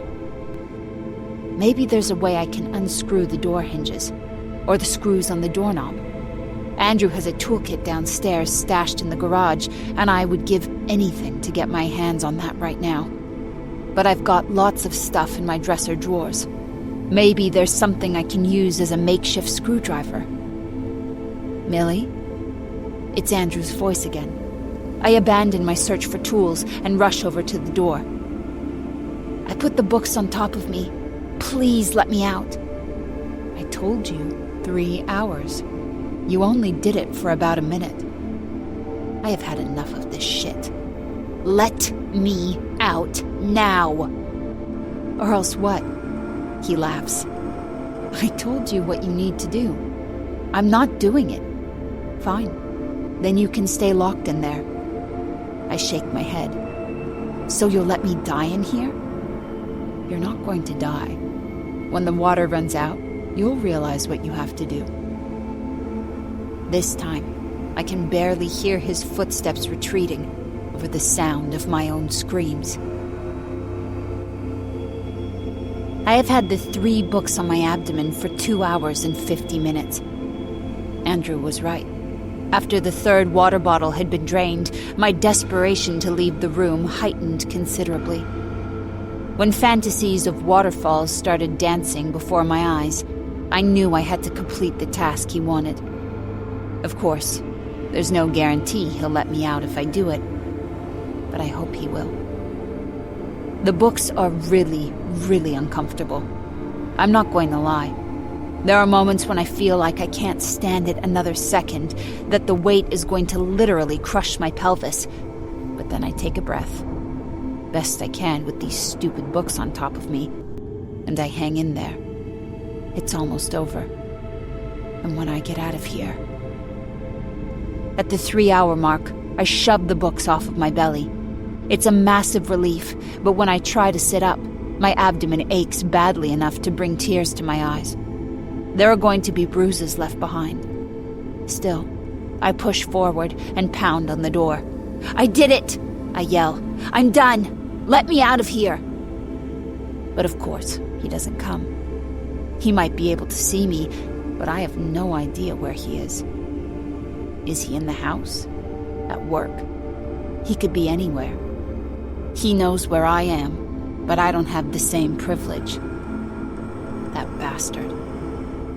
It's an hour later when I hear footsteps outside my door. I want to cry with relief. I've never been claustrophobic before, but this experience has changed me. I'm not sure if I'll be able to ride in elevators after this. "Millie, I did it, you asshole," I spit at the door. "Now let me out." His lackadaisical tone makes me want to wrap my fingers around his neck and squeeze. "I'm afraid I can't do that." "But you promised. You said if I kept the books on my belly for 3 hours, you would let me out." "Right. But here's the thing. You pushed them off a minute too early. So I'm afraid you'll have to start over." My eyes fly open. If there were a moment when I would morph into the Incredible Hulk and rip the door right off by the hinges, that would be this moment. "You've got to be kidding me." "I'm so sorry, but these are the rules." "But," I sputter, "I don't have any water left." "That's a shame," he sighs. "Next time, you'll have to learn to conserve your water." "Next time?" I kick the door. "Are you out of your mind? There's not going to be a next time." "Actually, I think there will be," he says thoughtfully. "You're on parole, right? If you were to take something from our house, and I'm sure Nina would back me up on that, where do you think you would end up? One offense and you're right back in jail. Whereas you only have to stay in this room for a day or two every once in a while if you misbehave. I think this is a much better deal, don't you?" Okay, this would be the moment I would turn into the Incredible Hulk. "So," he says, "I would get back to work, because soon you're going to get pretty thirsty." This time, I wait 3 hours and 10 minutes, because I don't want there to be any chance that Andrew will claim that I need to do it a third time. That would kill me. My belly feels like somebody has been punching me in the abdomen for the last several hours. It hurts so much. At first, I can't even sit up. I have to roll onto my side and push myself into a sitting position using my arms. And my head aches from lack of water. I have to crawl over to the cot and pull myself onto it. I sit there and wait for Andrew to come. It's another half an hour before his voice reappears behind the door. "Millie?" "I did it," I say, although my own voice is barely a whisper. I can't even stand up. "I saw you." There's a patronizing edge to his voice. "Excellent job." And then I hear the most beautiful sound I've ever heard. It's the sound of the door unlocking. It's even better than when I got out of prison. Andrew comes into the bedroom, clutching a glass of water. He hands it over to me, and for a moment, it hits me that he could have slipped some sort of drugs into the water. But I don't even care. I gulp it down. All of it. He sits down beside me on the cot. He rests a hand on the small of my back, and I cringe. "How are you doing?" My belly hurts. He tilts his head. "I'm sorry." "Are you?" "You do have to be taught a lesson when you do something wrong. It's the only way you'll learn." His lips twitch. "If you had done it right the first time, I wouldn't have had to ask you to do it again." I look up and study his handsome features. How could I have fallen in love with this man? He seemed nice and normal and wonderful. I hadn't even the slightest clue what a monster he is. His goal isn't to marry me. It's to make me his prisoner.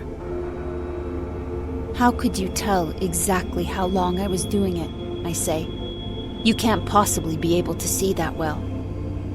On the contrary. He pulls his phone out of his pocket and brings up an app.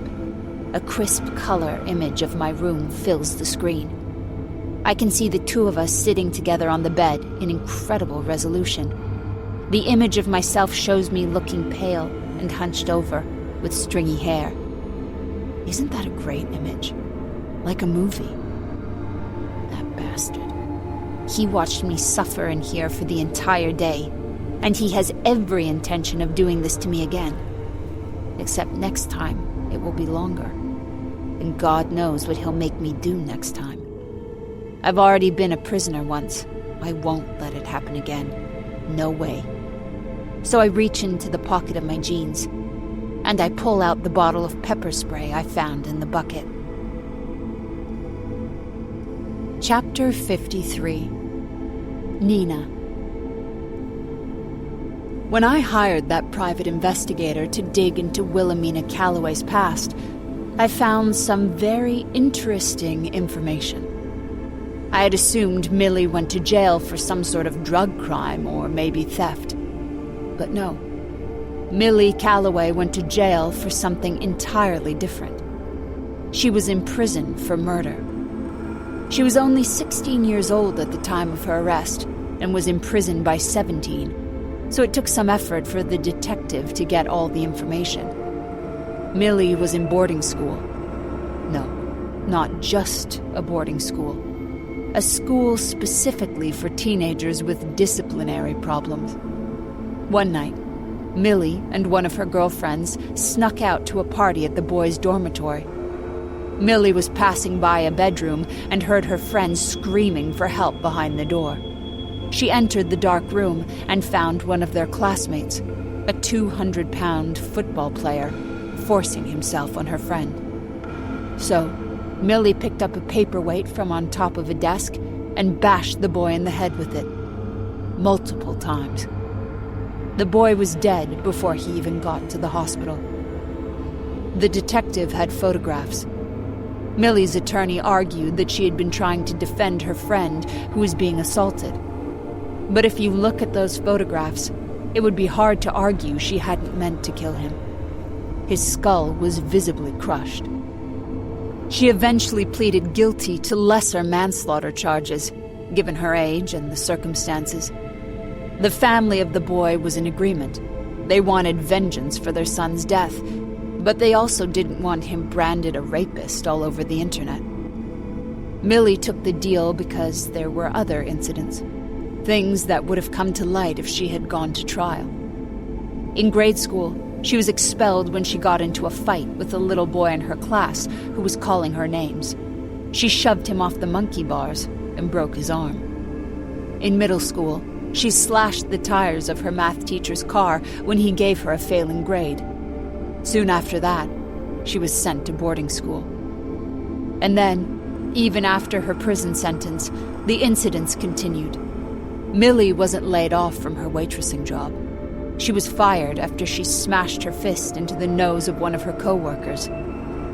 Millie seems like a sweet girl. That's what Andrew sees when he looks at her. He won't dig into her past the way I did. He doesn't know what she's capable of. And here's the truth. I initially wanted to hire a maid in hopes that she would become my replacement. That if Andrew fell in love with another woman, he would finally let me go. But that's not why I hired Millie. That's not why I gave her a copy of the key to the room. And that's not why I left a bottle of pepper spray and the blue bucket in the closet. I hired her to kill him. She just doesn't know it. Chapter 54. Millie. Andrew screams when the pepper spray gets him in the eyes. The nozzle is about 3 inches away from his eyes, so he gets a good dose of it. And then I press it a second time for good measure. While I do it, I turn my own head away and close my eyes. The last thing I need is to get pepper spray in my eyes, although it's hard not to get a little bit of residue. When I look up again, he's clawing at his face, which has turned bright red. His phone has fallen from his hands onto the floor, and I scoop it up, being very careful not to touch anything else. Everything has to go exactly right in the next 20 seconds. I've spent over 6 hours planning this, while 3 books were resting on my belly. My legs are wobbly when I stand up, but they work. Andrew is still writhing on the cot, and before he can get his sight back, I slip out of the room and close the door behind me. Then I take the key Nina gave me and fit it into the lock. I turn the key and pocket it. Then I take a step back. "Millie!" Andrew screams on the other side of the door. "What the hell?" I look down at the screen of his phone. My fingers are shaking, but I'm able to get into settings. And I shut off the lock screen setting before the phone locks automatically, so the phone won't require a password anymore. "Millie!" I take another step back, as if he could reach through the door and grab me. But he can't. I'm safe on the other side of the door. "Millie!" His voice is a low growl now. "Let me out of here right now!" My heart is beating fast in my chest.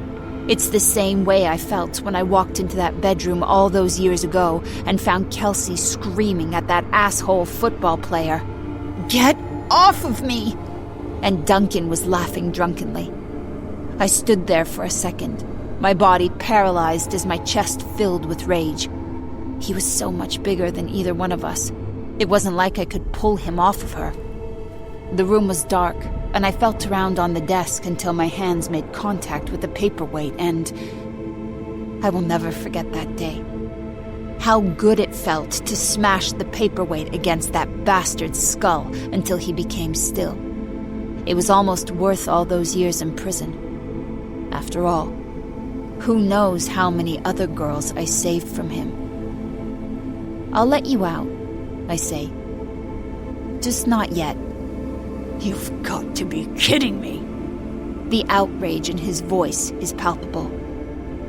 "This is my house. You can't keep me hostage here. And you're a criminal. All I have to do is call the police, and you're right back in jail." "Right," I say. "But how can you call the police when I have your phone?" I look down at the screen of his phone. I can see him standing there in vivid color.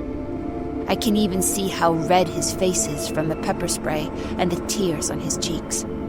He checks his pockets, then scans the floor with his swollen eyes. "Millie," he says in a slow, controlled voice, "I want my phone back." I let out a hoarse laugh.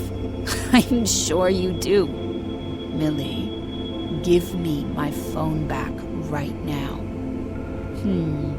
I don't think you're in any position to be making demands." "Millie." "Just a moment." I slip his phone into my pocket. "I'm going to grab a bite to eat. I'll be back real soon." "Millie!" He's still calling my name as I walk down the hall and go downstairs. I ignore him. There's nothing he can do when he's stuck in that room, and I have to figure out my next move. The first thing I do is exactly what I said I was going to do. I go to the kitchen, where I drink 2 heaping glasses of water. Then I make myself a bologna sandwich. No, not abalone. Bologna. With lots of mayonnaise and white bread. After I've got some food in my belly, I feel a lot better. I can finally think straight. I pick up Andrew's phone. He is still in the attic room, pacing back and forth, like a caged animal. If I were to let him out, I can't even imagine what he would do to me. The thought of it makes a cold sweat break out at the back of my neck. While I'm watching him, a text message pops up on his phone from Mom. "Are you going to serve Nina with divorce papers?" I scroll through some of the previous messages. Andrew has told his mother all about his falling out with Nina. I've got to answer her, because if he doesn't, she might come over here, and then I'm screwed. Nobody can suspect something has happened to Andrew. Yes, just speaking with my lawyer right now. The reply from Andrew's mother comes back almost instantly. Good. I never liked her. And I always did the best I could with Cecilia. But Nina was extremely lax on discipline, and the little girl became quite a brat. I get a jab of sympathy in my chest for Nina and Cecilia. It's bad enough that Andrew's mother never liked Nina, but to speak that way of her own grandchild? And I wonder what Andrew's mother had in mind for discipline. If it's anything like Andy's idea of punishment, I'm glad Nina never went through with it. My hands are trembling as I type my reply. Looks like you were right about Nina. Now I have to deal with that asshole. I shove his phone back in my pocket. Then I climb the stairs to the second floor, then all the way up to the attic. When I get to the top floor, the footsteps in the attic room go silent. He must have heard me. Millie, he says. I'm here, I say stiffly. He clears his throat. You made your point about the room. I'm sorry about what I did. Are you? Yes. I realize now I was wrong. I see.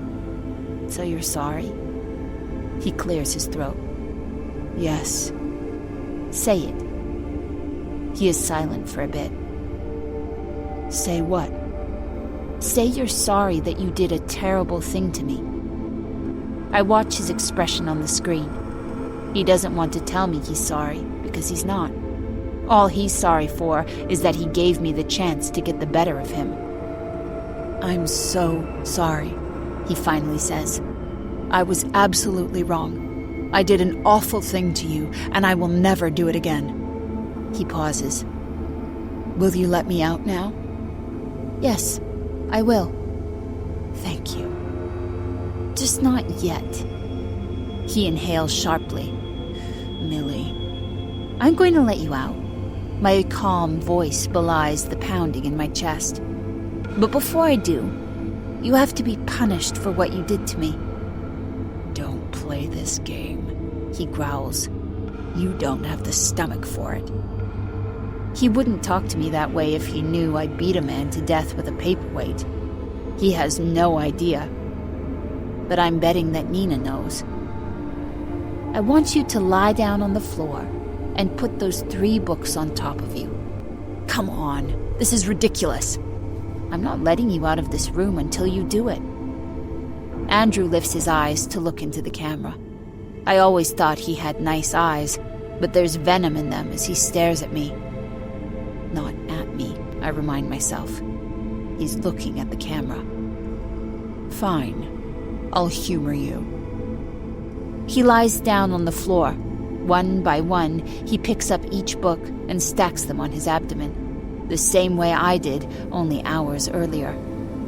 But he's bigger and stronger than I am, and he only looks mildly uncomfortable with those books on top of him, even when all 3 are stacked on him. Happy? He calls out. Lower, I say. What? Move the books lower. I don't know what you... I press my forehead against the door as I speak. You know exactly what I mean. Even through the door, I can hear the sharp inhale of his breath. Millie, I can't. If you want to get out of that room, you're going to do it. I stare down at the screen of his phone, watching him. He pushes the books down his chest so they are squarely on top of his genitals. He didn't look very uncomfortable before, but that has changed now. His face is frozen in a grimace. Jesus Christ, he gasps. Good, I say. Now stay that way for 3 hours. Chapter 55. Millie. As I sit on the couch watching television and waiting for the 3 hours to be up, I think about Nina. All along, I believed she was the crazy one. Now I don't know what to think. She must have left me the pepper spray in that room. She suspected what he was going to do to me, which makes me think he's done it to her. Maybe many times before.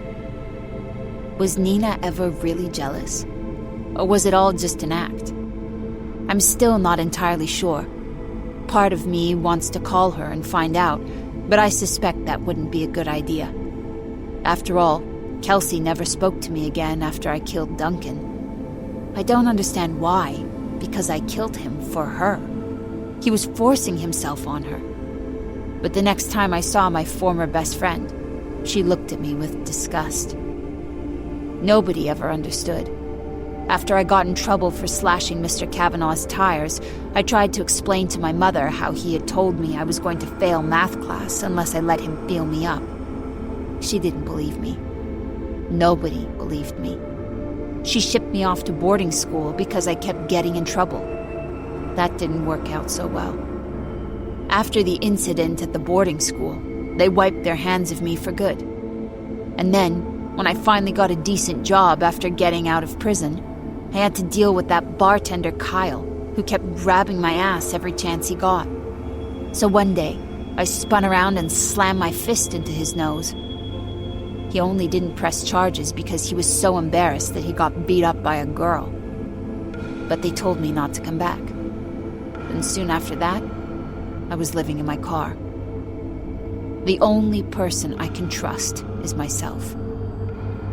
I yawn and shut off the television. It's been just over 3 hours, and Andrew hasn't budged from the floor. He's followed all the rules, even though he must be in agony. I take my time walking up the steps to the top floor. Just as I get there, he shoves the book off his genitals. For a moment, he just lies there, doubled over. "Andrew?" I say. "What?" "How are you feeling?" "How do you think I'm feeling?" he hisses. "Let me out of here, you bitch." He doesn't seem nearly as calm and smug as he was last time I was here. Good. I lean against the door, watching his face on my screen. I really don't appreciate swearing. I would have thought since you're counting on me to help you, you could be a little nicer. "Let me out!" He sits up on the floor, cradling his head in his hands. "I swear to God, Millie, if you don't let me out right now, I'm going to kill you." He says it so casually. "I'm going to kill you."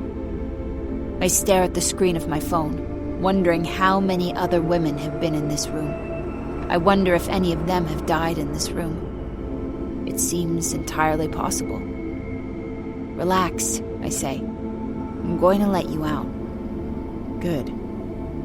"Just not yet."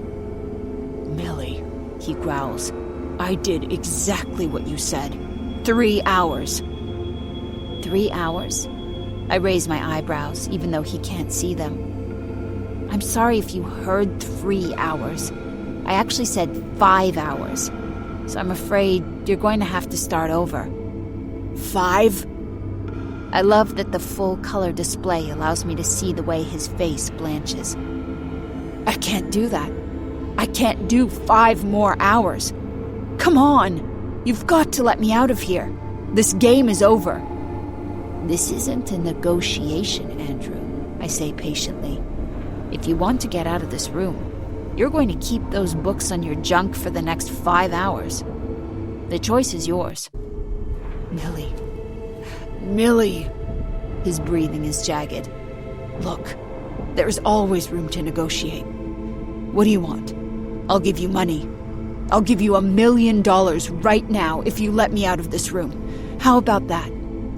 "No." $2 million. It's easy for him to offer me money he has no intention of ever giving me. I'm afraid not. I'm going to go to bed now, but maybe in the morning I'll see you again. "Millie, be reasonable." His voice breaks. "At least I left you with some water. Can't I have some water?"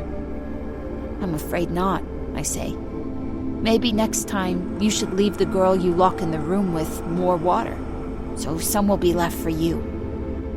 With those words, I walk down the hallway as he screams my name. As soon as I get down to the bedroom, I Google, how long can a person live without water?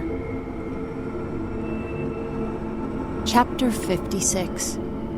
Nina. When I greet Cecilia at her camp, it's the happiest I've seen her look in a while. She's with some new friends she's made, her round face shining. She's got a sunburn on her shoulders and cheeks, and there's a scrape on her elbow with the Band-Aid half hanging off. Instead of one of those horrible, frilly dresses Andy always insists on, she's wearing a comfy pair of shorts and a t-shirt. I'll be happy if she never wears a dress again.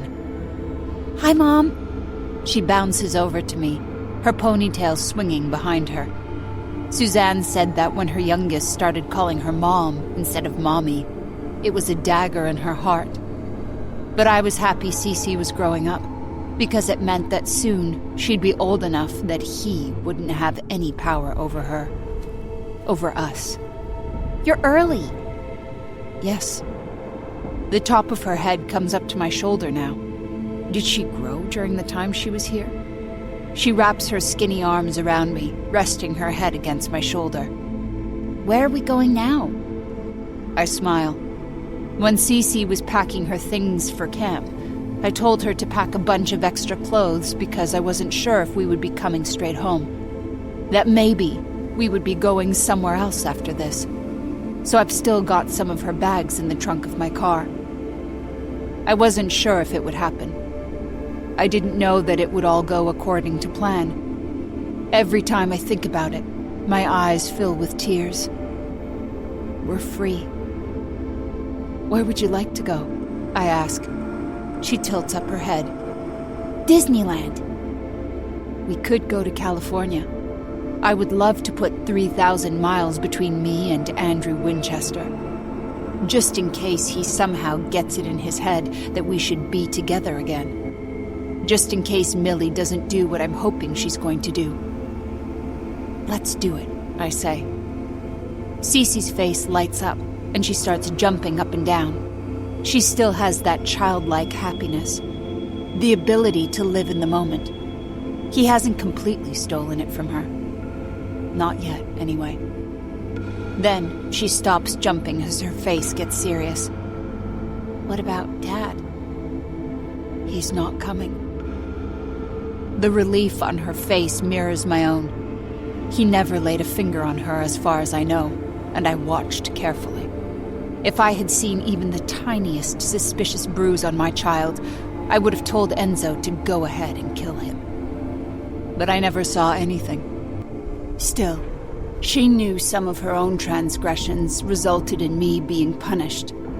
She's a smart girl. Of course, the fact that she always had to be so perfect around her father meant that she rebounded when he wasn't around.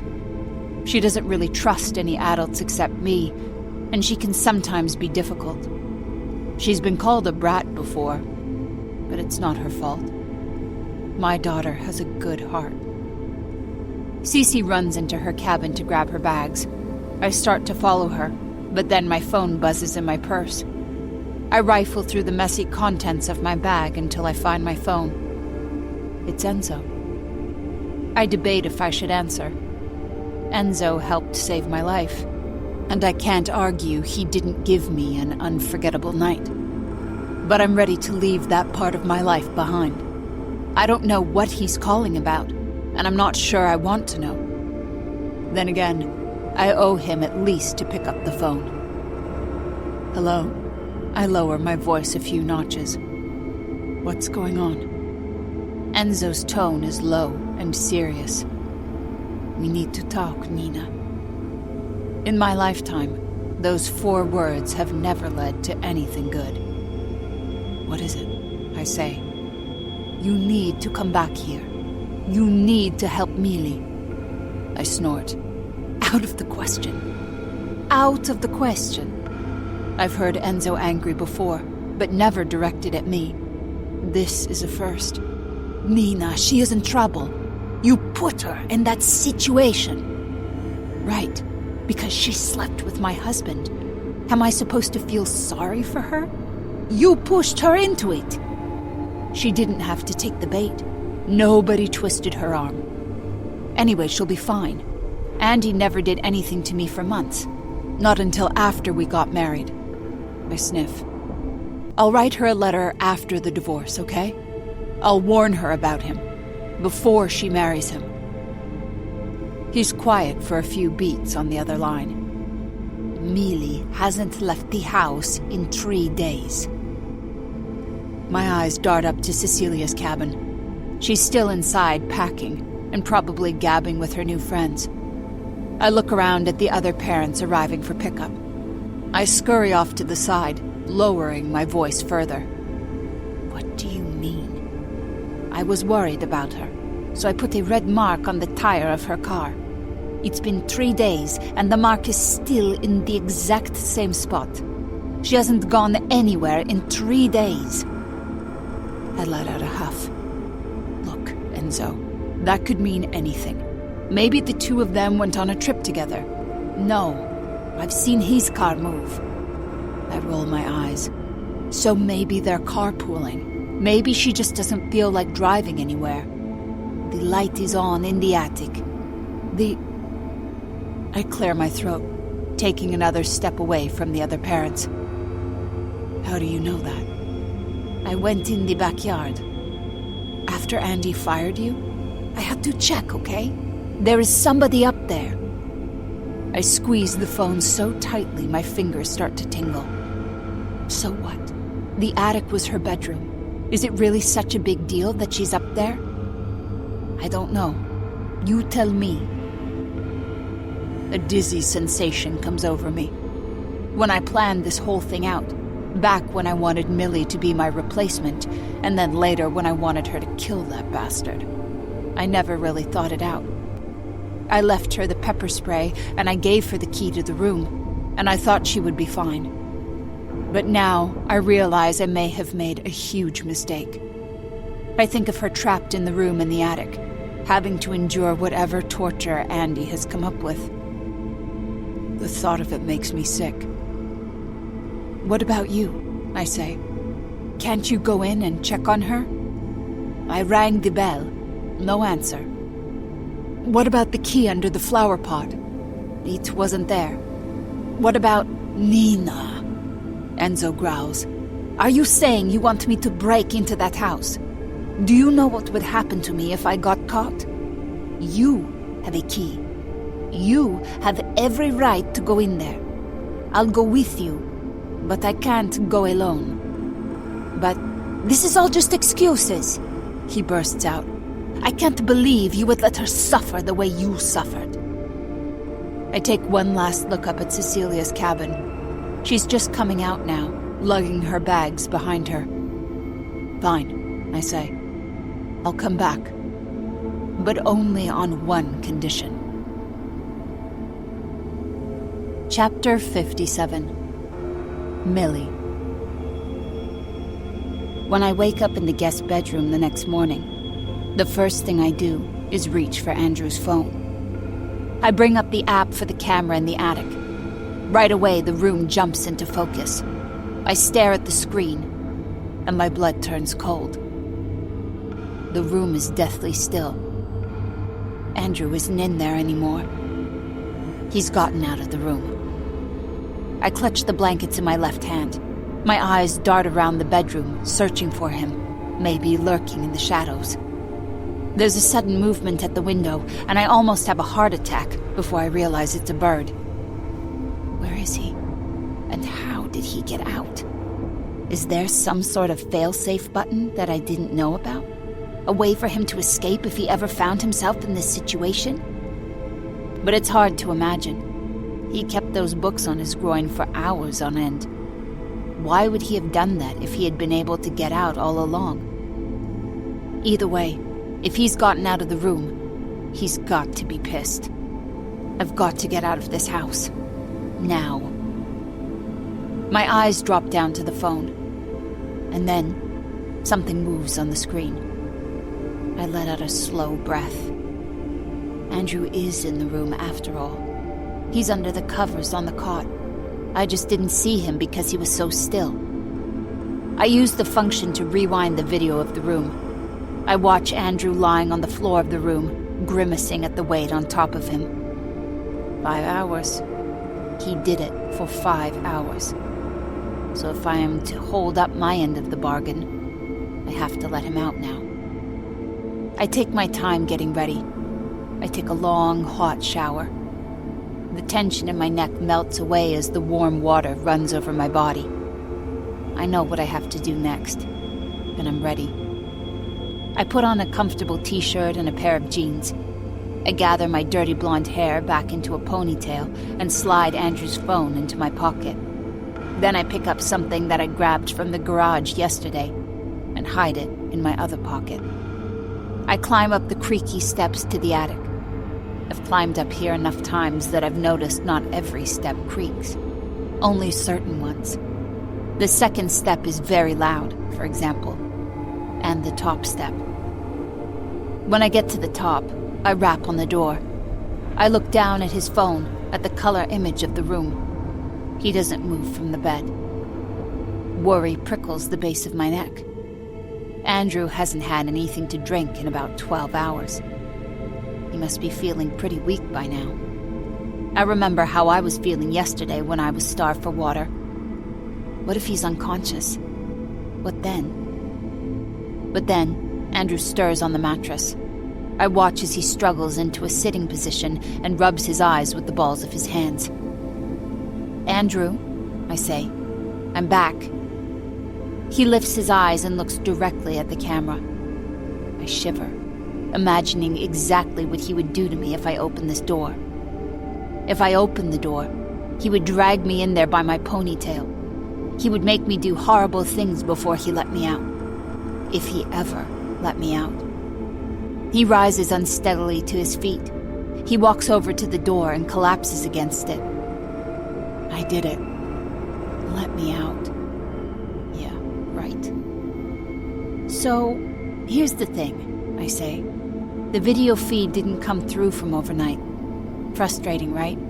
So I'm afraid you're going to have to... I'm not doing it again! His face is bright pink, and it isn't from the pepper spray. You need to let me out right now, Millie. I'm not joking around. I'm going to let you out. I pause. Just not yet. Andrew takes a step back, staring at the door.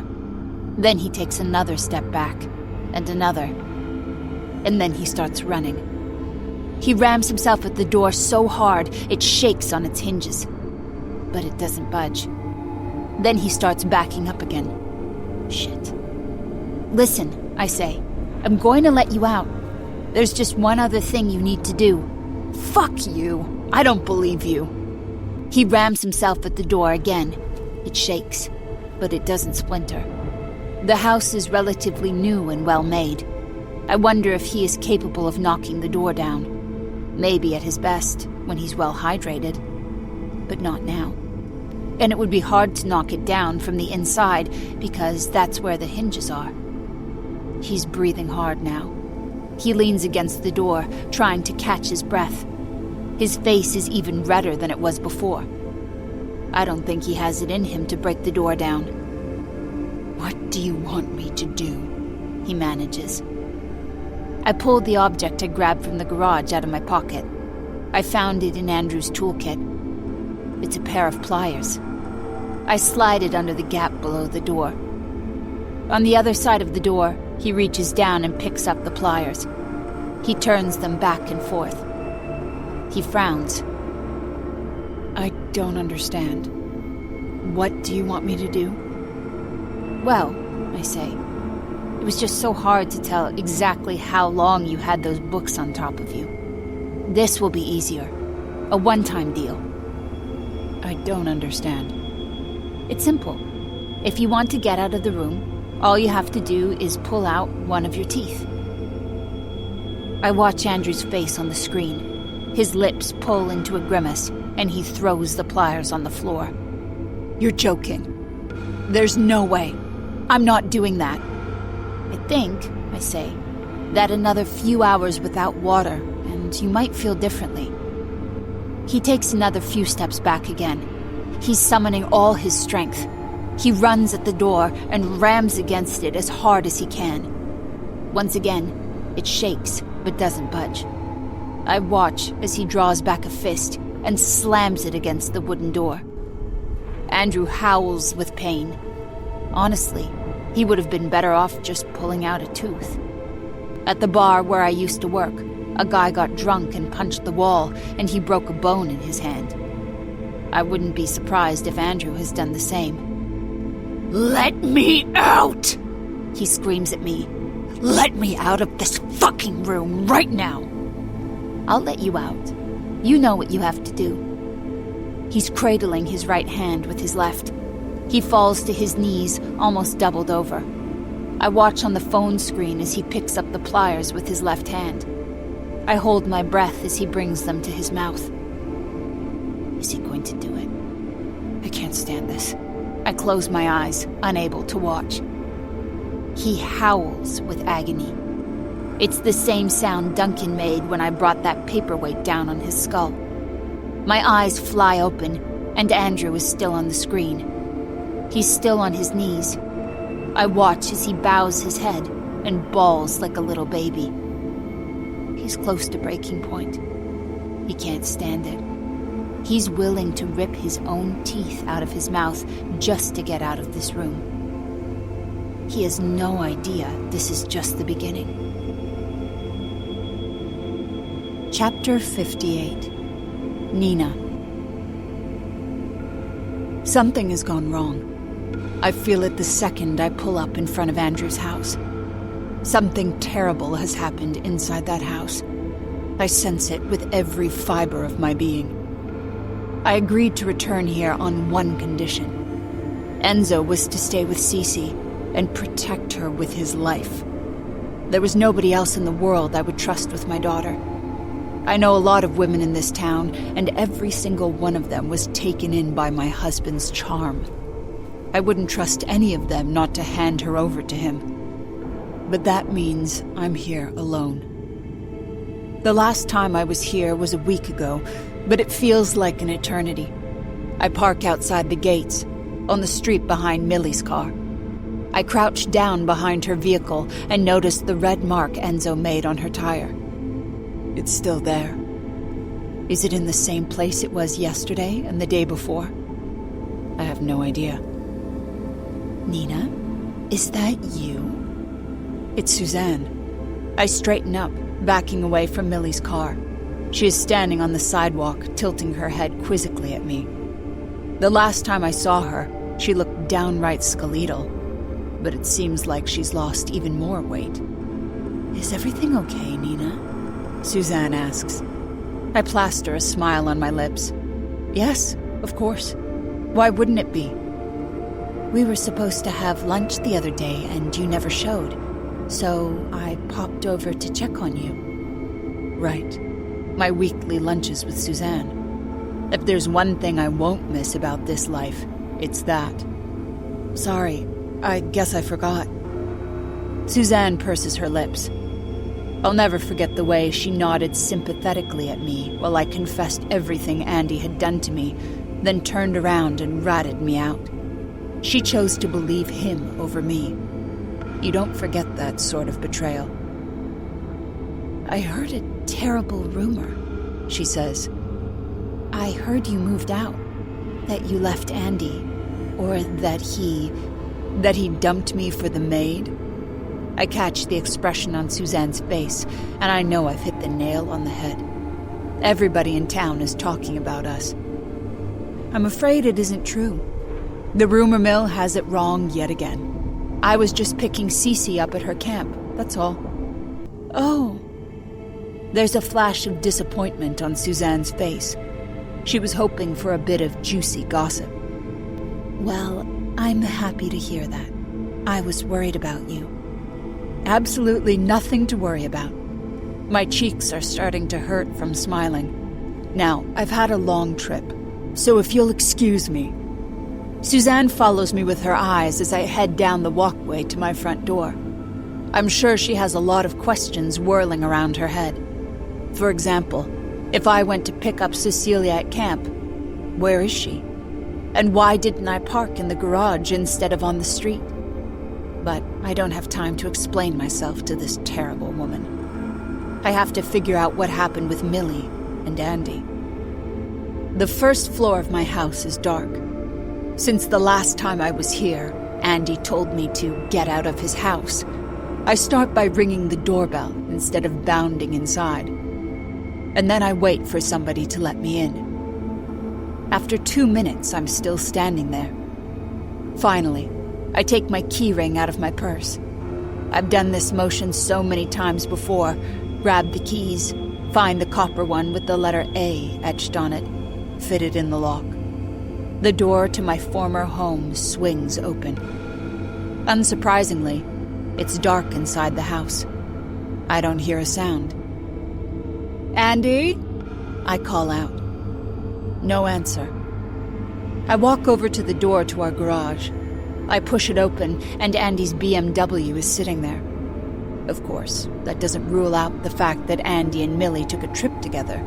They could have taken a taxi to LaGuardia. That's what Andy usually does. I bet they decided to take a spontaneous vacation together. Except, in my heart, I know they didn't. "Andy!" I call out, louder this time. "Millie?" Nothing. I walk over to the stairwell. I peer up to the second floor, trying to detect any movement. I don't see anything. Yet it feels like someone is in here. I start to climb the stairs. My legs are shaking underneath me, and there is a real possibility they might give out. But I keep walking. I keep going until I get to the second floor. "Andy?" I swallow, a lump in my throat. "Please, if anyone is here, just answer me." When I don't get a response, I start checking the rooms. The master bedroom, empty. The guest room, empty.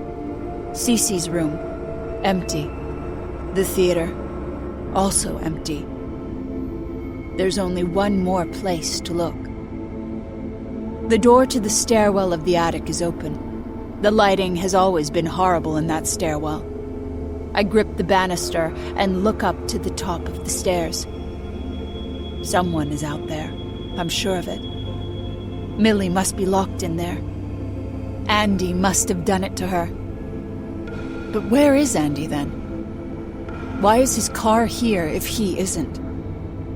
My legs barely support me as I climb the 14 steps to the attic landing. At the end of the hallway is the room where I spent so many horrible days throughout my marriage. There's a light on in the room. It's coming from under the door. "Don't worry, Millie," I murmur. "I'm going to help you." Enzo was right. I should never have left her here. I thought she was stronger than me, but I was wrong. And now, anything that happens to her is on my conscience. I hope she's okay. I'm going to get her out of here. I dig the key to the attic door out of my purse. I fit the key into the lock and let the door swing open. Chapter 59. Nina. "Oh God," I whisper. The light is on in the attic, like I thought. Those 2 light bulbs are flickering on the ceiling. The bulbs need to be changed, but there's enough light to see Andy. What used to be Andy, that is. For a solid 60 seconds, all I can do is stare. Then I lean forward and retch. Good thing I was too nervous to eat any breakfast this morning. "Hello, Nina." I nearly have a heart attack at the sound of the voice coming from behind me. I was so sickened by the sight in front of me, I didn't even hear the footsteps on the stairs to the attic. I whirl around, and there she is, Millie, holding up a bottle of pepper spray pointed at my face. "Millie," I gasp. Her hands are shaking, and her face is very pale. It's like looking into a mirror, but her eyes are filled with fire. "Put the pepper spray down," I say, as calmly as I can. She doesn't comply. I'm not going to hurt you, I promise. I glance over at the body on the floor, then back at Millie. How long has he been here? 5 days? Her voice has a blank quality. 6? I've lost count. He's dead. I say it as a statement, but it comes out more like a question. How long has he been dead? Millie keeps the pepper spray trained on me, and I'm scared to make any quick movements.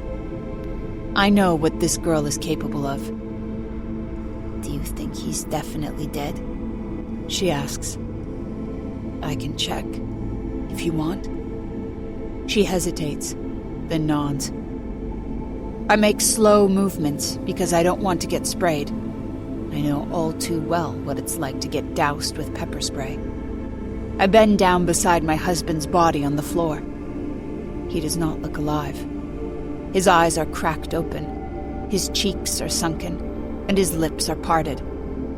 His chest isn't moving. But the worst part is all the dried blood around his mouth and on his white shirt. His lips are parted, and several of his teeth are gone. I suppress the urge to gag. Even so, when I reach out to check his pulse on his neck, I expect him to grab my wrist. But he doesn't. He is completely still. When I press on his pulse, I feel nothing. He's gone, I say. Millie stares at me a moment, then lowers the pepper spray. She sinks onto the cot and buries her face in her hands. It's like she's just realized the enormity of what's happened, what she's done. Oh, God. Oh, no. Millie. You know what this means. She lifts her bloodshot eyes to look at me. The rage is gone, and all that's left is fear. That's it. I'm going back to prison for the rest of my life. Tears run down her cheeks, and her shoulders shake silently. It's the same way Cece cries when she doesn't want anyone to know. Millie looks painfully young all of a sudden. She's just a girl. And that's when I make up my mind. I sit beside her on the cot and put my arm gingerly around her shoulders. No, you're not going to prison. What are you talking about, Nina? She raises her tear-streaked face. I killed him. I let him die locked in this room for a week. How does that not mean I'm going to jail? Because, I say, you weren't even here. She wipes her eyes with the back of her hand. What are you talking about? My darling Cece, please forgive me for what I'm about to do. You're going to leave here. I'll tell the police I was here all week. I'll say I gave you the week off. But it's the only way, I say sharply. I have a chance. You don't. I've already been hospitalized for mental health issues. Worst comes to worst. I take a deep breath. I'll go back to the psychiatric hospital. Millie frowns, her nose pink. You were the one who left me the pepper spray, weren't you? I nod. You were hoping I would kill him. I nod again. So why didn't you just kill him yourself? I wish there was an easy answer to that question. I was worried about getting caught. I was worried about going to jail. I was worried about what my daughter would do without me. But what it really comes down to is that I just couldn't. I didn't have it in me to take his life. And I did something terrible. I tried to trick Millie into killing him. But she did. And now she could spend the rest of her life paying for it if I don't do something to help her. Please get out while you can, Millie. Tears prick at my eyes. Go, before I change my mind. She doesn't have to be told again. She scrambles to her feet and hurries out of the room. Her footsteps disappear down the stairs, and then the front door slams shut, leaving me alone in the house. Just me and Andy, who is staring up at the ceiling with his dead eyes. It's over. It's really over. And there's only one thing left to do. I pick up my phone and call the police. Chapter 60. Nina. If I leave this house, it will be in handcuffs. I can't see any other way around it. I remain on my leather sofa, clutching my knees, wondering if it will be the last time I sit here, while I wait for the detective to come back downstairs. My purse is sitting on the coffee table, and I grab it impulsively. I probably should just be sitting here quietly, like a good little murder suspect, but I can't help it. I pull out my phone and bring up my list of recent calls. I select the first number on the list. Nina, what is going on? Enzo's voice is filled with concern. What is happening over there? The police are still here. I choke out. It doesn't look good. For me. They think... I don't want to say the words out loud. They think I killed Andy. And I didn't kill him outright. He died of dehydration. But they think I'm responsible. I could end this. I could tell them about Millie. But I won't. I'll testify for you, he says. What he did to you. I saw you locked up there. He means it. He'll do anything he can to help me. But how meaningful will testimony be from a man who will almost certainly be painted as my secret lover? And I can't even deny it. I did sleep with Enzo. Is Cece okay? I ask. She's fine. I close my eyes, trying to steady my breathing. Is she watching TV? TV? No. I teach her Italian. She's a natural. Despite everything, I laugh, although it's a weak sound. Can I speak to her? There's a pause, and Cece comes on the other line. Ciao, Mama. I swallow. Hello, sweetheart. How are you? Bene. When are you coming to pick me up? Soon. I lie. Just keep working on your Italian, and I'll be there as soon as I can. I take a breath. I love you. I love you too, Mom. Detective Connors is descending the stairs, his footsteps like gunshots. I shove my phone back into my purse and drop it back down on the coffee table. Apparently, he's taken a closer look at Andy's body, and I'm sure he has a whole new set of questions.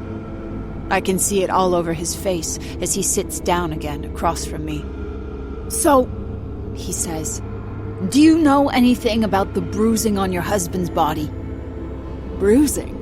I ask, genuinely confused.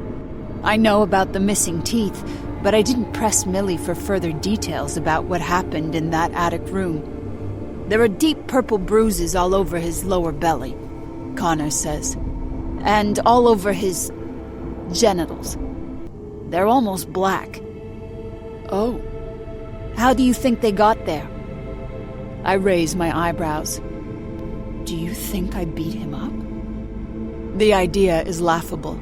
Andy was taller than me by quite a bit, and his body was solid muscle. Mine is not. I have no idea what happened up there. His eyes meet mine, and I try not to look away. Your story is that your husband must have gotten locked in the attic accidentally, and you somehow didn't realize he was gone. Is that right? I thought he was on a business trip, I say. He usually takes a taxi to the airport. And there were no text messages or calls between the two of you during this time, but that didn't concern you. He points out. Furthermore, in talking to his parents, it sounds like he had asked you to move out last week. I can't deny that part. Yes, that's right. That's why we didn't talk. And what about this Wilhelmina Calloway? He pulls a small pad of paper out of his pocket and consults his note. She was working for you, wasn't she? I lift a shoulder. I gave her the week off. My daughter was off at camp, so I felt like we didn't need her. I haven't seen her all week. I'm I'm sure they're going to try to contact Millie, but I'm trying to take her off the suspect list as best I can. It's the least I can do after what I did to her. So you're telling me that a grown man managed to get himself locked in a room in the attic without his phone, even though the room only locks from the outside? Connor's eyebrows inch up to his hairline. And while he was in the room, he randomly decided to pull out 4 of his teeth? When he says it that way. Mrs. Winchester, the detective says, do you really believe your husband is the sort of man who would do something like that? I lean back against the sofa, trying not to let on how much my body is trembling. Maybe you didn't know him. Actually, he says, that isn't entirely true. I look up sharply. Excuse me? Oh God, this just gets worse and worse. The detective with his graying hair is the right age to be another of Andy's father's golfing buddies, or some other recipient of the family's amazing generosity. My wrists start to tingle, anticipating the handcuffs being snapped around them. I never knew him personally, Connor says. But my daughter did. Your daughter? He nods. Her name is Kathleen Connors. Actually, small world, she and your husband were engaged a long time ago. I blink at him. Kathleen. The fiancé who Andy broke up with before the two of us got together. The one I tried to find so many times, but kept coming up empty-handed. Kathleen is this man's daughter. But what does that mean? He lowers his voice several notches until I have to strain to hear. The breakup was rough on her. She wouldn't talk about it. Still won't. She moved far away after that, and she even changed her name. She hasn't been out on a date with a man since. My heart speeds up. Oh, I always wondered what exactly Andrew Winchester did to my daughter. He presses his lips together until they form a straight line. So when I transferred out here about a year ago and started poking around, I thought it was interesting that you claimed he had been locking you up in the attic. But nobody could verify your story was real. Although, truthfully, looks like nobody did very much to try. The Winchesters used to have a lot of pull out here before they moved down to Florida, especially with some of the cops. He pauses. But not me. My mouth is too dry to get any words out. I just stare at him, my jaw hanging open. If you ask me, he says, that attic is a hazard. Seems like it's far too easy to get locked up there. He leans back again, his voice returning to a normal volume. It's a shame that happened to your husband. I'm sure my buddy in the coroner's office will also agree. It'll have to be a cautionary tale, won't it? Yes, I finally manage. A cautionary tale. Detective Connors gives me one last long look, and then he goes back upstairs to join his colleagues. And I realize something incredible. I'm not going to walk out of here in handcuffs after all. Chapter 61. Nina. I never thought I would be attending Andy's wake. Of all the ways I thought this would end, I never truly believed it would end with Andy being dead. I knew in my heart I didn't have the nerve to kill him, and even if I tried, he seemed immortal. He seemed like one of those people who would just never die. Even now, as I look down at his handsome face in the open maplewood casket, his lips pressed closed to hide the 4 missing teeth Millie forced him to pull from his gums, I'm certain that his eyes will pop open as he comes back to life for one final scare. You really thought I was dead? Well, surprise, surprise, I'm not. Up to the attic you go, Nina. No, I won't. Never again.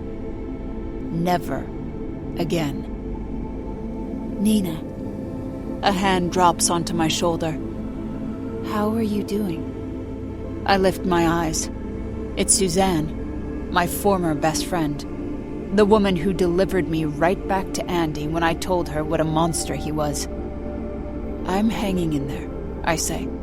I clutch the tissues in my right hand, which are mainly just for show.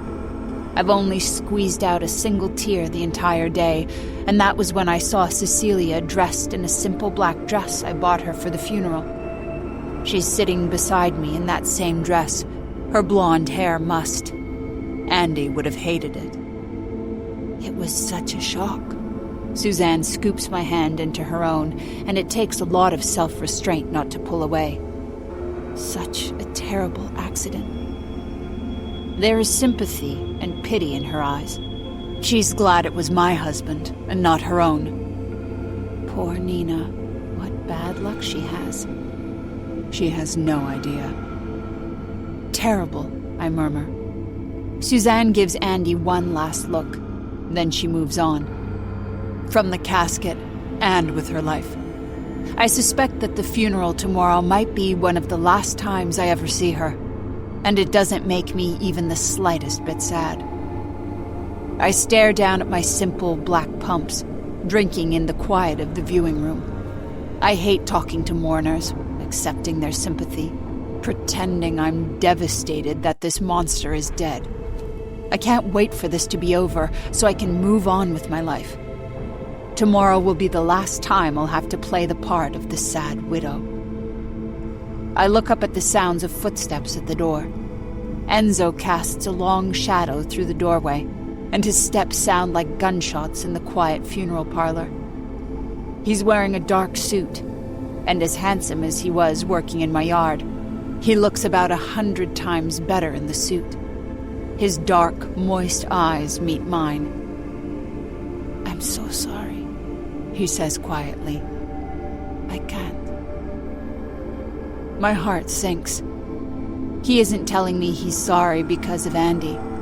Neither of us are sorry about that. He's sorry because yesterday, I asked him if when this is all over, he might come with me to live across the country on the West Coast, far away from here. I never expected him to say yes, but his decline of my offer still makes me sad. This man helped save my life. He's my hero. Him and Millie. You will have a fresh start. A small crease forms between his eyebrows. Better this way. Yes, I say. He's right. There are too many terrible memories between the two of us. It's better to start fresh. But that doesn't mean I won't miss him. And I will never, ever forget what he did for me. Keep an eye on Millie, okay? I say. He nods. I will. I promise. He reaches out to touch my hand one last time. Like Suzanne, I'll probably never see him again. I've already put the house Andy and I shared on the market. Cece and I have been staying at a hotel because I can't bear to walk into that place. I'm about 80% sure our old house is haunted. I look over at Cecilia, who is squirming in a seat a few feet away from me. We slept in the hotel room last night, sharing a queen-size bed, her skinny body pressed against mine. I could have gotten an extra bed for the room, but she wants to be close to me. She still doesn't quite understand what happened to the man she called her father, and she hasn't asked. She's just relieved he's gone. Enzo, I say, would you take Cece? She's been here a long time and she's probably hungry. Maybe take her to get some food? He nods and holds out a hand to my daughter. Come, Cece. We get chicken nuggets and milkshakes. Cecilia hops out of her seat instantly. She doesn't need to be asked twice. She's been good about sitting with me here, but she's still a young girl. I should handle this by myself.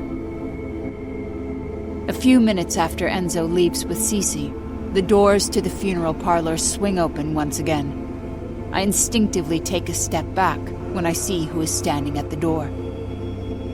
It's the Winchesters.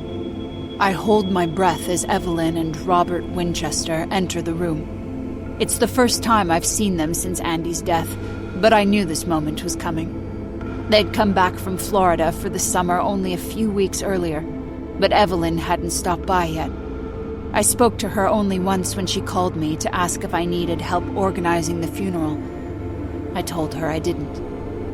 Except the real truth was, I wasn't excited to talk to her after being responsible for the death of her only son. Detective Connors made good on all his promises. Andy's death was ruled an accident, and neither I nor Millie was ever investigated. The story was that Andy accidentally got locked in the attic while I was away, and died from dehydration. None of that explains the bruises and the missing teeth, though. Detective Connors had friends in the coroner's office, but the Winchesters are one of the most powerful and influential families in the state. Do they know? Do they have any idea I'm responsible for his death? Evelyn and Robert stride across the room, in the direction of the casket.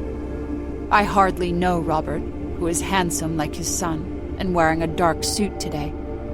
Evelyn is also dressed in black, which contrasts sharply with the white of her hair, and also her white pumps. Robert's eyes are puffy, but Evelyn looks immaculate, like she just had a spa treatment. I drop my eyes as they approach me. I only look up when Robert clears his throat. "Nina," he says in his deep, scratchy voice. I swallow. "Robert." "Nina," he clears his throat. "I want you to know. We know you killed our son. We know what you did, Nina, and we won't rest until you spend the rest of your life rotting in prison. I want you to know that Evelyn and I are always there for you," he says. "We know you're all alone, and anything you need, you and Cecilia, you just have to ask." Thank you, Robert. My eyes well up just a little bit.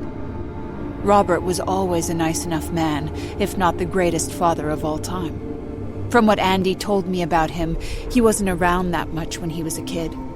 Mostly worked while Evelyn raised him. I appreciate that. Robert reaches out and gently touches his son's shoulder. I wonder if he had any idea what a monster Andy was. He had to have some idea. Or maybe Andy was just that good at hiding it. After all, I had no idea until I was scraping my fingernails against the wood of the attic door. Robert claps a hand over his mouth. He shakes his head and grunts, "Excuse me," to his wife. Then he hurries out of the room, leaving me alone with Evelyn. Of all the people I wouldn't want to be alone with today, Evelyn tops the list. Evelyn isn't dumb. She must have known the problems I had in my marriage. Like Robert, she might not have known what he did to me, but she must have sensed the friction between us. She must have sensed how I really felt about him. "Nina," she says dryly. "Evelyn," I say. She looks down at Andy's face. I try to read her expression, but it's hard. I don't know if it's all the Botox or if she always looked that way. "You know," she says, "I spoke to an old friend at the police station about Andy." My stomach clenches. According to Detective Connors, the case is closed. Andy always taunted me about an alleged letter to the station police that would be sent over in case of his death, but no letter ever materialized. I was never sure if it was because there never was a letter, or if the detective got rid of it. "Oh," is all I can manage. "Yes," she murmurs. "They told me how he looked when they found him." Her shrewd eyes bore into me. "They told me about his missing teeth." Oh God, she knows. She definitely knows. Anyone aware of the state of Andy's mouth when the police found him had to know that his death was not accidental. Nobody yanks their own teeth out with pliers. Not willingly. It's all over. When I walk out of this funeral home, the police will probably be waiting for me. They will snap handcuffs on my wrists and read me my rights. And then I'll spend the rest of my life in prison. I won't tell anyone about Millie, though. She doesn't deserve to be dragged down, too. She gave me a chance to be free. I'm going to leave her out of it. Evelyn, I choke out. I don't... Her eyes drift back to her son's face, at his long eyelashes closed forever. She purses her lips. I always told him, she says, how important dental hygiene is. I told him he had to brush every night, and when he didn't, there would be a punishment. There's always a punishment when you break the rules. What is she saying? Evelyn, if you don't take care of your teeth, she continues, then you lose the privilege to have teeth. Evelyn, Andy knew that. He knew that was my rule. She lifts her eyes. When I pulled out one of his baby teeth with pliers, I thought he understood. I stare at her, too afraid to speak, too afraid of the next words that will leave her mouth. And when they finally come, it takes my breath away. It's such a shame, she says, that he never really learned. I'm glad you stepped up and taught him a lesson.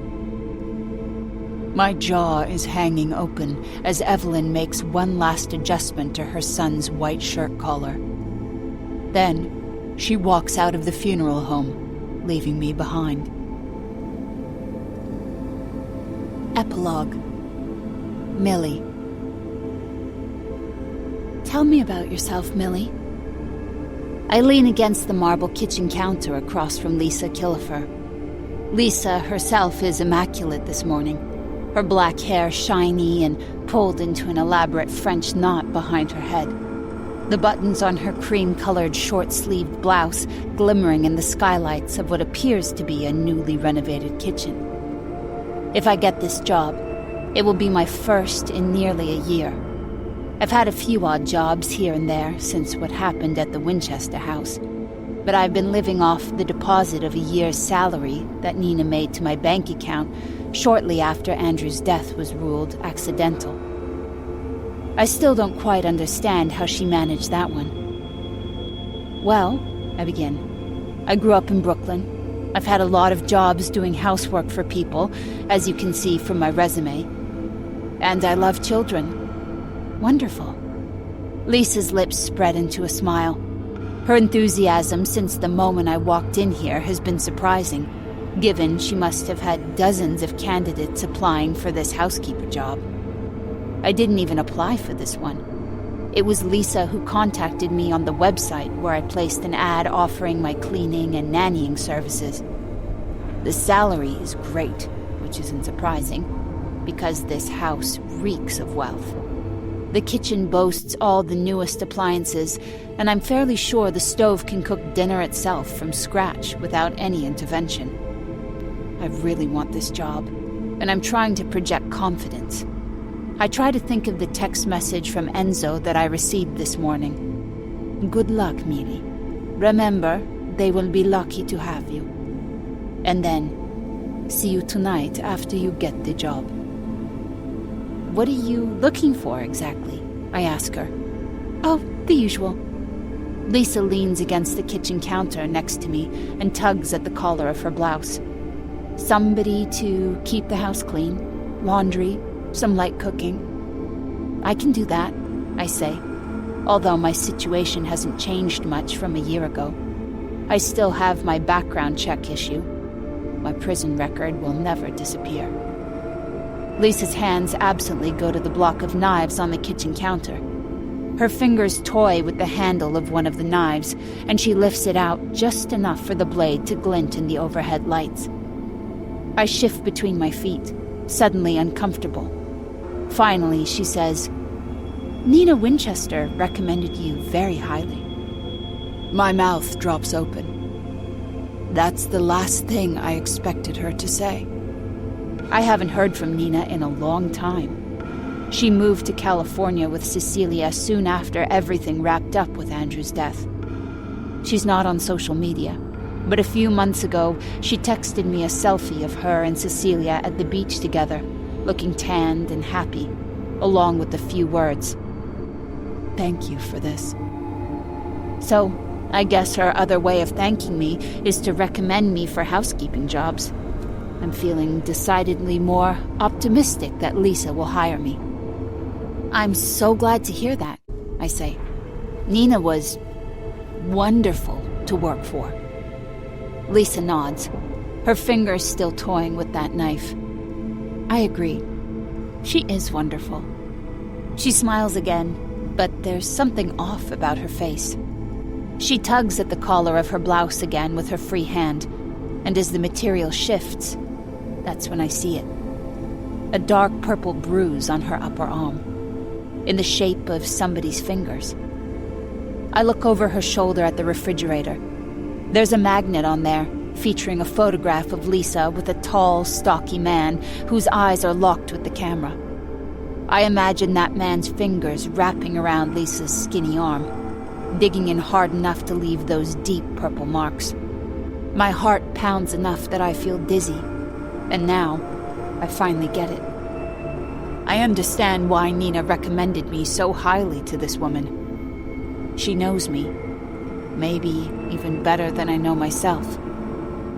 So, Lisa slides the knife back into the wooden block and straightens up, her blue eyes wide and anxious. Can you help me, Millie? Yes, I say. I believe I can. Did you love uncovering the secrets at the heart of the Winchester family and seeing how Millie and Nina finally got their revenge? Sign up at